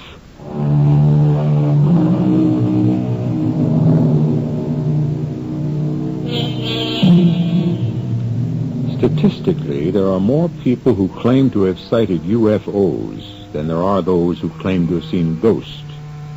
But the lowest of all in number are those who claim to have experienced the numbing terror of having come face to face with a werewolf. Come along with me now as we share that experience with one of the few who have seen and dealt with that dread creature. From where Duane and I stood, It was less than 20 feet to Peter Sangre's tent. And although the wind had freshened considerably, it wasn't the wind that was making the canvas of his tent swell and shake. That shaking was caused by something inside the tent trying to get out. The hair on the nape of my neck rose. As we approached the tent, Duane held up his hand. Ernie, I want you to see it before I release it, so that if anything untoward should happen, you may be able to deal with it without me. But Duane, you reassured the Reverend. You said that if Ernie, you know that we're dealing with tremendous forces that are still only partially understood. What do you want me to do? Well, as we approach the tent, I want you to kneel down and tell me what you see when I hold the flap back. All right. There's something in there, all right. But you must be able to see it and describe it before I'll chance releasing it. As my eyes became accustomed to the dim interior of the tent, I could make out Sangre's form lying under the blankets, while over him and around him flew a dark mass. All I could make out was a pointed muzzle and sharp ears plainly visible against the sides of the tent, and I also caught an occasional gleam of fiery eyes and white fangs. There's nothing to fear. I told you that before. How are you holding that thing there? There are some things I don't think you should know, Ernie. But I'll only tell you that it has to do with electrical impulses from the mind. You see, we all emanate a certain amount of electricity. And, well, just think of it as brain waves. Now step back a little now, because I'm going to release it. What'll it do? Hopefully it will listen to me, and I will be able to guide it. And if it doesn't? We'll cross that bridge if and when we come to it. Now step back. Keep your eyes fixed on the tent flap. Ernie, watch closely. And then I saw it. An animal. Neck and muzzle thrust forward. An animal about the size of a calf, leaner than a mastiff. And yet, Peter was easily recognizable. It was the head of an animal. But the face, it was Peter Sangre. Sangre, it is werewolf double. What do we do now? Well, I'll try to speak with him. Sangre, Peter Sangre, do you recognize me? Do you realize what it is that you really desire when you assume this form? Sangre, you must listen to me. Good Lord, Duane, can that be? Of course. A mating call. You shouldn't be surprised. It is probably Joan. You must remember she practically told you that she was afraid of something deep down in her. But she's not. The only salvation for both Joan and Peter is for me to lead Sangre's double to the object for which it yearns. Listen, that's coming from across the lagoon. Duane, Peter's double, a werewolf. He's gone. Although my eyes had been fixed upon the animal in front of the tent, somehow it disappeared. One moment it was there, muzzle lifted, sniffing the wind, and then it was gone, like a thing of the wind in a trick of vision. Quickly, Ernie, start following through the trees. Where will you be? I must check out Peter's tent. Why? What for? To make sure that his werewolf double cannot return until I permit it. I'll join you in a few moments. After circling Peter's tent, Duane caught up to me and we ran at full speed through the woods, always guided by the now fairly loud howling. And then suddenly the trees fell away and we were on the edge of the lagoon. And there, sharply defined against sea and sky, Joan! Stand still and remain quiet. But there's something wrong with her. She looks half asleep. She is fully asleep, and we must not wake her. What are you saying? She's sleepwalking. If we wake her, the shock might injure her permanently. But the werewolf, what will... She's on her way to meet him. You see, she's been irresistibly drawn to him from the beginning. Well, then how do you explain the torn tent the other night and the wounds on her arm? Wasn't she asleep then? Not deeply enough. She awoke and was terrified instead of pleased. Now, however, she's in a deep enough sleep to throw off the conventional shackles of civilization that have bound her and admit this man is her mate. Then she really loves Peter? Yes, profoundly. The canoe just coming around the point. Isn't that Reverend Timothy? Yes, it is. What's he doing here? Probably following Joan. At least he had the sense to take the canoe and not wake her. But what will he do when he... Ernie, you're right. We're going to have to warn him. That's too late. There goes Peter's double. Quick, get to Joan. The Reverend's got a gun. But you made him unload it. He's got hold of a pistol. Stand aside, Joan. Out of my line of fire. Put that gun down, you fool. Put it... Oh, idiot. Ernie, get to Joan. Help her. What are all of you doing here? Where's Peter? Where is he? Oh, thank the Lord. Joni, you're all right. Where'd Peter go? He disappeared so suddenly. He cried out that he was hurt. We hope that he wasn't hurt seriously. I hope the brute's dead. Don't ever say that, Reverend. Unless you want murder on your soul. Murder? Why do you use that word? If anyone's done anything to him, then he's done it to me, too. Because Peter is... I know, my dear. He's your love. And I think we can bring him to you. Or perhaps you to him. But we must go to your tent and wait for me. Now, Ernie, take care of her until I get back. Reverend, you better come with me. While Duane and the Reverend went off together, I helped Joan back to her tent. You must let me go to him, Mr. Simpson. I know he needs You me. heard Duane. He said we should wait for him. I didn't know until tonight. That you love Peter. Yes. Duane knew that days ago. That's why we were there watching tonight and hoping that everything would go as we thought. And I think it would have, but for... Go on. But for what? But for an unfortunate happening. It was my father, wasn't it? Now, Joan, I think you should stay calm. It was Dad. He did something that... Something that hurt Peter. Hurt him badly. And now he's lost, and so am I. You mustn't despair. Everything will be different when Duane gets here. Oh, where is he? I think he's with your father, and I believe that they're both looking for Peter. Well, we should be helping him. Sometimes, Please. Joan, we help best by doing nothing. Oh. Trust me, Joan. Trust Duane. I'm sure that he'll be able to handle this.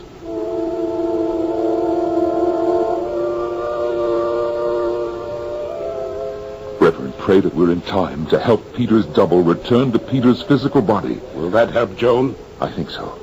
Now, hold it. Now what? He hasn't been back to the tent. Excuse me just a moment. What are you doing? Arranging it so that if Peter's double does make it back here, he can get into the tent and back into Peter's body. More of your mumbo-jumbo. I'm trying to save a life you almost snuffed out. I saved my daughter's life. Her life was never in danger. I saw that beast throw itself at my Joan. If I hadn't fired when I did... You would have seen a miracle. A transformation in that beast and in your daughter. Dr. Carter, I know your reputation, Reverend, but... I think we should stop quarreling. Both of us want the same thing. And this isn't doing either Joan or Peter any good. Now, I'm going to need your help. Well, you know I'll do anything I can. All right. But what I'm going to ask you to do, Reverend, will go against your every instinct. I'm going to ask for your belief, Reverend. In what? In the fact that the double you saw, the werewolf, if you like, meant your daughter no harm. And above all, the fact that he must return to Peter's physical body. Why do you need my help for that? Because you shot him.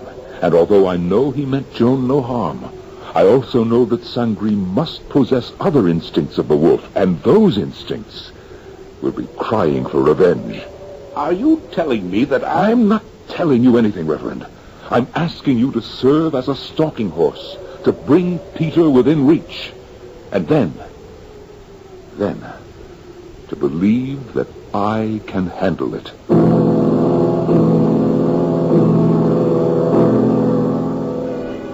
Now, Reverend, you're not going to have any second thoughts about being unarmed. I gave you my word, Carter. Let's get on with it. You go fetch Ernest. I'll be all right in that short time. I'm sure the Lord is watching over me. Let's hope he's watching over all of us.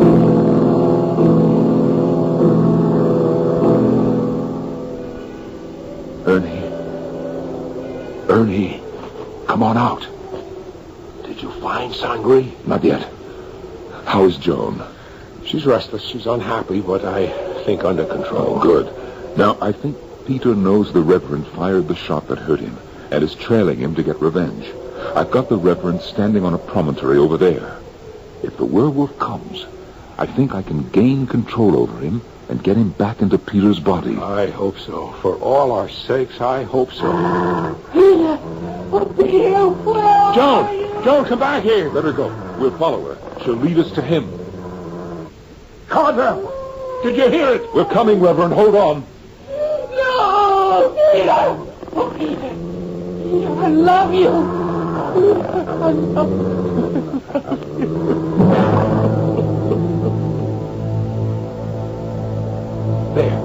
There it goes into Peter's tent. Let's hope it's in time. What about the Reverend? Joan will take care of him. Peter's the important one now. He's alive. Yes, but look. Those marks on his face. Are they gunshot wounds? They are. The Reverend aimed well. The shots went through his cheeks. Oh, he'll carry the scars for the rest of his life. It was Joan who stopped him. Joan's voice and his love for her. I'm not sure that I would have been able to head him off. I've been hurt. My face. It burns. You're going to be just fine. Peter, my love. Joan, you're not frightened of me? Of course not. At first I was. I didn't really understand. But now I know that I belong with you. And I'll be with you, always. My face. Don't touch it. Joan, you bathe the wounds with clean water, and they'll heal naturally. Of course. And, Dr. Carter, thank you. Ernest, I think we're superfluous around here now. Right, Joan? That's right. Dr. Carter, my father has more need of you now than either Peter or I.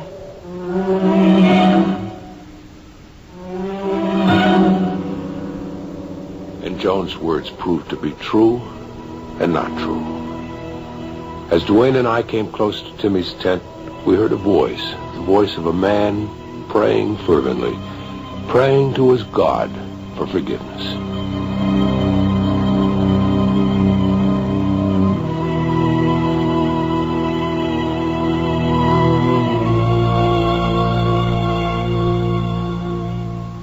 So, this tale of a man who unconsciously used a werewolf to further his love's ambitions ended happily.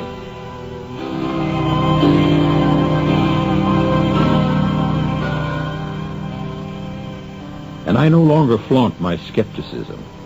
However, I must in all truth say that it's not really the recommended way to go courting, even in today's permissive atmosphere.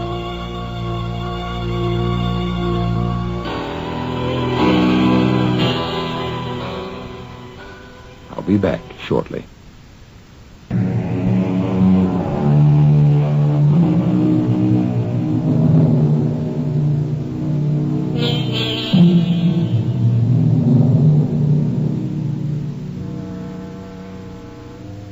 Magicians are well aware that people love illusion. They want to be fooled. I wonder if any of the great magicians ever wondered why there's such a universal love for magical tricks that seem utterly beyond belief.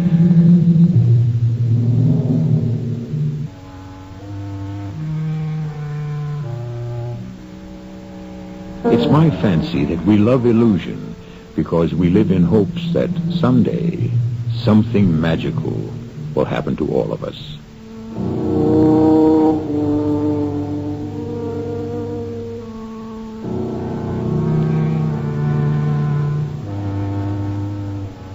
Our cast included Mason Adams, Norman Rose, Marion Seldes, Christopher Tabori, and Guy Sorrell.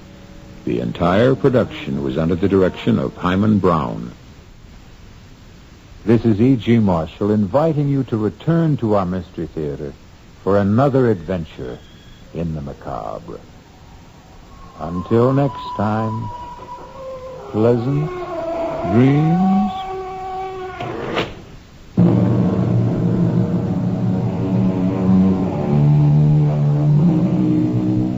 WABC, New York.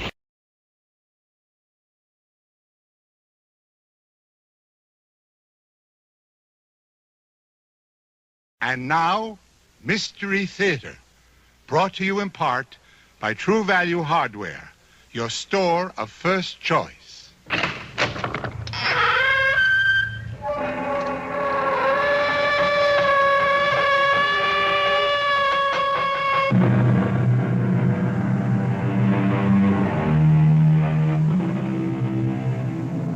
Come in.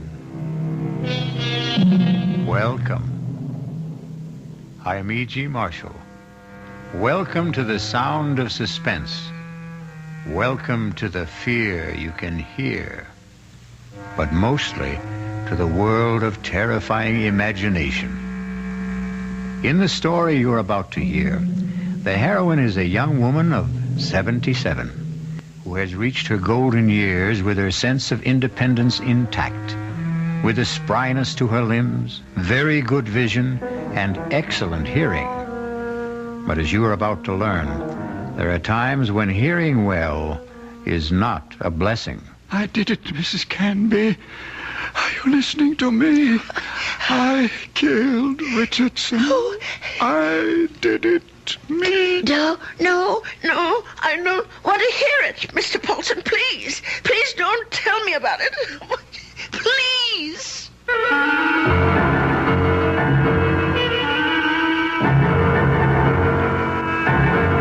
Our mystery drama, The Old Ones Are Hard to Kill, was written especially for the Mystery Theater by Henry Slessor and stars Agnes Moorehead.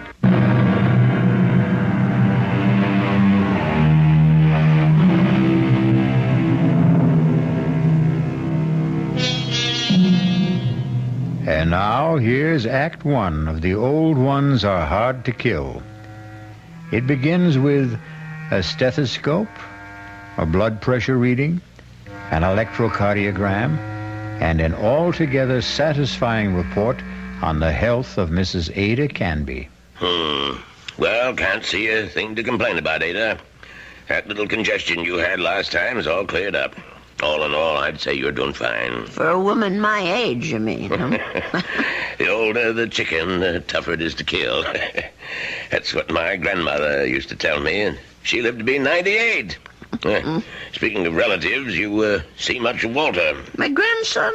Oh, the usual once-a-year visit. And he always comes up with the same complaint. What's that?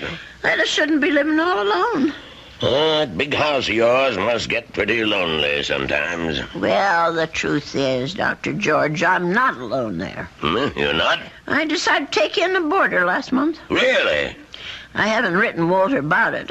I'm sure he'd object to my taking in a stranger, but there's really nothing wrong with Mr. Paulson, except his health, maybe. His health? What's wrong with him? Oh, the poor man's had a terrible cold for the past 2 weeks. Won't let me do a thing for him, though. Now, where did you meet this Mr. Paulson? Well, he answered the ad I ran. He's just back from South America. Been living in Brazil for years. He's a very nice gentleman, really. He keeps to himself and tends his birds. He has the loveliest blue parakeets. You can hear them chirping all over the house. Oh, yeah. It's the friendliest sound. Well, I don't see anything wrong with what you're doing, Ada. Just make sure you don't go and catch the man's cold. There's not much chance of that. Poor man hardly ever leaves his room. Well, how much do I owe you? I'll send you the bill. I'm sure you'll forget all about it. Promise me you'll send it.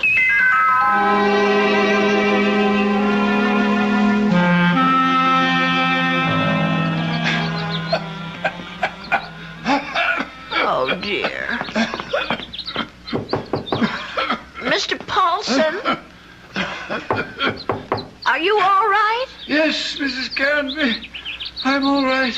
That cough sounds worse than ever to me. Why don't you let me fix you a little hot milk and honey? No, thank you, Mrs. Canby. Thanks very much. I'm going to try to get some sleep. Well, all right, if you say so. I guess it's time I was in bed myself.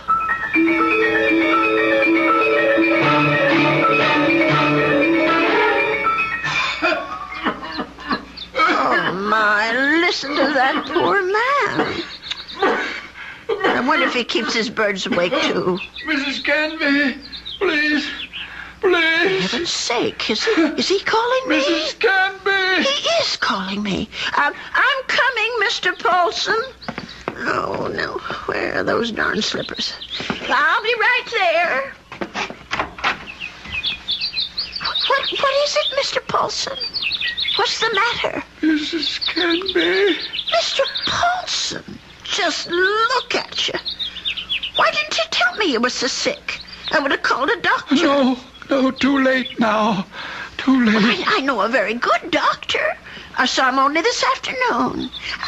I'll go and call him right now. No, please, listen to me. Well, I've got to get help for you, Mr. Paulson. I'm dying. Confession. Well, do you want a priest? Is that what you want? Richardson murdered 10 years ago. What? Murder. I did it. I killed him for money. I was paid. Did you hear me? Oh, Lord. Mr. Paulson, do you know what you're saying? Do you understand me? Lindell is innocent. I killed Richardson, not Lindell. Well, let me get help.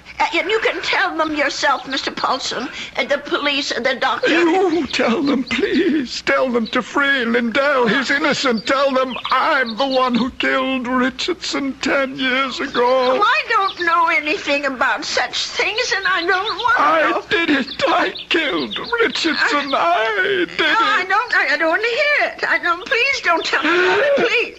Mr. Paulson, Mr. Paulson? Oh, dear God, I think he's gone.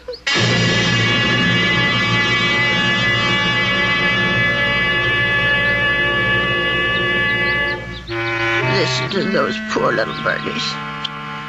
I suppose they miss poor Mr. Paulson. I'll lay them in his room. Well, let's see about this letter now. Dear Walter, I hope you don't mind my turning to you for advice, but I really don't know what to do. It's been 3 days since my boarder, Mr. Paulson, passed away, and I still haven't told the police what the man said to me. I just can't bring myself to get mixed up in anything like this. Dear, what's the use of writing Walter? He'll probably think I've dreamed it all up. No, I'll just forget it. Only how do you forget such a thing? Those names, I keep hearing them. Richardson, Lindell. Lindell is innocent. Oh, dear God, what if it's all true? If Mr. Paulson actually murdered this Richardson and Lindell is innocent? Only, well, who are they? I wonder if the telephone book, well, why not? Let's see. Richardson, Richard, R-I-C-H-A-R-N. Yes, here it is. Oh, Lord, there's dozens of them. Well, I'll try Lindell. That wouldn't be as common, I don't suppose. Yes, here it is. There's only about half a dozen. Then D-L-D-E-L-L. Oh, my heavens. Lindell and Richardson. Both names together. Lindell and Richardson Investments. 9 Concourse 4153132. I wonder if... Well, maybe it's the only way to be sure.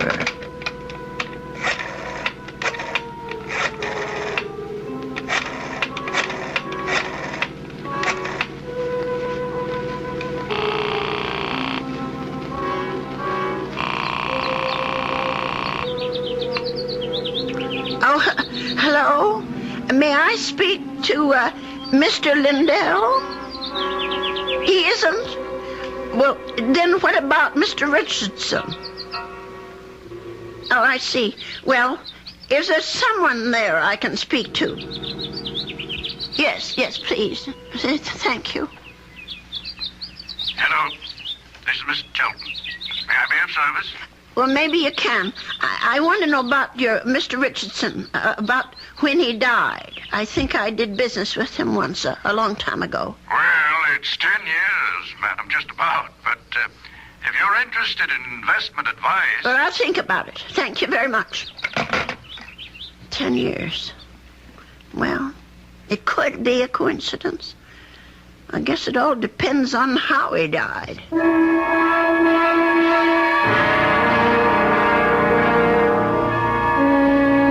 Mrs. Canby, please come in. Have a seat. Thank you. Well, now, how can we be of help to you? I didn't come here to get help, Mr. Shelton. I came to help you, as a matter of fact. Or rather, somebody you know. Who would that be? Mr. John Lindell, the man who was supposed to have murdered Mr. Richardson. I'm afraid I'm not following you. Well, it took me all week to find out what happened to those two men, and finally I found the story in the old newspaper room down at the library about Mr. Lindell being indicted for killing his partner. But I'm sure you know the whole story a lot better than I do. Well, of course I know the story, but that was quite a long time ago, Mrs. Canby. 10 years doesn't seem so long when you're my age. Anyway, the point is that I can help your Mr. Lindell, only I can't do it alone. Did you know John Lindell? No, I didn't. Nor Mr. Richardson, for that matter. The man I knew was named Paulson. Who? I rented a room to Mr. Paulson, and he died about 8 days ago of pneumonia. I was there when it happened. Oh, that's unfortunate, but... Before he died, Mr. Paulson told me something about Mr. Richardson's murder. He said Mr. Lindell hadn't been responsible, that he, Mr. Paulson, had committed it. For money. Oh, Mrs. Canby, listen to me. It was this man Lindell that bothered him. The fact that he was in prison for something he didn't do. I thought I should tell you this, Mr. Shelton, because you knew both of these gentlemen. It said so in the newspaper. Mrs. Canby, my dear woman. What? I don't know what silly story you heard, but it's completely wrong. There wasn't any question about what happened. This boarder of yours, whatever his name is, merely had an obsession. Well, just the same, I thought you could follow through on this business. Yeah. Tell the police. Because if it is true, Mr. Lindell should be freed. On evidence like that? Well, I don't know anything about evidence. I'm just telling you what I heard. Well, never mind. I suppose I should have told the police myself. Oh, wait, Mrs. Canby. Let me put your mind at rest. John Lindell is no longer in prison. He isn't? He's dead, Mrs. Canby. He's been dead for the last 3 years. Oh. He wasn't a young man when all this happened, when he accused his partner, Fred Richardson, of defrauding him and shot him dead. He died? In prison? Even if all you say is true, that this man was Richardson's murderer, you can't help John Lindell any longer. He's beyond that. But his name, don't you want to clear his name? Have you any proof, any living witness? Just myself. Forget it, Mrs. Canby. That's my advice to you. The old wound is healed. Don't reopen it. Oh, well, it troubles me so. I haven't thought of anything else since it happened. Perhaps if I saw a minister, if I had some advice from a man of God, maybe... Mrs. Canby, now you've said something. Now you've shown me the way. That's where our answer lies, dear woman, in prayer. Mm-hmm. In the forgiveness of our dear Lord. Will you pray with me, Mrs. Canby? Pray? Here? Why not? God is everywhere. Please, join me. Dear Lord, tell us what to do. Give us your divine guidance. Show us the path to righteousness. Mr. Shelton, Help us, O Lord. Help us to understand. Teach us to forgive the sins of others and to forget them. To forget. I feel much better now, Mrs. Canby. Do you? I'm not sure. Let us turn this matter over to God, Mrs. Canby. Not to the police, but to the Lord. It's in his hands now. Don't you agree? Well, in a way, that's true. Since they're dead now. All of them.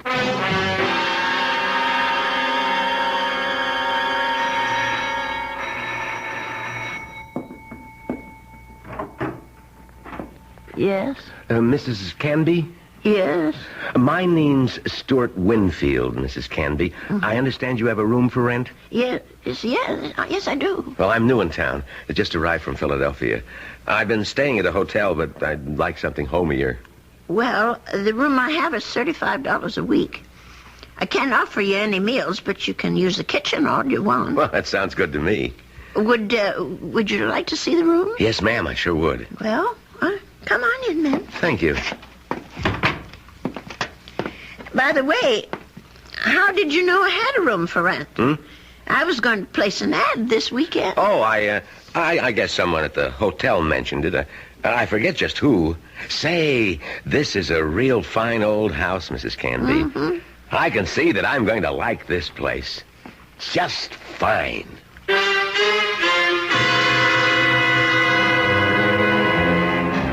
And so Mrs. Canby has a new boarder. He's a very personable young man, with a great deal more charm than old Mr. Paulson had. Perhaps in a little while Mrs. Canby will be able to forget her former boarder and the shocking confession he made on his deathbed. I'll be back shortly with Act 2.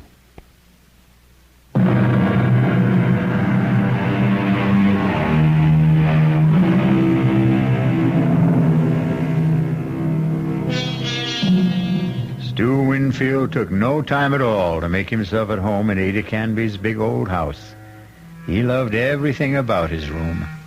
The fine old four-poster bed, the crazy quilt that Ada herself had sewn up 40 years ago, the lace curtains on the window. He even loved Mr. Paulson's blue parakeets. But what he really seemed to like best was Mrs. Canby herself. Just take me 2 minutes to get these clean sheets on the bed, Mr. Here, let me give you a hand. No, I can manage. I've been making this bed for almost 50 years. 50?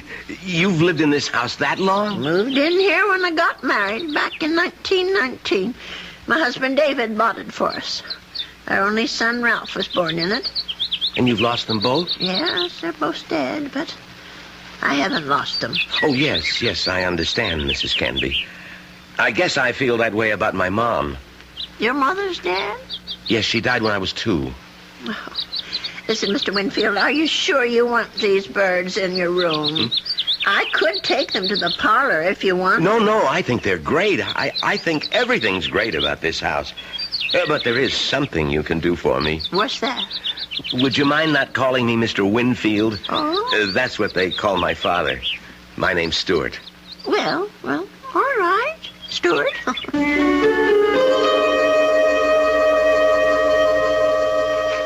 Dear Walter, I think it's about time I told you that I have a boarder in the house. Mr. Winfield is the nicest young man you could want to meet.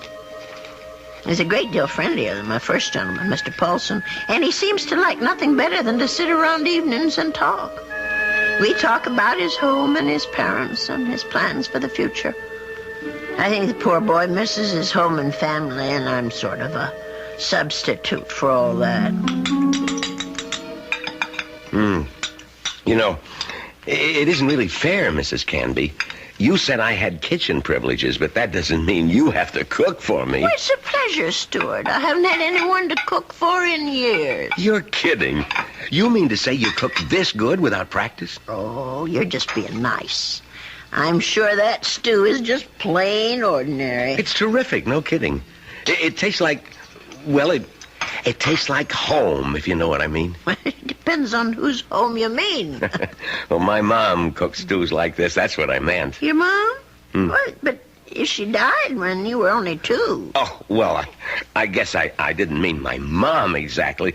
I was thinking of my Aunt Martha. I mean, she's the one who sort of took over the cooking and stuff after my mother died. And my father's sister, you know? I see. Well, that was lucky that you had someone to take her place. Yeah, that's right. Excuse me. My Stuart, you're not coming down with anything, are you? No, I'm fine. Just a little case of the sniffles. Listen, if your room isn't warm enough, I have an extra blanket. No, the room's just fine. Don't worry about it. Oh, you be sure now. I know I felt a little guilty about poor Mr. Paulson when he got sick. Maybe I didn't take good enough care of him. Paulson? Mm-hmm. Was that your former boarder, the bird lover? Yes, that was his name, the poor man. Well, tell me about him. Well, I don't really know that much about him. He lived here less than 2 months. Well, what sort of a guy was he? Very quiet. He kept to himself. Did you say he was from South America? I don't remember if I did or not. Well, you must have said it. Yes, of course. He was American, but he'd been living in Brazil. I don't know why exactly. Although, come to think of it, maybe I do. What do you mean? Well, it just occurred to me that Brazil might be just the place for someone who came into a lot of money and wanted to leave the country. I don't understand this. Oh, my. I really think you are getting a cold, Stuart. I'm getting that blanket out this minute. Now, wait, Mrs. Canby. I'd rather hear about... Never mind. I don't want to take any chances. I'll be right back. Yes, Mrs. Canby. Don't take any chances.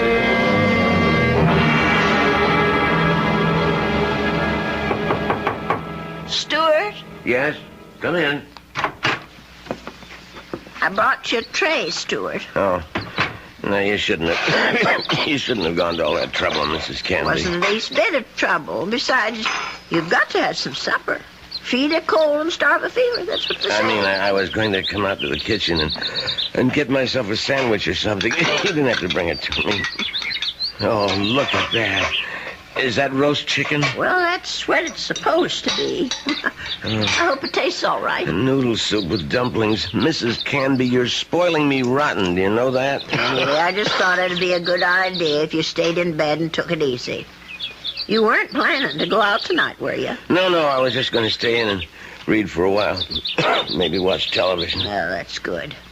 Here, I'll just set this tray down. Oh, the service here is just too good. Oh, we never finished our talk the other day about that boarder of yours, Mr. Paulson. Well, there's not much to say about him, really. Well, you said something about his living in South America. You said you thought you understood why he was living there. Sounded real interesting. Well, the truth is, Stuart, there is something to tell about Mr. Paulson. Maybe you can help me feel better about it all. About what? Now, I'm not going to tell you if you don't eat. All right, Mrs. Canby, I'll eat. Well, it happened just about 3 weeks ago.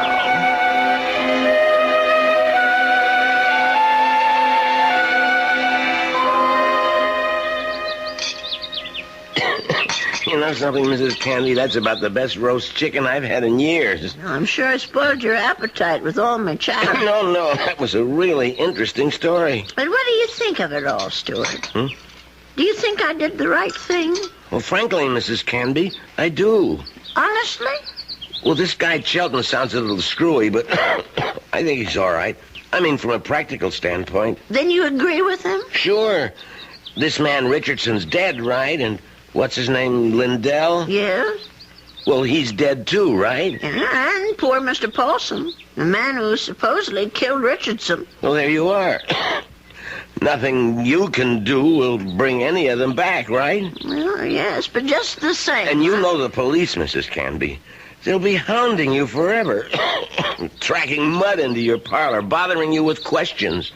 I just think Mr. Chelton was right. Let sleeping dogs lie. Yes, that's what I keep telling myself, but you know something? What? There's one thing Mr. Chelton forgot. And me too, I suppose. What's that? Why, the real murderer. He may still be alive, even if all the others are gone. Don't you see? No, I don't. Even if Mr. Lindell can't be helped anymore, that doesn't mean the real murderer should get away. But the real murderer is dead. Paulson. No, the killer is the man who hired Mr. Paulson. Don't you see? Is it right that he should get away with it? Now, wait a minute. You're jumping to conclusions. No, I'm not. Mr. Paulson told me that he was hired to do this thing. Well, maybe he was hired by Lindell. Maybe Lindell hired him, and then Paulson got cold feet, and Lindell did the shooting himself. No, I'm sure that isn't true. You see, I read the newspaper article all about it. Well, you really were thorough about this, weren't you, Mrs. Canby? You poor man. That coal's gone to your chest now, hasn't it? No, I'm all right. Stop worrying about me. Let's talk about this other problem of yours. Well, maybe I'm making it more of a problem than it should be. Maybe if I just told the police everything, I could forget it once and for all. No, I really couldn't advise that, Mrs. Canby. Well, it said in the newspaper story that the two men were partners in that investment firm. Mr. Lindell thought that his partner Richardson was cheating, taking money out of the firm, and that's why he's supposed to have shot him. Wasn't there a witness to the shooting? Why, yes, I think there was. Come to think of it, it was Mr. Shelton. That's right. Well, doesn't that wrap it up for you? Well, it would if it wasn't for Mr. Paulson. Listen, Mrs. Canby, you know how much I like you. Why, in just a few days, you're more like family to me than my Aunt Martha ever was. Well, it's nice of you to say, Stuart. And that's why I want you to listen to me about this. That's why I want you to forget about this whole foolish thing. Listen to you. You sound awful, Stuart. Just terrible. No, I'm all right. No, you're not all right. I'm going to get you some cough medicine right this minute.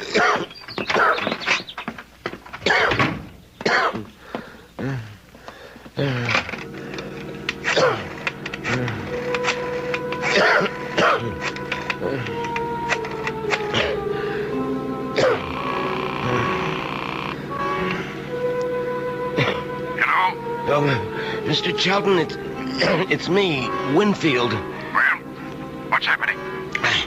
I think I better stick around for a few more days, Mr. Chelton. The old lady's beginning to get fidgety, if you know what I mean.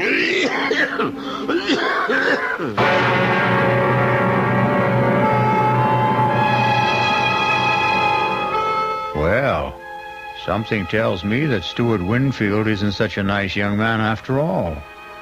Could it be that he wasn't telling Mrs. Canby the truth about his dear mother and his Aunt Martha? Could he have not told her the truth about his plans for the future? Of course, the real issue is, what sort of plan does he have for Ada Canby's future? I'll be back shortly with Act 3.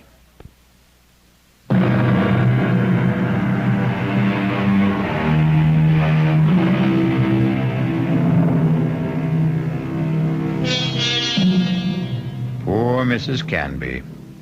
She isn't sleeping well tonight. But of course, Mrs. Canby has good reasons for insomnia. Her thoughts are whirling. Her boarder Stuart was right. She doesn't want the bother of going to the police.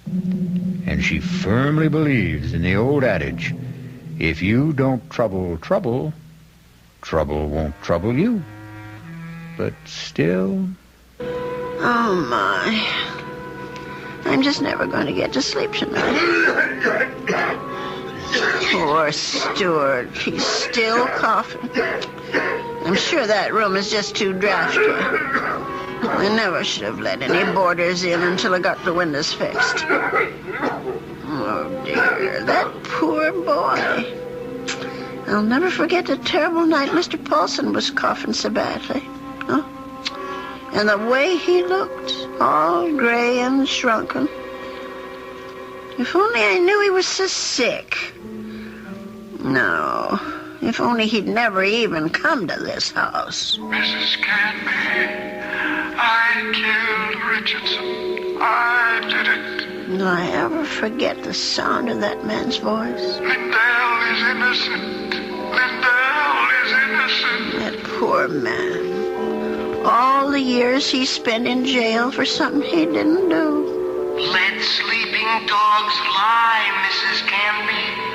My Aunt Martha always said, let sleeping dogs lie. Oh, if only I could get some sleep. Let us turn this matter over to God, Mrs. Canby, not to the police. Not to the police.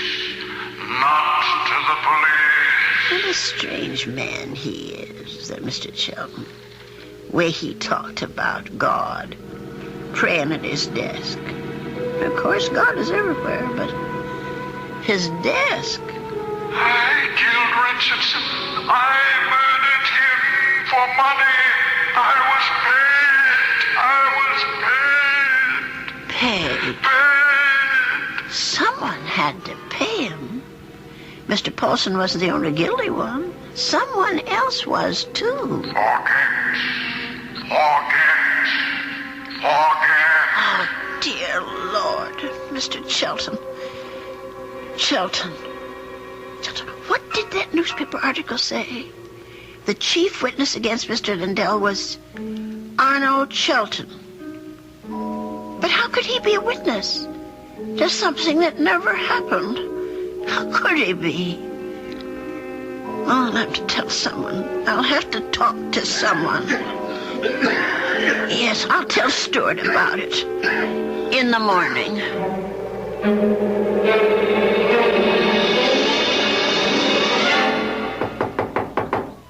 Stuart, are you awake? Yes, I'm up, Mrs. Canby. Come in. Oh, no.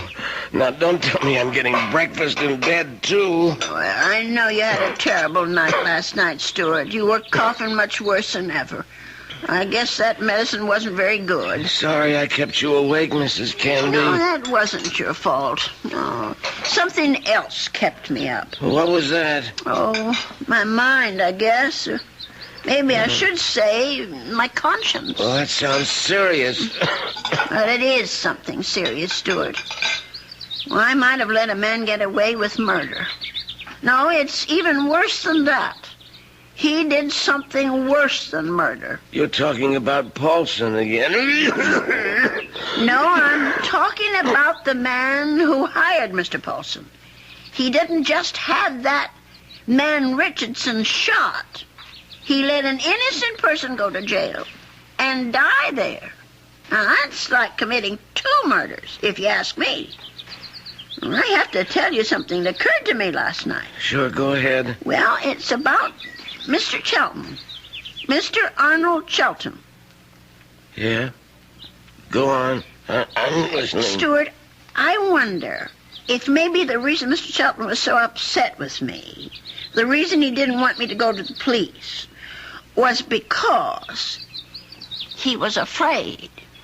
Explain what you mean. Well, what I mean is maybe Mr. Shelton had good reason, besides the one he told me. He was working for both Mr. Richardson and Mr. Lundell at the time of the murder. Well, so what? Well, he was also the chief witness at the trial. A witness for the prosecution. But he saw the shooting, didn't he? But that's just the point. He saw Mr. Lindell shoot Mr. Richardson. Well, that's not what you told me last time. I mean that he was an eyewitness. No, that's right. He didn't actually see the shooting. He was miles away when it happened. I don't quite remember the details. There was something about a phone call, maybe? Yes, that's what it was. He claimed that Mr. Richardson was talking to him on the phone when Mr. Lindell showed up at his apartment. He said that Richardson cried out something about Lindell having a gun. And then he heard the shot. But how could that have happened if the gun was fired by Mr. Paulson? If, Mrs. Canby, that's the big little word, isn't it? If. But don't you see what I'm saying, Stuart? Arnold Shelton had the most to gain. Gain? From what? From both these men leaving the firm. That'll leave the whole thing to him. All those customers, all the investments he handled, all the commissions, or whatever they call it. Are you accusing this guy Shelton of being the killer? Yes. It's the only answer, Stuart. Well, look, if that was the case, the police would have figured it out. But they didn't. There was nothing in the stories I read that pointed any suspicion at Mr. Shelton. I don't suppose it even occurred to them. And now, The company is all his. You don't call that evidence, do you? Well, then why didn't he let me go to the police? Why did he try so hard to talk me out of it? That man was praying, Stuart. He was taking the name of the Lord in vain. Oh, I'm sorry, Stuart. I'm so sorry. I won't bother you anymore. I know what I have to do anyway. Mrs. Candy. I won't be gone long, Stuart. No, wait. But the minute I get back, I'm going to call Dr. George and ask him to come over. You're sick. Never mind the doctor. Are you calling the police? No, I won't call them. You're right. I don't want them tracking mud in my parlor. I'm going down to the station house and talk to them. I'll get dressed now and go straight there. Please think about what you're doing. I'll tell them what I know, and they can do the rest. Now, you try to eat something, Stuart. Please. Mrs. Canby.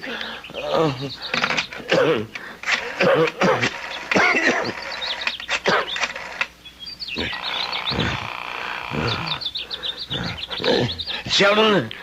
What is this, Winfield? I told you not to call me at the office. It's an emergency. You sound terrible. What's the matter with you? I'm sick. Only you're going to be a lot sicker. What are you talking about? The old lady. I can't stop her. She's decided to talk. What? She figured it out.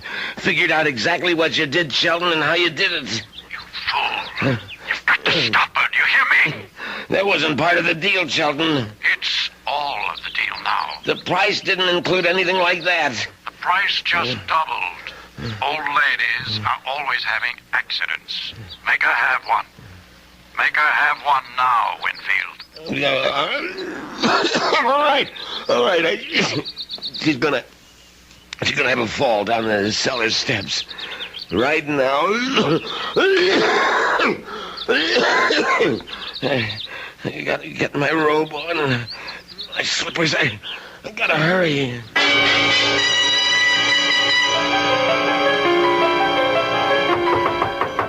Stuart? Is that you? Open up, Mrs. Canby. For heaven's sake. Stuart Winfield, what are you doing out of bed? Now, you go right back there this second. I gotta talk to you, Mrs. Canby, before you go to the police. Just listen to you. You're all winded. You can hardly talk, Stuart. Now, go back to bed before you catch pneumonia, too. Now, don't go, Mrs. Canby. It would be better if you never went to the police. Better for you. Better for me. For you? I don't understand. Well, then I wouldn't have to hurt you, Mrs. Canby. That's what I mean. I wouldn't have to do anything bad to you. Stuart, what in the world are you talking about? Come on, old lady. You're smart, all right. You really think things through. So now, think a little harder. You knew? Stuart, you knew about Mr. Fulton? That's right. That's how you knew my room was to rent, because Mr. Shelton told you. Now you're getting there, Mrs. Canby. And that's why you rented it. That's why. You were sent here. Just to watch you, Mrs. Canby. Just to see that you stayed sensible. Shelton said Mr. Shelton did. I was hoping you'd never change your mind about calling the police. I didn't want this part of it. This isn't the part I like.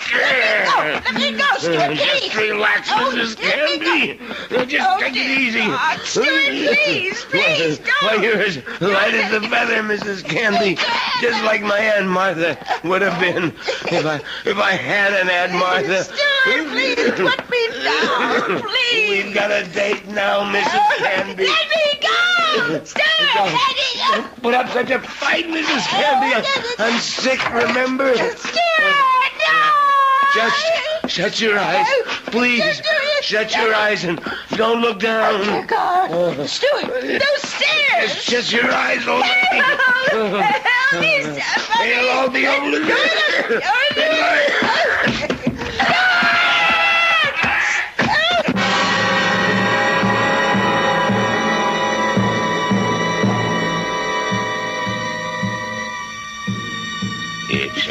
It's all right now, Ada. Just be glad that it wasn't you at the bottom of those stairs. Well, Will he be all right, Dr. George? Now, what do you want to worry about that man for? Truth is, his injuries don't amount to very much. A couple of broken ribs seem to be the worst of it. But he'll be a patient for some time before they can put him in prison where he belongs. Him and his, friend. What was that man's name again? You mean Mr. Chelton? Have they arrested him? Yeah. That's what the police detective said. I don't understand. Stewart's injuries aren't serious. It's not the fall that made Winfield so sick. His case was diagnosed as simple pneumonia at first. And then I remembered about your first boarder. Nelson, was it? Paulson. Yes, Paulson. But he had pneumonia, too. He died of it. Oh, is pneumonia contagious? Yes, it is, but this disease was even more contagious. It's a pneumonia caused by a disease called psittacosis, better known as parrot fever. You get it from sick birds, like the parakeets in your spare room. Oh, no. Mr. Paulson's birds? Sorry, Ada, but they had to be taken out and destroyed. Oh, what a shame. There's one reason I feel sorry for them. They saved your life. Made Mr. Winfield too weak even to throw a little old lady down a flight of steps. Those poor little creatures. Yeah, but you can be grateful they didn't make you sick, too. Parrot fever is so contagious that no more than one person in 1,000 could be exposed to it and escape infection. It was pretty darn close to a miracle, Ada. We're hard to kill, Doctor. Remember? The old ones are hard to kill.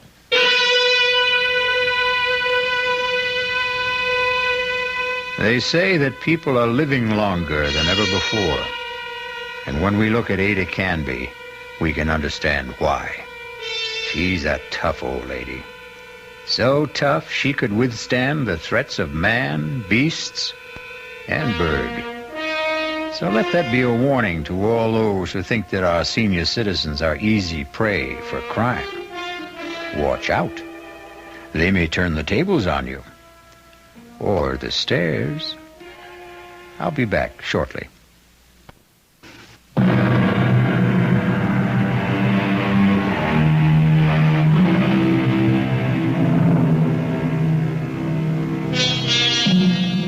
We have one final comment for you on behalf of Ada Canby and old people everywhere. There's a saying, there's no fool like an old fool. But it's also true that there's no wisdom and strength like old wisdom and strength. There. Does that make you feel better about your next birthday? Our cast included Agnes Moorehead, Leon Janney, and Roger DeCoven. The entire production was under the direction of Hyman Brown. This is E.G. Marshall inviting you to return to our Mystery Theater for another adventure in the macabre. Until next time, pleasant dreams.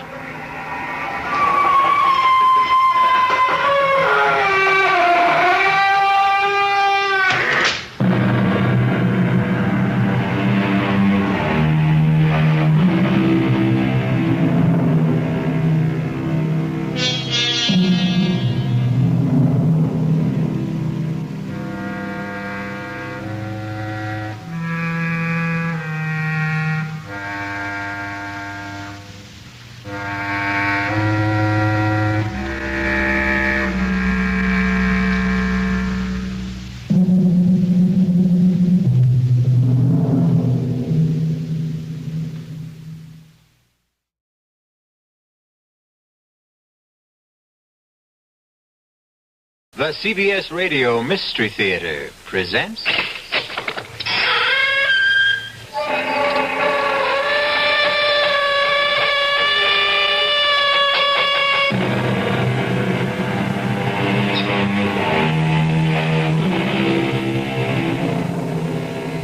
Come in. Welcome. I'm E.G. Marshall.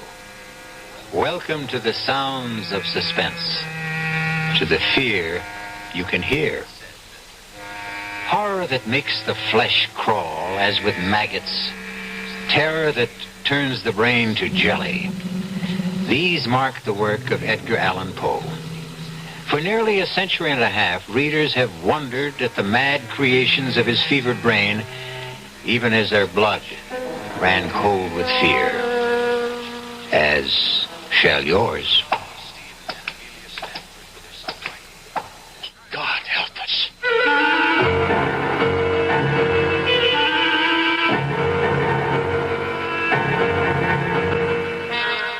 Our mystery drama, The Fall of the House of Usher, was especially adapted from the Edgar Allan Poe classic for the Mystery Theater by George Lothar and stars Kevin McCarthy.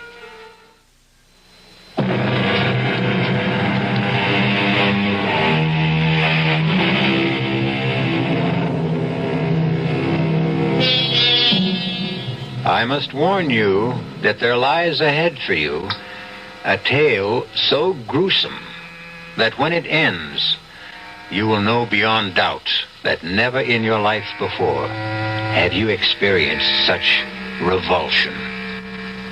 Are you prepared for this? Come then to a certain room where a man named Gabriel Mannering sits writing in his diary. A certain room in the House of Usher. I sit here writing this diary, when in truth, were I not a fool, I should have already departed this frightful place. Already I have sensed such horrors in these first hours of my visit that I tremble at the thought of what may be in store for my friend Roderick Usher, and for me. During the whole of this dull, dark autumn day, I had passed on horseback through a singularly dreary tract of country, and at length found myself, as the shades of evening drew on, within a view of this bleak and melancholy house, the House of Usher. I felt at once an iciness, a sickening of my heart, and wondered what it was that so unnerved me. I was soon to find out.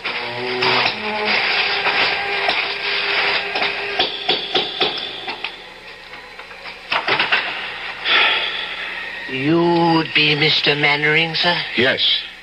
My master waits you. One moment. This One way. moment. My horse. We'll be well cared for, sir. Oh, that carriage standing there. That black carriage? Is there another visitor? Only the doctor. He is attending Miss Madeline. This way, sir. Thank you. Follow me now, sir. We turn here, the passage on our left. Now, this to the right. I had no idea the House of Usher was so vast. Oh, yes, vast. Above and below. Below? There are chambers underground, vaults, dungeons that even I have never seen, and I have lived here as servant to Mr. Usher more than 30 years. Here we are, sir. Come. Mr. Gabriel Mannering, sir. Oh, Gabriel. My dear good friend, you've come. You've come at last. Roderick, I came immediately on receipt of your letter.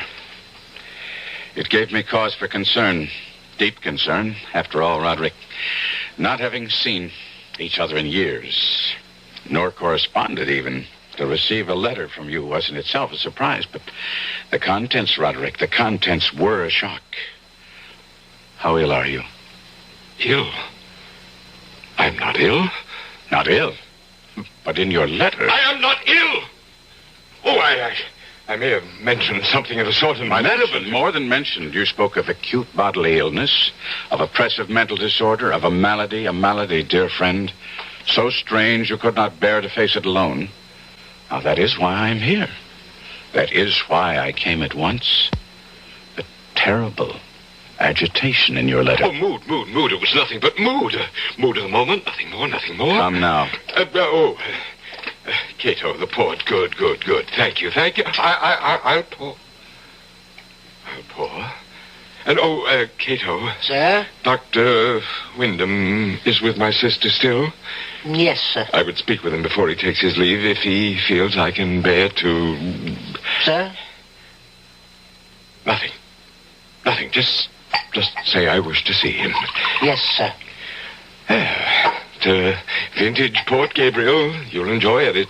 Its aroma, its fragrant bouquet will delight your nostrils. Its taste will fall sweet on your tongue. Your health, good friend. And yours, Roderick. Well, now, tell me about yourself, Gabriel.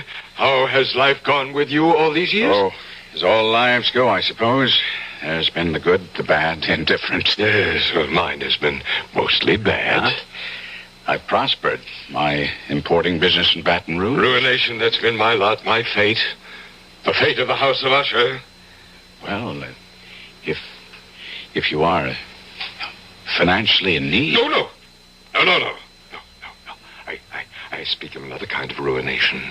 Decadence. I speak of the evil that molders within my body, my mind, my house. House? Oh, no house this. A tomb that houses the living dead. You are ill. Yes, I lied. I am ill with what? With what? With fear. Fear? Of what? I know not.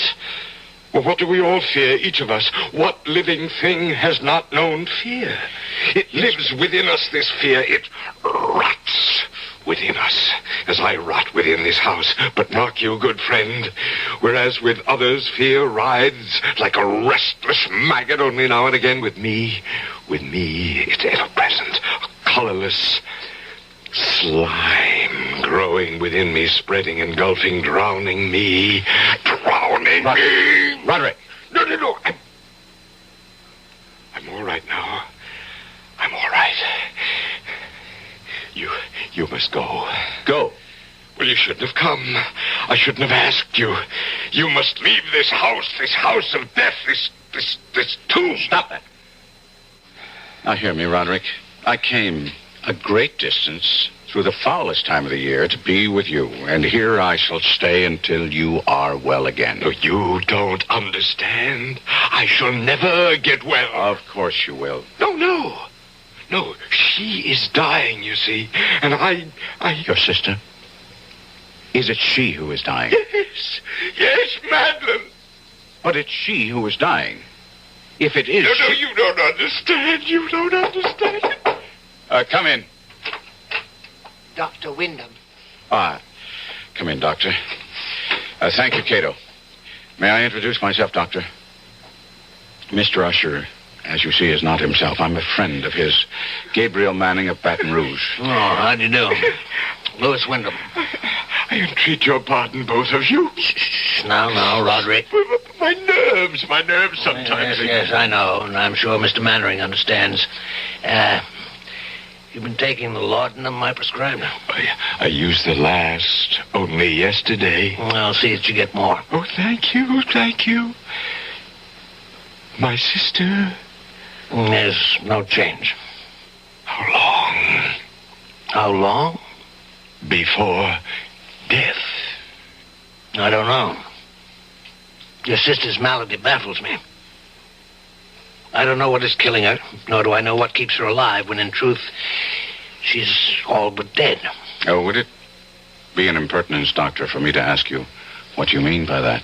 Well, no, Mr. Mannering. Quite simply, there have been times when Miss Usher, Madeline, has been devoid of all vital signs. By this, I mean I've been unable at these times to detect a pulse, blood pressure, any respiration whatsoever. Mm-hmm. Yes. And yet, moments later, she's opened her eyes and returned to the world of the living. Strange. I've encountered nothing like it in years of practice. It's It's not too far from the truth to say that she is dead, and yet she lives on. Yes, yes. Like the house itself. Now, Roderick, you mustn't harp I on... tell you, we are like this house, my sister and I. We are this house. The house is us. The house is dead, and yet it stands. Your aberration about this house... It is no aberration. It's the truth. The house of Usher crumbles, yet it will not fall. Madeline is dead, yet she will not die. And as for me, oh, heaven, the horror that awaits me. I'll send the laudanum as soon as possible, Mr. Mannering. There's little else I can do. Yes. I have other patients to attend. Thank heavens it's a moonlit night. I have many miles to travel. Good night. Good night. Roderick. Roderick? Yes? Roderick, I want to help you in every way I can. That's why I'm here. But now, you must do your part to help yourself. What do you mean? Well, I could be wrong, but it seems to me you let yourself go to pieces all too easily. This talk, this wild talk of your sister Madeline being dead and yet alive. Well, now, that's nonsense, you know. No. Yes, well, I'll agree with you with one thing, and one thing only. In a way, you have become this damnable house. No healthy, sane man could live here for long without beginning to lose his sanity, without serious damage to his nervous system. I've never seen such gloom. Inside as well as out. This very room reeks of dejection, despondency, undusted cobweb furnishings, black drapes covering the window. Here, let me throw them back and at least get some moonlight, if not sunlight, into this place. There. That's... Roderick. What is it? There's a graveyard. I can see it in the moonlight. The family graveyard, yes. Who would be walking in it at night? What do you say? Well, where do you see that? There. Amidst the headstones. Oh, it's Madeline. What is she doing out there? Well, we'd better go and find out. Good Lord. In the doorway.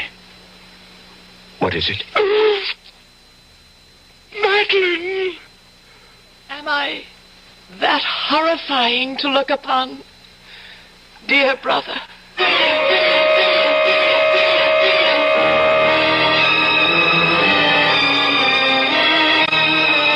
Madeline Usher walks among the headstones of the Usher graveyard, yet stands in the doorway at the same time. Does her spirit walk abroad? Is she that close to death? I'll be back shortly.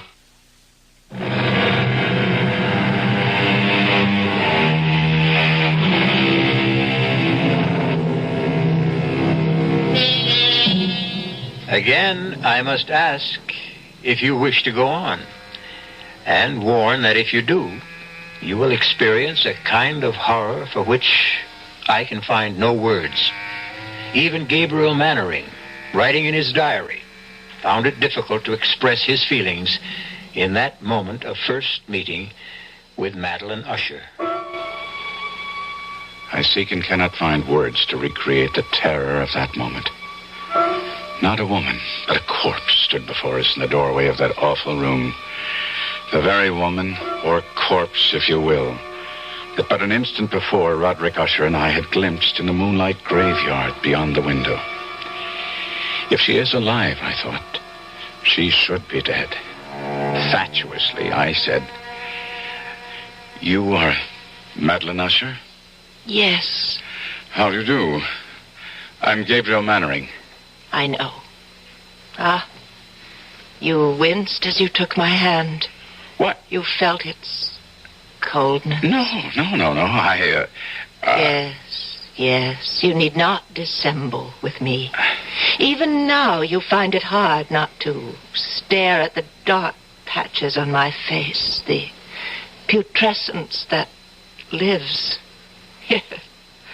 Yes, thrives in my dying flesh. Madeline, my dearest sister, you should be lying down, resting. You mustn't waste your energy. I wanted to meet your friend. Someone from the world of life outside this house. This tomb. I wanted to... needed... Falling, catch her! Put her on the couch, Gabriel. No. Still, we'll carry her to her room. There's no pulse. No heartbeat. Is she... Well, heaven help me. It's impossible to say. Can you carry her alone? She weighs nothing. Follow me, then. Oh, what evil stalks the house of Usher. Help us, dear Lord. Please help us. Put her down, Gabriel. Gabriel. In what? In that? It's her bed. A coffin. Well, nevertheless, it is her bed. It's where she rests and sleeps. And haven't you noticed what she's wearing isn't a nightdress? A shroud. Yes. She's been ready for her burial for nearly a year now. Oh, look, see? Her eyes are fluttering. I'd have taken my oath she was dead. Not yet. Not yet. Oh. Gabriel, my friend, come. Well, you don't leave her like this, alone, no company to cheer her when she wakes. She may not waken again for days. She may not waken again. Come? No, wait. There's something about her. Something in her face it reminds me. Well, of course, it's you. Oh, you see, then? The family resemblance. Obvious. In spite of what the intimacy of death has done to the face, the resemblance is still there. It's more than a resemblance, Gabriel. What do you mean? Well, we are twins.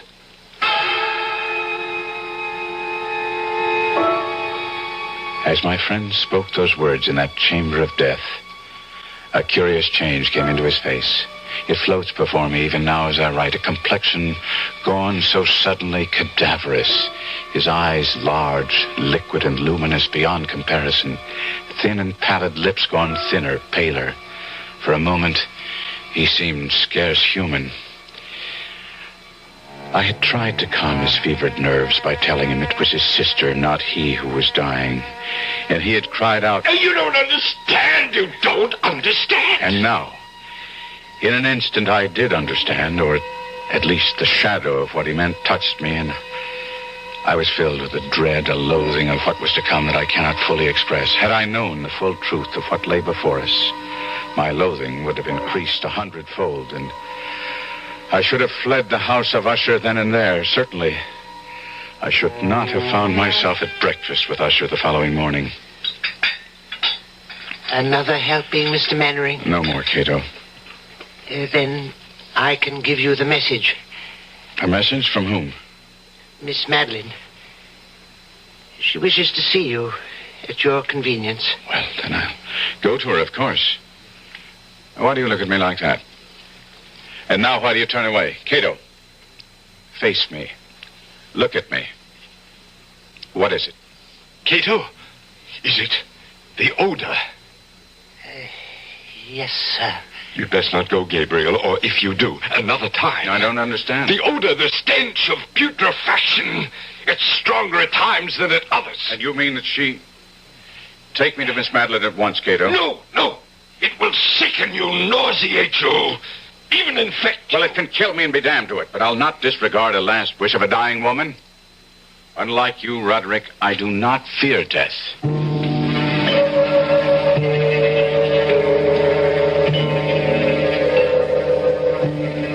Miss Usher. Madeline. Are you too tired to speak now? No. Would you prefer I came back another time? No. How good of you to come at all. It's a privilege to be of use to you. A favor. I wish a favor. Anything in my power. I want to die. I'm in such pain and I want to die, but I cannot. Cannot?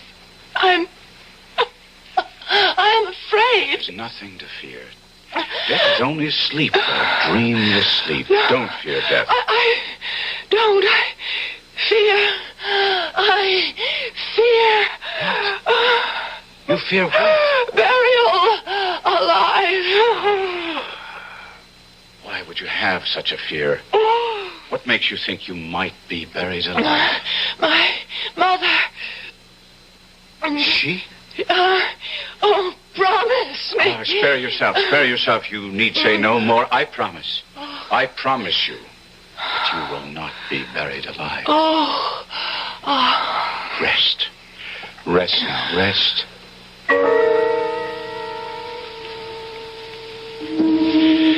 That is what you meant, Roderick, is it not? Like her, like your twin, you don't fear death so much as you fear being buried alive. Well, that's part of my fear. Yes. Only part? Well, I fear... Oh, God, more than I can tell you. I fear what happens in death. Another aberration. As with the house, so with this. You are a man given to aberration. And what of that? You make as little sense as Wyndham. You think because you call a thing an aberration it'll go away, that it will cure itself if you but name it? Reason. Common sense. Reason, common sense. When you speak to me, an usher of reason and common sense, Do you not know of the madness that has tainted this family through its history? From the beginnings of the House of Usher, this house, this family, until now, until Madeline and me, the last of the Ushers, from beginning to end, from rise to fall. Roderick. Rise to fall. Roderick. From rise to fall. I had not thought on it before, but that is what it will be when she and I are dead. It will be the fall of the House of Usher. Yes, Cato. The laudanum, sir, from Dr. Wyndham. Oh, thank heaven. It has come none too soon.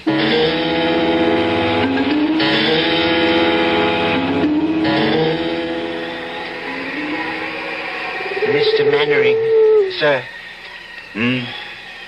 What? Oh, yes, Cato. You've been sitting here in the graveyard for nearly 2 hours. That long? Yes, sir.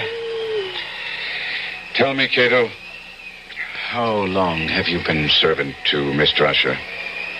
More than 30 years, sir. But I thought I'd told you that the night you arrived just a week ago. Did you? Oh, then I forgot. Were you here when the mother died? The mother of Mr. Roderick and Miss Madeline? Why do you ask such a question, Miss Mannering? I don't know, really, except I've been dwelling on what Miss Madeline told me about her mother. Buried alive. Was she indeed? Sir, don't ask such questions. Don't dwell on such thoughts. Why not? It was discovered the mother had been buried alive. Yes. Tell me about it. Sir, I entreat you. Understand. You cannot stay in the House of Usher. No one can without something, I know not what, but something evil taking possession of his mind, his spirit, his very soul. It will happen to you. It is happening to you. No. You've been drawn here to this spot.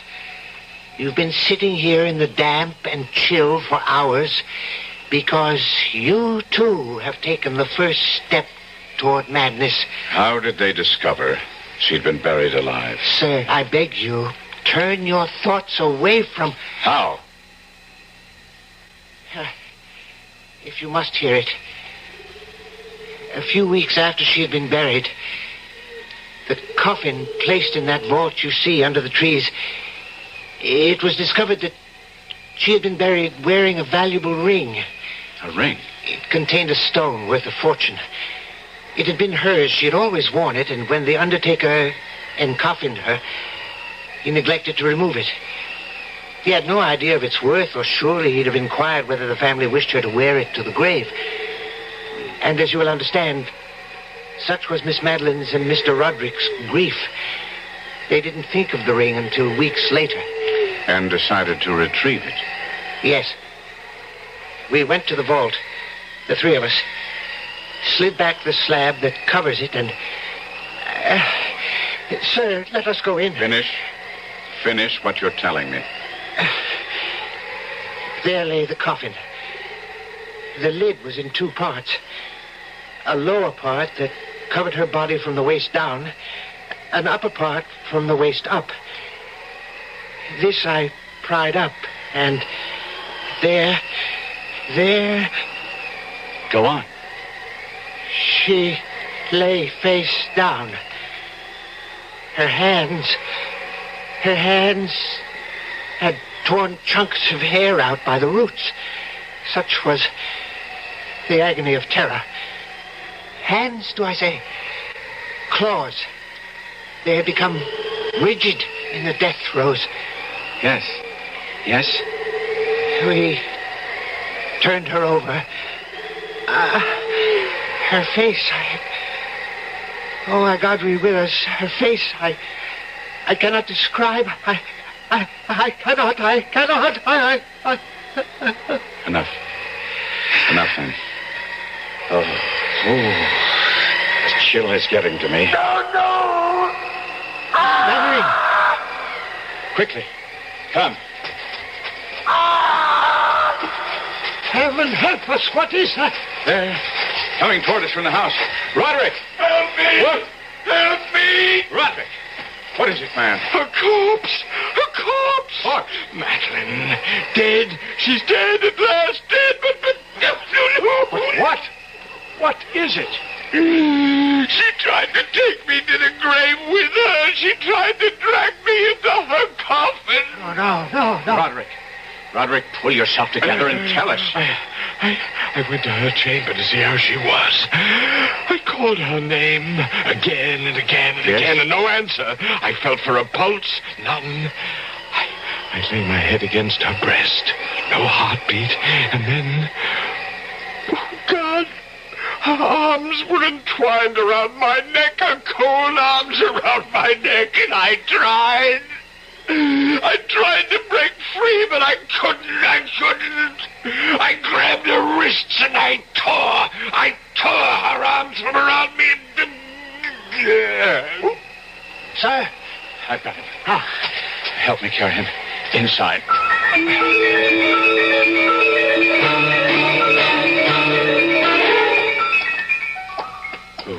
Oh, no. Now be calm, Cato. When Mr. Usher tore himself free, he must have dragged her half out of the coffin. Come.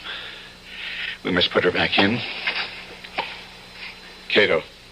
I dare not touch her. Very well.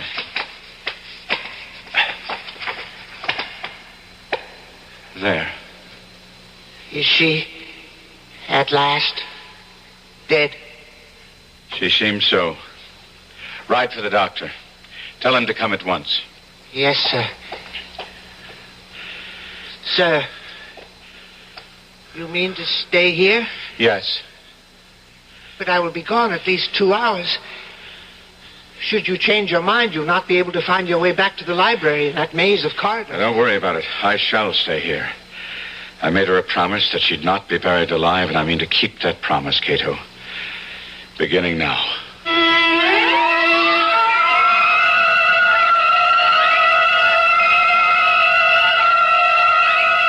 Alone in that chamber of death, within the house of Usher, Gabriel Mannering seats himself beside the coffin of Madeline Usher to keep his vigil and his promise, and wonders if he himself may not be going mad. I'll be back shortly with Act 3.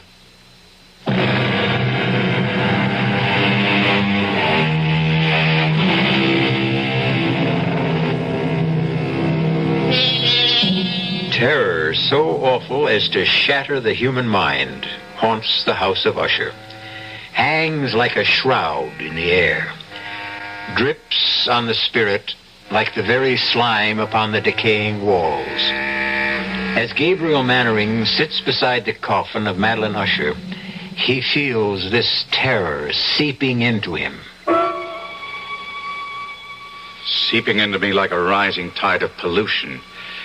Cato said he would be gone 2 hours in fetching Dr. Wyndham, but to me, it seemed like 20 before I heard his returning footsteps. You don't look well. I'm all right. Sir, you deceive yourself. Well, never mind now. I'm seeing Miss Usher. My bag, Cato? Thank you. Heart first. Is she?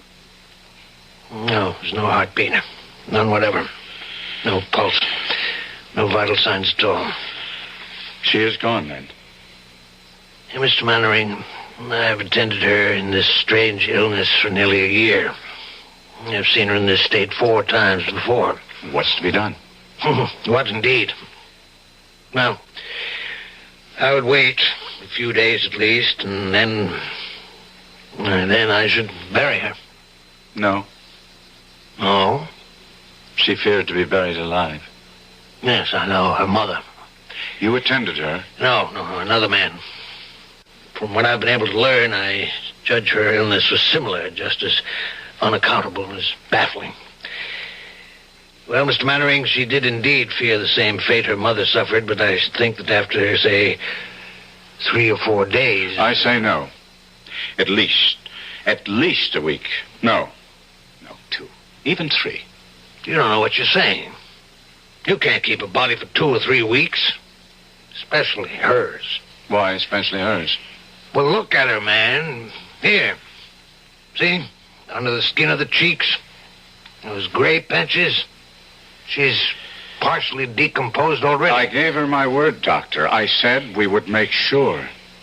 There is an evil in this house. A sinister, malevolent thing that fastened itself on the Ushers years ago. And is beginning to fasten itself on you. Now, Doctor, now hear me out. I have not seen you in some days. But the moment I came into this room, I saw it. I tell you, I saw it. The change in you. The sickening in you. I do not use this word lightly, Mr. Mannering. The insanity in you. You are right. I, too, have sensed... Well, no matter. I am not given easily to fancies either. However, I am given to honoring a promise. I gave Madeline Usher my word she would not be buried alive, and she will not be. No. I see that I cannot dissuade you. Very well. Do as you wish. And may God help you.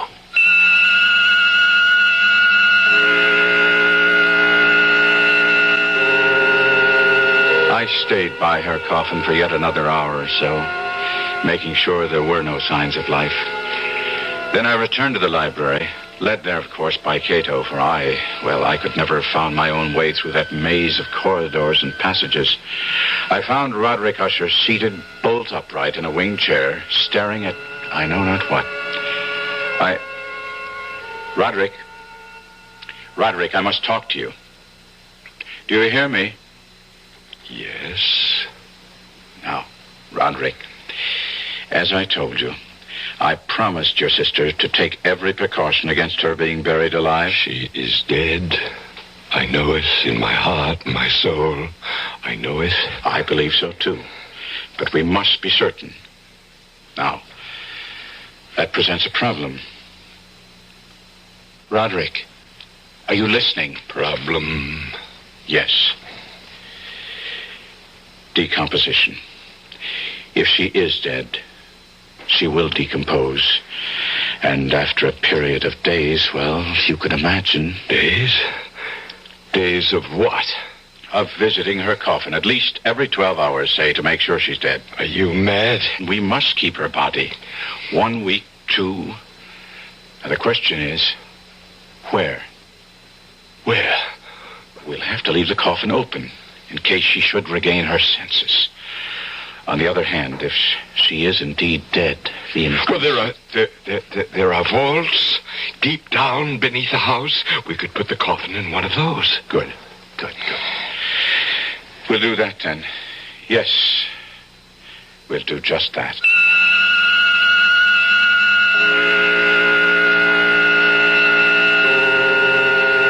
Together, Usher and I arranged for the temporary entombment of Madeline, his twin.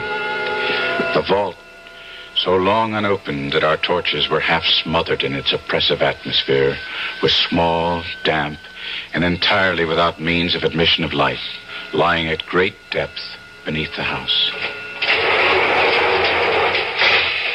There, Gabriel. It is done. We must come here again. In no more than 12 hours. As you say. As you say.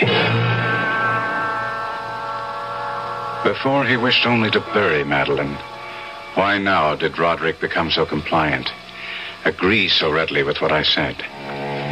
If only I'd asked myself that question. But I did not, and in consequence faced an unexpected problem. Why do you not believe me? It isn't that I don't believe you, Roderick, but I wish to see for myself. There is no need for you to do it. I have done it. You have? I have visited the coffin at least once every 12 hours, sometimes twice. She does not live. Take my word for it. It is my word that concerns me. I gave my word to her, not yours. She is dead. I assure you, she is dead. It was about that time the sounds began. The strange knockings, creaking. Perhaps it had begun before, but I had not heard at first. But I would hear some curious sound from below and say to Roderick, "What was that?" What was what? Listen. What is that? Rats, perhaps? Rats? Well, you know the house is infested with them. I've never heard rats make sounds like that. I answered. Time went on, and it seemed to me the sounds grew louder, and I would say to Roderick, "Listen." And he would answer. A door banging in the wind somewhere. And I would say, "But there is no wind," and he would answer, "Well, then it's something else. Don't bother me."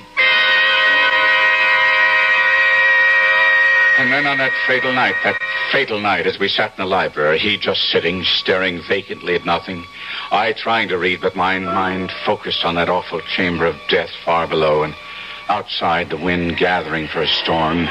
It happened. I became aware of distinct, hollow, metallic, yet muffled reverberation. Completely unnerved, I leaped to my feet and looked at Usher. His eyes were fixed before him, and throughout his whole countenance there reigned a stony rigidity. I said, "Roderick, do you not hear it?" Yes, I hear it and have heard it, as you have. Long, many minutes, many hours, many days have I heard it. Yet I dared not speak. No, touch me not. I am accursed. For I heard the sounds as did you, but I dared not speak and dared not go. Not go? My God, are you telling me? That not once have I gone down to see. I dared not. We put her living in the tomb. She comes. For me. Listen. Now listen and know. We've heard the rending of the coffin, the grating of the iron hinges of a prison, her struggles within the carpet archway of the vault, and now, she comes for me. In a moment she'll be here. I hear her footsteps on the stair. I hear the horrible beating of her heart. She comes for me, she comes. I tell you, she stands outside the door.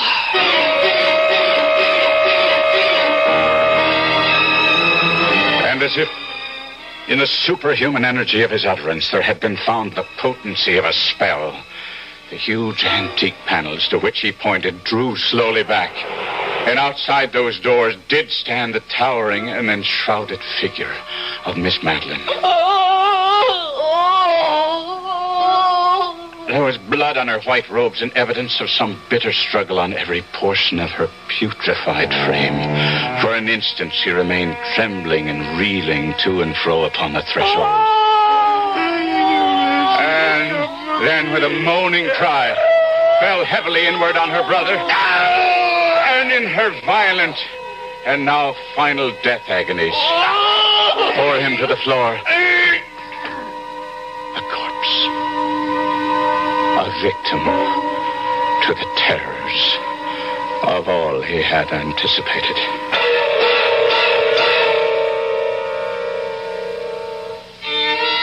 This is E.G. Marshall.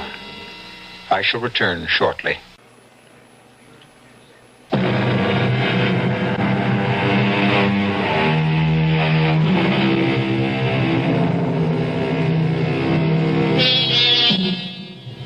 The manuscript of The Fall of the House of Usher ends thus. I fled from the house, leaving all behind me. As I ran, I heard a sound so horrendous it made me stop and turn. My brain reeled as, looking back, I saw the mighty walls of the house burst asunder. And in a few moments, the moon, breaking through the scudding clouds, a blood-red moon, revealed the end. The fall of the House of Usher. Our cast included Kevin McCarthy, Arnold Moss, Marion Seldes, and Robert Dryden. The entire production was under the direction of Hyman Brown. This is E.G. Marshall, inviting you to return to our Mystery Theater for another adventure in the macabre. Until next time, pleasant dreams.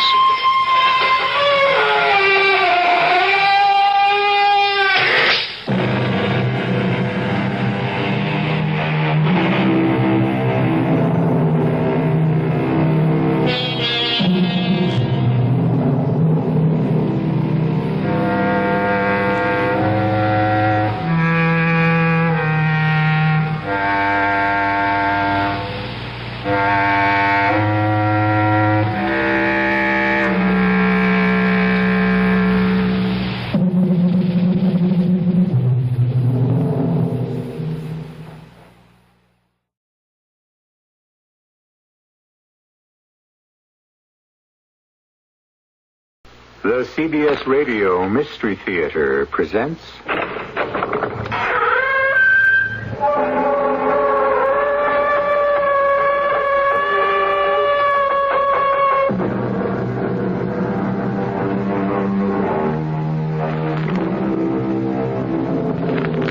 Come in.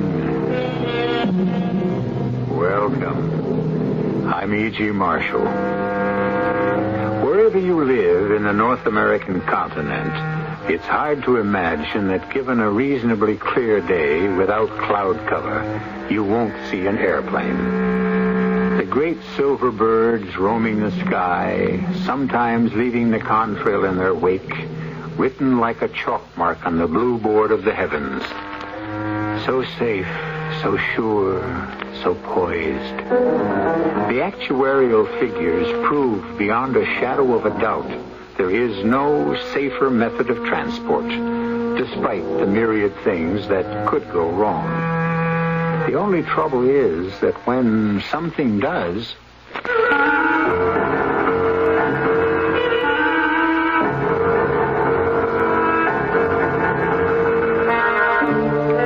Our mystery drama, Terror in the Air, was written especially for the Mystery Theater by Ian Martin and stars Robert Dryden and Jennifer Harmon.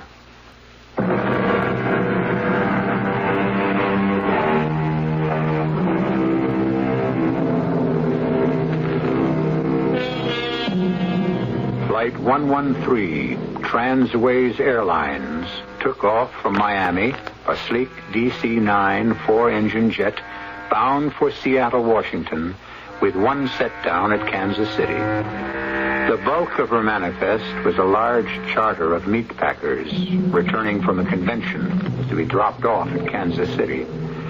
The small remaining nucleus of passengers was to be increased by only one pickup, 65-year-old Dr. Sam McCall, a man the crew and his fellow passengers were to thank God for the rest of their lives. For Flight 113 was a jinx ship, doomed to a nightmare that is shared by anyone who flies, and against which every precaution is taken so that it won't come true. This is the story of the 1,000,000-to-1 chance when it did, and which began before the Florida takeoff. This is Flight 113, Transways Airline, Post K2. I'm ready to roll as soon as you get me someone to hold my hand. He's on his way right now from reserve. Hey, what happened to Dave? His father had a coronary. He's pretty hairy, I guess, second time around. Dave took off for the hospital like he was fired from a gun. We're all checked out. I'll get back as soon as Dave's relief gets here. Come. Hi, Franny. Well, what the Sam Hill is that? Just a moment, Captain. That's our jolly little cargo. 115 slap-happy meat packers on their way home from the convention. Oh, brother. Oh, just be glad you don't have to move among them. It's worse than being in Rome. I probably won't be able to sit down for a week. Well, I'll give them a blast on the horn to tone them down. Oh, no, they're all right. I can handle them. Just wanted you to know we're loaded and your relief co-pilot is on the way. Who'd I draw, do you know? Your lucky day, Captain Thomas. Look what you got. Oh, Doug Fletcher, not you. Well, now I know we're jinxed. Sticks and stones will break my bones, but a few breaths coming through that crowd out there, and I'm already as high as a kite. Oh, now, come on, let's cut the comedy. We're 10 minutes late already. Fran, did Charlie check you out on the manifest? Yes, Captain. Is he off the plane yet? We're all buttoned up. Okay. I'll go get that bunch quieted down out there, huh? Hit the no smoke and seat belts. Right. Well, nice to have you aboard. Let's earn our pay. This is K Flight 113 Transways, Port K2 to ground control. Request permission to start engines. You have permission, Captain. Hit 'em, Doug.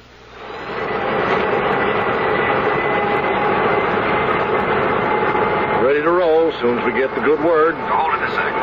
Roger. Doug, where'd you? Oh, at home. With the little woman. You? And Bibby's. I never can pass up that chiffon pumpkin pie. Hey, that's funny. You know, on my way down, Still on the pipe, Transways 113? Yeah, waiting to roll. Okay. You're cleared to taxi to runway 5 via Hobo. Roger. We still have CAVU for the flight? As far as Kansas City. Ceiling and visibility unlimited. Thanks. We're on our way. Have a nice flight. We aim to please. With the load we're carrying, we can't lose. Most of them can make it under their own power. Otherwise, it looks like a milk run all the way. A milk run. The flight where nothing happens, where everything goes according to the book. And so it did, as far as Kansas City. In spite of the slightly raucous conventioneers who soon passed out quietly to be poured off the plane gently by the stewardesses 2.5 hours later. Waiting to take off again, Captain Thomas and his co-pilot Doug Fletcher could have no slightest suspicion that the second half of the flight was to make disaster history. What are we waiting for, Captain? Tower clearance? Anything wrong? Nope. Something coming in, I guess. How's the load? You could shoot deer back there. Let's see. We have only 32 left. We didn't pick up anyone here? Only one, a doctor. Very handy to have aboard. Now, what does that mean? Well, just that we have a lady aboard, a married lady who's very pregnant. Ooh, I hope we don't pick up any rough weather. Will you knock it off, you two Cassandras? Huh? Now, let's get airborne before you discourage me from the whole flight. This is Flight 113, Transways Airlines. I'm at number 1, requesting permission for takeoff. Acknowledge 113 Transways. Be advised you are now cleared for takeoff. So, here goes nothing. We're on our way. Fly happy, Captain. Only way to go. Thanks, Kansas, and out.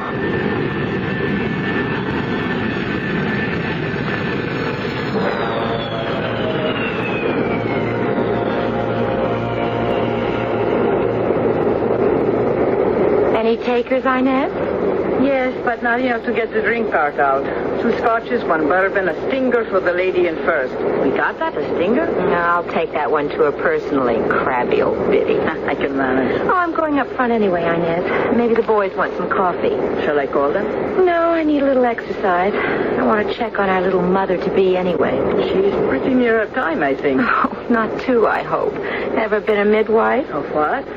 Did you ever deliver a baby? Oh, no, not me. Either for myself or anyone. I think I would freak out. Oh, that makes 2 of us. I hope we don't have to find out.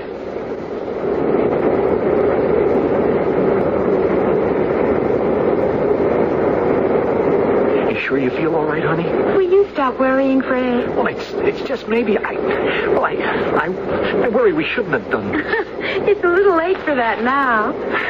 I didn't mean the baby. I mean flying to Seattle. It's still too late. Everything okay with you 2 lovebirds? Oh, sure. Oh, everything's just fine, stewardess. Make it Fran. We're a small enough group to be a family. Anything I can get you? No, thanks, Fran. How about you, Mr. Pierce? Oh, no. I'm just fine. It's only Jackie. The worry wart of the world. About everything. It's just his nature. Well, this time I really have something to worry about. Well, not much longer. Only about an hour and a half to Seattle.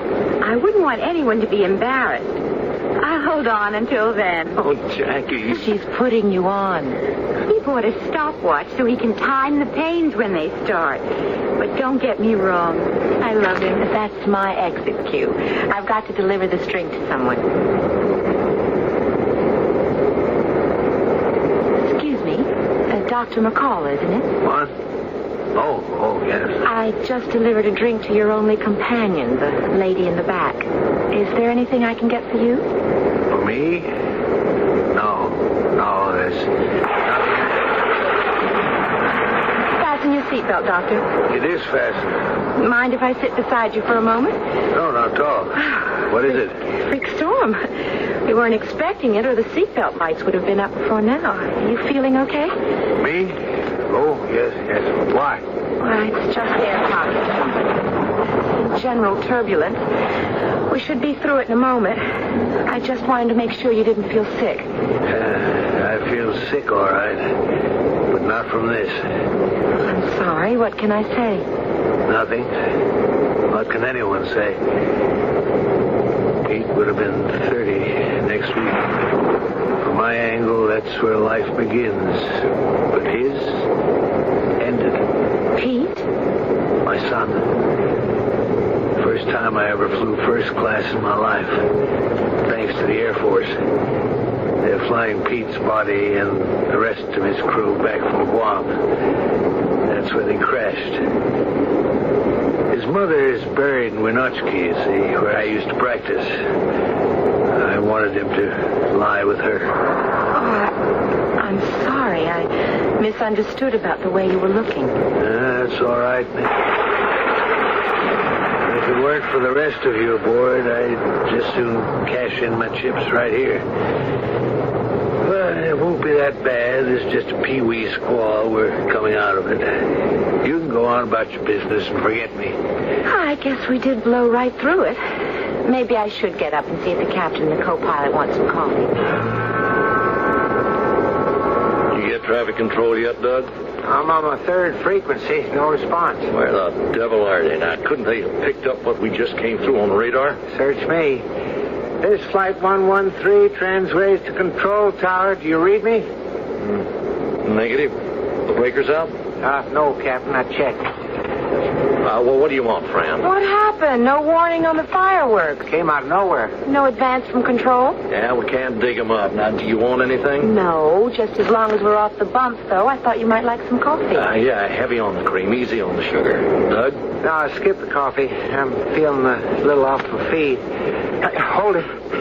This is Flight 113, Transways Traffic Control. Do you read me? Anything serious, Doug? It will be if we don't make contact. 113, Oh, forget it. There are so many backup systems beyond the regular frequencies. Emergency, Army, Navy, Sea Rescue, relayed through another plane. Don't sweat, baby. I'm worried about you. You don't look so hot. You should feel my stomach. This is... Look, bring me a cola with lots of ice, huh? Wait a minute. We read you loud and clear. Where the hell have you been? We've been trying to raise you. Ditto here. Now, where the devil have you been? I'm on emergency backup now, and we are 27,000, cruising speed 485 knots, holding steady, heading 290. You didn't get anything from us on the regular channels. Negative. Well, we just came through a freak electrical storm. Didn't you pick that up on radar? That's why we were trying to reach you. It came in from nowhere. It's a whole front by now. Now, maybe that's what knocked the radio out. I was thinking of turning back, but maybe I'm better off as we go. What's up ahead? CAVU on present course. A little storm to the north over the Rockies, but you should bypass it. Yeah, we better. We got a pregnant lady aboard. I'd like to avoid any more turbulence. Just in case, you want to send us up top? Stand by till I clear you. Standing by. Well, looks okay now, except for you, Doug. What's the matter with me? You're a little green around the gills.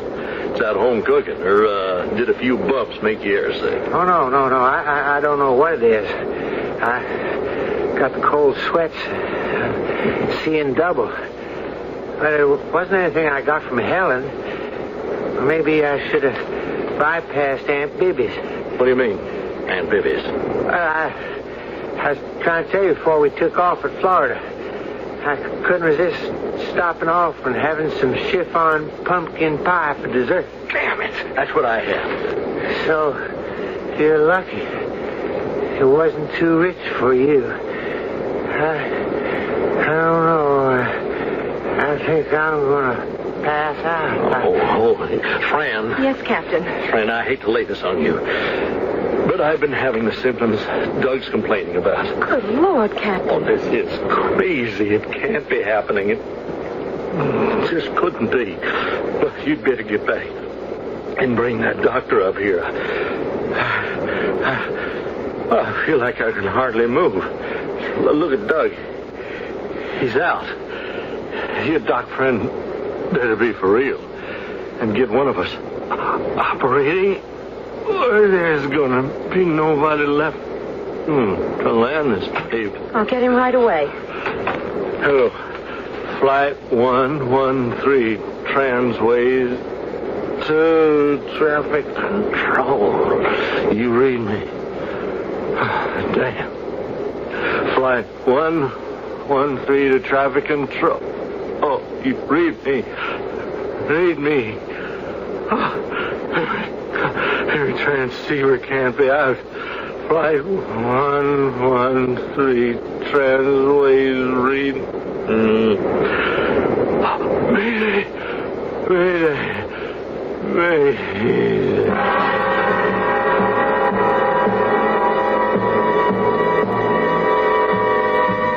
Mayday. The final and ultimate cry for help when an aircraft is disabled or out of control. The last word air traffic control ever wants to hear. For once that dread alert is sounded, everything moves with controlled pandemonium. I'll return shortly with Act 2.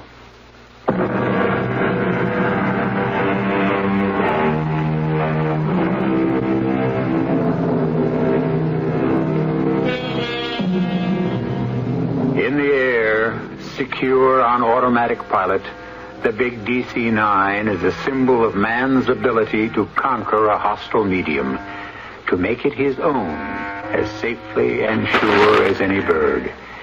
Inside this big bird, from the cockpit aft, the passengers have no notion of what lies ahead, as yet.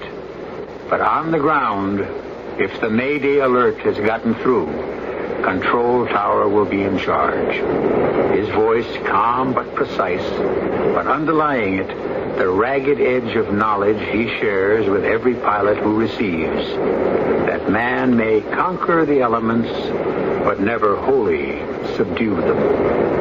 Excuse me, Dr. McCall. Oh, yeah. Yes, stewardess. I'm sitting down beside you because I have no wish to alarm the rest of the plane. You are a medical doctor, aren't you? If I'm not, I've kept up the pretense successfully for more years than I'd care to say. Do you have a doctor's bag with you by any chance? Yes. I don't know why. Force of habit. Why do you ask? There's some trouble in the cockpit. The pilot and the co-pilot seem to be in some sort of, have some sort of food poisoning. Could we just walk up there casually? We better get there fast. Not too fast. There's a lady watching us who is, volatile, for want of a better word. I don't want to get the rest of the plane alarmed. Tell you what, I left the cabin door open. I'll keep her busy while you go forward. Whatever you say, my dear. Are they conscious? I don't know. The captain was when I left. Don't worry. The plane's on automatic pilot. Well, Mrs. Miller, did you enjoy your stinger? Perhaps you'd like a repeat? The scene in the control room of the plane is enough to turn anyone's blood to water. In the co-pilot seat, Doug Fletcher is half slumped to the floor, out cold. In the pilot's seat to the left, Captain Thomas is valiantly trying to fight off his blackout, but only half conscious himself. Flight 113 is your sea rescue. Do you read? I'm a doctor, Captain. What's the trouble? Pain in the stomach. I want to throw up, but I can't. See double. I can't keep my eyelids from closing. Let us have a look. No. Same with your co-pilot? Yes. Did you eat together before you left on this flight? No, but both had the same pie in Miami. A place called Aunt Bibby's. Pumpkin chiffon. That doesn't sound so lethal. I'm afraid. How are they, Doctor? What's your name again? Fran. Okay, Fran. I got to make a snap diagnosis on damn little information. Looks like we have a couple of cases of botulism. What's that? That's kind of food poisoning that affects the nervous system. Both of them are in coma. There's some toxins that might be helpful, but I don't have them in my bag. Best we're going to do is get plenty of cold towels and hope that we can bring one of them out of it. And if we don't? We are in real trouble. Any idea of our ETA? About midnight, Seattle time. That's about an hour and a half? Just about. Well, first thing is to try to save these boys. Can you call back on the intercom to one of the other hostesses and get some ice and plenty of towels? Yes, sir. First, help me move the captain onto the floor.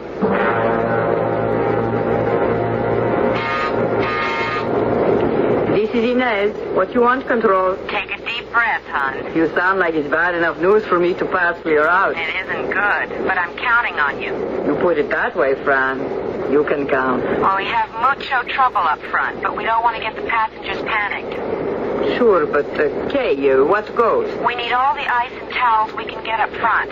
Use the drink cart as a cover and come through as fast as you can. Muy bien, querida. Leave it to Inez. You all right, baby? I'm fine. Why, Fred? I don't know. You seem to be sort of squirming around. That isn't me. It's your firstborn. Here comes the hostess with the cart now. You want some milk or something? Your son and heir may be active, but he's not quite ready for that yet. What? Milk. I don't know, Jackie. I get the notion you're working me over. Maybe we shouldn't have taken this trip. Why not? Because you resent it. I just thought, a first baby and all, you'd be safer in Seattle with Mom than all alone in Kansas City. I wasn't exactly alone there. Well, you didn't have any kinfolk to help out.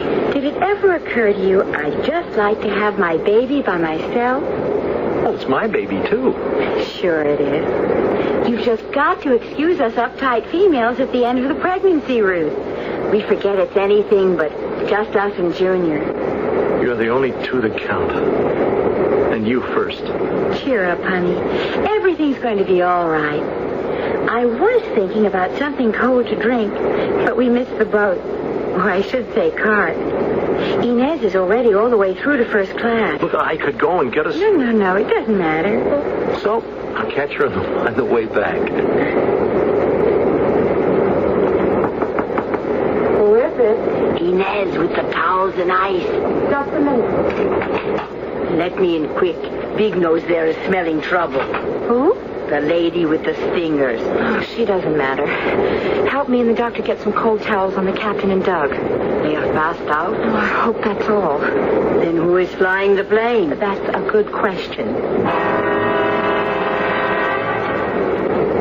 It's no use, girls. They're in deep coma.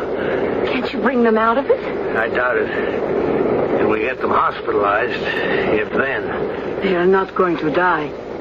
From food poisoning? Botulism?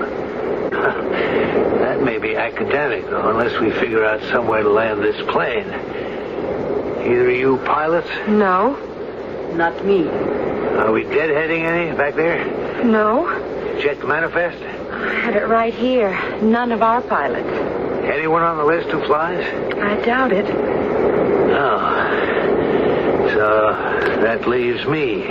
You're a pilot? In a manner of speaking. Before my wife died, when we lived in Wenatchee, I used to share a beat-up old Cherokee one prop plane with another doctor. Only way to get to patients in outlying areas. I guess that's what got Pete all strung out on flying. Oh, that was small potatoes, though. It's over 6 years since I touched the controls. What can I do with this? Somebody's got to do something.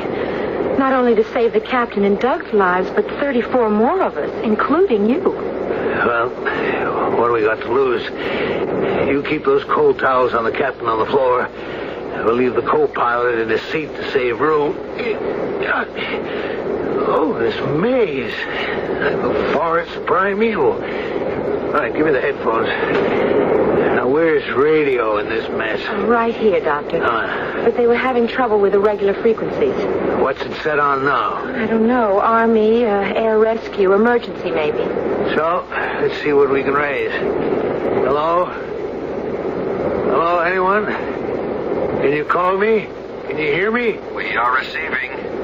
Identify yourself, please. Oh, sure. This is Dr. Sam McCall. We are awaiting identification. I just told you this is... Oh, I guess I have to remember to press down the button on the wheel for you to hear me, huh? We can hear your reply. What did you say? Wait a minute. What'd you say? Let go of the button. Oh. To explain to you that to receive us, you must release the red button on the wheel. And to transmit, you must press it down. Over to you. I get it. Then will you identify? Sure. I'm Dr. Sam McCall. Pete McCall's father? You know my son? Very well.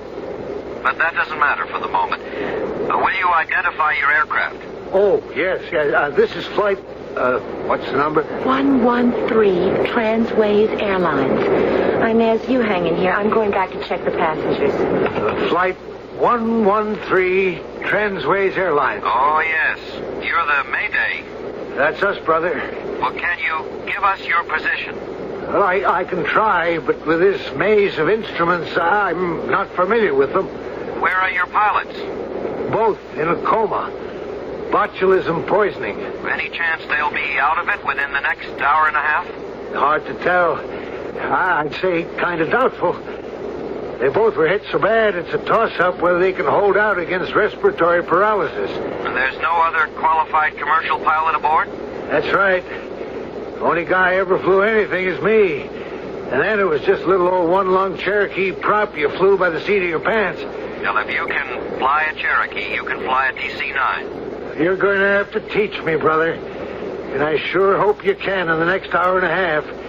Because if you don't tell me how to bring her down, I guess we're just going to head out over the Pacific till we run out of gas and drop into the sea. A situation to challenge the worst nightmare you ever dreamed. Behind him are over 30 people depending on him for their lives. Facing him is a mass of instruments, dials, switches, buttons, and levers, most of them unfamiliar to him, which control the 100-plus tons of airplane that he must put down on the ground safely within a short span of 90 minutes. I shall return as soon as I can with Act 3.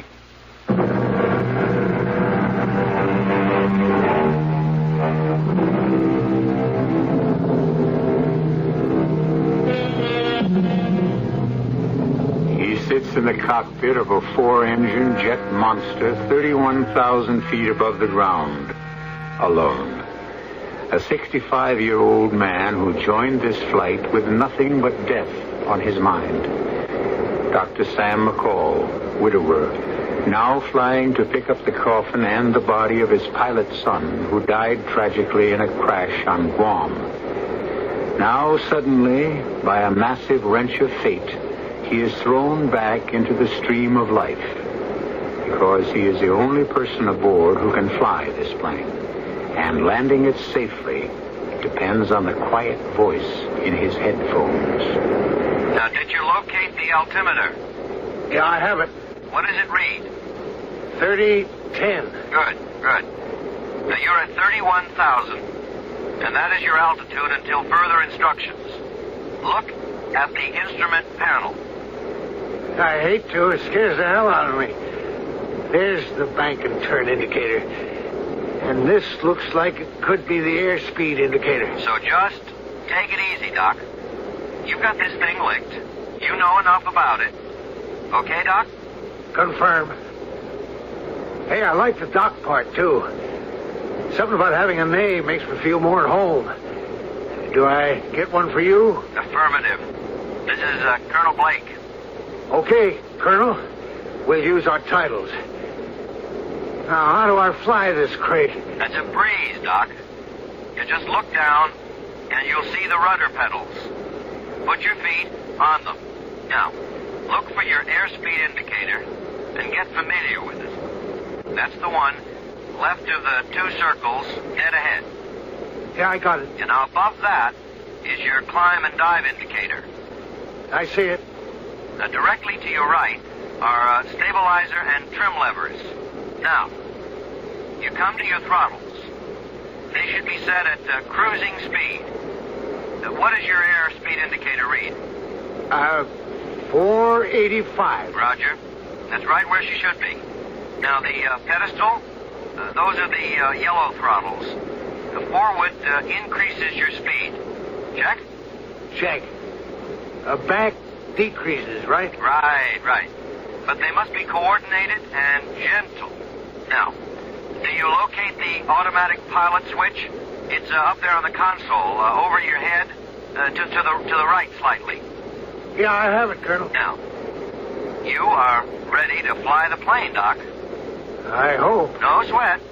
Now, you've flown before. This baby's just a little bit bigger. Now, hands on the wheel, feet on the rudders. Reach forward and flip off automatic. Check. Wow. She lurched on me. No, that's to be expected. You now have control of the aircraft. Keep her just as she is. Watch your climb and dive indicator. Watch your airspeed. Hold it steady. How's she coming? Brother, what a difference. I can feel every ton of her. Sluggish. Heavy. Don't let her fool you. Sure, she feels different from a Cherokee, but remember, Doc, all controls are on servo mechanism. They react, from the slightest touch. They're like power controls in a car. And we're going to let you feel that out. Very, very gently, we're going to have you descend a little. Okay, Doc? You're the boss, Colonel. Just till you take over. So, grip the 4 knobs in the center.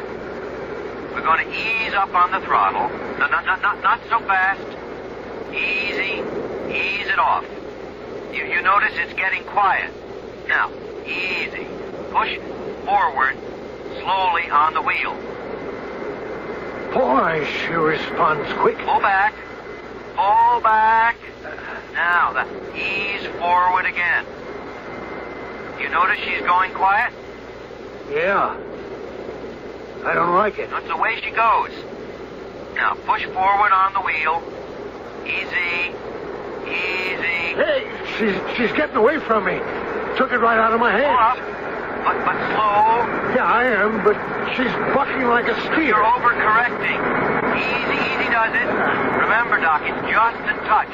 The servo mechanism does all the rest. Now, bring your nose down. Wilco. That's a comforting old word.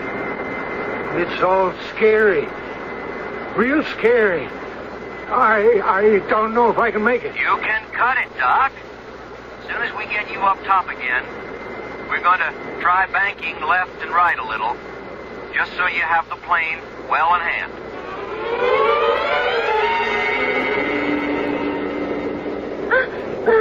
What is it, Jackie, baby? Not the baby. I'm afraid. Yes, it's so near. The pains are almost every minute. Oh, Lord. What are we going to do? I'll try to hold on. Honest, I will, but... Stewardess, friend, it's Jackie, my wife.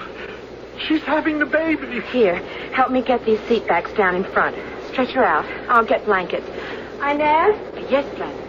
Get up to the cockpit and tell Doctor Mrs. Pierce's baby is coming.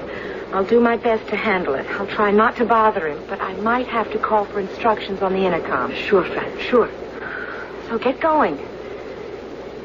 Ladies and gentlemen, listen to me, please. There is no reason for panic. The plane is in good hands. I want to get all of us as far back towards the tail as we can.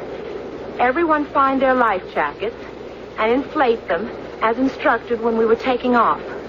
We have a lady who is about to deliver her child. I'm asking you to the rear as much for her privacy as for any other reason. We are all going to be all right. If the good Lord grants us a new somebody into the world, he sure doesn't plan to take all the rest of us out of it.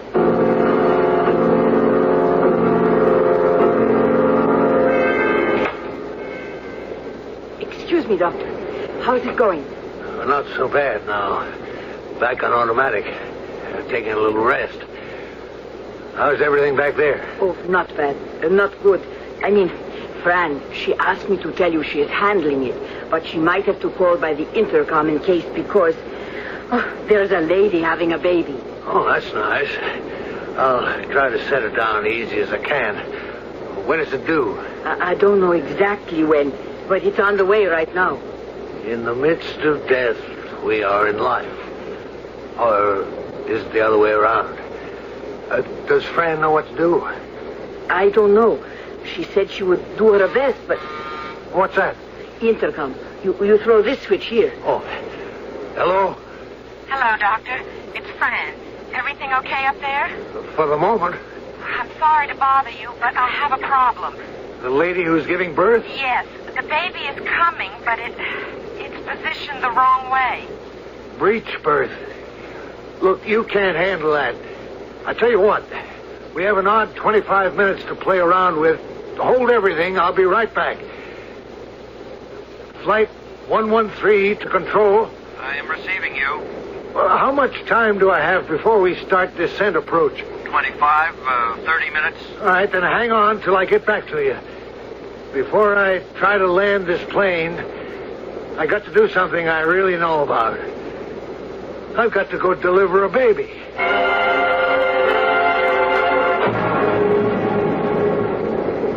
This is Flight 113, my term, to control. We have you, Doc. How's the baby? A fine boy. Kind of makes up a little for my own. How do we stand? You're ready to get off automatic and commence descent. At 485 knots, you should be coming down at 1,500 feet per minute. Roger. I'm now commencing descent. Very good. Now, hold that descent rate to 1,800 feet a minute, and then we'll go into landing approach. Funny thing, Colonel. What? What's that, Doc? I just accomplished something very difficult. bringing one life into the world. I hope I'm as successful in keeping 37 lives protected that are already here.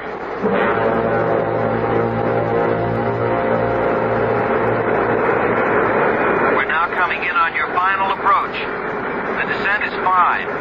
How do you feel? Oh, I'm okay. Going a little fast, but no, okay. All right. Now, we lower the wheels. You remember the exercise? Affirm. Pull out rear lever and push down. Watch the 3 green lights indicating wheels down. I have the green. Okay, the landing gear is down. We have you in sight. Now give her some throttle as the gear slows you down. I feel the drag. More throttle. Now watch the flap indicator. You remember? Yeah, I remember. 10 degrees of flaps added. Confirmed. Roger. Hold her there. Now maintain airspeed at 127. I'm maintaining speed. You're doing fine. Now keep your feet on the pedals. Keep her nice and level. Can you see the runway? I see it. All right. Now maintain all configurations. You're doing just fine, Doc. Just fine. We like the picture. Come in, easy as you are. I'm getting awful close. Just keep your nose up. Watch the airspeed. Yeah. It's dropped 10, 20. Now that's all right. You know you're slowing her up. And you're in, so get your brakes and drop your nose. Confirmed. Hey, she's yawing on Hold your me. rudder firm. Hold your attitude. Keep that yoke back. Hard back. Keep that yoke back. Push hard on those brakes, Doc. Push hard. Should I reverse engine? No. Steady on the rudder pedals. Keep that nose down. Give it all you have on the brakes.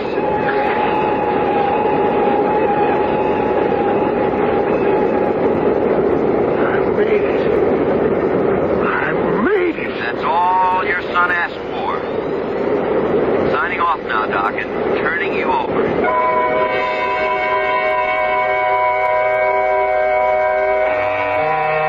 The plane is down, and in the operations office of the airport, the hero of the hour has been sequestered in blessed relief from all the hoopla and excitement by the airport director.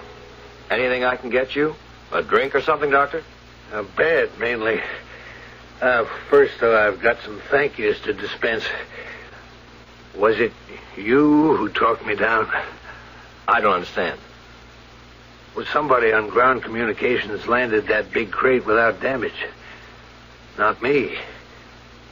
Who was on the horn with me all the way in? Well, nobody. What do you mean, nobody? I was talking to myself?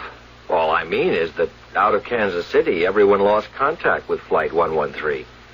As far as we're concerned on the ground, only one man set her down. Dr. Sam McCall. Yeah, but that's crazy. Colonel Blake was the one who monitored every move I made. If it wasn't for him, me and everyone aboard, including the new young man, would have been gone geese. I couldn't have landed that skyscraper by myself. You say, you were in radio contact all the way? For sure, with Colonel Blake. Colonel Jackson Blake? I never did get his first name. Well, why? You know him? But no, not personally, but... Well, he was the pilot of the plane in which your son crashed and all personnel were lost. He said he knew my son, Pete. You trying to say he was dead all the time? Well, the only thing I know is that right beside your son Pete's coffin is one that contains a Colonel Blake. And your radio was out cold. Well, no one else could have talked you down. What can you add to that? An elderly man who hadn't touched a plane control in 6 years, and then only a single engine, landed several tons of modern multi-engine jet by himself in radio silence. Or was there some other force beyond that which brought him home? You make up your minds. I'll be back shortly.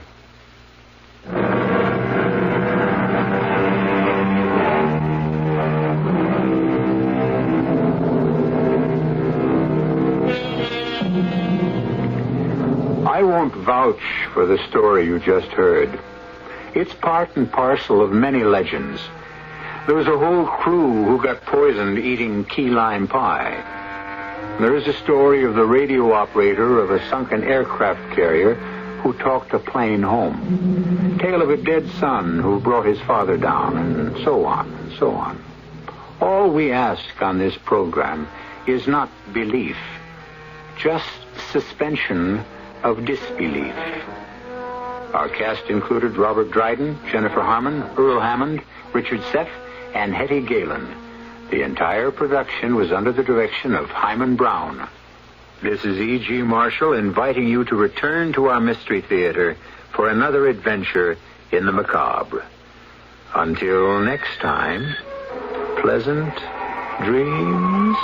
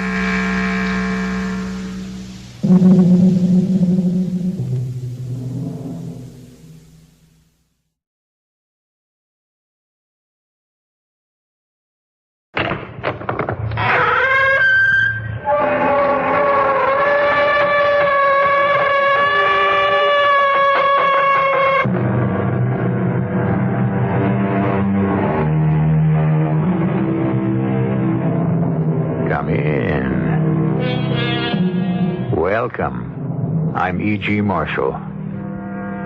Caesar said it. Let me have fat men around me. A fat cat is a contented cat. Fat people are jolly people. Sure.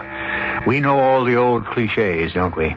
Including everybody loves a fat man. But does everybody love a fat girl? Not, it would seem, from this.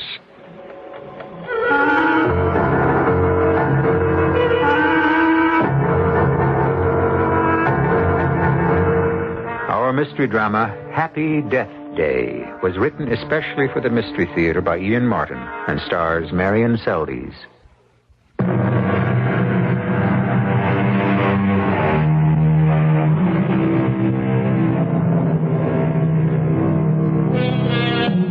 Dreams. Waking and sleeping, they are so much a part of all our lives.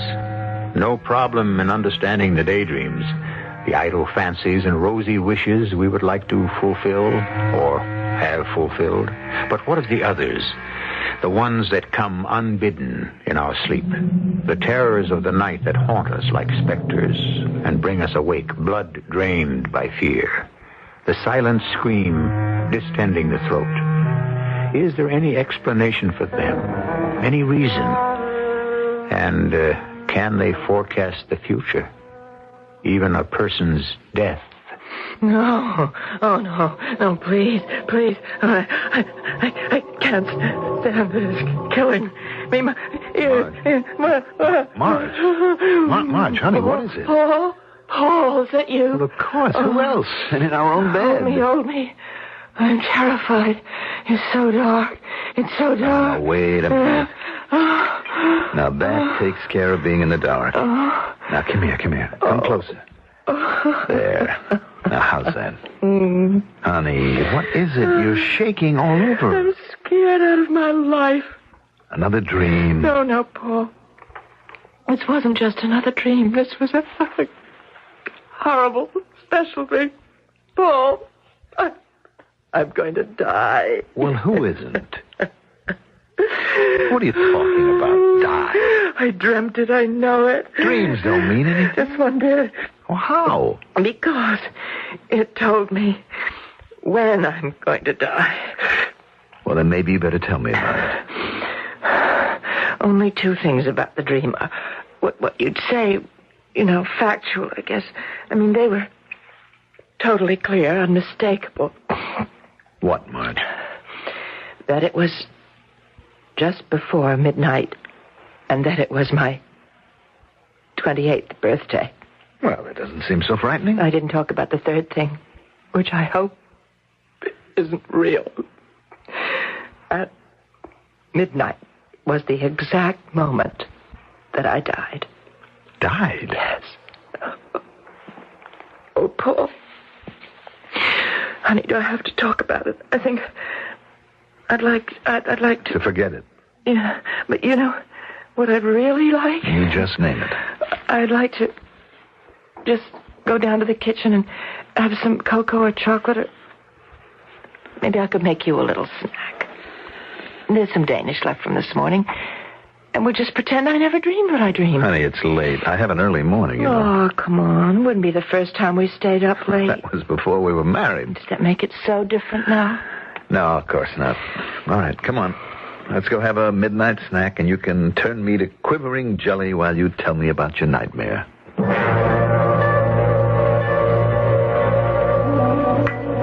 You sure you would like a little mocha cream cake? No, thanks, dear. Well, all you had was coffee. Which I'm out of my mind to be having at 1 o'clock in the morning. Ah, then why did you have it? I just wanted to keep you company. Marge? Mm-hmm. You're not going to eat any more cake or stuff, hmm? Why not? You think it isn't good for me? No, I didn't say that. I just meant... Look, I don't want to get involved tonight. Just drink your chocolate and eat that gooey cake, and let's get back to bed. Hmm? I don't think you're being very fair. Well, neither do I, but I'm just tired. Now, why can't we go back to sleep? Because I'm scared to go to sleep, that's why. Because of the nightmare? Yes. Come on now, baby, be reasonable. It was just a dream. How bad could it be? Well, so far, you haven't cared enough to be interested. I'm sorry. I did ask you to tell me about it. A little more than that, hubby love. You suggested that I turn you into a quivering jelly while I related it. Okay, convert me to aspic right now. Oh, I wish I thought there was anything funny about it. But I don't. No gags, no cracks. Now lay it on me quietly. What did you dream? I was in this place. It was dark and shadowy. The sort of space where there are only elevators and stairs. I mean, staircases going up. The elevators weren't running, and so you had to go up the stairs. But first off, you had to go down a long, dark corridor, and then there was the door, and the staircases began. And you started climbing because you knew that something was behind you, treading on your heels, ready to smother you, kill you. And then the panic began because it was getting closer and closer. So I started climbing faster. But no matter how many stairs I climbed, there were more and more. And no matter how fast I climbed, the steps came closer and closer. And then, at last, I was on a high place where you could look out over the world. I was no longer closed in. But that presence, it was right behind me.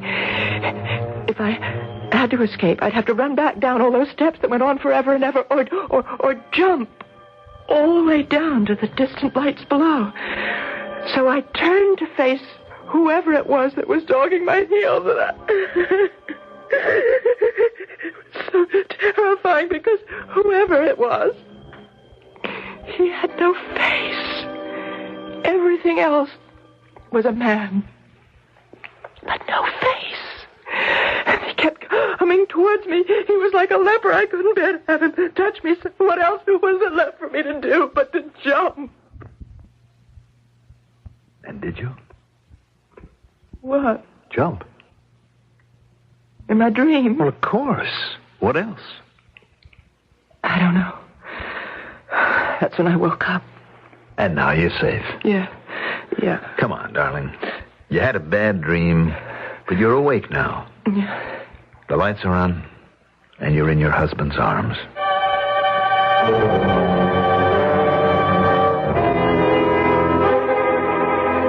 Val, I I don't know how much longer I can stand it. Poor Paul. I know my sister's a trial. A trial? She gorges herself on cake and candy. She's blown up like a balloon. And now all this dream nonsense. I have to hold her and croon over her like some lovesick mother with her first baby. Makes me gag. Well, how do you think it makes me feel? The two of you in bed? Well, she is my wife. Only as long as I keep quiet about us. All right, you don't have to remind me. Paul, our relationship may be very close, but it isn't exactly founded on trust. I'm not trying to double-cross you. Well, you better not. Save it for my dear half-sister, who better not be your wife any longer than a month from today. Valerie, have a heart. Let me hang a little loose. No. The moment the money is legally hers, I want you to deliver on your promise. I haven't figured out a way yet. Well, you'd better. For 28 years, I have hated that soft, blue-eyed, fat little phony. She smarmed around my father, all lovey-dovey, she and her mother, while I got the Cinderella treatment, even though I was the first.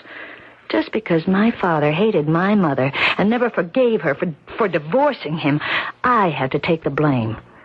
And Marge and that harpy who gave my father his favorite child made sure I never had a chance. All right, Val. We've been over all of that before. And I just have this feeling, lover, that we need to keep going over it. Now, why are you suddenly ducking the issue? Valerie, this attempt to control dreams is a new world for me. Well, according to you, it was simple. The game of dreams. Wasn't that your phrase? That under hypnosis it was possible to suggest what a person might dream? I believe it is. And I'm not without some medical support for that belief. So? You already have her dreaming about dying on her birthday. Isn't it working? Not exactly. Why? Because we have to establish a pattern. I can't get her to walk in her sleep yet. Now, if that were set up, then she could die without suspicion. I mean, it's a lot of money, isn't it? It's worth any kind of risk. But it's also worth being very careful about making sure that we get it the right way. Very well, Paul. How do we proceed now? I gave you the name of Madame Nadja Kiryalov from my old carnival days. Mm-hmm.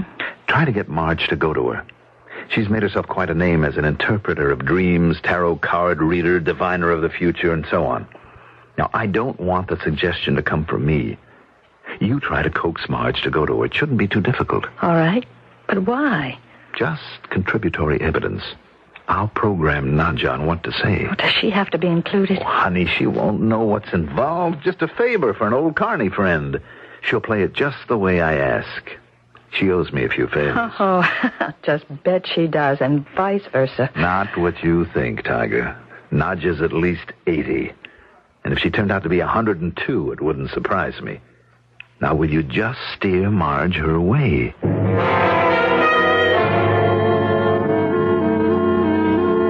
Did Paul leave? Yes, I think so. He said something about a luncheon appointment. Oh, yes, that's business. He thinks it'll be a job offer. Oh, good. I'll make you some fresh coffee if you like. I didn't make any more because I thought you were still asleep. No, I couldn't sleep. I was afraid. Afraid of what, Marge? Oh, afraid I might dream it again. Oh, come on. What's so scary about dreams? Well, let me make you some nice hot coffee. That'll wash away the cobwebs. No, not these cobwebs, not this dream. What does it mean when you dream you're going to die, Val? Nothing. Dreams don't always mean something. But wouldn't it mean something to you if you dreamed that in just about a month on your birthday you were going to die? Why would I dream a thing like that? What does it mean? Marge, how can I tell? But there are people who, well, you know, read dreams, sort of, I don't know, divine what they're all about. Wish I knew someone like that. Someone I could go to. I'm so... Val, there's a box of chocolates on the table. Hand them to me, will you? Oh, sure. But shouldn't you... I know. I eat too many, but it helps me to calm down. It's like smoking, you know. Mm-hmm. Well, there's this girl who works at the office with me. She was having all these terrible dreams, and they were giving her migraine headaches. And then somehow she found out about a Madame Kiryalov. Mm-hmm. Well, she's kind of a seer-like. And she can read dreams and explain them so you understand and you don't have to be afraid of them. Where is she? Where can I get to see her? Well, I could find out from my friend. Oh, wait a minute. I think she gave me a card. I'll go look for it. You think she could tell me I wasn't going to die? Oh, She might. But supposing she told me that my dream was going to come true. Oh, well, she'd never do a thing like that, even if it was. Oh, well, just the same, I think I'd like to go and find out.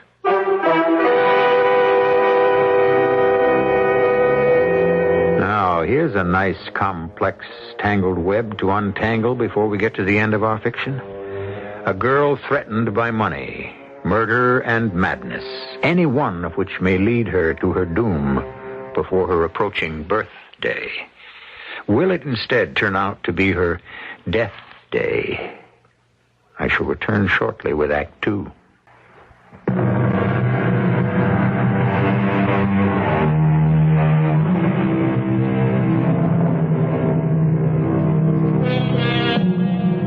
Somebody, sooner or later, is always saying something familiar, and usually more than once. Certainly this old saw is well worn by now.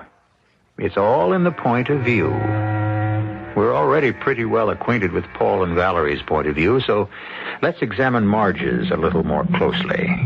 Or rather, listen to her examine it herself. I've always been fat, ever since I can remember. I guess when I was a little kid, they called me chubby. Then in my teens, it was pleasingly plump to the older people. And the boys used to say I was stacked. Once I got into the 20s, particularly after Dad died, it was overweight. Or behind my back, they just called me what I am, fat. I eat too much candy, sweet stuff and things. I used to think it was because I've always been a loner. I don't think Mom ever really wanted me. Anyway, she died when I was 10, and there was only Dad. And when he went, I guess I would have been lost if it hadn't been for Paul. He was so sweet from the first time I ever met him. Oh, here he is now. Paul! Oh, Paul! Hi, Valerie. Oh, could you come over for a minute? Well, that's an offer too good to turn down. Well, you're too good to believe. I only aim to please. Oh, I don't know whether I'm doing you a favor, Marge, or just making trouble, but this crazy guy is Paul Werner. Well, I'll admit to the name, but not the nature. Hi. Hi, Mr. Werner. Paul, this is my little sister. I've told you so much about Marge.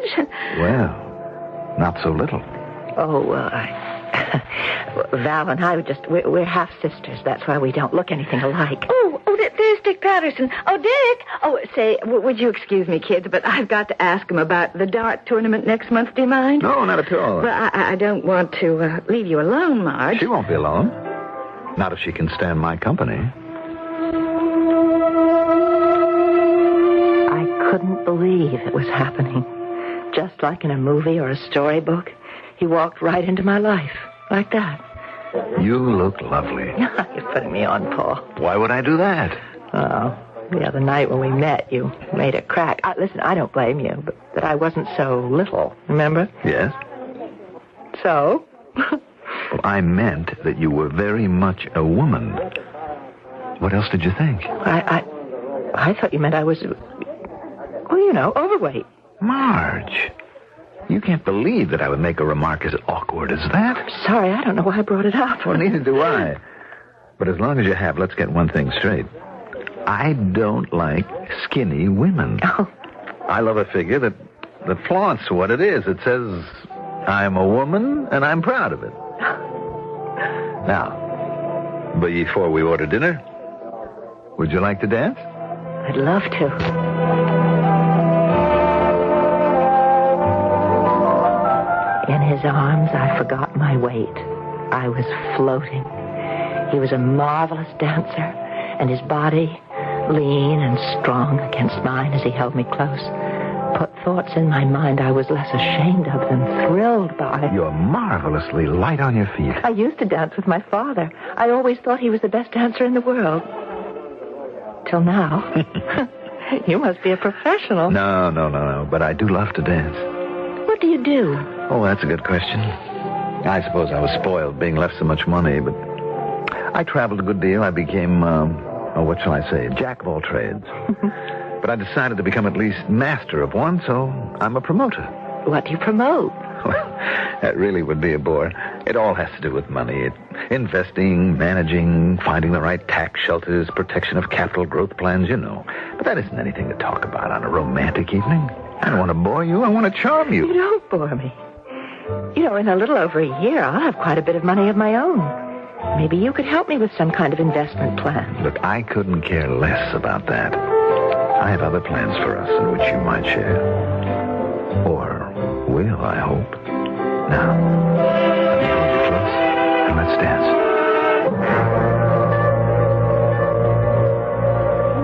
We were married 6 months later. Paul gave me the most beautiful engagement and wedding rings, and I promised myself that my present to him was going to be to slim down. But somehow I never quite seemed to manage, just as I never seemed to be able to stop my dreams. Tell me what you dream. Well, Madame Kyrioloff, sometimes I dream I'm in a room with this snake, and I'm afraid of him, and I run all about the room, but the walls are smooth, with no doors or windows. And the snake keeps writhing towards me, and then he reaches up, coiling on his tail, and just as he strikes out at me, I wake up. And that is so difficult to interpret. He is the symbol of man, of fertility. And I think you must not be afraid. You love your husband very much, no? Yes, I do. And you would like to have his child? I suppose so. But you are a little afraid since you never had a child yet. So that is all the meaning. Now, what other dreams? Oh, there's so many. Well, mainly the one that I came to see you about. If you can get rid of my fear about that one as easily as the others, I guess I wouldn't feel so insecure. Tell me. Well, give me a minute to kind of get hold of myself. This one is so real, it's hard even to talk about it.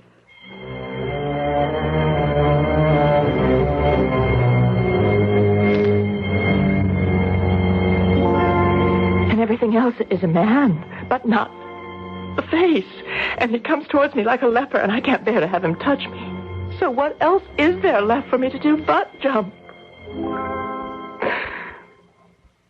Well, can you read that dream for me, Madame Kyrioloff? Mrs. Werner, you will forgive an old lady, but that... What is it? Are you ill? No, not ill. Not in the body, but in the soul. I don't understand. There are people like myself who find paths to the supernatural, but there are others for whom there are no signs, only absolute knowledge. The true mediums, the apostles of the new truth, the future knowledge. You are one of those. And before you, I am humble and afraid. What are you saying? That I'm going to die within the month? My dream is foretelling me that? I have this splitting headache, Paul. Let me massage your neck the way I used to. Now, what's wrong, darling? It's the dream, Paul. I'm scared. I know I'm going to die. Just because of a dream? How many people dream the exact date and the exact age that they're going to die? I don't know. Darling, why don't you let me sit here facing you and persuade you to relax and forget about any fears or dreams? Just the way you always have been able to, since the beginning. I hope I can always help. Oh, Paul, you've always been able to hypnotize me. I don't claim any such magic power. It's true. Something about your voice. That strange amulet you wear around your neck with all the colored brilliance, the little slivers of mirror in it. You mean my Indian charm? Whatever it is, I love it. As I love you. It makes me feel so drowsy. Sometimes I think it swings back and forth like a pendulum. The mark of time. The measure of the tiny bridge we all can cross between the waking and the sleeping. I can feel all the tensions drain away. As they should. As they should. You're falling softly, softly into the transition between the conscious and the subconscious. But you want to forget everything but the peace of being in suspension. Go to sleep. Sleep. Sleep. Until I tell you, I don't want you to hear me when I speak again. Marge? Marge? You are asleep.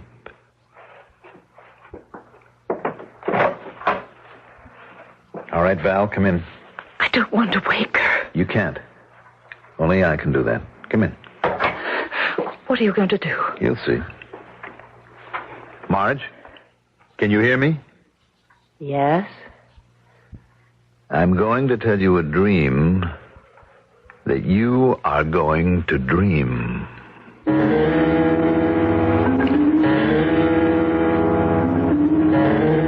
But you will not stop to look at the man or whoever is following you, right? I won't try to see him. You will run from him because you know there is only one escape. There is only one escape. To jump, to fly free and know that you will fall to safety. I will fall to safety? Because I will be waiting to catch you.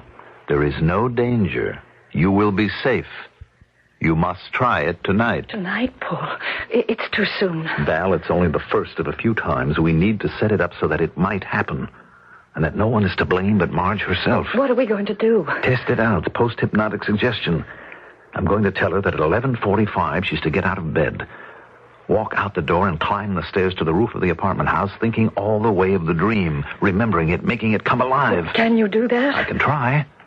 She's very susceptible to any hypnotic suggestion. But suppose it works. Suppose she gets up there and she does jump. It's too soon. She doesn't inherit if she... Don't worry. Once she moves out of bed, I'll have the doorman and the elevator man and the superintendent notified so fast there'll be no chance of anything happening, except establishing an alibi for the night when it really happens. Paul, will it really work? Is it that easy? You plant the idea in her mind and she'll just jump? Wouldn't it be delightful if that's all there was to it? Of course not.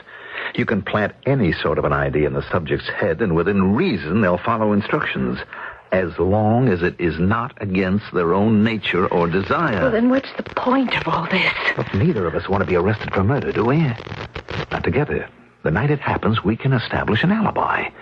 But it will only hold up if Marge's suicide is not unexpected, if it seems logical and natural.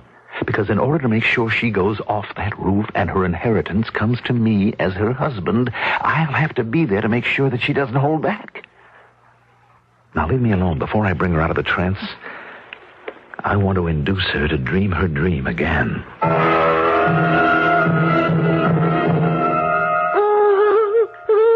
What is it? What is it, darling? Dream. That terrible dream. How did it get? Oh, Marge, dear, it's just a dream. Now go back to sleep. Oh, thank heaven you're here to take care of me. Oh, Paul. Do you love me? Of course I do. I don't know how you could. I'm fat. Nobody ever loved me except me. Oh, why do I eat and eat? I don't want to be overweight. Paul, Hush, darling. Hush. You're just the way I want you to be. And it's late. You have to sleep now. Sleep. I'm so tired. What time is it? Almost 11:45. Oh. Sleep, darling. Sleep. Yeah. Yes, I can now. And remember. Mm-hmm. Remember. Yes, I remember. I remember.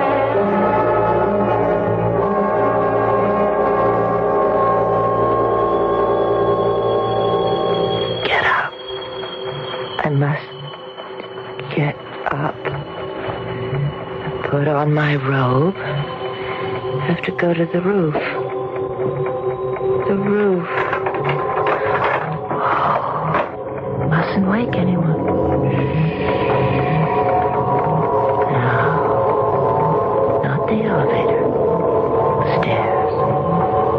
The stairs. And then when I climb them to the open sky, no more bad dreams, no more defeats. It's a whole new world waiting for me. All I have to do is step off and fly. Fly. The best laid schemes of mice and men gang after gley, said Mr. Robert Burns. In this case, for mice, you could read rat. It's the pleasantest term I can think of for Mr. Paul Werner. And wouldn't it be the supreme irony if, in messing about in fields beyond human control, he lost not only his wife, but the fortune he so confidently expects to have in his hands without even having to wash the blood off them. I shall return shortly with Act 3.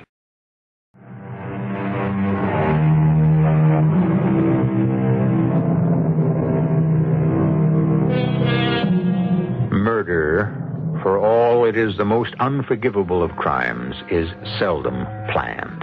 Most murders are committed in the heat of ungovernable rage, by accident, in the heat of some passion. Murder in the second degree.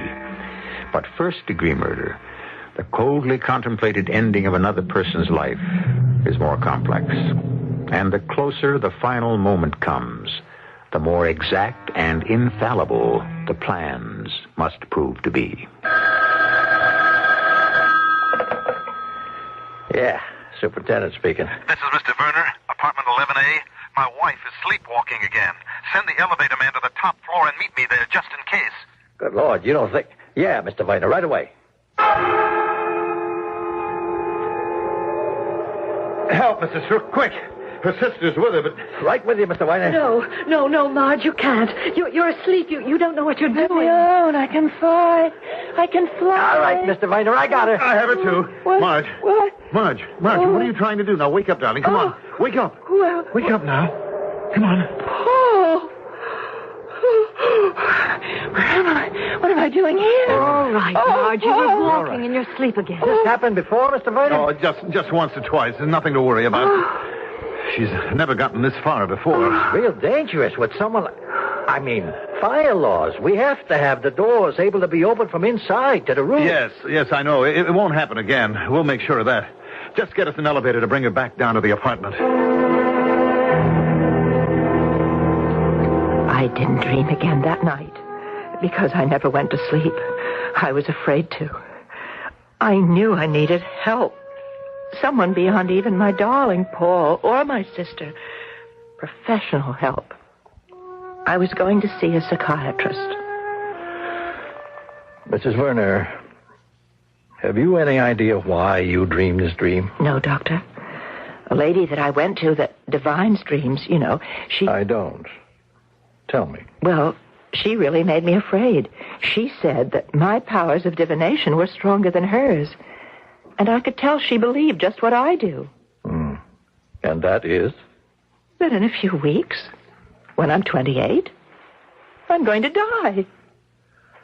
Well, let's just see if we can't change your mind. You're not your father's first child. No. Valerie was, except by another mother. I mean, he was married before. But you were the only child your father and his second wife had. Yes. And your mother died. When? When I was just 10 years old. Your father didn't remarry? No. He'd already been married twice. So you were an only child? Well, no. There was Val. By another mother? Yes. You were your father's only child by his second wife. The one who didn't divorce him. You were special. You were his favorite? I guess. He left you all his money, didn't he? Nothing to Valerie, your sister? Yes, that's right. Did you feel guilty about that? No, I don't think so. Today, Most of us believe that dreams are generally the result of something we've done or experienced in the past 24 to 48 hours. I don't understand. The first thing to do is to look for a literal meaning. But what if I can't find that? Then we're in the jungle. We must take each dream as it comes and try to interpret it. Well, what about my dream? I mean, the one I have again and again. I think it's wholly symbolic. How? I'm going to be very frank, Mrs. Werner. I think, subconsciously, you would like to kill yourself. Commit suicide? In order to be reborn in a new shape. The shape you would like to be. Slim, attractive to everyone, especially men. Attractive to yourself. That's all it is? A kind of death wish? Oh, dear me, no. You have no wish to die. Only to change. But who is the man who pursues me? The one whose face you never see? Yes. Probably your father. You loved him very much. You looked for his approval, existed on it. How many times as a little girl have you thought, I'll die if Daddy doesn't like this dress, or the way I look, or what I'm doing? My visits to Dr. Stowe were beginning to be of enormous value to me. I didn't dream anymore. Didn't dream at all. And although it seemed to hurt Paul's feelings a little, I wouldn't allow him to try hypnotizing me anymore. I didn't want anything to interfere with my new sense of well-being. I was even losing weight. Mrs. Werner, I'm beginning to see quite a change in you. Thanks to you, Doctor. Inside and out. I notice you've dropped quite a few pounds. Don't overdo the dieting, though. Oh, I'm not really dieting. I've just cut out sweets and cakes, things like that. I find I don't need them anymore. A little security was all you needed. How about the dream? Not once since I've been coming to see you. Oh, you've taught me so much. But suddenly, 2 days before my birthday, I dreamt it again. All the same sweating terror, flight, the sleepwalking, the shrouded figure, the man that would not turn and show me his face. Why did you wait so long to tell me about Paul and his hypnotizing you? I don't know. I'm not sure. It's a very dangerous capability in untried hands. But you let him do it last night? Oh, I didn't let him. It just happened. Oh, no. Anyone can resist hypnotism if they desire. It demands cooperation. Well, I was suddenly so tired after dinner. I don't know why. And Paul seemed so hurt that I hadn't let him help me. He doesn't know that I'm seeing you. Yes. And so you had the dream again. Yes. Do you think there's any connection? I don't know. I only know that no one should try to practice hypnotism who is unschooled and an amateur. If I bring in my nurse, would you consent to allow me to try to hypnotize you? Why? I want to set a certain fixed idea in your mind that if you should dream this dream again, before you make any final step, you will demand to see the hooded figure's face, to expose your nemesis, that you will wake up and see it for what it is. You can do that? I can try. And further, I want to remind you of something. No one who seriously wants to resist can be hypnotized or programmed to do anything beyond his own will. Happy birthday, dear Marge. Happy birthday to you. Now, go ahead, darling. Blow out the candle. Oh, and don't forget to make a wish. The wish I can handle. I don't know about these candles. Well, here goes. Hooray! Oh, you missed one. Well, maybe that's to grow on. Anyway, happy birthday, darling. Happy birthday. Oh, thanks, both of you. Today's the day I finally came into my own. A little late, but better late than never. Isn't that the truth? Oh, have some of your birthday cake. It's just your style. Coconut marshmallow with lovely fudge sauce. Oh, I think I'll pass it up. I'm suddenly so sleepy. Well, it was a long day, what with the lawyers and the bankers. But my inheritance and money, that shouldn't tire a person out, should it? Well, I promise you from now on it won't. Now that you've put me in charge of it all. It's what you wanted, isn't it? Well, somebody has to keep track. And there's nobody better than Paul, where so much is at stake. Don't I know it? Oh, Val, I wonder if you mind. I think I'd like to go to sleep. Oh, no, of course not, darling. I shouldn't be here tonight. I shouldn't even be cluttering up your lovebird's apartment. Well, off you go. I think I will. You don't have to come now, Paul. Oh, but I will, darling. Be right with you as soon as I finish my coffee. Good night, my dearest. And closest. Sleep well. We all set? It will be tonight. If it goes right. I've given her the sedative. I'll have to leave you now to make sure that I put the post-hypnotic suggestion in her mind. I just go to bed. No. You stay up doing the dishes, apparently. At 11:45, the pattern I've set, she'll go up to the roof. I'll follow her, and this time we'll be alone. One push, and she's gone. Then I'll be back down here with you, helping with the dishes. When she's found, we'll be cleaning up after a birthday party, thinking she went to bed.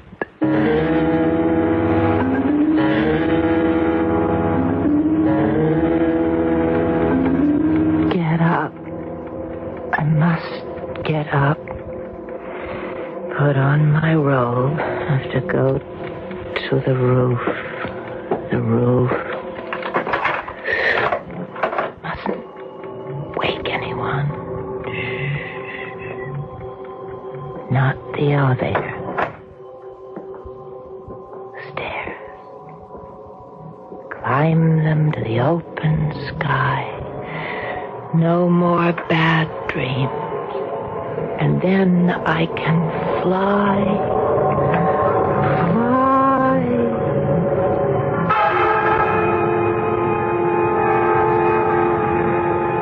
All right, Marge. Time to fly. Why don't you jump? Help me. Help me. All right. If it has to be that way. But it won't be the way you wanted it. Fly yourself. Sorry, Paul. I didn't want to wake up and see your face, of all people.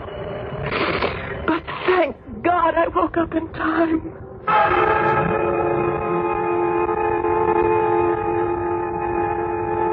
Doctor, did you really know about Paul?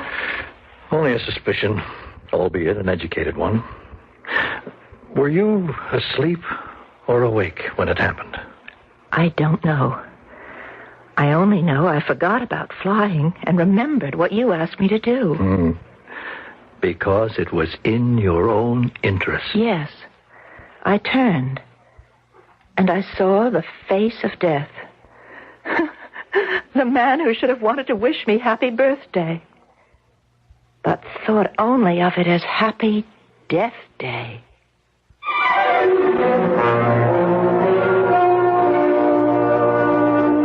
A little more to add. The story is told. Mr. Shakespeare said, "We are such stuff as dreams are made on, and our little life is rounded with a sleep." Not quite Marge's experience. All she needed was to wake up to life, and apparently that she has done. I'll be back shortly.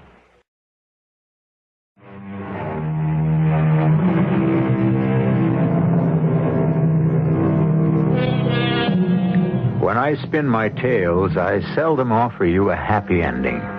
For the fabric of life is a wild game of chance, which promises nothing but what you reach and strive for. And all of us need some part of the element of luck. In Marge Werner's case, it was a dedicated psychiatrist named Dr. Stowe who steered her carefully through the wilderness of the mind. Our cast included Marion Seldes, Mandel Kramer, Carol Teitel, and Ken Harvey. The entire production was under the direction of Hyman Brown. This is E.G. Marshall inviting you to return to our Mystery Theater for another adventure in the macabre. Until next time, pleasant